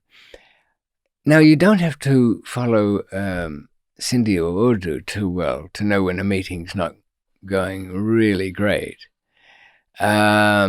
So I thought, well, I'll leave this in a very dank house, heavy curtains, heavy furniture. Now, the fact that there was plastic covering over all the sofas didn't mean anything like it might mean in Mexico. It was just that they protect their furniture that way. So I went for a bit of a wander around the house, supposedly looking for the toilet, kind of looking for any helpful clues as to whether something really bad was going to happen then. It seemed not. There was a couple of the other guys, men, who were bottling up some local vodka. But they must have been kind of low rent, you know. Nurjan's hooch at least had labels on it. This stuff just had smoky, barely cleaned out, reused bottles. And there were a few in the fridge, and on the freezer side there were a bunch of, looked like pigeons or something. I remember asking after the meeting, Nurjan, if there was any game fowl around, but they all just looked puzzled to me. And why am I saying this? This has some significance later on. The supposedly peace was made, and I then went to keep with Nurjan for a couple of days. I'd been up to Lahore and then to Faisalabad to look at things, and was then called away by the Air Force captain. I said, I found just what you want, a place where you can do any kind of business you like. So we all set off to Afghanistan, crossed over the border in the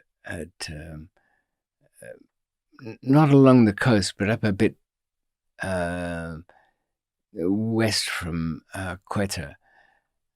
Into there, we had what I'm sure was somebody else from the army with us, and I'm sure was also somebody who had connections with, to use the word terrorist is probably wrong. I mean, a powerful group. What does it mean? And terrorist is the word we put on people who are, the organizers of half-wits who will strap on a vest and go and get themselves killed. But when we got over the border, I was taken to a small town, and you could see that there was almost nothing there. The people barely came out. But I was assured that I could set up any operation I want, any kind, even build a landing strip. Now, here's the thing. I didn't really want to do very much of this at this stage. I mean, I've had 2 decades of endless warring. But some of these people have helped me, and the strategy, of course, is to appear a little bit interested. But I did... here's a tester. For any of you out there who feel like you're in a very strange place and you can't tell anything, but all the people around you are giving you great assurances, you know what you do? You ask, you feel like going for a walk in the local town. They'll all go rigid and won't like the idea much, but you insist because, what did you say to me, Captain? That I am law here? Well, first rule of law is to go for a stroll, which I did and was kind of attracted to some fizzing noises behind a large steel compound shed. When I say steel, corrugated tin, but kind of painted black. And walking through the slits, I could see some young guys looking rather conservative, black outfits again, having fun and games with a long, industrial eyedropper. They're about 2 foot long, putting drops of something or other into a large rubbish bin lid or tray, and it goes bang and explodes and all of that. Okay, so I took that in. Wished everybody well, went back to town. Now, the next person that these memories have significance to is when I was at the Hyatt Hotel picking up my dry cleaning. Now, everybody who's anybody gets their dry cleaning done at the Hyatt Hotel because everywhere else they just take your clothes, spray a bit of petrol over it and put it through the press. But the Hyatt actually has dry cleaning solution. The kind of tips you learn when you're a local. And I ran across Jeremy, from one of the vice consuls from the British High Commission in Karachi. Jeremy, got a few minutes? My dry cleaning's not ready. Is that what you're here for, the dry cleaning, or just to snoop on people in the foyer? So we chatted for a few minutes, and I said, Jeremy, look, it's very hard to pass on a message without being questioned as to why you're passing on this message. And if you're suspicious about the messenger, fine. But here it is for what it's worth. I was doing a bit of a cook's tour of the area and beyond the area, you could say, beyond the borders. And I came across some young men. And you know what they were doing? What? They were having some fun with peroxide and sodium permanganate, because it's what the you remember it wasn't the V2 rocket, but the Messerschmitt during the war put out a kind of fast launch little rocket that was supposed to go up and shoot at planes. It never, it did get off the ground, but really landed in one piece. It used what they called, I think it was B-Stoff and Z-Stoff, which was a combination of liquid fuels. If you put them together, they explode. And hydrogen peroxide is one, and the sodium permanganate is another. And I was pretty sure that's what it was, because they're relatively, when I say easy to get, they're possible to get in industrial quantities. And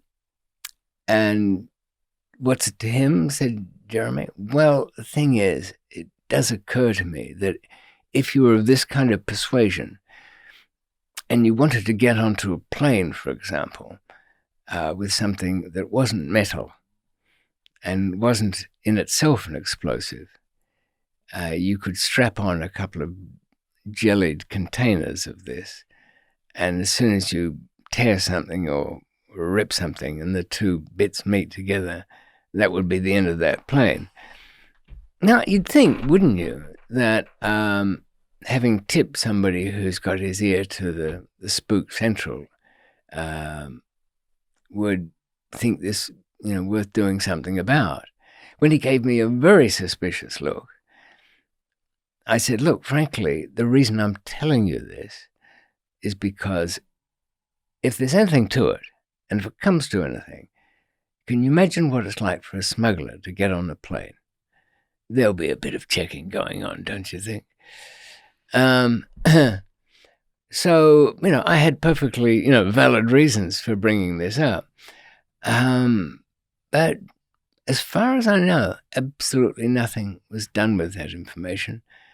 And it doesn't surprise me, because almost every time, whether it be the DEA, and drugs or Western investigation agencies, they're all running their own games, their own private business, their own power struggles within their agencies. They're not seekers of truth or something new. If it was something, if I'd told him that at the British High Commission in Islamabad that Sarah, the secretary, was on with the head consul there, then that would have been something he would have soaked up. But, I kind of left the Hyatt with my dry cleaning thinking, I've broken my own rule here, which is that T-shirt that says almost everything is not worth saying. And certainly that wasn't particularly. But I had quite a few things to do in my little relaxed life. I had Jeanette and the two girls to more or less entertain. I brought them round to the penthouse and made them a chicken dinner. You had to buy the chickens locally. I don't know if you've ever done it in... I don't think they do in Mexico or South America. But when you go to buy a chicken for cooking in Karachi, you go to the market and the chickens are all running around in a cage. Nobody local would ever buy one that I hadn't seen running around in a cage. Who knows what it might be or how sick it is. So I tried to, I knew what was coming next. You buy the chicken, the guy cuts its throat and bleeds it off in a big 44-gallon. So my idea of lightening it in for the little girls didn't work terribly well because I gave all the chickens names. And when I selected that one, I'm sure all the other chickens ran over to the other side of the cage. They knew what the pointing finger meant. That's the end of that chicken. And the chicken I'd chosen, I called Joe. No offense there. He didn't seem to know what was going on. And the dumber chickens were sort of saying, what's happening with Joe? No, there was no Joe. There was never any Joe. So Joe gets pulled out of this thing, head cut off, bled out, because that's it makes it sort of kosher or, halal, yes. And then stripped of its entire skin. Oh, you don't pluck the feathers. The whole skin goes off, feathers and all. That's thrown back into this horrible oil drum, which has got chickens' heads in it and plenty of flies. And next minute, you've got two plastic bags, one with the chicken meat on it and the other one with the giblets, still warm. Did they eat my roast chicken? Oddly enough, they did. So there was a very strange life in the country at that time. I'm still not free to go. I haven't got the documentation. Some days I'm with, in the penthouse being all civilized, and the next minute I'm out in some kind of weird place. In fact, I'd looked around for people that might make Jeanette a bit less nervous of being, but she wasn't at all. I don't think she felt any fear. People would be fearful that they might be grabbed or robbed or something like that. Now, that really couldn't happen in the kind of places we were. But the closest I could find for company, at the hairdresser at the Hotel Carlton was a woman, Mira. She kind of did this as a hobby. But we went to her house and her husband, and they were a kind of Karachi aristocracy, big Palladian white mansion somewhere. But they were kind of a bit witchy. Jeanette and I had got the idea that these people were sorcerers in their spare time. And really? sort of, made jokes. Did you ever see Rosemary's Baby? Oh yes, that was one of the very first horror movies I ever watched. When the neighbors were Roman and I forget the woman's name, but they had them over for dinner, the new couple, and they'd taken pictures off the wall, and there were kind of pale spots where you could see pictures had been taken off the wall, and there were some in this house, so something had come down, And when the hairdresser woman was saying she didn't like somebody, gesturing to Jeanette, cuts the hair off in the salon, takes the hair, makes the spell. And there was visiting her husband down at the in court. Now, he should have been going to court, as I was, as a B-class prisoner, which of those who weren't there when I was explaining that is A-class is only political, but B-class, you don't have handcuffs, you don't have chains. You have your own servants in the prison, and there are other prisoners, of course. And your guard is more to guard your safety against riffraff who might come and importune upon you in the courtroom or environs, which is, there are a lot of would-be lawyers there. But Jeanette's husband was not like this. He was still handcuffed, literally and figuratively, to Akbar Shah. And I kind of looked at Akbar. I thought, now what's going on? Why hasn't he organized? I mean, he was living all right out of the prison. He had his own kind of room and his own people. But his wife was outside, Akbar Shah's wife, controlling the purse strings and wasn't letting him have much money. So I kind of wondered where the £20,000 went to that had already been sent over to take care of things. I think it was a psychological thing to keep David, who was facing this 2 tons of hash charge, well under thumb. Let the chains stay on. Let the conditions be a bit tough. Don't make him feel like he can wait it out. Because back in the cell at night, he was kind of winding him up a bit, saying, we have to act now. And nobody says that. You have to have lunch now. You don't act anywhere. And David was kind of embarrassed, I guess, and was almost kind of giggling, but organizing his shopping and whatever was needed for the day.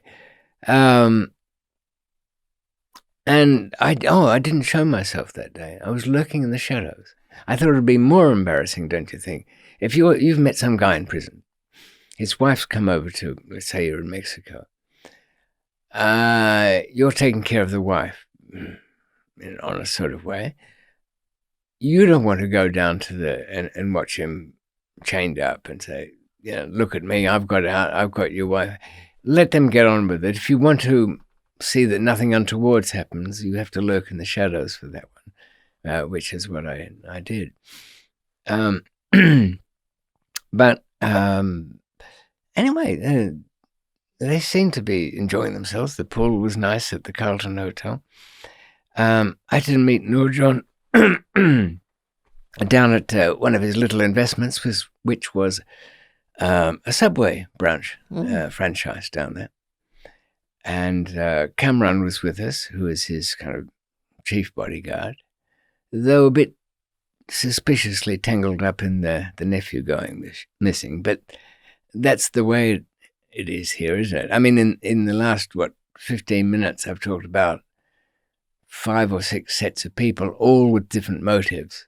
Everything they're showing is for a different purpose. But that night at Subway, it wasn't anything but the most clear purpose, which was shown. Nurjan and I were down, the kind of long corridor affairs, the Subway shop. We were down at a table, which is anchored to the ground. Facing the door is... Do you find yourself doing that? You go into a place, you have ended up with the seat facing the door? My preference is back to the wall, facing the door, probably. Do you ever check out the exits anymore? We're not worried about the way out the back. No, I've calmed down enough not to look for exits. Well, my break and I'll have it, which is what I had not done that night. Even though I didn't have to go to the loo, I went out the back to see that there really wasn't one there. Remember, Nurjan had just made peace with somebody. That's when you're most dangerous. A man came in, and something about him didn't look like a subway customer. He wasn't carrying a machine gun or anything, but he looked like he was there concentrating heavily on where he was. Oh, and by the way, we were the only two down the back and Cameron sitting on the stool towards the front, and he didn't bother to even look down the back. I mean, that's not good. Nurjan was alert to all of this too, and I could see his hand going down into his shalwar kameez. Oops. Just telling me time is on the march. Is it possible to put it on silence? Yes. I didn't think it was going to do anything else. We don't want a 7 p.m. one. The man who'd walked in the door did a kind of phony, my ankle's gone a bit, and kind of bumped into Cameron. And that was it. We knew it was on. I'm thinking I can't get under this table fast enough, and trying to imagine how thick it is, but I'm heading for the slide. It's a really bad position for Nurjan because he can't, even if he can get to his, he had an automatic Browning, even if he can get to it, he couldn't really get it out in time. So he was joining me in the sliding down. Cameron had been spun off his stool. This guy had a gun out. It was a revolver, much more reliable, and started shooting straight into where Nurjan's head was about a fraction of a second before. But what I was starting to think is it just some nutter that he's offended in some past life or something, because that's not the way they do it there. Not one person. Nurjan and I under the table could hear that everything was, Cameron was back on his feet. He'd had to twist it. He had the revolver and twisted it, and I could hear gristle and sinew go crunch, crunch. So I guess that was the gunman's hand out of the way. And we got out, and then, everything transforms. You look at where you are, and this is suddenly your bunker. The street is where the enemy is. It was twilight, evening, plenty of shoppers around, busy, noisy. Nurjan, I thought, was looking to the back, but he wasn't. He was just gathering his thoughts, I guess. And I told him there's no way out that way. We're going. And he stood up quite calmly, put his gun back into his shalwar kameez trouser pocket, but he left his hand in there. So, and started walking towards the front. Well, Kamran, his bodyguard, was having words with the former, now handless, gunman, pointing out the virtues of the butt of the gun with his face. And one of the diners seemed to have got something in the knee, but that wasn't a real concern. Nurjan, when I did offer, though I don't think he was listening to me, that, look, send Whitey out first because I'm not a target. Maybe I can see what's going on. And I was starting to think maybe that wasn't such a good idea. But he wasn't paying any attention and just strolled towards the front of the door. As I got to the front of the door, the original revolver was on the ground. I emptied that and then looked out to where Nurjan was, and then started to take in the street. Now, an ordinary evening street transforms completely into something else when you're expecting trouble. Every car has to kind of justify its purpose and existence. If it's a taxi, fine, but who's the driver? And what's in the back? Is it a real one or not? And surprisingly quickly, you can distinguish between families shoppers, people who work in the area, people who are slinking back into their shops, people who, nobody would have been forewarned. But even I could see that there was a car about 30 feet away that had too many people in it, too many young guys in it. And another one down the other side that was also wrong. But maybe it was experience watching somebody like Nurjan, but he kept the same pace and went straight across the road to a fabric shop. Now they kept, when I say rolls, they're not really rolls of cloth. They're, I think they call them bolts, don't they? They're kind of flat pieces rolled up. And he was smiling and picking some up. But what I realized a couple of seconds later that he really wanted was some kind of body protection. He picked up 2 of these. Now, a bullet won't go through 2 of those. Well, not straight anyway.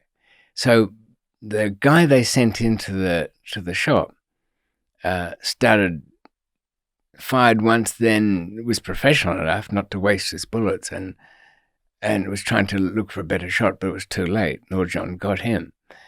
Then it was a bit, a little bit chaotic because Cameron had alerted some of Nurjan's guys who always loiter about, and they met the 3 guys in the car down the road. They met them straight on and descended on them. So as they were trying to get out of the car, they kept kicking the car doors. So then, what are they going to do? Shoot their way through the car window? Time's running out. 2 that were in the other car up the other end had thought, this hasn't gone well. We've lost 2. The ones in there who've got the serious firepower can't do anything or can't get out of the car. And they've decided to go. But instead of going, and maybe this is wise, it's hard to say, instead of trying to get a car, there's traffic. You're not going to be able to drive away fast anywhere. This is not like a normal street. This car is now a burden. All it is a bag of evidence for somebody to pore over at this stage. Of course, we're not talking about the Pakistan and Karachi police. Their idea of fingerprints is something that you carry on a piece of sticky tape that you apply to things. You don't find them off somebody. I kind of lost track a bit because I missed something I would have liked to have seen. Nurjan's men had disabled the bit of shooting, but the 3 guys in the car were out to it. The driver in that one was killed first, and they held one, but he started making a lot of screaming about something, which another one of Nurjan's men took as just a nuisance and finished him off. Nurjan came back. He must have seen the 2 that decided against going on with this take what they'd planned as a way out. There were 4 kind of alleyways that must have gone somewhere down there. And Nurjan went down, picked up one of the guns that some kind of homemade Rawalpindi gun shop, automatic, jams on the 3rd shot type gun, and headed off down the alleyway there. And so the guy, everybody involved is starting to think, where is a good place to be in a few minutes? Because the police don't exactly rush towards anything, but they're not that bad. They will turn up sooner or later. I wasn't going to go down a blind alley after where Nurjan had gone. Besides which, I don't know whose noise was what, whether it was shooting or just racket. But within a couple of minutes, he came back. A little bit of claret on him there, a bit red on the old white shoulder camise. But there was no more heard from any of those guys that went down in the alley. I just hope it was he got the right ones. And everybody was kind of starting to relax. I think there was one left alive from the car of three, if I can put it that way, and he'd been taken into one of the shops to be hidden away for later use. The other two guys, who Noor John's men, were kind of searching around, checking people out, and you could you start to distinguish between people who are terrified, but most don't know what's going on at all. If it's very crowded and very busy, as it was, and very noisy, most people are missing everything because it's spread about and there's altercations. Some police started to turn up, but luckily it was reasonably high-ranking one who happened to be nearby, so there wasn't going to be any trouble out of that. The last thing the police would be interfering in any of this. Noor John still had his automatic in his hand, which he then moved to put back in his pocket. And this is the factor you can never count on, some new half-wit, middle-class, non-entity policeman has walked in late on that, seen the chief of police, or it wasn't chief, but a high-ranking one, frowning because of listening to what's going on. Noor John moving with this gun in his hand and shot him in the back. This non-entity policeman has shot him, and what was a very clear and unmissable shot in the back with his own pistol. I think the one who looked most horrified was the deputy chief of police, who almost shot this young policeman, but certainly started screaming at him. Well, this is not the place where you can just whistle up an ambulance. You've got to kind of fight your way out of that area anyway, just to get anything.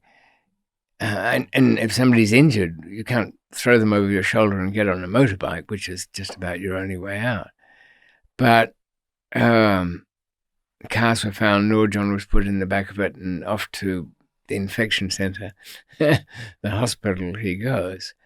And everybody else kind of decided they thought of something pressing that they needed to do.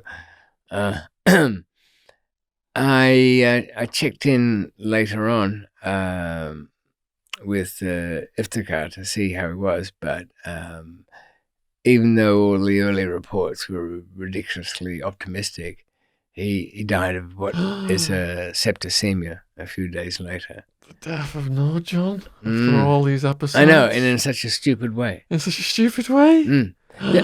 Within 5 days, the story was already tangled. It wasn't anything like that.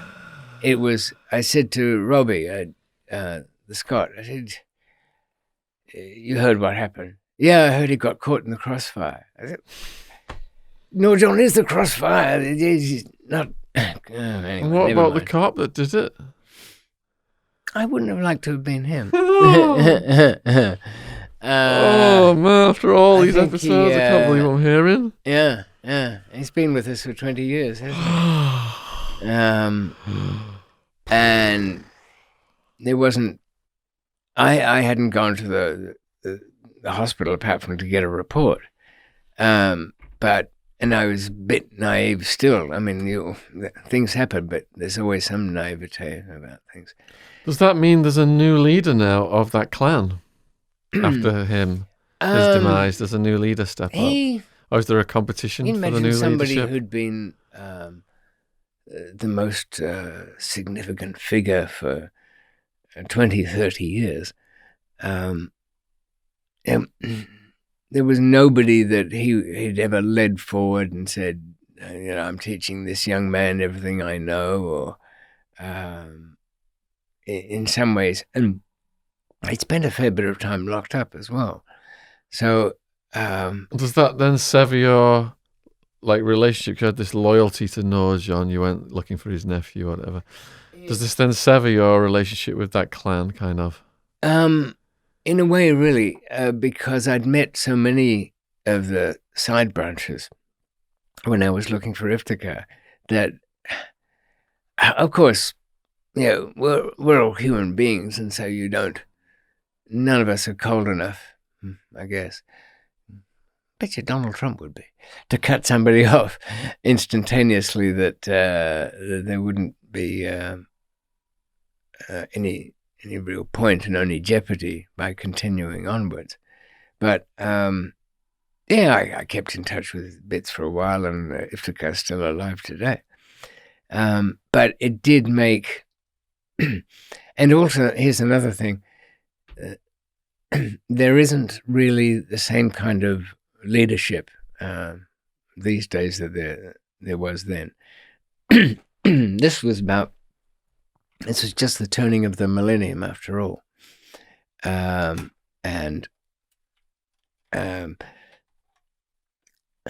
you don't get people who kind of grown up in the edges, and I don't mean intense, but certainly in rural areas and in places that are isolated. Iftikhar's children are all university graduates, and they're all in businesses. Okay, you could go to a Baluchi wedding or some big family event, and you'd still see lots of people, and I have no doubt there would be somebody that would be nominally the head of the clan. But they weren't so much arch criminals and cutthroats as today that they would have been then. Though I was kind of curious about one thing, and I went to my Air Force captain friend too, because I really wanted to know whether it was that Karachi leader that I met that night that was behind it. It seemed obviously so. But I finally had some proof of that about 2 weeks before I left Karachi at all. Do you remember when I was poking around at the big little suburban summit there, peacemaking meeting in the house, and I'd found the two guys making some hooch down there and looked in the fridge, but in the freezer Chickens. they had these what looked like pigeons, all wrapped up in kind of cling film or something like it. And the whole issue was that people had gone missing, having signed over lots of property, and were still signing over things, so they must have been alive. They were not pigeons. They were their hands. They'd been cut off, and to my quick glance, I'd mistaken the thing entirely for some kind of edible fowl. But what happens when you freeze a body part, even if it is, a light brown skin color, once frozen for a while, it's not light brown anymore. And that, what does a little pigeon like to you? Just color it white. No? I guess there's only so many times you can thaw it out and use a recognizable thumbprint on that one. So, if any of you are wondering who was to blame for that, well, he had to take responsibility. That guy who was the little boss of that section of, I forget the suburb's name in Karachi, but I'll think of it. He met with an accident, you will not be surprised to know.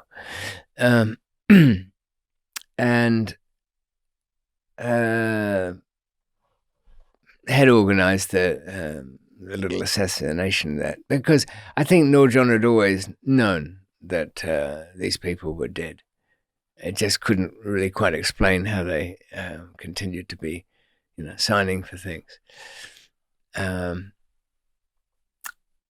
So he probably would have taken action anyway. So it was better to get in early. But fatally, as it turned out, it was the right place, probably the right time, the wrong people. Good assassins are hard to get. So it did kind of close down a section for me of, I wouldn't say of that life, but of that world. You didn't get embroiled in the aftermath of his death? Not really. I stayed in touch with only the relatives that I'd known who were kind of looking for a more peaceful life. The ones that had been had careers, had some education. They had ambitions beyond sitting on a little pretend throne down in Balochistan somewhere. And not only that, even the ways of the smugglers down on the Makran coast had changed a bit. Instead of using those dhows and skiffs and things, they were just loading things onto containers at various ports. There was still... I had quite a good offer of an exporter of oil, palm oils and things that could go around the world, that in those tins could be whatever I liked. But I don't know, between the arrest there, being thrown in the dungeons, tortured under there, getting out of 2 cases, and everything else, and Nurjan had been my kind of last resort protector, I guess you could say. I could barely trust him, the truth be told, but I knew what his outlook was, and he had a certain ability. There's nothing that I could. I still had, I guess, the forces people, and they're always pretty reliable. But they do have this kind of inbuilt policy of getting all your enemies or competitors all fighting against each other, and that can always go badly. I suppose even when in your dealings with Mexican or New Mexican mafia, is there that habit of dealing with competitors by making trouble for them and setting them against each other, or they don't make more mess than they've already got? So, if I was dealing with one clique, I wouldn't go with the competition. I would just stay with them. Otherwise, I'd be in trouble. But they didn't actively go out making trouble for their competitors. Or they didn't even see them as competitors. I wouldn't have ability to have any knowledge of that. They wouldn't broadcast that if they did. No, I suppose not. And the only way you would know is if you heard sort of odd stories about misfortunes that happened to them. It's like 48 Laws of Power, isn't it? I know that when the Medellin and Cali cartels are going against each other, the DEA were receiving reports of cocaine on a certain ship. They were snitching each other out on the loads at one point when they were at war. Yeah, that's not unusual. That does happen. That certainly happens amongst the Russians in dealing with stuff outside of Russia. Not so much in there because it makes a real mess. But I had also in my address book about this time the Russians that I'd met who'd have been in the Karachi and Hyderabad prison. Oh, I love These are the ones stories who, of the Russians. For those who don't know, Andreas had at least a dozen in his little gang. They were imprisoned in 2 groups because together they were too much trouble. He didn't like that. He broke out of Perm 31. I think that's like Prison City 31. hijacked a commercial jet, gone to the other prison city, collected the rest of the gang, gone to Pakistan, had 10 years there of frolics, and I think 24 notches on the vodka bottle, 24 people dead at his group's hands, but finally sent back to Russia, into the new Russia, which was, when he'd left, it was the Soviet Union. You know, those old creepy old Kremlin guys. I think one of the Andropov was dead for a few years before they admitted it, didn't they? They used to wheel him out on Does May that mean Day. he got a pass then if he went back to a new Soviet Union? No, I thought he would have. They would have forgotten about it all. Yeah. But not so. But he didn't actually serve very long. I mean, he'd hijacked a plane. A few people sort of, died. Yeah, died the polite way. But so in a way, I don't know. The Russian psyche is an unusual one. I think it was a bit of a reward for being having survived over there and done well and killed a few and crushed his own premolar teeth rather than submit to force feeding on a hunger strike. Up on the macho spectrum. So I think it was... Endured some tortures as well, didn't he?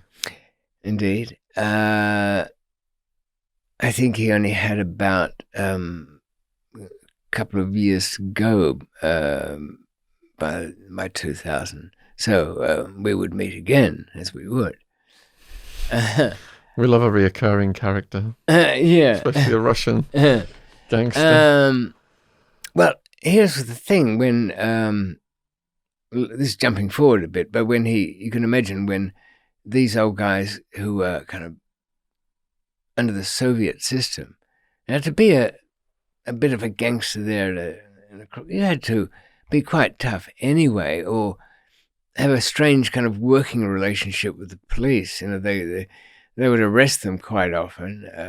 Okay, they were corrupt and they would take a cut. And it was rarely in money back in the Soviet era days. It was usually goods, you know, like other cooking ware or television sets or something, because everything was always in short supply. But where they couldn't really adapt was the changes that had taken place. They had missed out on the Gorbachev days, and he'd come over. What was that drunkard they had in the Russian White House for a while? Bush Jr. No, I'm thinking in the Russian White. They've got a the White Russian House. White House. Yeltsin? Boris Yeltsin? Was he the drunkard or the next one? Well, he was drunk most of the time. I think they all had a but pensive, the US jumped in and kind of protected him when he was about to be... this was when It was the grey-haired one when they had the tanks out and stuff. Like Whitehead sort of thing. Yeah. That was Boris Yeltsin, I'm sure of it. And oh yeah, I'm thinking of Gorbachev. Yeah, Gorbachev was sort of more like the deal maker, and but it was very touch and go. I mean, the military, the US did. Well, they like to tell the story that they saved him, but I think that would take some examination of the facts before believing that one. I mean, the number of times the United States has actually backed up somebody when the pressure was on them. They usually, like everybody, I guess, this lets the fight go on and see who comes out the winner. But I don't think they wanted to return to the command of army-controlled politicians. I don't know really how the political network stood up for so many years after Uncle Joe Stalin went and Khrushchev and all of that lot. I mean, there was nothing. Were they civilians? Yeah, sure, they weren't in the army, but the army was clearly the most powerful thing. But I think the economics of it all decided that fate. They couldn't afford they built some massive submarines towards the end. And those ones that have got the biggest submarines in the world, they they've even got swimming pools inside this. And you wouldn't think having splashing around in a well, it's kind of like a jacuzzi, really. But if you're on a submarine, that's not what your idea of a break from the daily routine of More water. Yeah, but apparently it's quite relaxing to do that. I'd quite like one of those old subs. Splash around in it myself. So, you know the story well about the South Americans who were getting together a submarine. The guy who organised it, Misha, rang them back and the cartels and said, "Oh, one question: that this submarine you want is with missiles or no missiles?" No, we don't need the extra weight. So Andreas and the remaining guys were not. This was a completely alien world where businessmen were king, and the ex-KGBs were now, company directors fighting over the oil shares of all the petrochemicals companies, and private security was as powerful as the old KGB was, and they gave themselves a new name too. I forget what it was. It'll come to me. So they were kind of like, what would you call it? Remember the old film The Wild Bunch, where the cowboys from the Old West can't adapt to, it's 1912 or something, when they're trying to rob a bank, and the days of when you could get away with that even in the Wild West had gone. So they got hounded into the ground. And it was a bit the same way for Andreas and the guys, but not before, at least... I was going to I wanted more about this hijacking. I wanted as many of the survivors out so I could at least get a book out of it. And my notes still are wrapped up in a piece of shoestring over in the corner on all of that, called White Russians, after the cocktail. But so you're saying Andreas didn't adapt then? He met a bad fate, did he? He did. He didn't survive. There's only, and I haven't checked in a few years. After going through all that, he didn't survive. He got out of prison, and went back to various bits of mischief. But you might ask, or not, how was it I had such a clear line of communication? Did I mention? I think I did, but only briefly, that the other resident of the apartment in Karachi, apart from Robbie the Scot, was Tatiana. Tatiana was a Russian girl with little schoolteacherish spectacles. There's a picture of her flopping around on my website somewhere, if you're curious. DavidMcMillan.com? .net. .net. And where had Robbie found her? Well, there were visits. The women's prison in Karachi Central was just next door. You could go there. Even you could. Robbie said to me, Sunday, you want to go over in the women's prison? For what? See what's going on? Talk to the girls? No. Day of rest. Worship the Lord and all his works. Well, I didn't need any more complications in my life, but Robbie did not mind a few complications. And one of the things he was so enthusiastic about getting all the drug runners out of prison was that he'd met Tatiana. And what was Tatiana's story? Well, she was an innocent, nice word to bandy around, but untested, sweet-natured girl who was learning English in her studies in Krasnodar, which means Red City, by the way. And she came across this tall, dark young man who wooed her over there. He was there on a visa as a kind of a student himself. Why was he there? Because that's about one of the few countries where a Nigerian guy at a loose end can get a visa. Yes. So, the next thing, there's, was he a prince? Probably the only Nigerian I've ever heard of that wasn't one. But still, they jail Nigerians, I mean. No offense to all you others. Yeah. There was a little baby came along for Tatiana in Krasnodar. So what does fearless prince, king of Lagos, decide to do? Student that he is. Why, send her and the baby over to Karachi to run 2 kilos of heroin out of Karachi and into God knows where for God knows what. I mean, I know, but it's a whole different thing amongst that group. They've got their headquarters in Rawalpindi and the Nigerian boys, and they've got their own games there. And gullible Russian girls was one of them at this stage. Yeah, it wouldn't wash any longer. But this was an era that was, I don't know. I suppose the naive people in this world remain so no matter what. There's still plenty around. You don't have to look far. So, what was the plan? Right. Send the girl with the baby. She picks up the stuff. It's in a suitcase. Go to airport. They won't go near her because it's a young woman with a baby. What could she possibly be doing there? Yeah. Well, yeah. As far as the authorities in Karachi is concerned, any policeman on the block or anybody in a white shirt and epaulets, all the Russian girls there were prostitutes, as far as they could tell.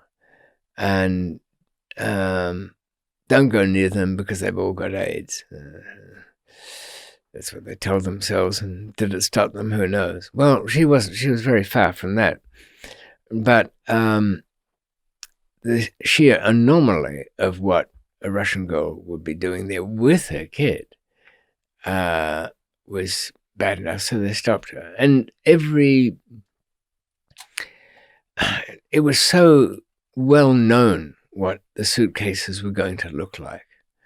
Sometimes it would be a flight bag, that is the captain's personal briefcase. It looks a bit square, rectangular, chunky thing. All known. They knew those. They barely even had to open the thing, and they knew it. It just defeats me how a student back in the good Soviet Union there could think this was a winnable plan.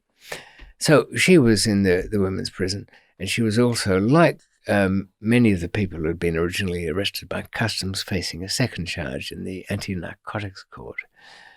Anyway, Robbie decided as a bit of a hobby to try and do something about this double jeopardy position, because the Constitution clearly states nobody shall be brought to trial twice for the same matters. That used to be a custom here until things changed. You can be now. But you can't in supposedly lawless countries like that. Then that might be too, because in Britain we don't have a constitution. We just have practice, what we normally do, old chap. Yeah. And that's getting pretty flexible too. I mean, a lot of those... just as an aside, did you see Lord Sumption, former head of the Supreme Court, talking about the social distancing rules? And though I don't share this opinion, in his opinion, people should look to their health first and the law second. And that's coming from a former judge of our highest court in the land. Wow. So we've relied on that type of person. He's got kind of long hair, a bit of a hippie, I think, as his lordship for our justice. But there they had a constitution, and Robbie decided to get involved in that. So it was only kind of natural when he arranged, little Tatiana's actual prison time had come to an end, but she was still facing, like many people, this second court hearing. that got lodged in the court. I think he arranged bail, got her out. But in any event, as with my second case, they all disappeared when the Sindh High Court ruled in favour. How long had Tatiana been in for at this point? Not too bad. I mean, in real terms, about 3 years, 9 months or something like that. So she still has a life left to live. Yeah. No, she wasn't just clinging to Robbie out of gratitude or anything. I found out years later, even though I had my cynical eye on the whole thing, that she was deeply in love with him. Robbie, in years to come, if we're still telling these stories, he left her for a Ukrainian, which might be a kind of personal, nationalistic insult there, but she was sent back to Russia with the kid. No, that's right. The baby was only in there for the first 2 years. That's right. Baby? Yeah, it was in the maternal section of Karachi Central Jail. So when I arrived at the penthouse, Tatiana was there cleaning up Robbie's act, introducing him to things like shampoos and detergents and things that he didn't think terribly much of before then. So she was part of a little social family along with Jeanette and the two girls. And it was only the day after, 36 hours really, after Nurjan's death, while he was on the way to die, that I'd taken the two little Jeanette's two girls to the Sabzi Mandi, which is the great vegetable market of Karachi. Acres and acres of the thing. I wanted them to see what it was like for kids who grow up there. And of course, a couple of little boys ran up carrying sacks, or kind of huge holdalls to lug around your vegetables, made out of old rice sacks stitched together. And I was explaining to them that these boys were born here in this marketplace. They sleep on top of the section that sells nothing but plastic bags. And in fact, there's a famous plastic bag that was made in some huge quantities that was still around for years and turns up in every country in the world. It's like that, you remember when the container load of trainers went off some Icelandic carrier and ended up floating around in the ocean. But because they float, scientists were using the trainers to track ocean currents and got funded to what's quite an interesting study of the oceanic voyages of the Nikes and the Adidas. Note the correct pronunciation there. So back in the Sabzi Mandi, the girls kind of got distracted and wandered off. But Jeanette looked a little concerned. I mean, this was a city within a city again, as is compounds. And will they be all right? But I knew they absolutely would. Within this noble guild of mouldy onion sellers and they got turnips there, something like it, yams, the operations of the Sabzi Mandi were a matter of kind of pride within the families that had different parts of it. And no doubt they had their own economics and how their loans were organized and how everything was and their own hierarchy. So it was no surprise when I found that some of the bigger sellers had said to their more trusted workers, go follow the little girls around, make sure nothing happens to them. Because when Ellie came back, she was 7, she had 2 goats with her, baby kids, that she wanted. And there was a trail of about 6 or 7 rather concerned, competing deputies from the potato section or the tomato crowd and the potato lot never got on. They were always at war. And so that would be safer, really, than just in a normal street or conceivably in a hotel, probably. Whether they learned anything about life in general, about the inequality of the world, I doubt very much. Girls grow up a bit more practical and don't see anything, and especially as children, like all children do, it's just other kids are other kids. In my travels, I've been in a situation where I've had a friend's grandson, or anyway, 2 infants, really, 3, 4, 5 years old, don't speak each other's language at all, but can be seen in the garden playing quite well, communicating over the toys, and both sides nattering away in the languages that they know, but the understanding seems perfectly straightforward.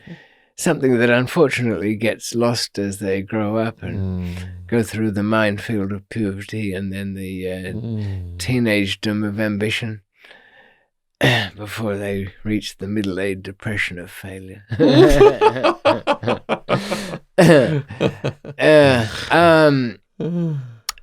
But it was soon coming time when there was no point for her to stay around. There was nothing at least she'd seen her husband, alive and well, if in the clutches of the wrong people. Had arranged at least a halfway good lawyer. But what was a bit surprising to me, which I didn't find out until not long before I left the country, was how was it that now the history of this 2 tons of hash that was to go into bed sheets and be shipped in containers to the nameless country was that a bunch of London notorious crooks from families whose names you'd know, some of them had put some money into offshore operations like this, but you've got to be there. I mean, I've said before in this very chair, you go with your money because it's going to go somewhere else without you. That's for certain. How had it come to be that they'd already lost £70,000 and they were willing to have this poor David go over and stay in the worst hotel for this? He was at the Hyatt. Yeah, you can imagine. It's high profile. Everybody would want to know what somebody was doing. But that wasn't somehow, what should have been a simple sting operation ended up in a real arrest. Like, there was never any hash. I said to them, wait a minute. Did you ever see this stuff? Oh, well, I was taken to this warehouse and there it was behind. And what, you got to fondle it? Did you just rip something open and smell it? What was it, Kashmiri Black or any of the other phony names we give all these things? Not really. They didn't want to interfere with the packing. Oh, I bet they didn't. Yeah. They probably begrudged buying the bed sheets, let alone anything else. So when he was arrested from his hotel, and Akbar Shah, of all people, and yet no evidence of any hash or any other drugs or anything. I tried to get from the family, from Mrs. Akbar Shah, who used to turn up from time to time at the Carlton Hotel, into Jeanette's room, pick up the phone, get onto room service, order a 4-course meal, and sit there and eat it off a mobile table that would be brought out, making quite a mess of the place. Munch that all down and then disappear. What a but mooch. The people that I thought were witches, it was, and the one who had the hairdressing salons, the wife there, she'd given me a couple of clues. She said, it's the wife who controls everything there, the money. And when he loses money of hers, that's unforgivable. A bit slow-witted. I'm not picking up the clues here. And, then another thing about how she was supposed to, really get a cut of something that he managed to squander. And how best to punish husband for some misdeed. Have him thrown in the can for a while. Yes, indeed, there was no hashish. It was just another rip-off in the making. And they would have been sent there on a fool's errand and managed to get arrested. So the only leavings of this were whatever could be wrung out of his family. And so she wasn't getting any of that. And it had been intercepted by relative do-gooders such as Robbie and myself, who were making sure no more went. But the family house was sold. And it was kind of too late for all of that. But Jeanette didn't want to. She was getting these letters which were a load of nonsense about being tortured, death penalty. I said, ignore all that.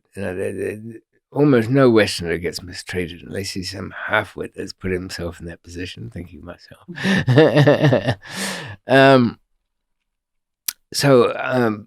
About that, it was clear that at the time I left, that this case was going nowhere. So it was only, depends how impatient you were. They would have to sit it out until this bail thing, 2 years. That's the line that people have to cross, and everybody gets it. And I think to this day that case is still unresolved, and nobody cares about it. And anyway, Mrs. Akbarshire had stopped. Thought her husband had been punished enough, and more or less wanted him back by now, and wasn't going to get anything. And if there was going to be money coming from the Gora, the white man's family, then she's going to be damn well there in time to catch it. But she had to satisfy herself with commodious room service from the Carlton Hotel as her reward. So did David get out then? Yes, he did, but not for quite some months.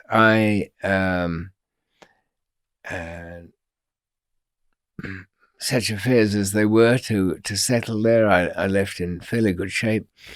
The Air Force captain was, he was fine. So you were out on bail and you skipped bail? Oh, no, I hung around until the case was finally destroyed in the Sindh High Court and the prosecution withdrawn. Because I didn't want, I wanted the property that the Air Force captain's family had put up to go back to them without any fuss. So there wouldn't be a loss, and all I had to recompense people were for, the inconvenience of it. And that was done in a kind of another way. As I mentioned last time, I didn't cost me a thing. And that is the kind of lesson from there, is as tough as it sounds on yourself. If you're trying to do anything in a country where people ruthlessly stand on each other and they would rather go broke in their own shop than see the shop across the road succeed, if you can't pay for anything and expect to get it.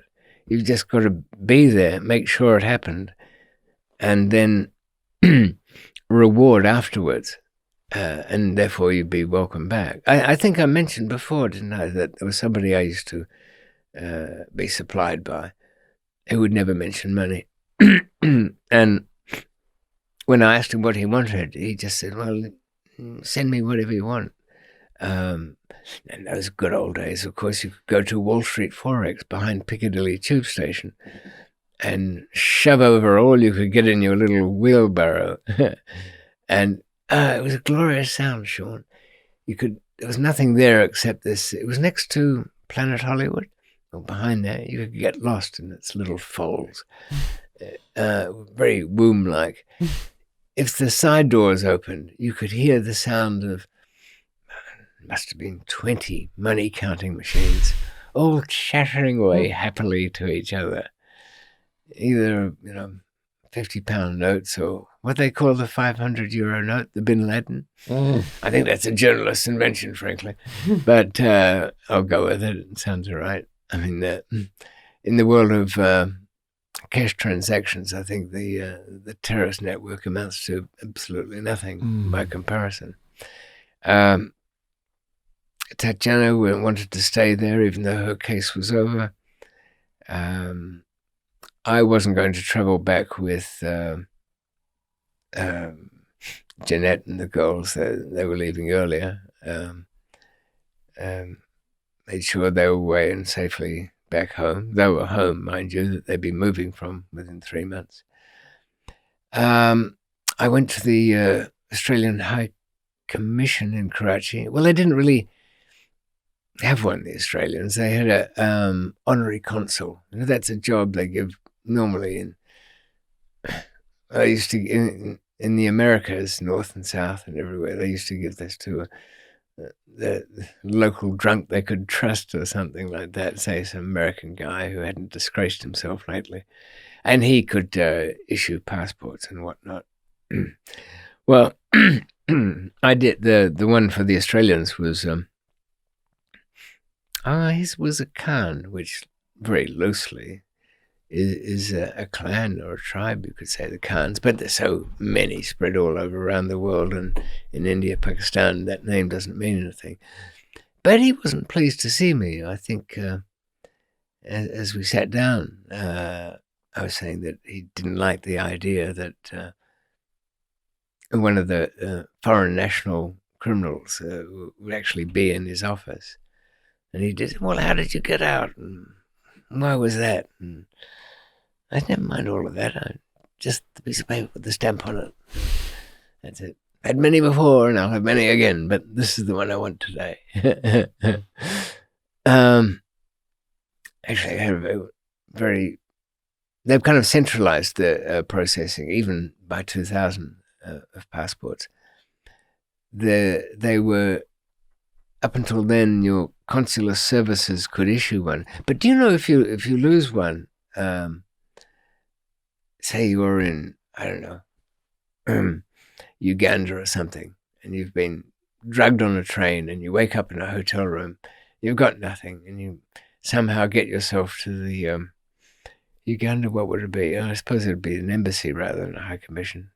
Never know. Anyway, if they are to issue with a passport now, as we speak in 2020, that gets done in London.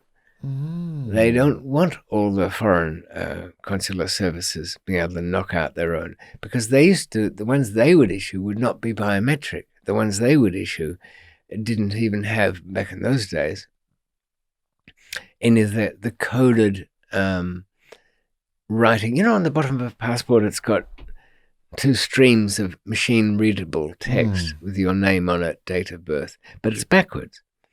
And if you've ever had nothing to do on a plane, you've noticed that there's an extra number in there. Well, that's a checksum. What it does is it takes all the numbers that preceded it, and to know that it's been reading them correctly, it takes that number and divides it by 7 into the other, and it should be a known figure, like 0.1. And by the way, on all passports worldwide, there are 2 checksums, one for each row, and a 3rd pair of digits at the very end, which is the checksum of the checksums. So you can decode that if you've got nothing better to do. Nonetheless, grudgingly, I was handed this thing, and then really I had to decide where to go next. I had some outstanding matters.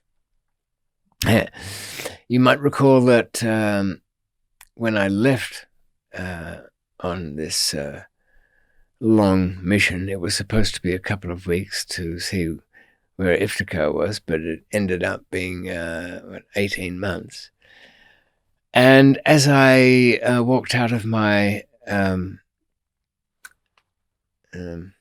Bedford Gardens, Chelsea news house, I thought, well, David, you're only going for a couple of weeks. You've got 2 good passports, absolute rock solid there. They'll stand up under anything.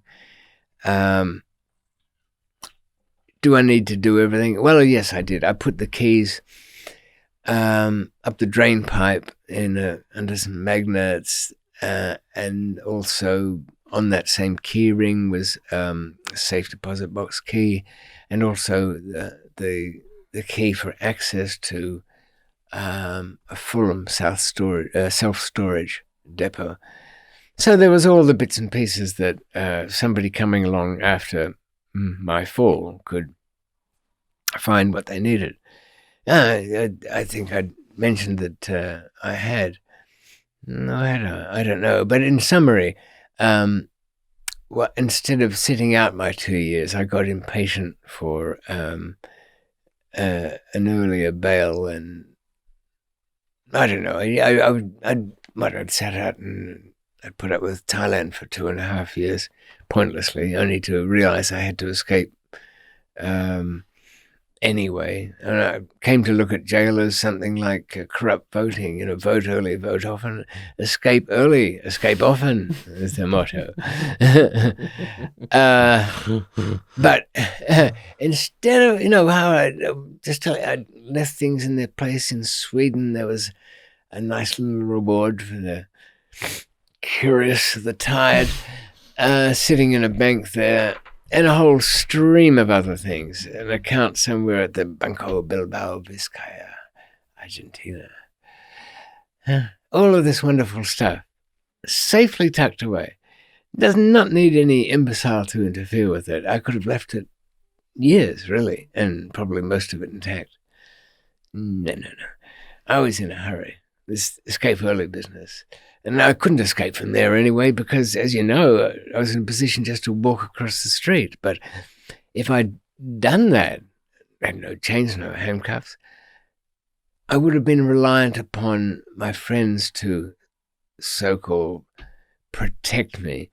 The case would have stopped instead of gone on to a good conclusion of an acquittal as it did. So I couldn't do the obvious thing and just walk out. I had to sit it out. So I thought, I'll get bail and at least go back to Sweden and everywhere else and see everybody and try and keep everything afloat. Because I'd retired there, as you recall. Oh, and I had Eloise there as well, who hadn't heard from me for some time. Though she had tracked me down. She'd found out that something had happened, even before I got back. She'd loitered around the Muse house long enough to find out who the agents were, and then the owner. And the owner just, it wasn't exactly very, we got along well, this owner and I. I mean, he knew everything I gave him was phony, but I gave him enough money to make it good.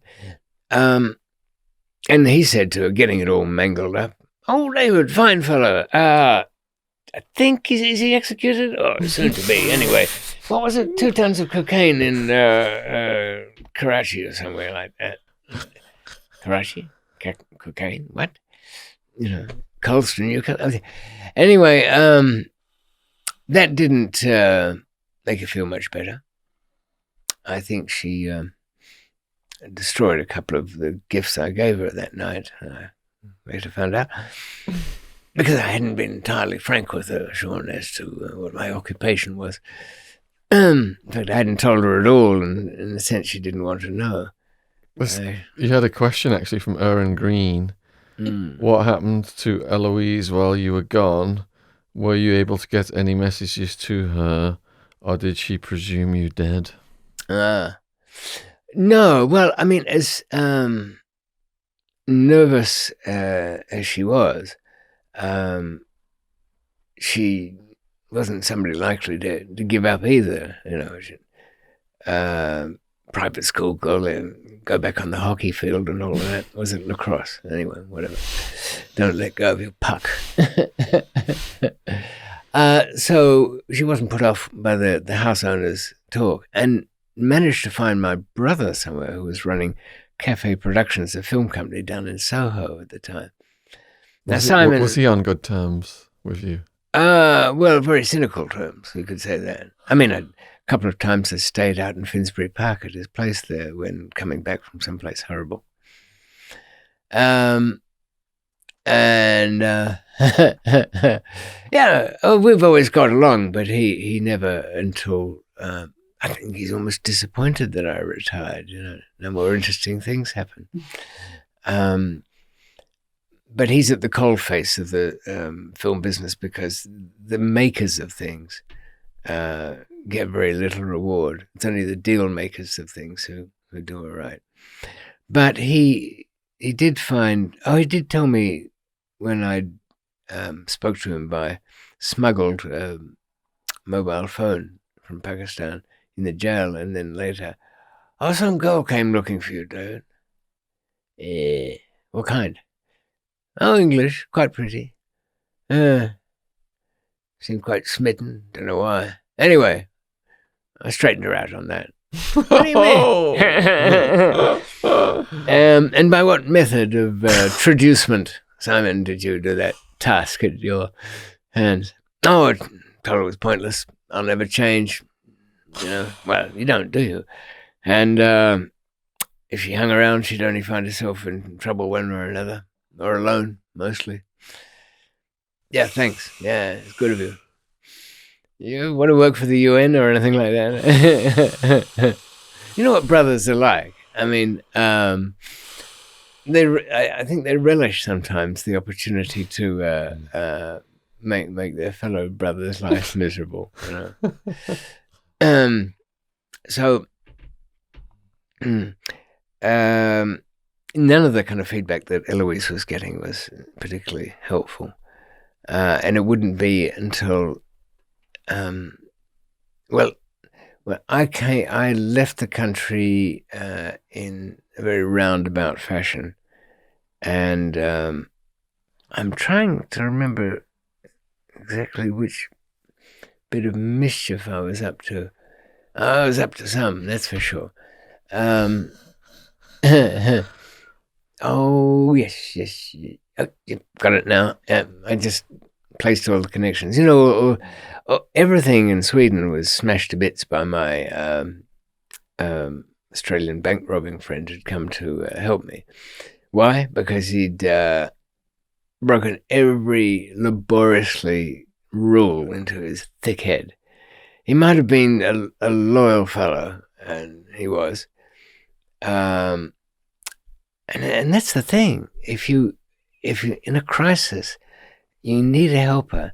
You're getting a trickster or an honest man. And if it's an honest man, how bright is he? Will he be able to see through things? No, not at all. He's gone, extraordinarily enough, all the crap that I'd done before. What if somebody else had to get into my bank account? What if I needed somebody to get into the safety deposit box? All of this stuff worked. And I thought I was only doing it as a good luck charm. Now, David, if you do all this preparation, this 2-week trip won't go badly. It'll turn out quite well. And all the precautions, as usual, will be the B plan that you never have to need. Well, I didn't leave it. So by the time he'd left keys lying around and got himself arrested, he was 3 months in solitary in Sweden on suspicion, which they do in Scandinavian countries. I wonder whether they're still up to it. I suspect they are. They can hold you incommunicado for months. Wow. And it's only the judge that stops that by saying, all right, put up or shut up. Well, in his case, his real name was Harry, but I can't remember what I called him in the book, but you'll know who he is. It's the same guy I sent down to lift me out of the a court date in Bangkok in Thailand. And his job was to had a special lift there for an elevator that would take prisoners down into the dungeons, but it only had 2 guards in it and only that prisoner. So you could work out when the person you wanted to pick up was in there. Simply, there were 2 floors of the new court building. I mean, it was a modern kind of high-rise office thing in Thailand that were unused, pending more trouble or something. So somebody would only have to press that button and open it up. But Harry, in any event, didn't like all those machine guns down in the outside. But he wasn't through wrecking my life there. He had a job to do in Sweden, which he managed to do. Lost all the stock. Because he had the coke in that little box, didn't he, or something? He had some lame idea of smuggling something himself, but that went nowhere. Nobody will ever guess it's in a porcelain statue, he said, as though there hadn't been 100,000 movies with things in broken statues. And I think they only did that as an effect for because it looks so good when smashed on the ground by policeman, villain, private detective, whatever it else is in the drama. So I was going back to a fair amount of wreckage from him. He'd gone back to his old career, at least in the bank robbery. It's fairly straightforward. You go in there and making a withdrawal without an account. But it didn't work out to his favour in the long run. Ended up getting spotted casing someplace by an off-duty detective and shot in the chest. He survived that one, but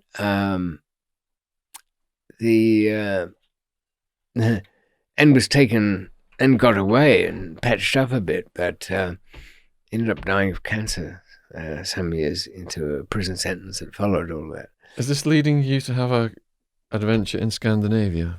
Yes. Shall we save that for the next ep? Because we've gone over 2 hours and we've got questions. Okay, because where we head to next, I arrive back in Europe. I restore my fortunes for the 3rd or 4th time, I forget which. And my new bunch of friends are all from Denmark. And we go to Christiania, the hippie enclave there. And also, at some point, some years after that, the Russians appear again. I know you're very fond of the Russians. Andreas. Tatiana? And Tatiana, yes, she didn't join us. She was a bit scared to come anywhere near it all, but she provided the communications link. And so for those who thought there'd been too much time spent in Pakistan, and there were times when I felt the same way myself, we are moving on now into what we delude ourselves into thinking is a more civilized place in the world, Western Europe, where Russians again appear. Only under another guise. Oh yeah, I haven't even told that story about the ship. Good. We want more stories. Endless stories is exactly what we want. Are you ready for your questions? Okay, far away. There's not a lot. These are just all the questions that came under the last episode. So if you're watching this and you have questions for David, please put them under this episode and I will print them out like this. Could Lord Nurjan not have gotten you out of Hyderabad prison? Hyderabad. Hyderabad. Yeah. Yes, but as I was saying, physically getting out is a nothing. Anybody can do that. I mean, you could leave from the courts at any time. But you go from one prison into another. Whoever took you out, will they be as kind a hosts as the ones you previously had? Doubtful. Could you employ David as international advisor to the Middle East, Sean, and send him off on the last couple of adventures? That might have come through. I put up a video a little while back about the devil's advocate, how it was much more interesting to imagine yourself as the defender of people we've vilified in the past. And I mentioned poor old Gaddafi, the best-dressed dictator of North Africa. Don't you think he was? He had an Italian designer, very snazzy, I must say, as dictators go. And also, poor old Saddam Hussein. I mean, he had very poor advisors. Do you know Kuwait was slant drilling into Iraqi territory for their oil. Naughty, naughty. But not only that, Iraq was a gold mine for good PR. It wasn't a kingdom. He could organize freedom fighters in search of democracy infiltrating down into Kuwait. He would have seemed like Bush Sr. and the Contras, throwing a bit of money into those who seek freedom and democracy. It never occurred to him, of course, but so that's where the idea of being a negotiator in the Middle East would be. But I don't know. Sometimes it's an unlucky thing. You conclude a successful negotiation, the next minute some halfwit leaves, 600 tons of nitrates or something down by the port in Beirut, and half the city's flattened. So that is one unlucky town, Sean. If you ever go there, people, take an hour's journey north to Juni. It's like a mini little Paris of the East. Oh, without the metro train station that smells like pee, which you can't avoid in Paris. Mind you, every street in Paris smells like pee, doesn't it? Food's good, though. JC asked, what's the biggest touch you had, Dave? Well, being alive today, I suppose. But I don't know. I suppose most of us would say, well, that was the night such and such, and I didn't get caught. But really, something, I guess, I can think of a candidate from something. All right, let's imagine, viewers, that you are sober and you have the job of customs inspector. And I had my chosen container had some boxes within it, and it was one of these kind of stereo amplifiers, but it was metal. And in their toolkit at Heathrow Terminal 3, was it 2? Anyway, they're all joined up. They didn't have an Allen key of the right size to unscrew the retaining lugs. I very seriously much doubt that that would be a problem those days. I mean, 30 years ago, Allen keys were fairly rare. Now they're in every crappy screwing kit that you buy from the local shop. So because they couldn't go that extra quarter inch, they let me go with it. And I disappeared onto the taxi rank thinking, not that one. No, not any of them. Got down onto the tube system. And back in those days, you couldn't follow anybody in those things. There weren't enough cameras. There wasn't a system. Now, I mean, you can imagine, it's possible to follow somebody every inch of the way on the underground, and probably most of London for that matter. Not that the surveillance state bothers anybody now, with people worrying about their health all the time. Any kind of intrusion is seemingly welcome. People fretting about not being tested, worrying about in fact being tested. They've got other things to concern themselves, not the intrusion of the state. You know what I want for Christmas, Sean? I want my COVID Marshal's hat. COVID Marshal? The moment I heard that we're going to get Marshalls, I thought, oh, well, that'll be something to go on the head. Do you think I'd need, if I was trying to do COVID marshalling stuff, and breaking up a crowd or whatever it is, do you think they'd take me seriously in the hat, or would I need a horse as well? Or do you think the horse and the hat gets hoisted by 12 young drunks straight into the Thames? It's possible. But the hat would float. I think you'd need Mao's little book to be taken seriously. I'm curious if David ever had any relationships with any lone and literal insects or arachnids while imprisoned? ? If so, did they teach him anything worth commenting on or give a sense of connection via anthropomorphism in times of isolation and need? Oh. Well, we all recall that Great question. Papillon ate his insects for the protein. And in fact, Martin, the scientist who was in the Bangkok jail, recommended to leave the weevils in the brown rice because that would be added source of protein. I didn't entirely go that route. Sent out for my food. It would be tempting, wouldn't it, if you had no other company to cultivate a relationship with an insect. But don't you get the slightest sense there that there's something, it's a bit isolated? I mean, I think this person's been on self-imposed lockdown for a bit long.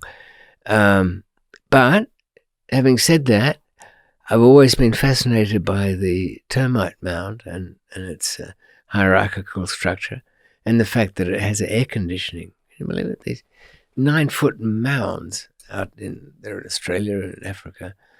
The structure of them has got vents in them which circulate the air and keeps it cool.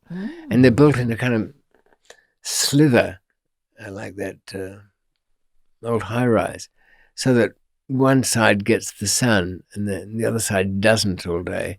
And the difference in temperature creates this circulating air system. Now, it shows you, doesn't it, that the guy's obviously an insect man, whoever it was. That they have no idea what they're doing, and yet they together do this stuff. And even though they're more religiously inclined, will browbeat me for this, that natural selection will favor those who do stuff, even if they don't know why they're doing it, because they will survive, pass on their genes, and there'll be more of them doing the stuff that they still don't understand. It's like having children today, I suppose. But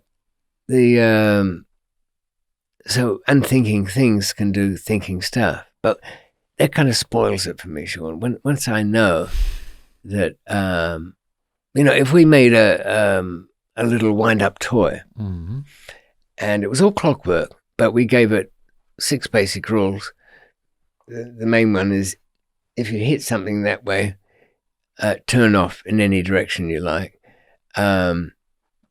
When you feel you're low on power, go back to keep moving around until you go over the area that's the recharge one. And, oh, by the way, if something hits your sensor there, you close your little jaws and then go back to the charging station and let go of the jaws. Now, this is completely unthinking. But when we look down on it, humans, have this anthropomorphism, to which he refers, thinking, oh, they're smart.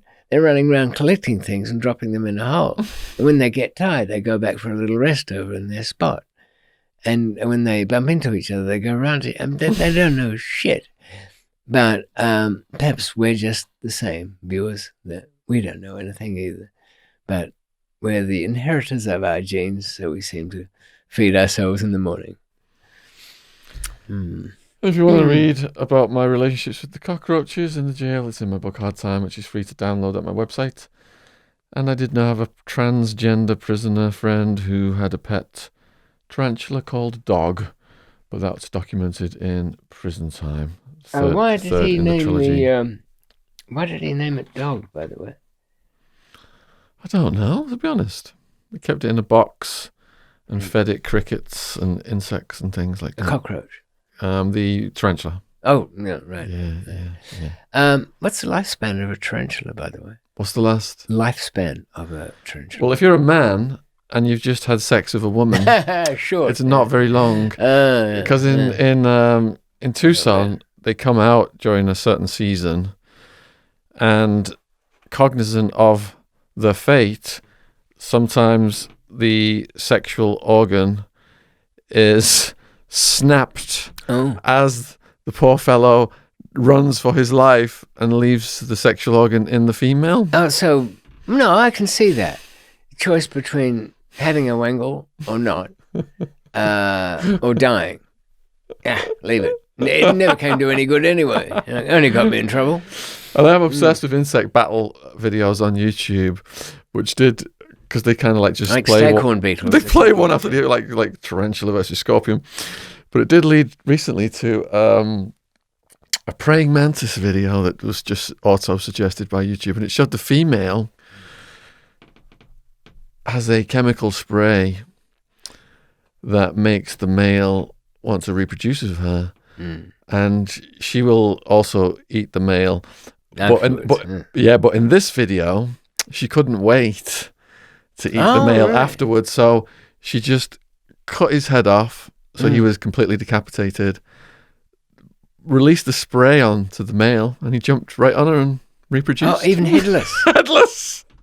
I think people that will confirm what a lot of women have felt about men anyway. Even they would have their primary function even headless. Girl power.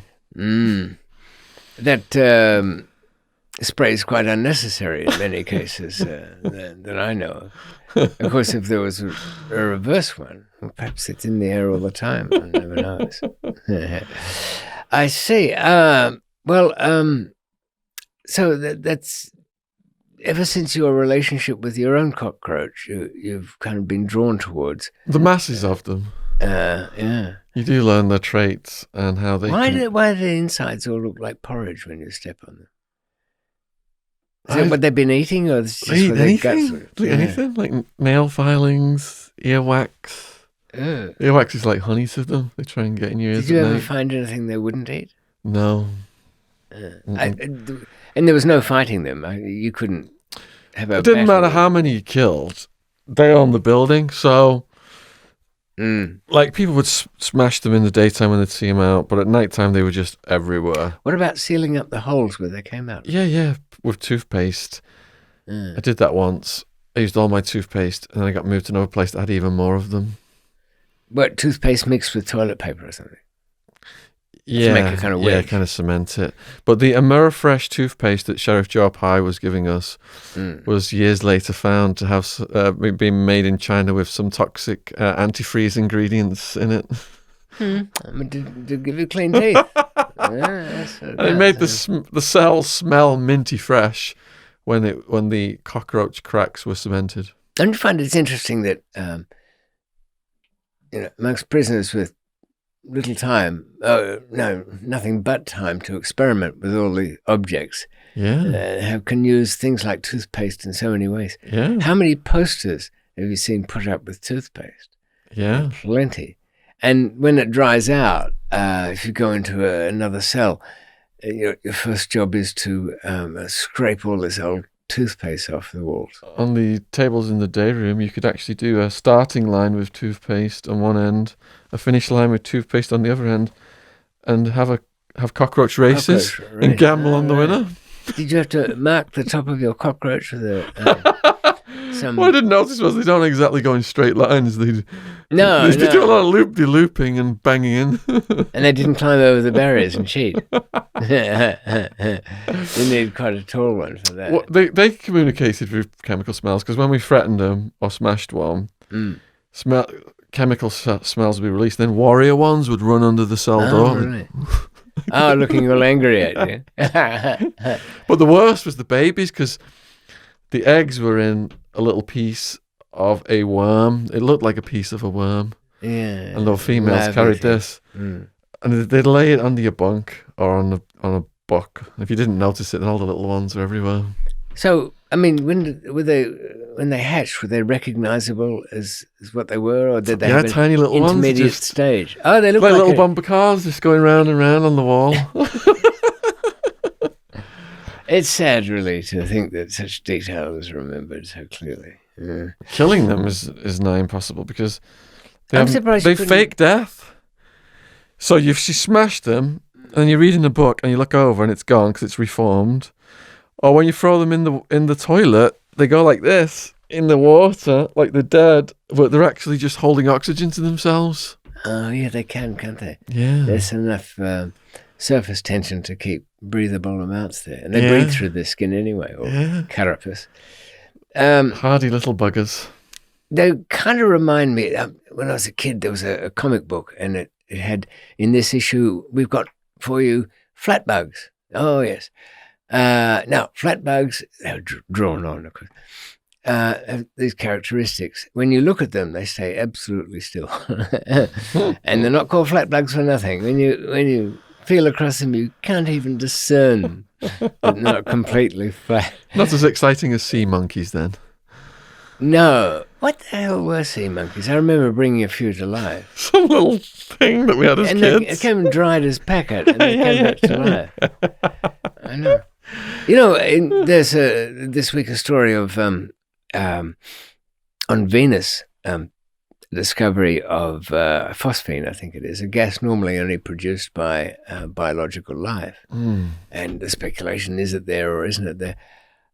Given the fact that some kind of DNA replicating life in very basic form appeared on Earth a mere 300 million years after the volcanic eruption settled down to a degree, that's pretty damn quick in planetary terms.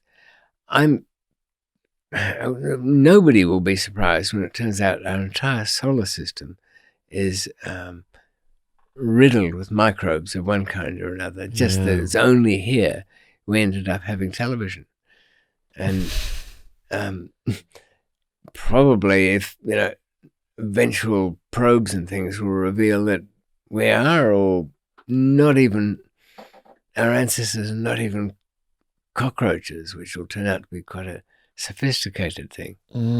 I don't even know when anybody thinks that's going to be a surprise, but they are.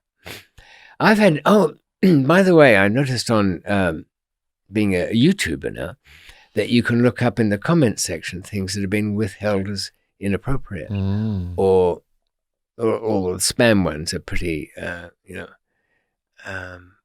people are a bit thick out there. They're the ones that might get filtered from yours, but comments that are clearly a link to go to this website and there's girls all over it.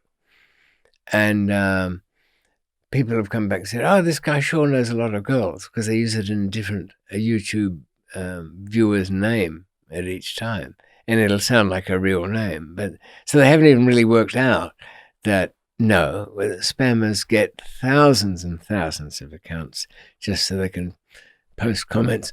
And I think the human being only comes in to start the account, and that's it. Everything else is probably on a program to just comment to everything to make that link.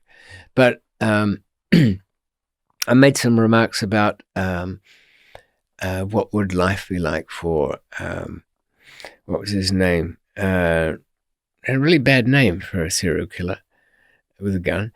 Brenton Tarrant or something.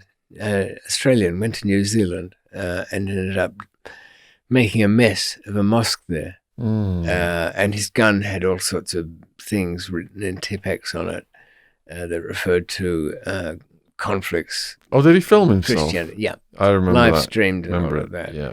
And the speculation was, what would life be like for him in the Supermax? Well, he's going to Delta Wing in Auckland, which I think he'll remain there. It's a fairly new high security prison. And I think he'll be there for the duration. I expect he'll end up getting fan mail, and probably just for something to do, we'll have a prison marriage from some sad case. But amongst the comments was because I seem to be taking a negative view of a man who'd killed people he didn't know, 51 of them. 51 he killed?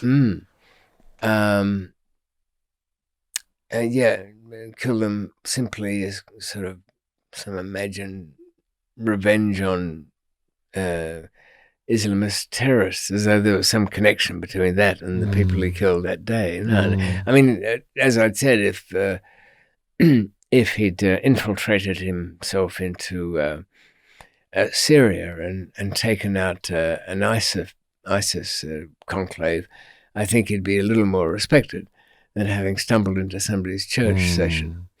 But amongst the comments were, you anti-white piece of shite. I like the little rhyme there. And Anti-white piece of shite. and something or other about Islam loving fucker or something like that. Anyway, so I retrieved it from the bin because it had been held aside and thought, no, it can go up there. I don't want to be seen as, censoring negative comments. Don't get too many, but anyway, don't you find that if somebody takes an unreasonable stand against you, that your defenders will sort them out? I have moderators who just block and remove. Oh, do they? But out there in the... As Joe Rogan says, the comments can become a cesspit. I'll bet. I don't know how that guy has the energy to stay alive. I mean, there's 2-hour interviews every day, aren't there? Well, he just got paid $100 million, so that's incentive enough. Did I say there was something bad about that? Look, let's keep this thing. Well, there you are. It's whereas for anything remotely in a comparable figure for a person who appears doing something on a media venue, you'd have to go back to what anchor persons were paid by the big networks, ABC, NBC, so on. Back in we'll go back to the 90s perhaps. I think when I was in Pakistan, I had the greatest trouble convincing a local that I forget what her name was now, but she was on ABC's Today Show, morning one. The woman who was the anchor for that one, she was on quite a lot of money a year, 24 million or something. But it was an exceptional thing. But somebody from outside of our world couldn't imagine, they'd see somebody on television that's like an actress. I just heard a headline that Rogan is hosting the presidential debate on his podcast. Is he? I don't know if it's confirmed. I'll tell you but what, I suppose we shouldn't take sides, but I always do. And I'd like to see Trump return to the White House. Now, you're going to get some trolls on the back of that. Perhaps so, but look at it this way. If you could say the whole world is subject to whoever the American president is. But you give, even the people you don't like, give them a second term. I mean, look, people didn't like Obama, but they gave him a second term, see whether he actually gets one piece of legislation through. Did he? No, I don't think so quite. Healthcare didn't even quite make it by the end. But, and poor old Joe Biden, well, he's not going to make it. He'll stagger through maybe a first term, and then, what's her name? Comet Meteor? Kamala? Come in your face. I don't know, Kamala something. Commodus. Anyway, the woman that's running for vice president with him. That's who would be president. And she is marginally more interesting than Joe is, but Joe's got to be one of the most boring politicians.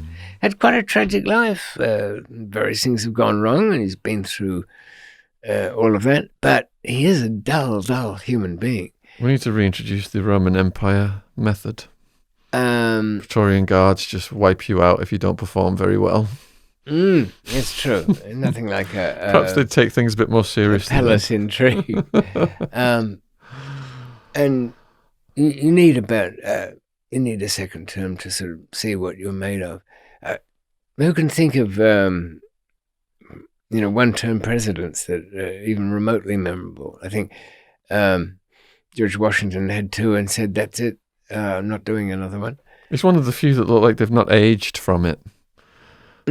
All the others have really aged a lot. That's true. I mean, Lincoln did, but he had pretty good reason. And I think he, if you look at the old photographs of him, he had a few things on his plate. Having to run a big telegraph office for a start. Then people have come from the war. They don't really. People might remember Truman, Eisenhower. Oh, Kennedy was such a great loss. Well, was he? We'll never know, will we? He started the Vietnam. Well, let it get started, and it was LBJ Johnson who had to deal with it, and it was a mess.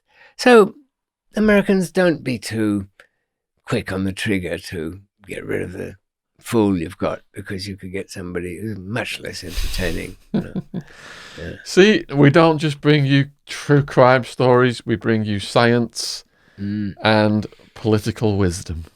That's true, or half-witted advice that you're at liberty to ignore completely, because if you're brave enough to have weathered it out to this section of the interview, we're into over 2.5 hours. And you really should get some sleep, honestly. You're not looking too well. You look pale. Especially if you're watching this on premiere in Australia, which is probably the middle of the night. Yeah, and they really have good internet, according to my daughter who lives there now. Very poor signal. Yours go out in high definition, don't they?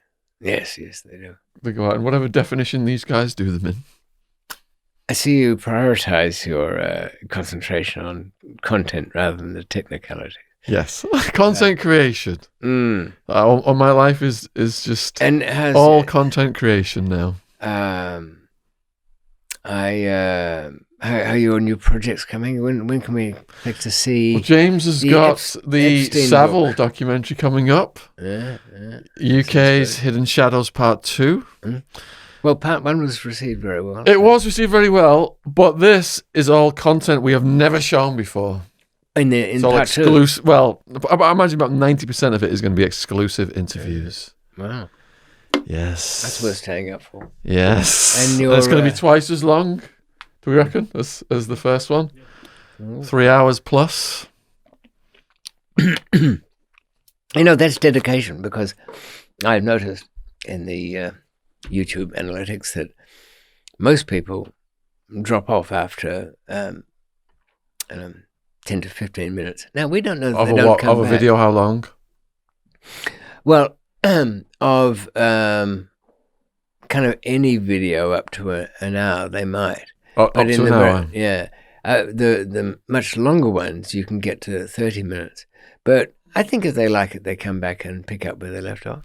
Yeah, I don't think that counts as well. There's a hardcore group of followers who just watch absolutely everything all the way through.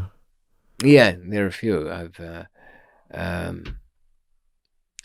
some bits of some of our old weekly chats.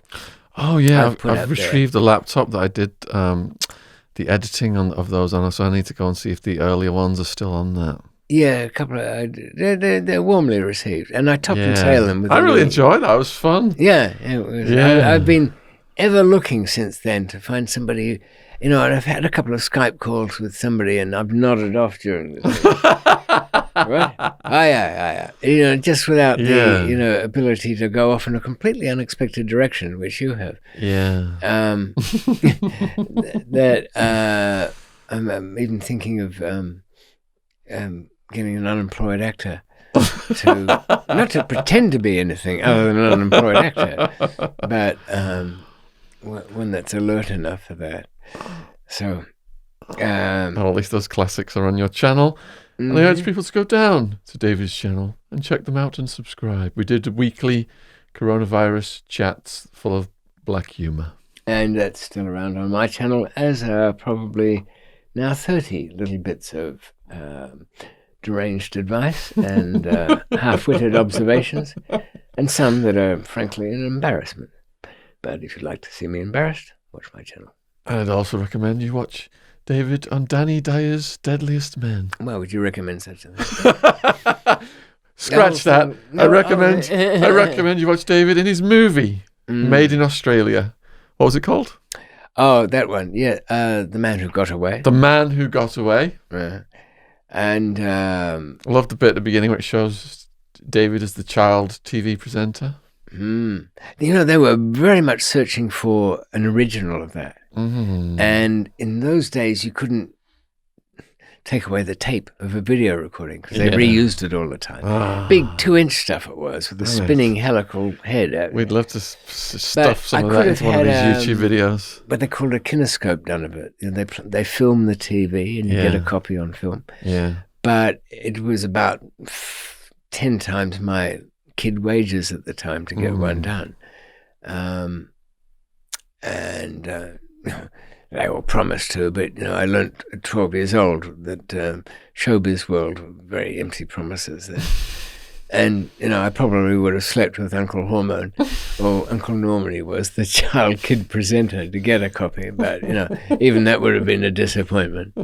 I'm not warped by all the things that happened to me. Won't catch me on something saying to a court, changed my life, that grope I had on a bus. Oh, and never got over it. 12 million, please. David has 2 books out, Escape and Unforgiving Destiny. Yes. Which are available worldwide on Amazon in ebook and paperback formats. But if you want a special signed copy, he's on I'll do that for you. Every week he's doing that. Have a little bit of your character in that. So you need to tell me something about how you see the world, what your worst moment was, what your best moment was, what you do with godlike powers. For our fans on the Isle of Man, we have bad news, and that is that due to coronavirus restrictions being tightened, it's already in a state of 14-day quarantine. We are unable to do the November Isle of Man event. They I was were looking just forward to cancelled. that too. I know, would have been a good Never gig. been there. All sorts of Isle of Man things keep coming. Yeah. Oh, a couple of fans from there as well. Yeah. And we're trying to reschedule those for August 2021. what's that on the basis that they'll all be vaccinated away, I suppose, by then? I hope so. I don't think there's a basis. No, it's just far enough away so that nobody can imagine thinking of it. Plan anything. All right then, people. I hope you've enjoyed this one, and there's quite a bit more to come. So don't, if you want any more of the juicy bits explained or something, just let us know. And Sean will be happy to probe deeply with questions along those lines, won't you? Absolutely. And we're just halfway through the 20 episodes David is contractually obligated to provide to us. So What, for cab fare and a donut? See, I'm a cheap date. That's why I'm here all the time. Yeah. if you've just stumbled upon this video by chance and you've not seen the previous episodes, at the top of the description box below this video is a link now to David's playlist. There's multiple clips. Yeah, lots of things. And there are all of the podcasts. So I've put them all now in order, 1, 2, 3, 4 at the top of that playlist. So you can just go all the way down there, spend a whole week. I think some of them might need a slightest tidy up. Some of them do run on to 3 or 4 hours of something else. I don't know. Test pattern. Some of them are 10 hours long. We've added a few extra Davids on there, so you don't even have to get up off your seat to click over to the next one. True enough. Also in the description box are links to David's YouTube channel. Mm-hmm. You're not on Twitter or anything, Facebook or anything? I haven't got a life as it is. God is trying to tell me not to leave my little studio and get down to the things I should be doing, writing other stuff. I had the idea Content creation. Yeah, I know, of finding mystery thrillers from the 1920s and reading them out. Who's got onto that? Anyway, the usual suspects. So what His Highness does to me is gives me the shittest jobs to ever come into creation. I was taken down to some dump where this guy said, look, it might not look like much. And there's a lot, this is for to make sure the building stands up, to somehow stop the leaks, and to make it look presentable to renting out room at a time. The slumlords do all of this. So they hire me. Now, the whole building was listing to one side. It had a crack in some place. I think some woman died on the 3rd floor. The supposed laminate goes squish, squish, squish under my feet. To get up there, I'd probably kill myself. It's the Almighty telling me to shun all of those jobs. But I get them all. So lure me on with a few shekels more, and so that my other half can go squander it at the Ivy. The restaurant's not that good on Blackheath. That's all right. Oh, they make a nice... what is it? Fish stew, I guess, if you like that kind of bouillabaisse thing. But no, I've got, I'll have serious questions to ask for my output on all of that. But still, I live in hope. Also in the description box. Are we ever going to get past this? Seems to be a problem with the description box. There's the answer to the riddle of life on Earth in the description box, and also why the number 42 has astrological significance. There's a link to that. In the description box. You won't stop, I've will lost you? where I am with the description. There's Our everything socials. conceivable. There's our socials. There are What? social media links. Oh, yeah. Like, if you're really desperate, you can go on to getting snatches of abuse and advice from, what is it, Facebook, Twitter? What do you actually There's the have a link to the Facebook? True Crime podcast. All of them.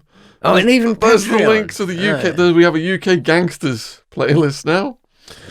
And there's also donation links if you are so inclined to help us continue to have these produced in That's right. You can support Sean with various levels by being a patron.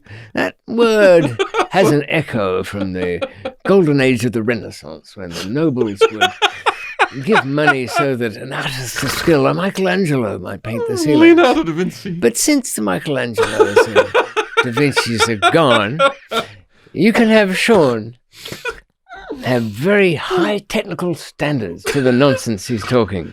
You will have absolute clarity in focus. Whisper perfect sound. But the same content, really. Yeah. It's only $5 a month or something anyway, Patreon. Isn't it? Patreon on YouTube. And they get, you Yeah, yeah. supposedly get special content. I'd hate to think what that is. We haven't promised anyone that. Oh, no, they're just not good enough. Stump up, you cheapskates. Run out loud. So Joe and James, cameramen, sound engineers, Mm. we can have them in here, joining in the banter at the end of these videos when we're trying to... They've got families. I think they, the standards there. We don't. We're past that. Beyond help. Huge thank you to all the new subs. Subscription logos in the bottom right-hand corner. Mm. I think that's about it, old bean. Okay, then I shall remove Cheers. the great Yeah. appendage and give you a... Well done. clean that one up. All right, then. See you, people. Adios. Thanks for watching. Bye.